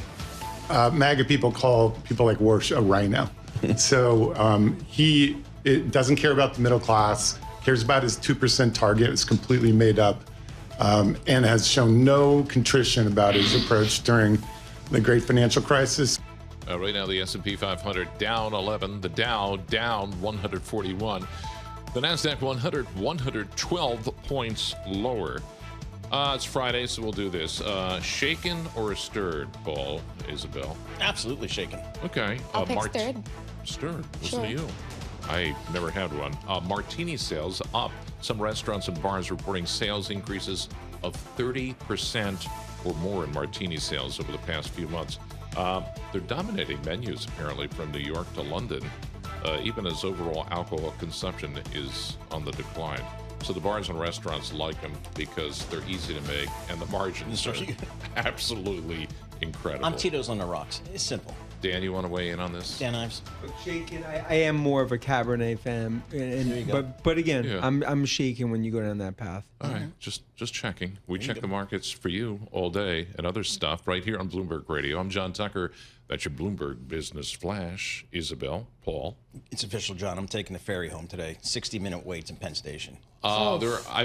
Isabel, you're my witness. I'm offering to give him a lift in my car in the Subaru. That is No, you go home. No, you go home. But I'll you take know, care of you're it. going to be facing ice flows in the river. I'm looking forward to it, Ash. I'm looking forward to All the right. trip. All right, John, thank you so much. We appreciate that. Isabel Lee sitting in for Scarlet Fu. I'm Paul Sweeney, live here in our Bloomberg Interactive Broker Studio, streaming live on YouTube as well. Big week for tech earnings here. The Apple numbers came out last night. I thought they were like really good. So what does the stock market do? Down 1% in the stock here today. I've been doing this stock market thing for 40 years. No idea how it works. Dan Ives does, global head of technology research at Wedbush Securities, joins us live here in our Bloomberg Interactive Broker Studio. Dan, what did you make of the quarter last night? I mean, that was a staggering quarter in terms of what we saw on iPhone, specifically in terms of China. I mean, China, massive tailwind, services strong. I'd almost say best case scenario that you could have seen. The stock performance today, I'd say it's a massive head scratcher. I mean, this is one where I think this stock should be up 5 to 8% relative, to what they perform and the guidance. But I think it also just comes down to, and we've talked about it so much in the show, right? Is that what's the AI strategy? What's the monetization? Show us the playbook. That's not Cupertino. That's not their DNA. And I think that's why the stock's it's a little Larry David in terms of the reaction. So how has it been, their AI push? Because they have faced concerns and they've really lagged behind their mega cap tech peers. Look, I mean, they've watched AI from the stands, and I think that's been disappointing to many, including us, because you have the biggest install base in the world. You have 1.5 billion iPhones, but now it comes down to the Google Gemini partnership is the first big step. They're bringing in outside talent, which is, I think, unique to what we've seen there. And then this is what I believe is going to build into a subscription service. I mean, that is not being factored into the stock. And I just go back to like a year ago, look at Google. New York City cab drivers perish on it. Now today they're doing, ticker tape parades for it. You go back to Meta a quarter ago. Now look at it this quarter. So we're just going to go through this just very sensitive time for tech investors. Looking at the Mark Gurman, Bloomberg News, his reporting today, maybe some concerns he's calling out about gross margins in the current period due to rising memory prices, also some supply chain constraints with the iPhone's 3 nanometer processor. are all those things kind of suggesting to investors maybe we're going to have great sales, but maybe not the margins we're looking for? Is that an issue? I think that's, and I think that's been telegraphed, but I do believe you have price increases when it comes to iPhone 18, call it $100, $150. But Paul, I think like what ultimately is going to move the stock, like when investors are focused on how do you get to 325, 350, how do you have a stock with a 3 in front of it? It's not going to be sales, margins. It comes down to like, lay out the AI strategy, show us the playbook. And that's why like Cook's going to stay CEO, in my opinion, till that baton's handed, because this is so important, I think, to his legacy. And what about how it's coping with tariffs? The company said that it created a $1.4 billion headwind. Have we reached the worst? Yeah, I think worse is probably in the rearview mirror. Now, look, that's why also playing nice in the sandbox in D.C. with Trump has been a huge positive. But it goes back to Cook, 10% politician, 9% CEO. So he's been able to navigate that extremely well. Now investors are, okay, it's go time. Show the growth catalyst. It was a huge step in the right direction last night. But you see, like, investors, and this is going to be a narrative in this tech earnings season, any blemish, anything investors don't like, they're going to take these stocks down. And we saw that with Microsoft and others. Talks about China here, because that's been a big an overhang for this company for the last couple of years, if not more. What do you think the status is right there about China and Apple? Well, I think it's a lot more positive today. I mean, go back, they were kind of in the middle of a sort of old Western fight between U.S. and China. Now, as those tensions have come down, that's been a huge positive for Apple. That's why Apple and Tesla are the two tech companies that are always caught in there. I think you've seen those tailwinds. Look, it's so important, 20% iPhone sales. You need that to be a market that's showing growth. And that's why you're seeing it. They're delivering everything you want to see, but the one thing that's missing, it's the AI strategy. And that, ultimately, that's really the hearts and lungs of what's going to be. Why haven't they articulated a strategy? And maybe that strategy is we're just going to wait and we're going to partner with whoever we need to partner with, and that is our strategy. Have they said that, or is that not enough? Look, it's essentially the last few WWDCs, it's been a Back to the Future Michael J. Fox moment, right? Like, the point is, like, they've really been on a treadmill at 2.5 speed. I think part of it was like they were hoping it was going to be internally developed. That wasn't going to happen. They've probably been, I think, slow, and culturally, it's actually hurt them. That's why you're starting to see changes. And ultimately, they needed Google to win the DOJ suit for this to happen. If Google doesn't win DOJ suit, this partnership can't happen. Should they have bought Perplexity? Should they have done others? Of course. But that's why this is go time for Apple. And that's what the stock's reflecting. Investors are like, give me something. And do you think that they have a chance in overtaking their peers? Look, I think when you have the biggest install base in the world and you have a Hall of Fame, Mount Rushmore CEO like Cook, you could be late to the game. But 2026, they can't fumble the football. This has to sort of be their moment. I think it's off to a strong start, but as we're seeing in tech, this is going to be much more highly scrutinized. You're not going to be given the sort of maybe latitude, just given this market. 30 seconds left before we let you go. Can you give us your call on Tesla right here? I mean, I think it's going to be a historical year for Tesla. It's the autonomous and robotics era that's now taking place. Plus, think about SpaceX and XAI, what that's doing to the Musk ecosystem. Musk is wartime CEO, and it comes down, that's why 600's base case, 800's bull case. Wow. And this now starts the AI revolution at Tesla. SpaceX, that IPO happens, that's going to lift just the whole feeling about Elon in general, I would think. Look, it goes back to like he's playing like chess, others playing checkers when it comes to what he's navigating here. And that's what haters will hate. But when SpaceX comes out, I mean, you're talking about what basically makes him almost $1 trillion. Biggest listing ever. I mean, $1.5 trillion valuation. That would be just extraordinary to see. Dan, thanks so much for joining us. Thank Really you. appreciate it, especially braving the cold out there. You get extra points there. Dan Ives, Global Head of Technology Research at Wedbush Securities, giving us the latest on tech. Big week here in technology. The numbers continue to astound, both in terms of the revenue and sales growth, but also the capital spending as well. We'll stay on top of that. A little bit of red on the screen here. S&P down 10 points. The Dow off 165. That's about a third of 1%. And the NASDAQ down 40 points, about 0.2%. The Tom Keene Memorial VIX, 16.7. This is good.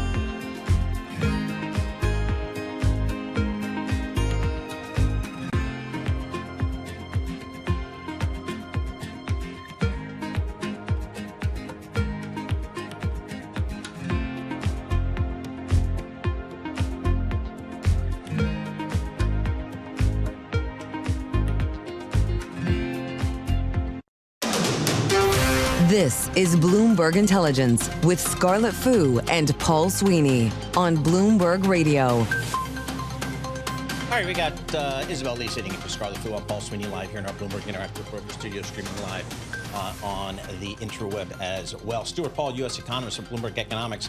He's not in our Bloomberg Interactive Broker Studio. If I had to guess, he's at the base of, I don't know, Windham Mountain or something like that, getting ready to ski this weekend. They got some great snow here in the Northeast for the first time in a long time. That's my guess, but we'll just leave it there. Stuart, talk to us about kind of your thoughts on President Trump's nominee, Mr. Warsh, for the Fed chair. What do you think? Well, of course, we know President Trump wants to see additional rate cuts. The thing is that throughout Kevin Warsh's entire career, he's been a notorious monetary policy hawk. I think that this is one of those circumstances where even if Kevin Warsh were to be nominated and confirmed by the Senate, which is a long shot at this point, it's still a little bit up in the air as to whether he'd be able to deliver the president all the cuts that he actually wants. And I guess the thing that matters most now is whether the DOJ is going to drop its probe into Chairman Powell, because that is a necessary condition for advancing this Kevin Warsh nomination. So, Stuart, by your comments there, you seem to believe that Mr. Warsh will have a difficult time being confirmed? Oh, absolutely. Senator Tillis was on Bloomberg TV earlier this morning. He put out a comment on Twitter earlier this morning. He has not changed his position that he will oppose any nomination to fill the chairmanship of the Board of Governors of the Fed until the DOJ probe has been dropped. If any nominee can't get through the Senate Banking Committee, they can't get to a floor vote.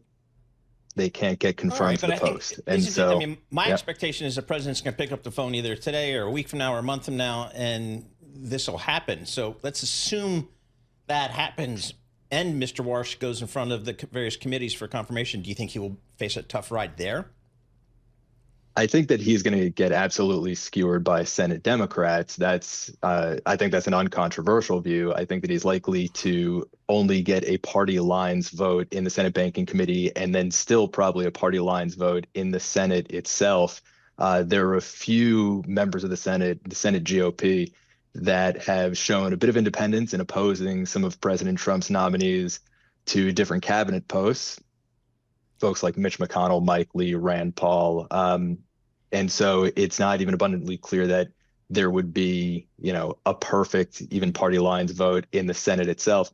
But again, to this point, it's still uncertain to me whether the DOJ will drop its probe of the Fed. It's super confusing as to why the DOJ probe would have been launched in the first place, given that this is a very typical reaction from Senator Tillis and from members of the legislative branch in general. So I just don't yet view it as a given that the president's going to make that phone call to the DOJ insisting that they drop the probe. I guess we'll see what happens. So paint us the worst case scenario that you are seeing when it comes to the Fed credibility and also when it comes to markets. Well, so in the worst case scenario, in the most complicated scenario, the DOJ probe were to continue, Warsh's nomination totally stalls. President Trump does not really get to advance a nominee quite yet. Federal Reserve Chairman Powell ends up staying in his role as a governor on the Board of Governors of the Federal Reserve, and he also ends up staying chairman of the FOMC, the monetary policy making body that's running in parallel with the Board of Governors and inclusive of regional bank presidents. In that case, there's actually relatively little change to the status quo. So it's both the most complicated and the least change in terms of affecting monetary policy. So Mr. Warsh has argued in the past to narrow the scope of the Fed. Is that something that is widely shared out there in the marketplace or widely shared at the Fed itself? It's not widely shared at the Fed, but it's certainly widely shared within policy circles in Washington. And it has been for about 20 years at this point that the Fed has been pursuing additional agenda items, including putting pressure on banks to lend to more climate conscious initiatives and to lend less to, let's say, the oil and gas industry, someone like Warsh would be looking to rein in any sort of pressure that the Fed has been putting on the institutions that it regulates as part of a broader policy agenda, and instead focus very narrowly on the dual mandate, maximum employment and price stability. Even within the policy circles that look to narrow the scope of the Fed and to narrow what the Fed looks at just in general, those folks, people like Kevin Warsh, are more so laser focused on price stability more so than maximum employment even. And so going back to what a Federal Reserve under a Chairman Warsh would look like, I think that within the Fed's reaction function, price stability and disinflation ends up getting more of a premium than the labor market. All right, Stuart, thank you so much. We appreciate it. Sorry for interrupting the ski runs there. Stuart Paul, U.S. economist, Bloomberg Economics, and he is an avid skier, folks, really good. So hopefully he'll enjoy this snow there. Looking at the markets here, a little bit of sell-off continues here, pretty much in line with what we've seen this morning with the S&P down about 25 points. That's 0.3%. For our listeners in the U.S., a reminder, you can listen to us via satellite radio on Sirius XM Channel 121. Access to the world's only global audio business network, coast to coast, 24 hours a day. Bloomberg Radio on Sirius XM Channel 121 is presented by Golden Crest Metals. Stay tuned for the latest market news and industry research. The next hour, Bloomberg Intelligence starts in just moments. Looking at the bond market, 10-year Treasury yields up about 1 basis point, 4.24%. The 2-year, however, is down 2 basis points, 3.53%. This is Bloomberg.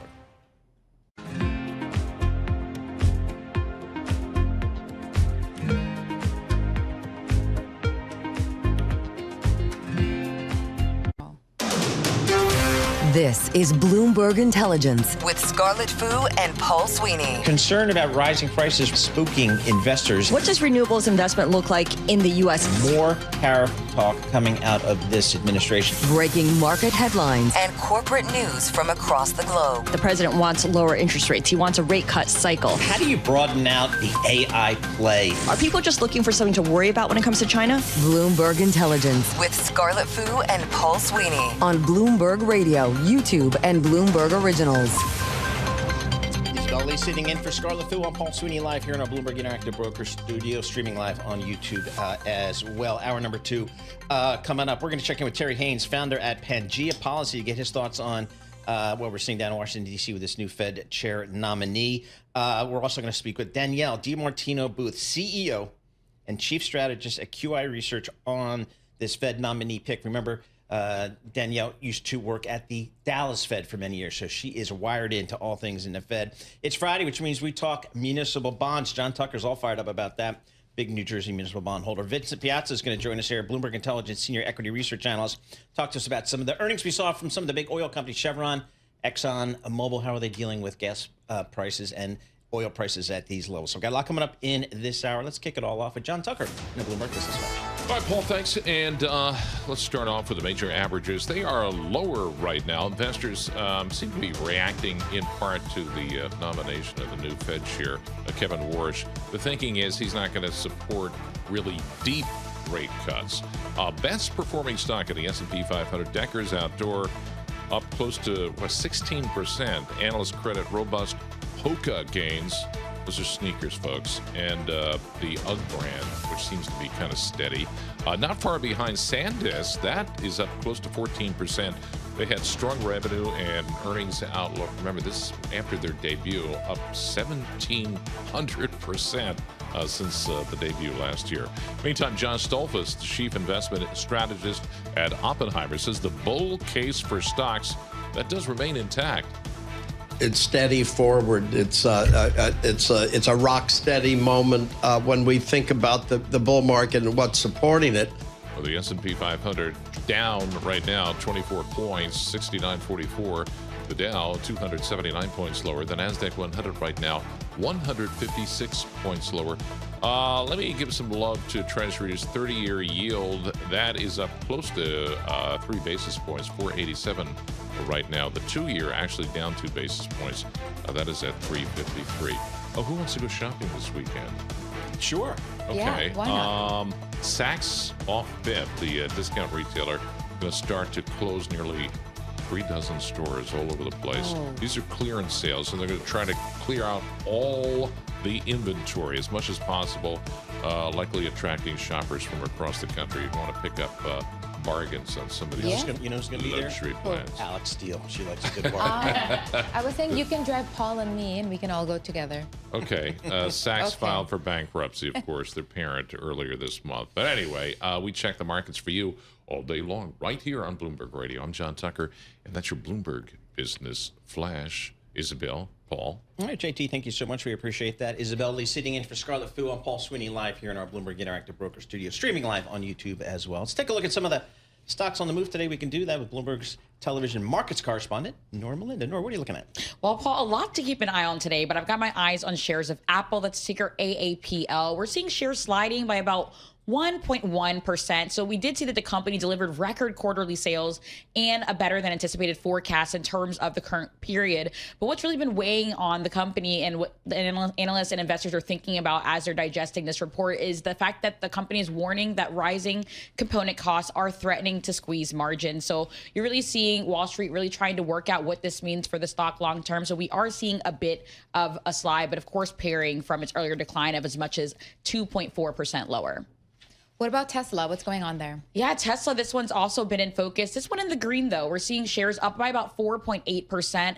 This is after Elon Musk said that SpaceX is considering a merger with Tesla or XAI. So this has really been buoying the stock higher, especially as we're thinking about what this could mean for the company in the long term. I mean, we see the stock, though, on a year-to-date basis so far in January, down about 3%, but getting a nice boost today, Isabel. One more. What do you got? Amex. Let's try that. Yeah, let's talk about some of the finance names. I've got my eyes on American Express. That's ticker AXP. We're seeing shares that are down by more than 3%, earlier hitting their lowest level since November. This is after the company's Platinum Card refresh boosted expenses more than anticipated. We also did see profit that fell short of analysts' expectations. So you are seeing Wall Street really selling off shares of this stock, but Amex rather did say that it will boost its dividend 16%. So we'll see. All right, very good. We appreciate that. Norma Linda covers all the stocks markets correspondent for Bloomberg News. We appreciate that. For more conversations like this, subscribe to our Stock Movers Reports. Listen for 5-minute audio reports on the biggest winners and losers in the stock market. Subscribe to Stock Movers on Apple Podcasts, Spotify, or anywhere you listen. Well, earlier today, North Carolina Republican Senator Tom Tillis, he said that he will continue to oppose the confirmation of any Federal Reserve nominee until the DOJ's inquiry into the current Fed Chair Jerome Powell is resolved.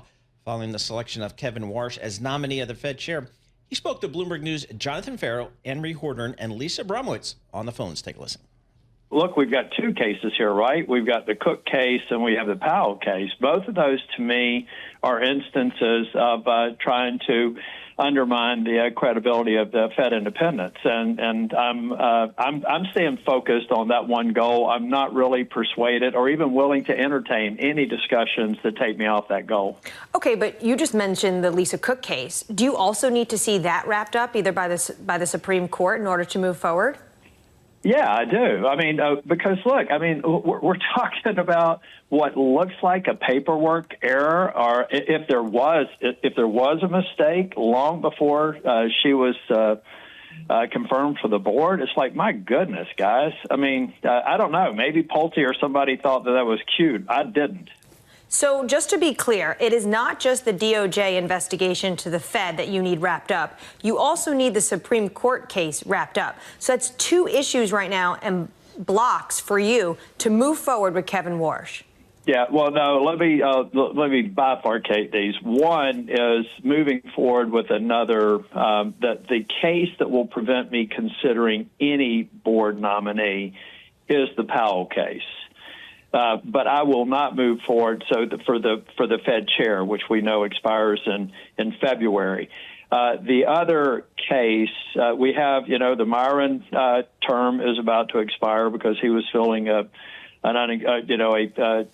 basically 6 weeks, or I'm sorry, 6 months. We've got the Cook seat.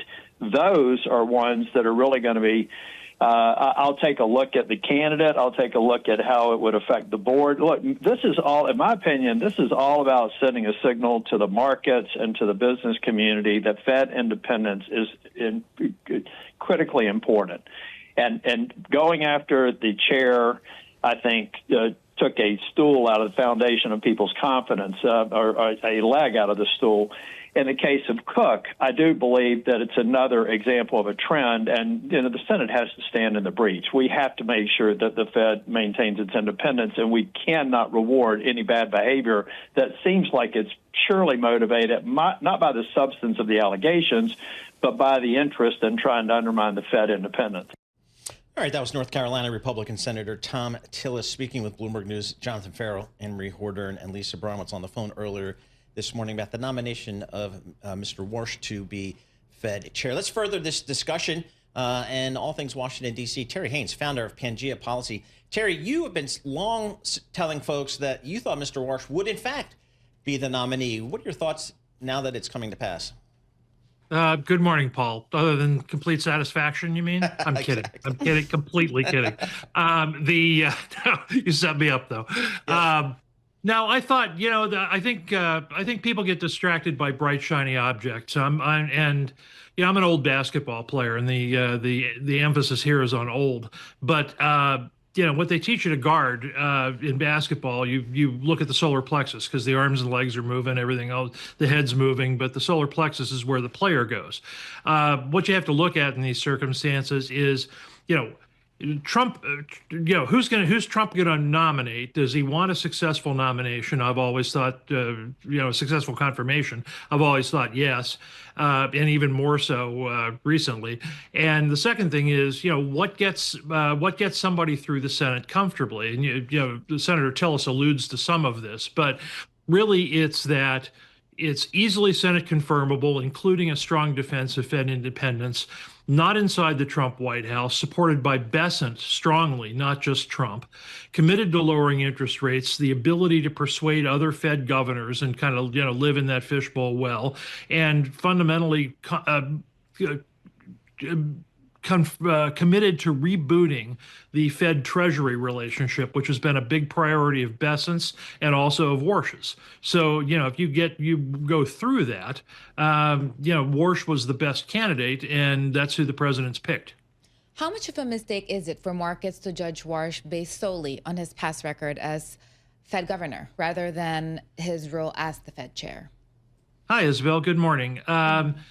It's a complete mistake. I don't think any of us would want to be judged statically today on what we might have thought 15 years ago. Firstly, secondly, Kevin's always been someone whose view continues to develop and isn't static, and that's a good thing.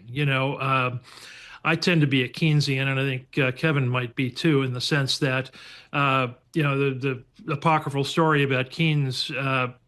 But some young researcher said to him in 1936, well, you thought X in 1919 and you don't think that anymore. And, what do you say to that? And Keynes's response was, well, then when the facts change, my views change. What do you do, sir? So, right. He's certainly developing, and that continues to develop in that sense, number one. Number two, you're sitting as a governor versus when you're sitting as chair. It's a very different look and a very different job. And thirdly, you've got, I think, a geopolitical dimension that demands, and I think Kevin agrees with this, and obviously this has been a big priority for Bessent. But that geopolitical dimension demands that on a lot of things, the Fed and the Treasury work together better and differently than they have in the past. And all those things, I think, combine to help his candidacy along. Terry, let's maybe assume that these legal issues for Fed Chairman Powell can be resolved, and in fact, Mr. Warsh can move forward with the confirmation. Do you think it will be a smooth confirmation or a difficult one? I think generally, yeah. those who think, and I'm one of them, who think that Warsh has got a lot of advantages in the confirmation process is true. Not least the fact that he's been confirmed before, and he went through service as a governor not so long ago, although sometimes it seems like a long time ago. He's got the least baggage, the cleanest slate, I think the freshest approach on Fed Treasury relationships. He's a very known quantity.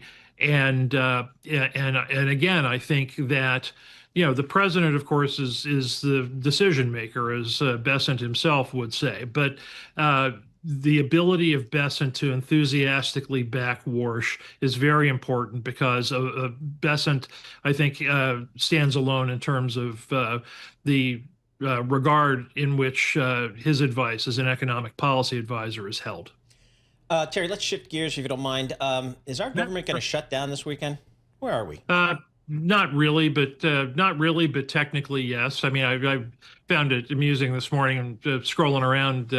I would see people say, "Well, depending on which line from which prediction market, that bet will kick in if this happens and won't kick in if that happens." What I think is likely to happen is you're going to go through the weekend, maybe with the Senate having passed something and the House not. Maybe neither body passes anything, but there's a couple of things that need to happen. Not just the House getting back, but Senator Graham of South Carolina, I think, wanting a resolution on a couple of issues, minor things, but bottom line is the government's not shutting down for any period of time, and that's fine. And if they can resolve the ICE and DHS issues in the next couple of weeks, that funding goes forward as well. And if not, they'll either kick the can a little bit longer or shut down.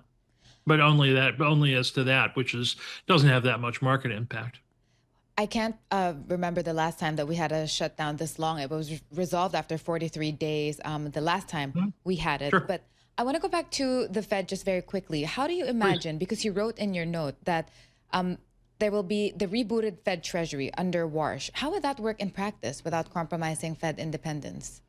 Fed independence is something I think markets don't understand, Isabel, and let me take a couple of seconds to describe it. A lot of people think the Fed is some immaculately conceived fourth branch of government. It's not. The Constitution provides for three sources of power: the legislative, the executive, the judiciary.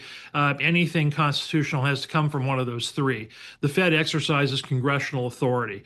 It is granted granular independence in making interest rate decisions, but as to many other things, including the size of its portfolio, all the things that it manages, all those things, it's under fairly close supervision, and it is not, strictly speaking, independent.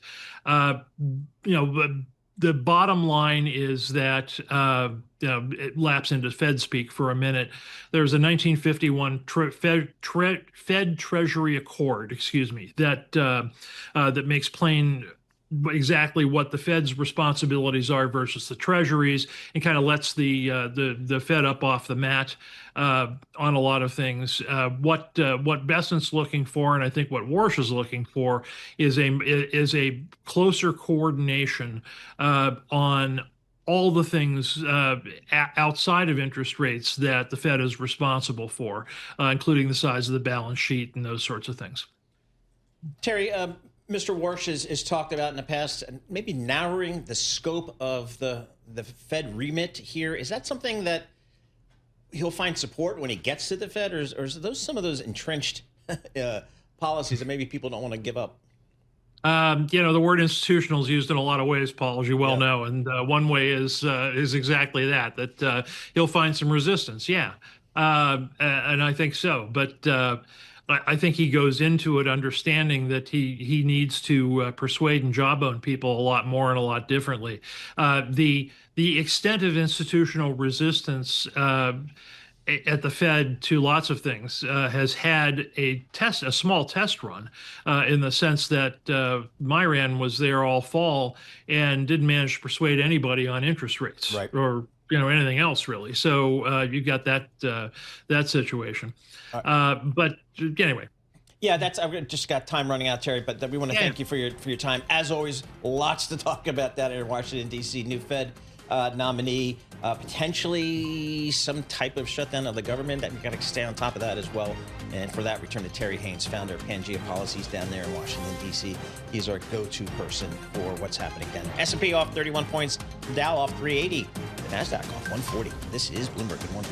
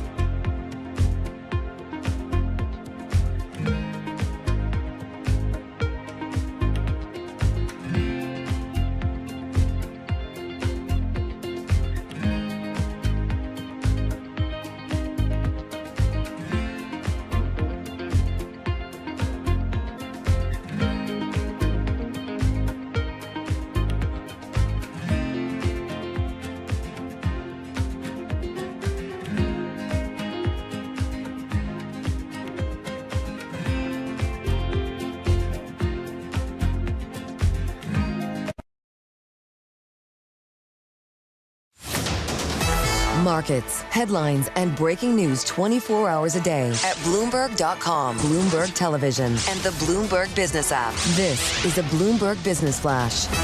And I'm John Tucker in the Bloomberg Newsroom with this Bloomberg Business Flash, brought to you by Golden Crest Metals. Inflation, tariffs, and volatility have some investors turning to gold for stability. To get a free gold and silver information guide and learn how to add metals to your IRA or 401k tax and penalty free, go to goldencrestmetals.com/guide. That's goldencrestmetals.com/guide.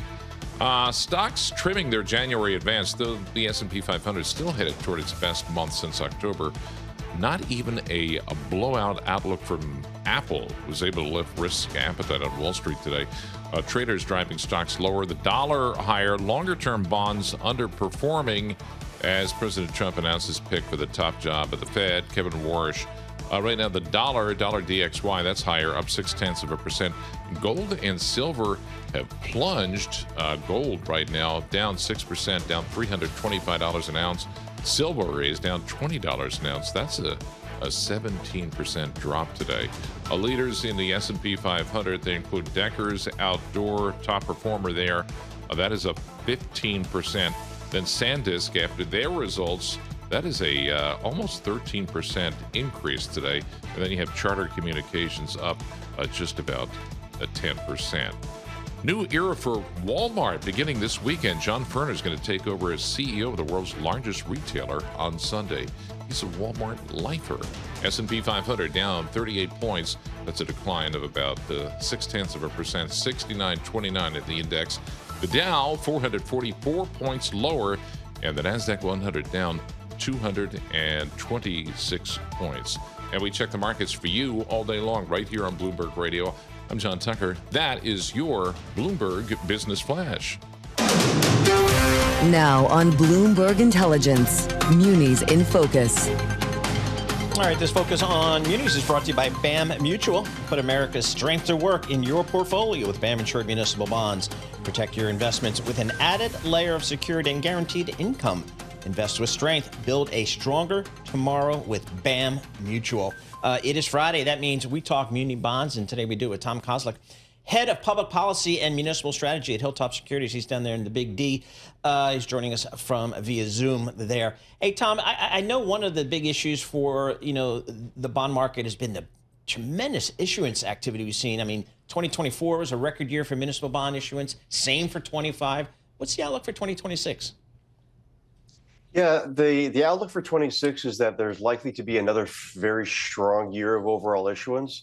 But let me add to that, because I think that supply and demand dynamic is also one of the things that's really differentiated what's been happening in municipals just in the month of January so far. Right, I'm going to add to that record amount of issuance that you were talking about. What we've seen so far in January is we've seen $7 billion of investor money flow into municipal mutual funds. That is a lot of money. And one of the things that's happened in January, in contrast to the record supply, is that there hasn't been quite as much supply in January to satisfy all of that demand. So we're expecting that demand is going to continue to be strong, and we think that supply is going to start to come back and be more plentiful. But this is one of the reasons of why it is that the beginning of this month, yields started to drop below the range that we've seen. We were watching and seeing in like October, November, December. And you've said that absolute muni yields remain generationally attractive, even with mixed relative value. How should investors think about that trade-off? Yeah, so one of the things that I've been talking about for some time now is the fact that there have been a lot of investors have been trying to pick their spots, right? Pick their spots because of relative value being strong or weak, and or, one of the things that I've been tracking with investors for several years now is they were a little confused in 22, 23, 24 about exactly what the path of the Fed was going to be. What I've been talking to investors about going back to the summer of last year is don't try to time the market, right? Even over the last kind of month or so, we've seen yields fall by 10 or 15 basis points. One of the things that I'm talking to investors about is taking advantage of these generationally attractive yields that we're seeing. The Fed is likely going to be, we don't know exactly when, but the Fed is likely going to continue their path lower, right? So I'm talking to investors about taking advantage of those generationally attractive yields. And as you can see by the extraordinary flows that we've seen in January, investors are starting to do that.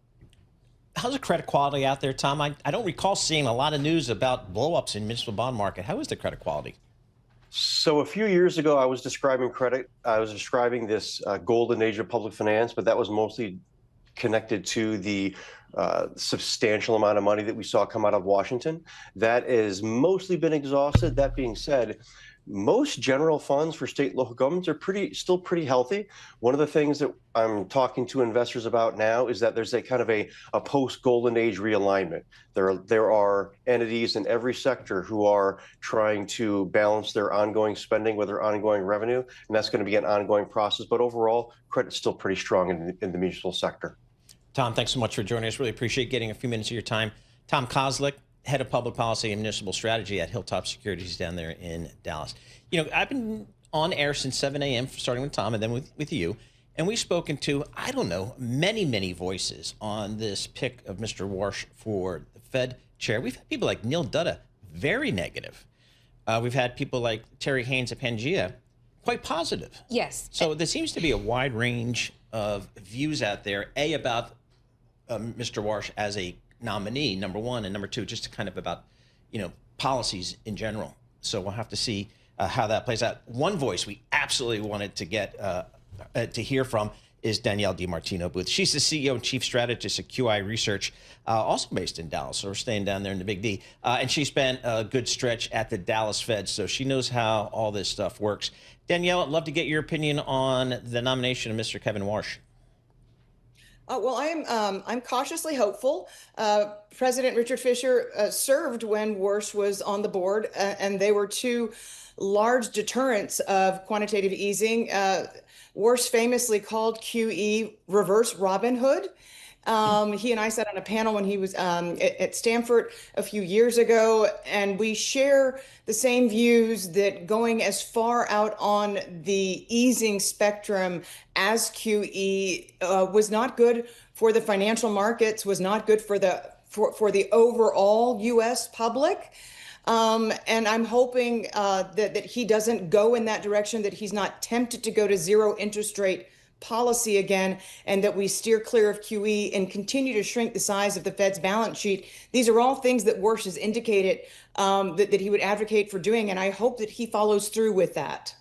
So after the nomination, there will be the confirmation, and we've had some of the sources telling us that it may not be as smooth. What is your projection for that? Well, I listened live when Senator Tom Tillis was interviewed earlier this morning on Bloomberg, and he has a very good point.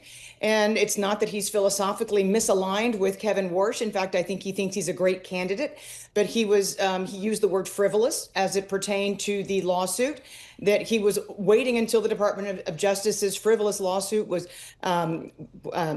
frivolous charges were dropped against Chair Powell before proceeding with any nominee. I think Senator Majority Leader Thune has backed that this will not be possible. You will not be able to progress Warsh through the nomination process until the Department of Justice releases Jerome Powell from these criminal charges. Danielle, how do you think that Mr. Warsh will move as it relates to interest rate policy? There are a lot of folks have pointed out that he's become maybe even more dovish, less hawkish with time in most recent times, and that may or may not have some political ramifications. How do you think he'll try to proceed with this Fed? So, of course, that is going to be the perception. I've seen a lot of the comments that he's made, but I would just say this. I think that coming in, that Warsh will be more aligned with Christopher Waller, and that he will recognize that the Fed is failing on its employment mandate and use research and data and alternative data sets to justify continuing to bring the Fed funds rate down. And I think that that's entirely appropriate. But again, I'm hoping that he aligns back with his original thinking that zero interest rate policy is not the way to go, and that he finds a more reasonable Fed funds floor somewhere around, say, 2%. So if Warsh does become the Fed chair, what changes first for markets? Policy direction, communication, or maybe reaction function? I think reaction function becomes critical. We have to remember that Warsh was a critical player during the global financial crisis. He has deep understandings of financial markets. We've seen some movement in leveraged loans this week. We've seen a lot of activity in private credit. The good news is we need somebody who has a deep understanding of the banking system, the financial system, their linkages. And I think he'll be able to be a good steward at the Fed, given the extended valuations we've seen and some of the kind of risks and threats of financial instability that are percolating out there. Danielle, he has a remit, or he's talked about a remit to narrow the focus of the Fed here. Do you think that's widely shared at the Fed? Well, I wish it was more widely shared. I've long said that we need to go back to having just the inflation mandate, and that the inflation and labor mandates are inherently in conflict with one another. He's also advocated to continue shrinking the Fed's balance sheet, even if he brings interest rates down. And I hope he goes forward with that as well. But you're right. He would have an uphill battle with a lot of the more dovish members of the board, but he would certainly be more aligned with individuals who are Federal Reserve District presidents who do not advocate for a larger balance sheet. What do you think Fed Chairman Jay Powell will do when he steps down from his leadership position? Do you think he'll stay on the board, or will he just sail off into the sunset? I think it was very telling to markets, and it was very telling to the current administration that he refused to answer the question at the press conference. And I would encourage Jerome Powell to stay on through January of 2028. Philosophically, at least, we know that the two are aligned. The two do not like, or at least I should say, Jerome Powell, back when he was first appointed to the Fed, came very close to dissenting against QE3. So I would hope that the two would be able to work together, and that Jay Powell would stick around until his term ends. And if Warsh really is committed to lowering rates very quickly, how much influence does the chair really have in persuading other governors? Because it's not just his one vote, as everyone has repeatedly said. That is absolutely the case. He could be looking at a number of dissents on day one. However, I think with the messages coming out, with just the clear data that we're seeing, whether it's Conference Board or University of Michigan, or the fact that so many Americans are not filing for unemployment insurance, and yet Google Trends shows you that we've got an almost record level of Americans searching for file unemployment. I think the data will speak for itself, and that many will be on board with lowering rates if we have to wait to do so until June. I certainly hope that is not the case. Danielle, thank you so much for joining us. We always appreciate getting some of your time.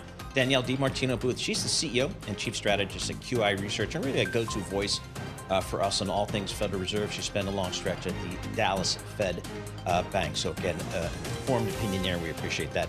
Markets selling off 35 points on the S&P. That's a 0.5%. The Dow's off 450 points, 0.9%. We'll have more coming up. This is Bloomberg.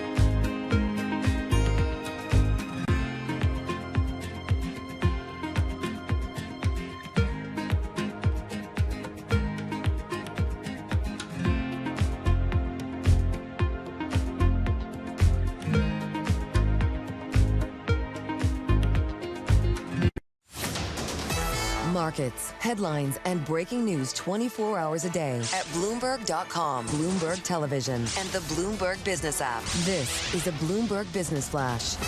And I'm John Tucker in the Bloomberg Newsroom with this Bloomberg Business Flash. Major stock averages, they are lower. The thinking is that the Fed chair nominee, Kevin Warsh, is less supportive of deep rate cuts. Actually, Bloomberg columnist Jonathan Levin had an interesting headline. He writes, Trump demanded a Fed dove, but chose a hawk. So figure this out. SanDisk, among the best performing stocks in the S&P 500 right now, extending this massive rally in the computer hardware and storage company after the second quarter revenue that beat Wall Street expectations. This stock is up 1,700% since its debut last year. Deckers Outdoor also a standout today. The owner of Uggs and the Hoka sneakers raising the annual earnings and sales forecast. Well, SanDisk was up 13%. Deckers up 15%. Meantime, Katie Kaminsky at Alpha Simplex says, you know what, tech shares, they still remain attractive. These signals still continue to be strong for tech, and there's little, we'll have to see continued earnings, but we really still see that trend continuing. The S&P 500 down 28 points, 69.41 on the index. The Dow Jones Industrial Average 409 points lower. The NASDAQ 100 down 163 points. The 30-year yield long bond up I'll call it 3 basis points higher right now at 487. And President Trump's second term hastening a critical point when net migration into the U.S. stops offsetting the declining birth and rising deaths that come with an aging native-born population in the U.S. 2026 may see the first real population decline in American history. We check the markets for you all day long, right here on Bloomberg Radio. I'm John Tucker, and that's your Bloomberg Business Flash. Isabel and Paul. All right, JT, thank you so much. We appreciate it. Isabel Lee sitting in for Scarlett Fu. I'm Paul Sweeney. We're live here in our Bloomberg Interactive Broker Studio. We're streaming things as well on the intraweb. Go over to YouTube, search Bloomberg Podcast, and that's where you'll find us here. Here's another group of stocks I totally missed. Year to date, these big energy oil companies are just ripping here. Exxon up 16% year to date. Chevron up 14%. Nice moves there. The companies reported earnings and some pretty good numbers, I thought. But what do I know? Vince Piazza, he's the expert. Senior equity research analyst. He covers all the oil and gas stuff for Bloomberg Intelligence. Joining us live here in our Bloomberg Interactive Broker Studio. This may be the 1, 2, maybe 3 days he spends in the Big Apple. We got him, folks, in studio. Vince, talk to us about what you heard, what you learned from ExxonMobil, from Chevron, from the most recent earnings. Yeah, well, I think for the most part, what you've seen the last couple of days is really the after effects of the storm, right? Especially helping natural gas. Yeah. And really the underlying benchmarks for oil. But for the 4Q, Chevron and Exxon, down sequentially on earnings. Pretty much as expected, though, right? Because of the realizations quarter over quarter on the lower oil prices. Going forward, it's steady as she goes. It's really about disciplined investing in the business, allowing the Permian and also Guyana to provide that upside. And really, it's about the upstream side of the business because the downstream is in a secular decline, a structural decline with the headwinds. But it's really about the upstream. It's really about the Permian. And you know about the Permian, why? Because Landman. You watch Landman. That's exactly. Right. But what we're going to see in 2026, really, not only from the big integrateds, but also from the other companies that are going to be reporting, is what do you think about natural gas here at these levels, and are they going to turn up the spigot on production? Which we really don't view it as such. We think the capital discipline will be maintained. We don't think there'll be a great deal of production growth coming in 2026. And what you're going to get is a return of excess cash. So both Chevron and Exxon beat earnings expectations this quarter, but Exxon managed to grow profit and Chevron's profit declined despite the beat. What did Exxon do correctly from an operational and strategic standpoint that maybe Chevron didn't? Yeah, so Exxon has Pioneer, and that's Permian. So the Permian and the Guyana has worked out quite well. The upstream is really the driver for Exxon. What's interesting, though, when you think about the free cash flow that both Exxon and Chevron generate, Exxon is somewhere around $5.5 billion, yet they paid out almost $10 billion in distributions via share buybacks and dividends. And that can be done because of Exxon's financial flexibility, big cash hoard, so they can support those distributions and their shareholder engagement. Similar for Chevron, but Chevron is a little bit lagging because of they just acquired Hess, they're integrating Hess, so they're a little bit further behind the process. But also for them, they also have Guyana via Hess, and they also have the Permian as well. So somewhat smaller, a little bit behind where Exxon is, but they're catching up as well. Chevron's in Venezuela, has been in Venezuela for a long time, but they're really the only ones. Everybody else said, the heck with this. What do you think is going to happen going forward with the change in regime change in Venezuela? Very slow. Okay. It'll be a very slow uptick in output. They're roughly around 250,000 barrels per day right now. You could see that doubling in about 2 years, but this is about sourcing in country. We don't see the backdrop for incremental higher investment in country to grow that output. We just see them reallocating within the country to get that output going. And 250,000 barrels over the next, call it 24 months, isn't really that big of a production boost when you think about the global franchise and roughly 4 million barrels a day of output. It does seem like international opportunities are the way to go, at least for them. But in your view, which company's portfolio and growth investments maybe are better positioned to deliver growth in the longer term for the price of oil? In my view, and we've said this in a lot of what we've published in the last year or so, Exxon definitely, because of the franchise in the Permian, because of Guyana. Chevron will get there. They're lagging somewhat only because of the the delayed arbitration over Hess, but now they have the Guyana piece as well, the participation with Exxon in Guyana. They also have the Permian as well. So both of these enterprises have those key pillars for growth for 2026, even out to 2030. Both have provided very reasonable growth expectations. A lot of those expectations, a lot of that, the theme is really on the upstream side of the business. That's what's really going to drive the business. For Exxon, the downstream investments in the energy products, that will also be a positive for them. But at this point, Exxon does seem to have the upper hand in terms of the scale in the Permian and also Guyana as well. I will say that I wouldn't be surprised if more is done on the upstream side, because this is a maturing industry, right? And so consolidation is the key. What we have said and what we've published over the last several years is this industry needs to consolidate. We will have fewer but much larger players in the upstream business here in the lower 48. Nat gas, but I'm just looking over the last couple of months. We went from $4 down to almost $2.50. Now we're above $4 for nat gas. It's been all over the place. How are investors playing nat gas these days? So in our 2026 outlook, we focused on nat gas over WTI oil. There are structural advantages that natural gas has. Number one, not only on the LNG side, but also in the build out for the tech data centers. These are structural growth opportunities for natural gas that crude oil does not enjoy.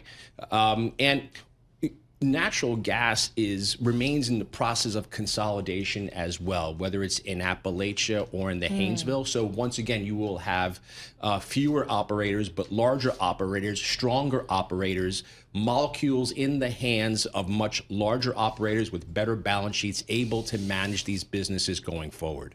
Vince, thanks for joining us. Really appreciate it. Always appreciate getting a few minutes of your time on global energy. Vince Piazza, Senior Equity Research Analyst. He does it all for us on the oil and gas side.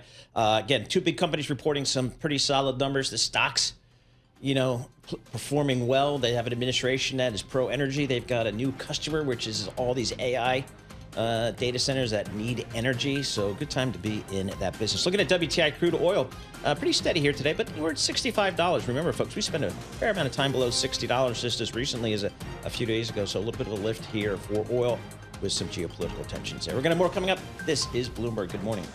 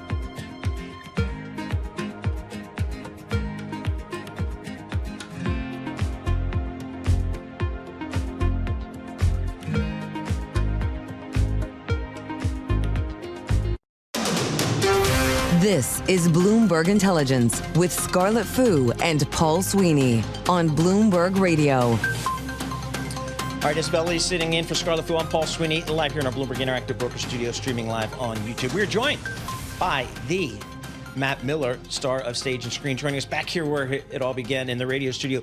Matt, are we going to talk cars by chance? We are, and the reason is I had a guest on from Hollowbrook Wealth Management, Philip Richter, on my television show this morning, and I know him from the world of finance and economics, but he also sits on the board of the Revs Institute in Naples, as well as hosts a car show every other year in Bedford called the Turtle Invitational. So while Philip is focused firmly on financial assets and looking at global debt and seeing diversification into gold, he also sees it spilling into his other world, which is cars. So, Philip, tell us, if you would, about the shock of the Mecum car auction in Kissimmee last week. It still is reverberating around the world, not just the car world, but the financial world as well. I think the whole world, and it's going to keep reverberating for quite a while because it was such an extraordinary outcome. But this transition of collectible vehicles from hobbies into an actual asset class, this is not new. This has started about 15, 20 years ago, and it's gained so much momentum. And what Matt is referring to is a Ferrari Enzo that belonged to the Bachmann collection, very high-end collector, knew what he was doing. The car was extraordinary, Matt. It was super low mileage, properly stored, hermetically sealed. I think it had 678 miles, yellow, Enzo. Now, these cars 3 years ago were $2.5–3 million, even low mileage good ones. They've been creeping up and launched last weekend from probably 5, 6, 7 million to 17.8, wow, almost 18 with all the juice in. And then another Enzo sold, car with miles, a different color, not quite the same history, for I think over 8 or 9 million. So what's driving this? Is it new money coming in? Is it just it is a global market for sure. So you've got global bidders, but this was a terrestrial auction. This was in Kissimmee, Florida, and it's very fascinating to me that you have this rise of BAT, bring a trailer online. So after COVID, during COVID, online auctions went crazy.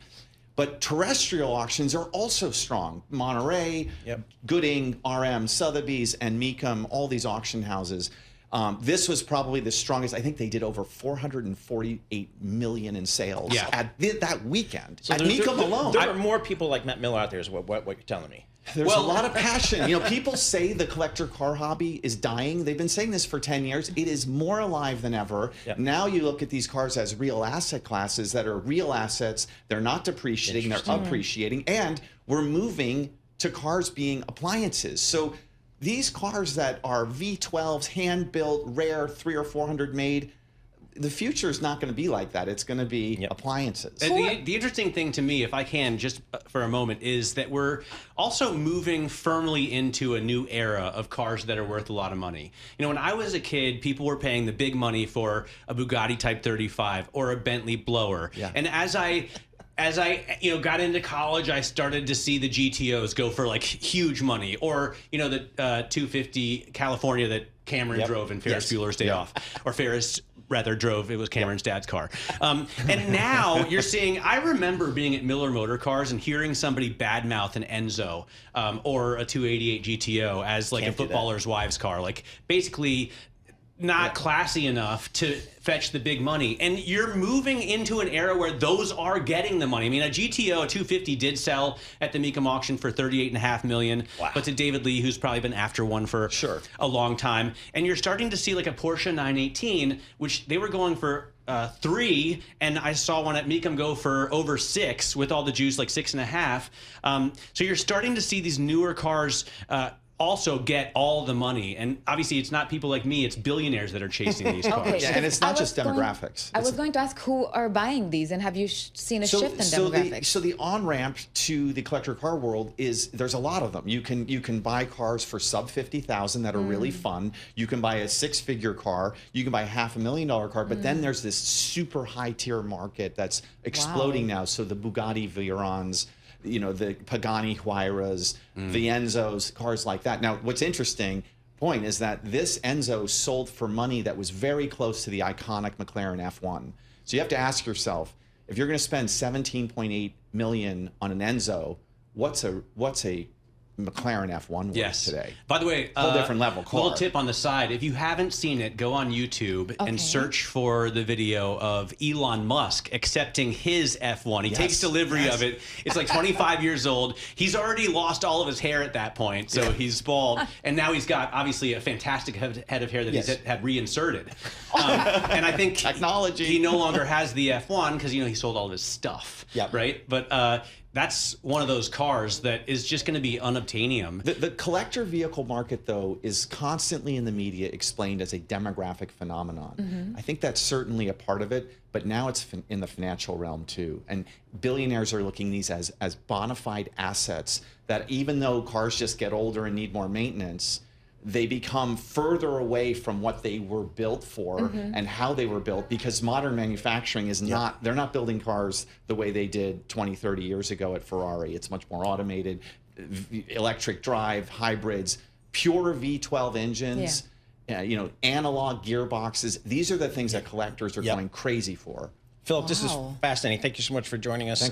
Matt, thanks for bringing Philip by. Philip Richter, president, partner, co-founder of Hollowbrook Wealth Management, talking about the car business, as we're wont to do when Matt Miller comes into the studio. No matter what's going on in the world, we can turn and talk about cars. No problem there. Isabel, thank you so much for sitting in for Scarlett. Really appreciate it. Looking at the markets here, we're going to end this morning session on the lows of the day. S&P off 40.6%. The NASDAQ off 180 points. That's about 1% there. So there you go. We got a new Fed chair nominee, and we'll have continuing coverage of that on Bloomberg Radio. Good morning.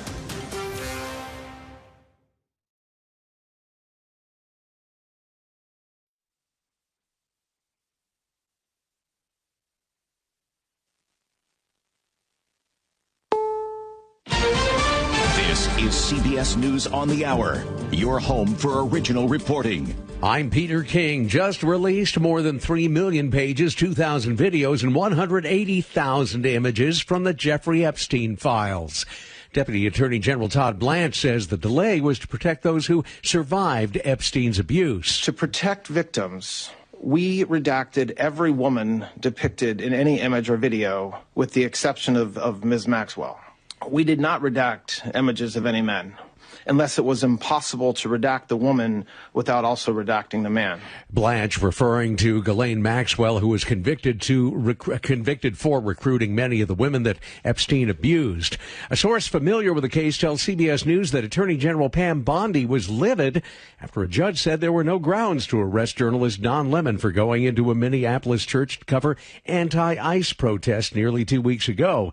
Now she's ordered and announced his arrest, which is raising questions. CBS's Lilia Luciano. We don't know exactly what the evidence is. We don't know what activities he carried out, but we have seen the videos. He said he was interviewing the pastor. We've heard from Don Lemon's attorney, who says he was exercising as a journalist his First Amendment speech. The accused killer Luigi Mangione will not face the death penalty. CBS's Michael Wallace is in New York with more on the judge's decision. U.S. District Judge Margaret Garnett dismissed the federal murder charge against the alleged killer of United Healthcare CEO Brian Thompson. She ruled it was technically flawed. She left federal stalking charges stand. Those carry a maximum sentence of life in prison. Mangione has also pleaded not guilty to state murder charges, which also carry a maximum of life in prison. The storm that's descending upon the southeast is not nearly as big as last weekend's, but it's expected to be powerful with high winds and snow in much of the southeast. Meteorologist Craig Allen. By Saturday, moderate to heavy snow will be falling across northern portions of Georgia, North and South Carolina, on up through southern sections of Virginia. Now, it will fall just short of the Washington, D.C., Baltimore region. Most of the heavy snow will stay south, and then the storm is expected to move off the coast. Senate Democrats have apparently made a deal with the White House to avoid a partial government shutdown, with the White House agreeing to a split package to keep the government in business while holding off on a lengthy funding package for DHS and ICE. CBS's Caitlin Huey-Burns. They were supposed to vote on this bill last night, but it got stuck after some Republican opposition.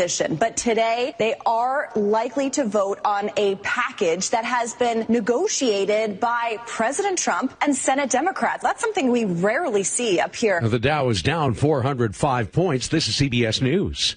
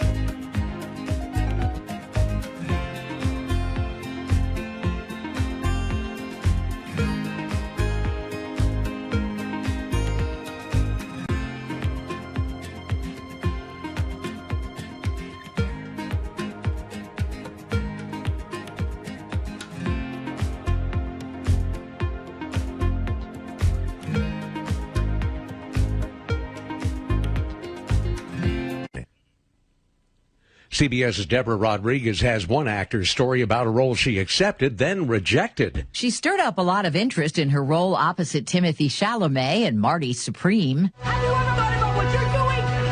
Just 2 days after her involvement was announced, newcomer Odessa Azayan is dropping out of a new film project. The 25-year-old says she gets the claims of whitewashing over her planned part as Holly Brickley, a character with Jewish and Mexican heritage, in the upcoming movie Deep Cuts. Azayan is Jewish. Online critics argued a Mexican actress should have been cast. Azayan says she hadn't read the book before she accepted the role and thanks fans for bringing it to her attention. Deborah Rodriguez, CBS News. Sunday is the deadline for you to have that real ID, either a federal ID card or a driver's license with that star in the upper right-hand corner, because if you want to fly, the TSA will charge you $45 without it.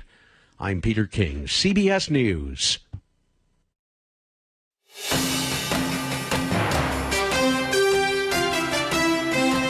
Live from Washington, D.C., this is Balance of Power with Joe Matthew. A new Fed chair and a government shutdown in the same day. Welcome to the Friday edition on a day made for Bloomberg News. We're going to have the latest on both of these developing stories with the best voices in the business, beginning with Bloomberg's own Fed sage. Tom Keene joins us in a moment, live from New York. Cliff Young from Ipsos will be with us to go over some new polling he's got on the economy and immigration by way of the White House. The Justice Department just dropped more Epstein files. Hey, you made it to Friday as we learn more about a deal now to fund the government after an expected weekend shutdown. We'll do that with our political panel before the hour is out, and it's all after a look at Wall Street. Let's start right now with Charlie Pellet at World's headquarters in New York. How's this news going over, Charlie? Right now, we've got another leg lower for the U.S. stock market, Joe Matthew, with the Dow, the S&P, NASDAQ all in the red right now. Equities extending losses as traders bet that President Trump's pick to replace Jay Powell as chair of the Fed will bring a hawkish stance to the central bank. S&P now down 52 at 69.16. Broad-based selling. The S&P down 0.7. Dow Industrials now lower by 487, down 1%. NASDAQ Composite Index down 220. That is a drop of 0.9%. The NASDAQ 100 Index down 1.1%. Right now, the Russell 2000 Index of small cap shares is tumbling 1.8%. And the Bloomberg Mag 7 Index down by 0.4%.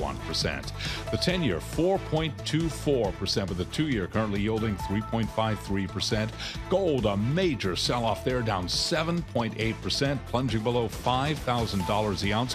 49.52 on the precious metal. Silver now slumping almost 20%. Silver now at 93.98 the ounce. Crude, another move higher, 65.66 a barrel, up 0.4%. Brent, the global benchmark, holding above 70, up by 0.1%. Bitcoin right now lower by 2.2%, 82,560 on Bitcoin. Briefly after earnings, Apple down 1.5% after earnings. SanDisk surging 10.6%. I'm Charlie Pellet. That is a Bloomberg Business Flash. All right, Charlie, we thank you and welcome to the Friday edition of Balance of Power here on Bloomberg Radio. Streaming live on YouTube, I suggest you give it a try. Search Bloomberg Business News Live. We'll save a seat for you here in the studio with two balls in the air today, all right? They're going to stay in the air all day. One of them, of course, is the Fed, and that's the screamer here on Bloomberg. Yeah, it's Warsh. And then we've got a government shutdown, which appears inevitable this evening, yet they're calling it a mini shutdown because they couldn't pass the mini bus. We'll get our heads around the rhetoric. The fact of the matter is, as we told you late yesterday, Donald Trump cutting a deal with Democrats to do a fix here when it comes to restrictions on DHS funding, but that'll have to wait till next week. They might vote in the Senate tonight. We'll figure that out together. We're going to go up there to Russell for the late edition of Balance of Power. Next week, though, House comes back. So we might have a little blip here, and then we'll be back up and running once this is handled. Let's start with the Fed. This is a big one here. And this is, of course, the moment that Bloomberg News was made for. As we anticipate the T-Rex of finance, Tom Keene, is going to join us live from New York in just a moment. Consider Donald Trump last evening on the red carpet at the Kennedy Center, Melania, the premier, alongside Waka Flocka Flame. The president of the United States gave us a sense of what was about to happen. Listen. Just an outstanding person, and a person that won't be too surprising to people. It's going to be somebody that is very respected, somebody that's known to everybody in the financial world, and I think it's going to be a very good choice. I hope so. So it's someone who was on your short list, sir? On my reasonably short list, yeah. Okay, so enough playing around. He had a chance to sleep on it, and at 6-something this morning up on Truth Social, I am pleased to announce I am nominating Kevin Warsh to be chairman of the Board of Governors of the Federal Reserve System. He had many nice things to say about him and then gave an E for effort to everybody else. There were 2 more posts. Interesting. He had to give Kevin Hassett his own post. There was great speculation. He said highly respected Hassett was going to be named chairman of the Fed, doing an outstanding job working with me and my team at the White House, so he stays there.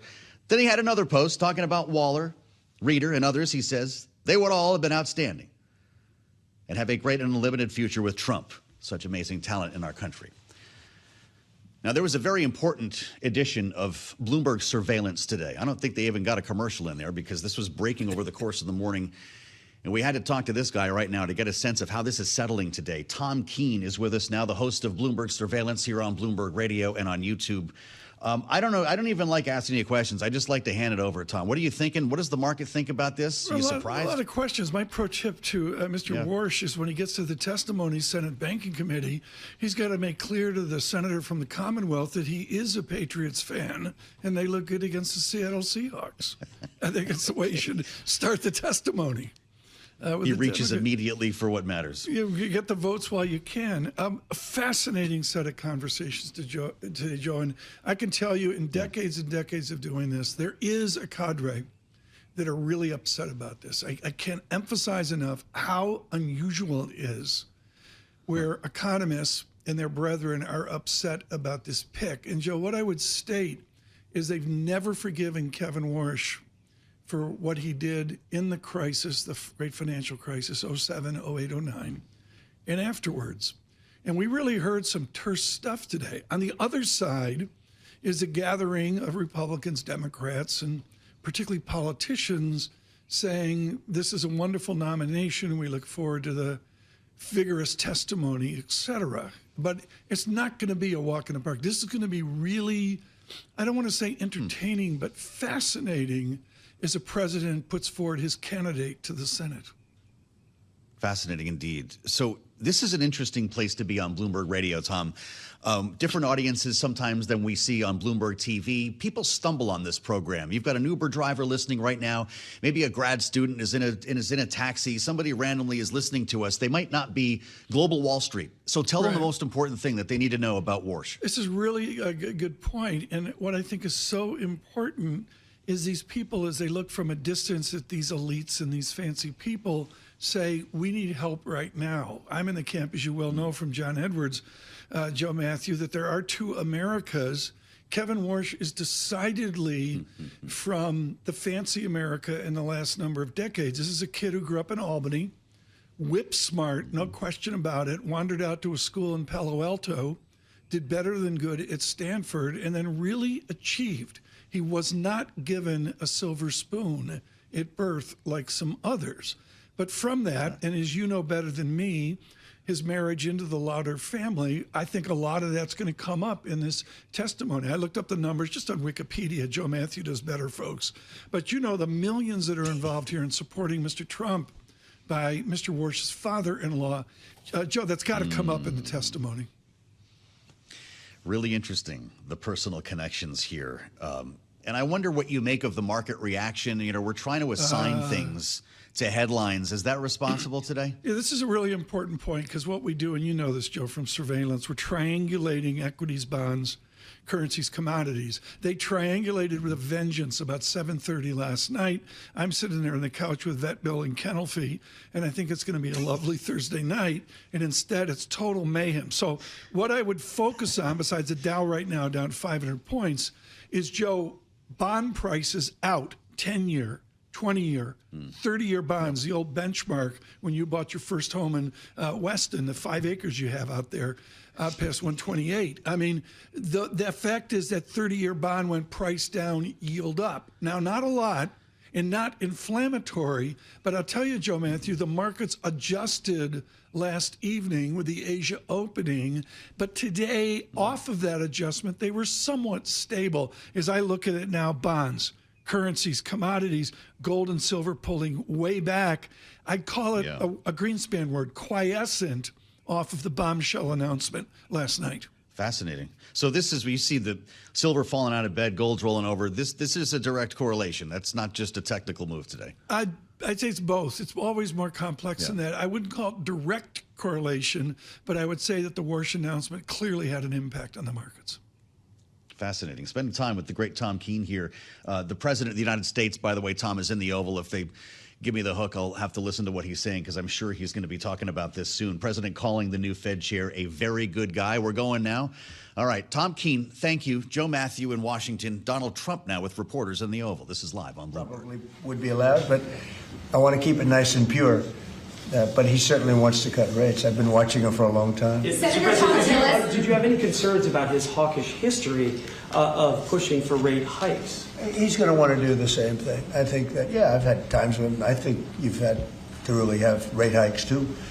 But he's very smart, very good, strong, young, pretty young, and I think he's going to do a good. I mean, he was the central casting guy that people wanted. Kevin was great. I tell you what, I met numerous people. Every one of them were fantastic, really fantastic. I wanted to keep Kevin here, and I thought that I called Kevin 1, Kevin 2. And we have, I said, it's going to be a Kevin, but, Kevin really has been fantastic at the White House. You all know him. You know him very well. And so we have Kevin W. Are you concerned, Mr. President, about the confirmation hearings? We've heard No. Senator Tillis. No. You think with the DOJ investigation that's going on? This is, in the whole country, I would say that this was the perfect candidate. This was not a surprise or anything. This was the man that's most qualified. Top student, best schools, everything was like perfect. The youngest person ever to serve on the Fed. Got the whole package. Looks don't mean anything, but he's got the look, right? Roger, looks don't mean anything, but if they have the look, it's okay. But he's got the whole package, and I think he's going to do a great job, and he loves the country. Mr. President, why are you... Yeah, wait. Please, in the back, yes. Are you giving Iran any kind of deadline to make a deal before potentially taking Only they action? know for sure. Have you communicated that to them Yeah, directly? I have. Mr. President, do you have a timeline for when you're going to pull back potentially the federal presence there? No, we'll see how it all works out. They have to float someplace. They might as well float near Iran. But it's a rough situation going on. So I stopped 837 people, as you know, last week from being hung. They were going to hang 830. It was all set. And I mean, I'm looking at the people behind me. They're saying, "What kind of racing's a lot nicer than that?" They were going to hang 837 people, and I told them, if you do it, you're going to pay a price like nobody's ever paid before. They pulled back. I appreciated that. But a lot of people are being killed, so we'll see what happens. I can say this, they do want to make a deal. Mr. President, Virginia flipped the governors, and now they're looking at 50 proposals to increase taxes. What do you think about that? Well, I think it's terrible. I think a lot of people will leave Virginia. I saw that. Look, Glenn was a friend of mine, Glenn Youngkin, and worked so hard on cutting taxes. This woman came in, and in one swoop, she raised everything up higher than it ever was. I don't understand it. I mean, people voted for Democrat, but she came in and she raised, and I'll work with her like I work with everyone else, but she came into Virginia, raised everything to a point like taxes that nobody ever even heard of before. And I don't understand. How do people get elected with this kind of philosophy? This is only in the very modern age. I grew up and I've always heard politicians will cut taxes, everybody screaming we're going to cut taxes. I cut taxes. I gave you the biggest tax cut in the history of our country in the great big beautiful bill. No tax on tips, no tax on Social Security, no tax on overtime. Interest deductions, Roger, when somebody buys a car, they can deduct the interest if they borrow money. That's the biggest thing in terms of the car business, right? American-made ones. Correct. So we have, I give tax cuts and they give tax increases. I don't know how they get elected. They get elected because they cheat. You want to know the truth? If they didn't cheat, they'd have no chance. They have horrible policy. Transgender for everyone. They have the little thing about open borders so that the world's prison population and mental hospitals can be emptied into our country. It's just a crazy, men playing in women's sports. Roger, are you a fan of men playing in women's sports? Only as a bettor. You'd like to bet. You're not a big fan. I don't think so. I don't want to get him in trouble, but I think he joins in 99% of. They say it's an 80-20 issue. I think it's maybe 99. It's 99-1. Mr. President, why are you suing this administration and the IRS? Why are you suing? Who are you with? I'm with ABC News. You're a loud person. Very loud. Let somebody else have a chance. Can you answer the question? Why are you suing IRS? ABC fake news. You're suing. Go ahead. I didn't call on you. Go ahead, please. Go ahead. Go ahead. Yeah.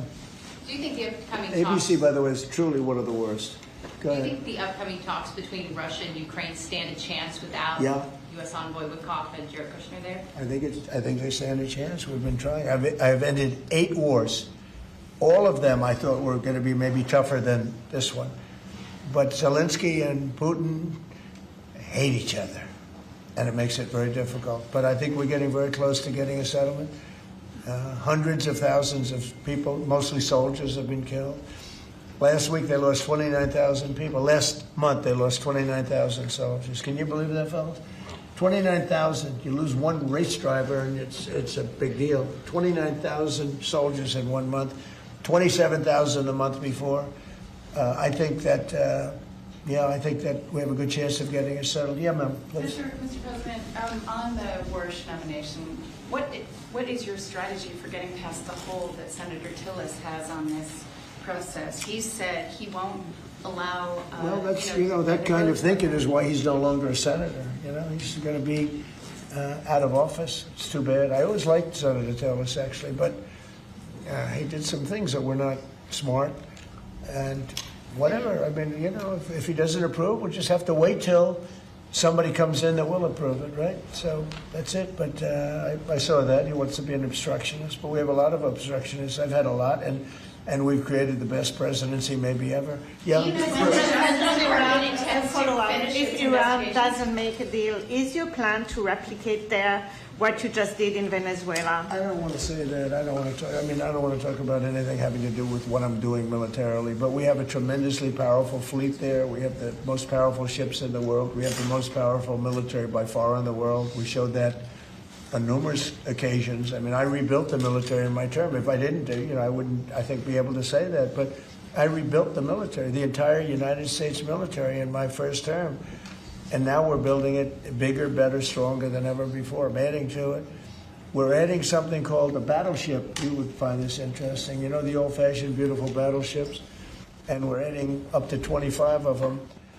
Each battleship is 100 times more powerful than the battleships of the 1940s, those big, powerful ones with the guns, because of what the ships carry. But we're going to build 10.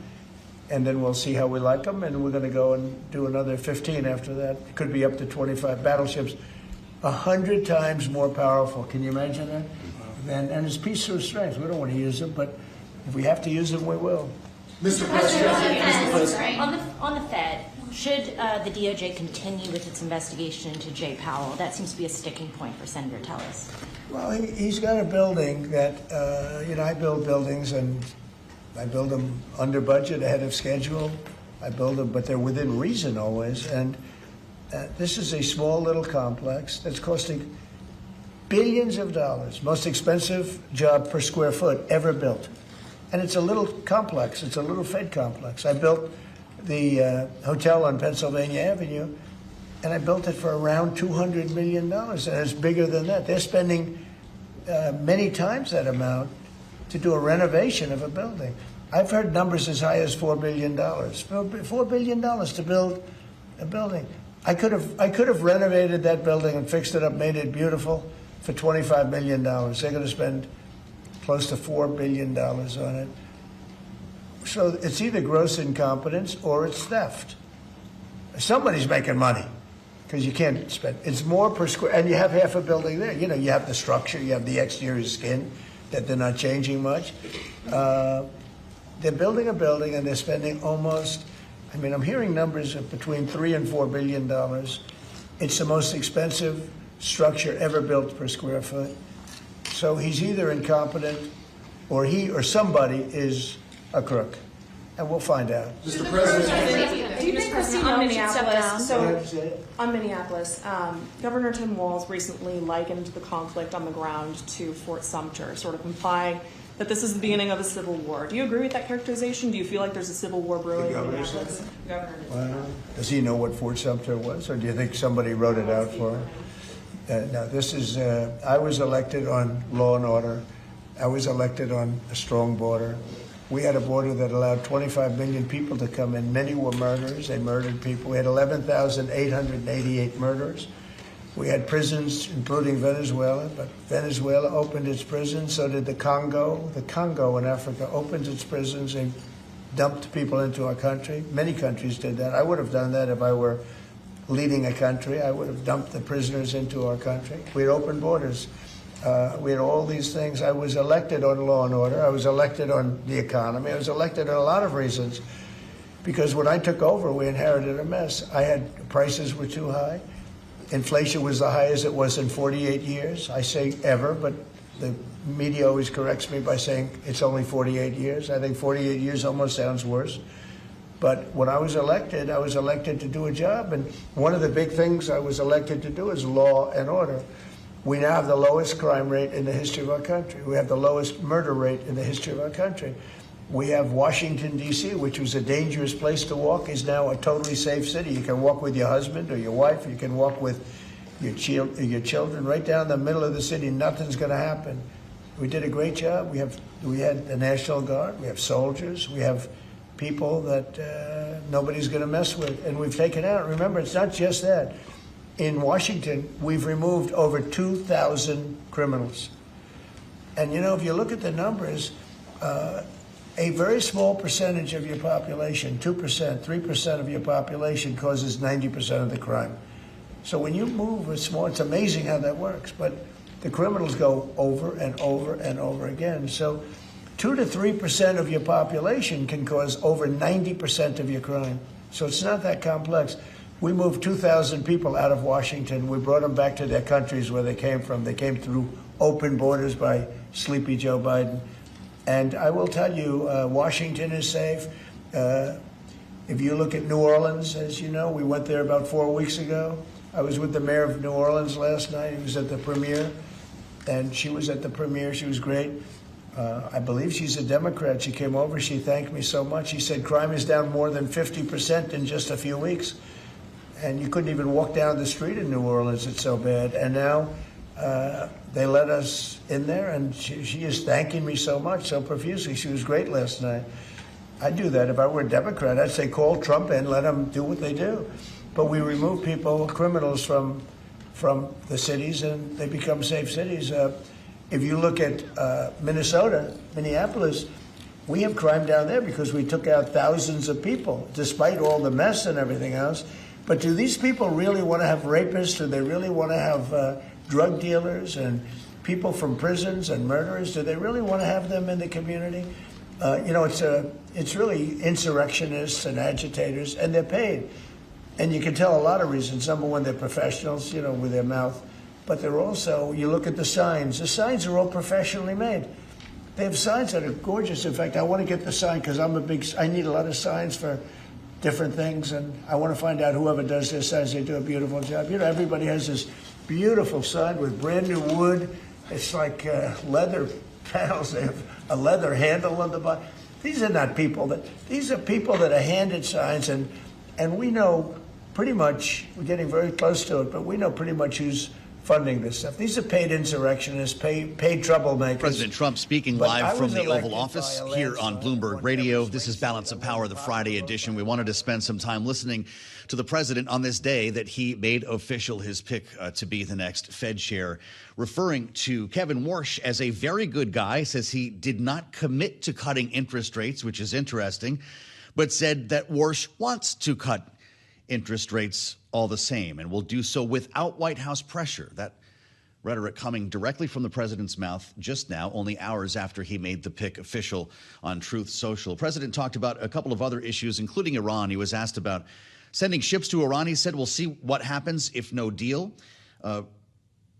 and went on to talk about the armada, the flotilla headed toward Iran right now, with a lot of questions about what happens. He was asked if there was a deadline, if he had given Tehran a deadline to make a nuclear deal. He said only they know that.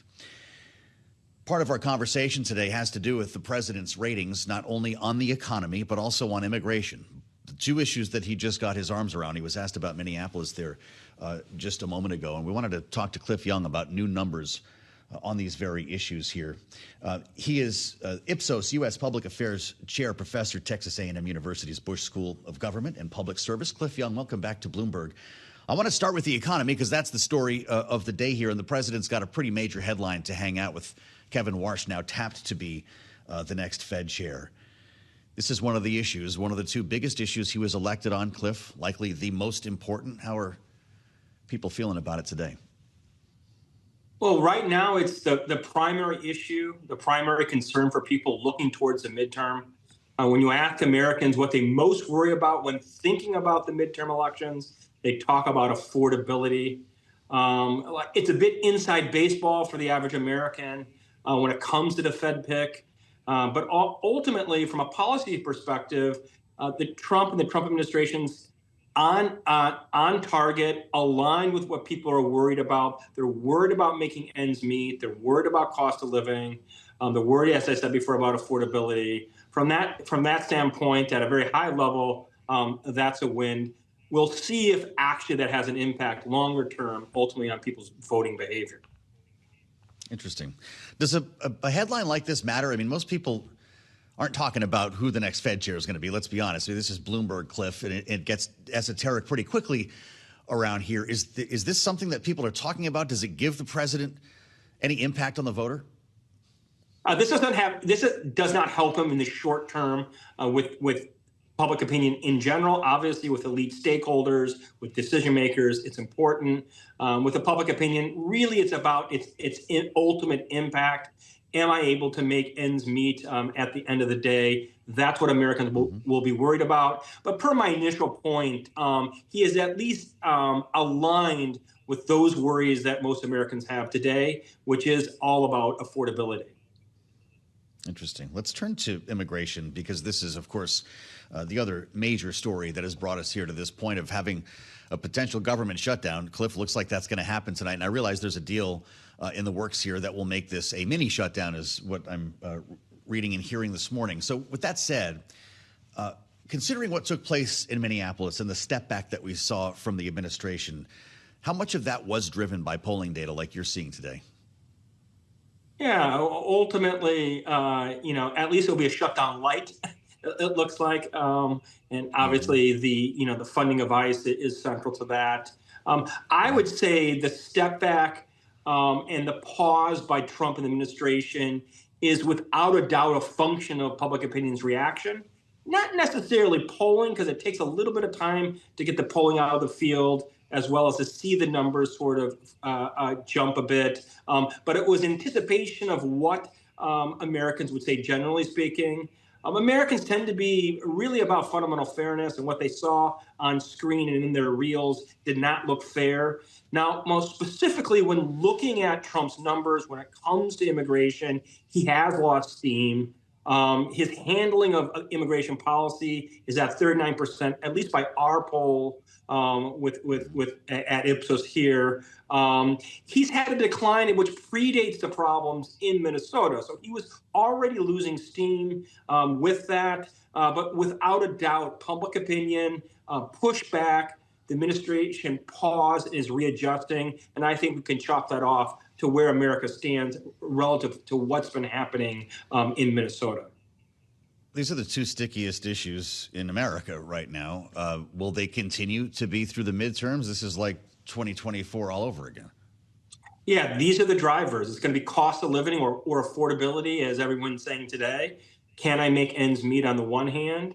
And on the other, it's going to be about who belongs, who is an American, who deserves to be part of Club America and who does not.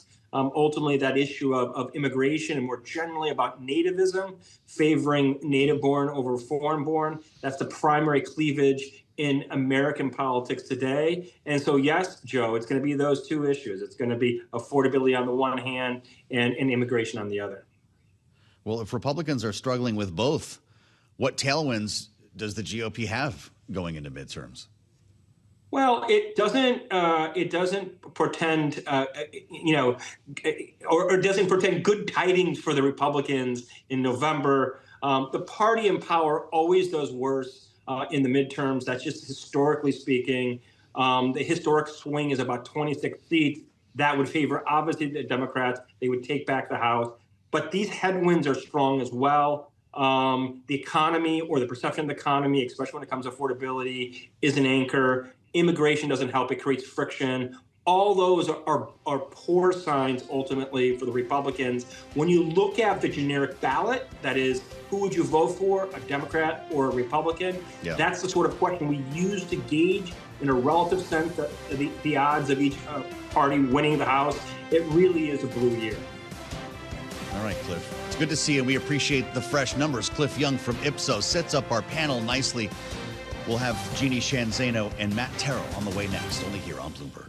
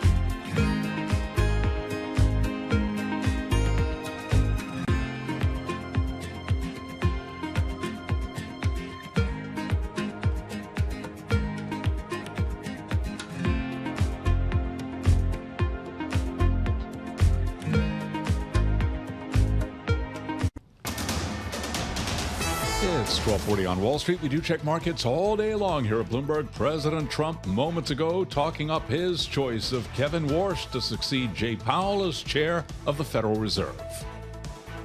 In the whole country, I would say that this was the perfect candidate. This was not a surprise or anything. This was the man that's most qualified. Top student, best schools, everything was like perfect. The youngest person ever to serve on the Fed.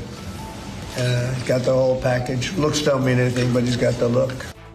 Equities extended losses as traders bet that President Trump's pick to replace Jay Powell will bring a hawkish stance to the central bank. Warsh, by the way, served on the central bank's board of governors from 2006 to 2010. He previously advised Trump on economic policy and will succeed Jay Powell when his term at the helm ends in May. By the way, coming up at 3 o'clock Wall Street time, we will be sitting down with Fed Governor Stephen Myron. Right now, the Dow, the S&P, NASDAQ, all in the red. S&P down 45, drop there of 0.6%. The Dow down 474 now, lower by 1%. NASDAQ down by 0.8%. The Russell 2000 index hard hit today, down now by 1.8%. 10-year 4.24%, with the 2-year currently yielding 3.53%. Spot gold hard hit, plunging 9% now. 48.92. We're keeping an eye on the precious metals. Silver at 89.19. Silver is plunging 23%.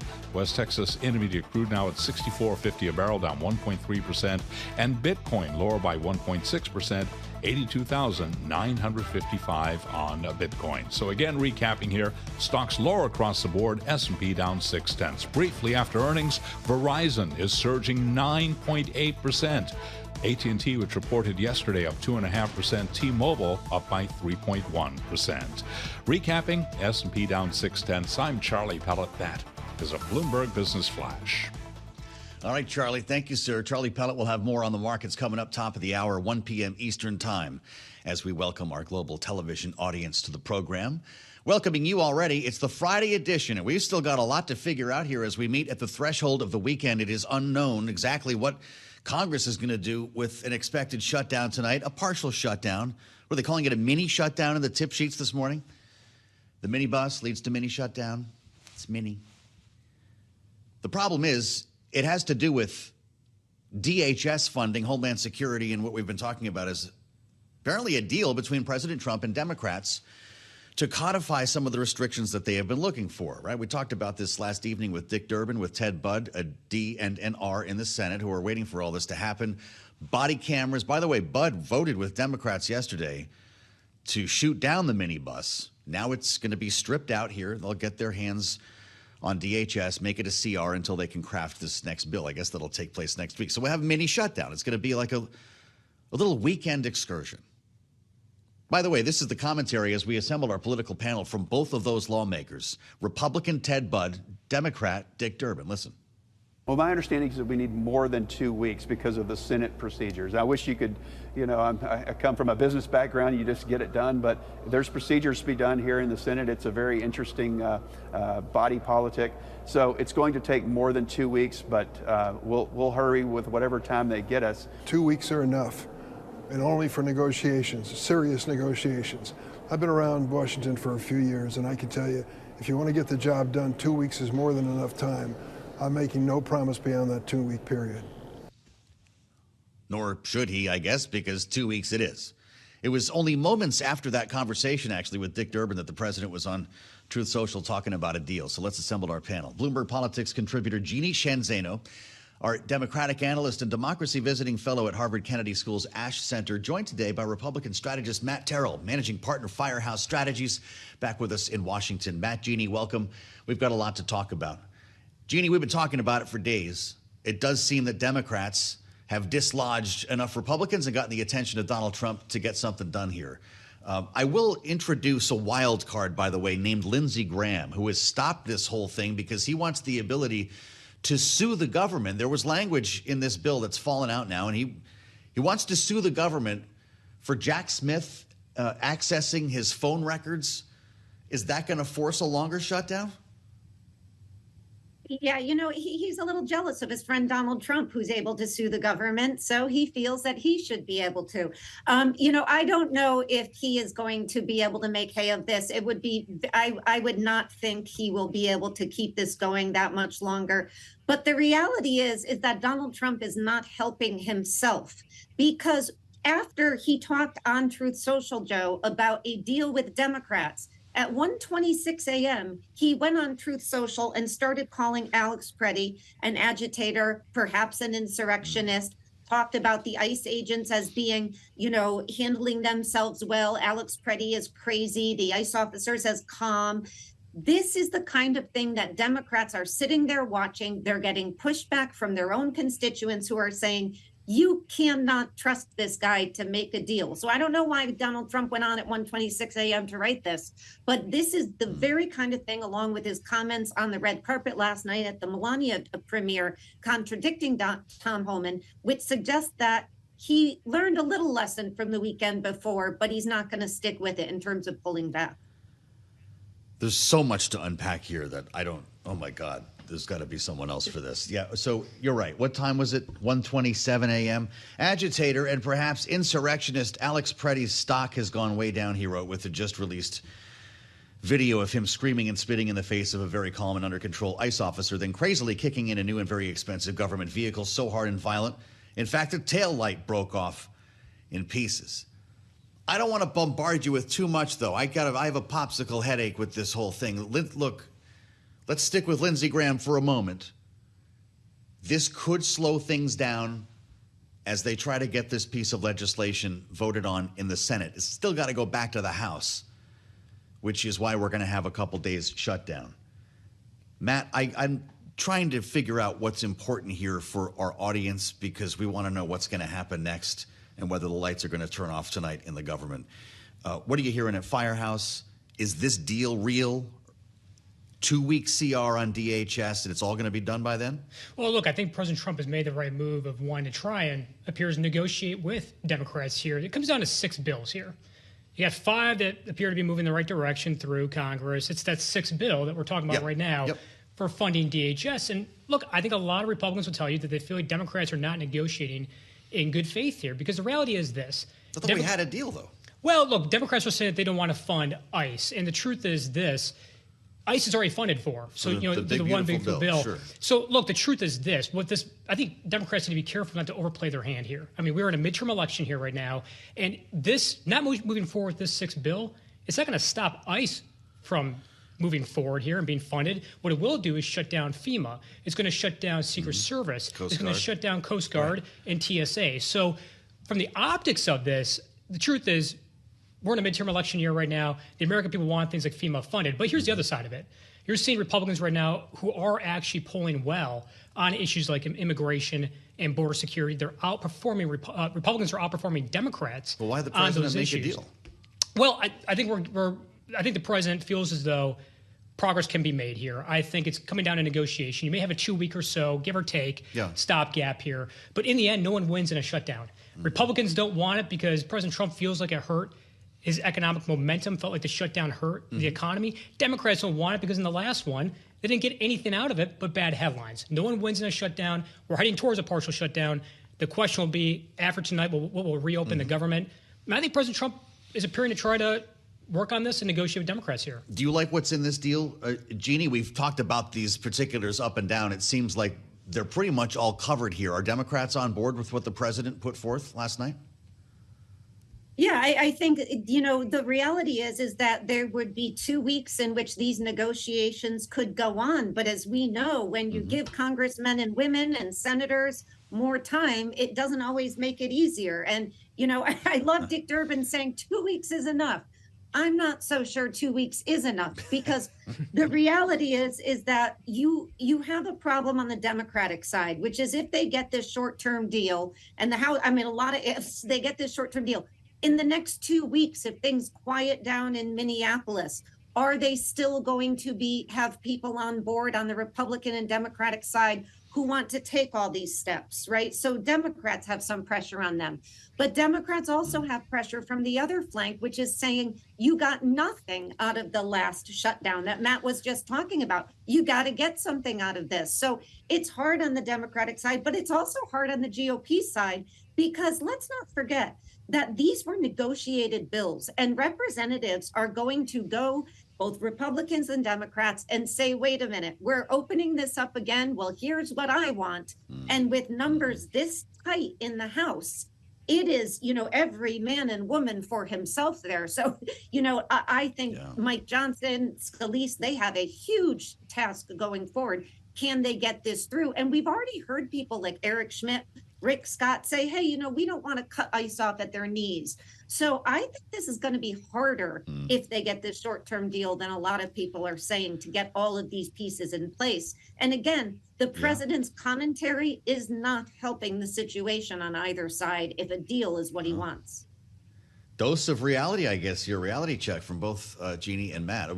Next week ought to be a doozy, and tonight will be as well. That's why we're going up to the Senate for the late edition of Balance of Power. Interesting here, Lindsey Graham, on Mike Johnson's birthday, goes to the floor of the Senate a short time ago. We got to get this sound, James. You jammed me, Speaker Johnson. I won't forget this. Knowing that he wants to hold this thing up here to have the ability, he wants language back in the legislation that allows him to sue the government over having his phone records accessed by Jack Smith. And this hits, Jeannie, to your point, on the same day that Donald Trump and his family filed a $10 billion lawsuit against the IRS, suing to get $10 billion in taxpayer money. Matt, what do the other Republicans in the Senate think of Lindsey Graham here? Is this a priority for anyone else?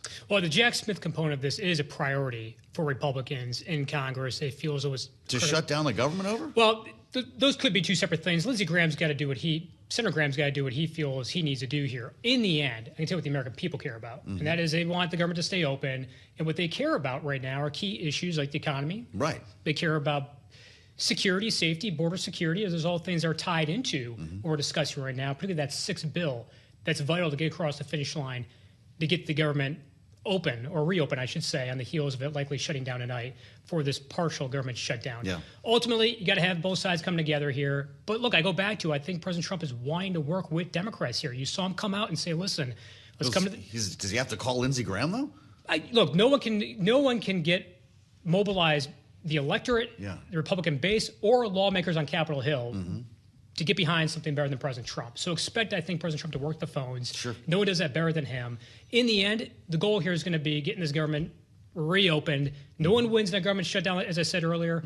Both sides, both political parties, I think, don't want it.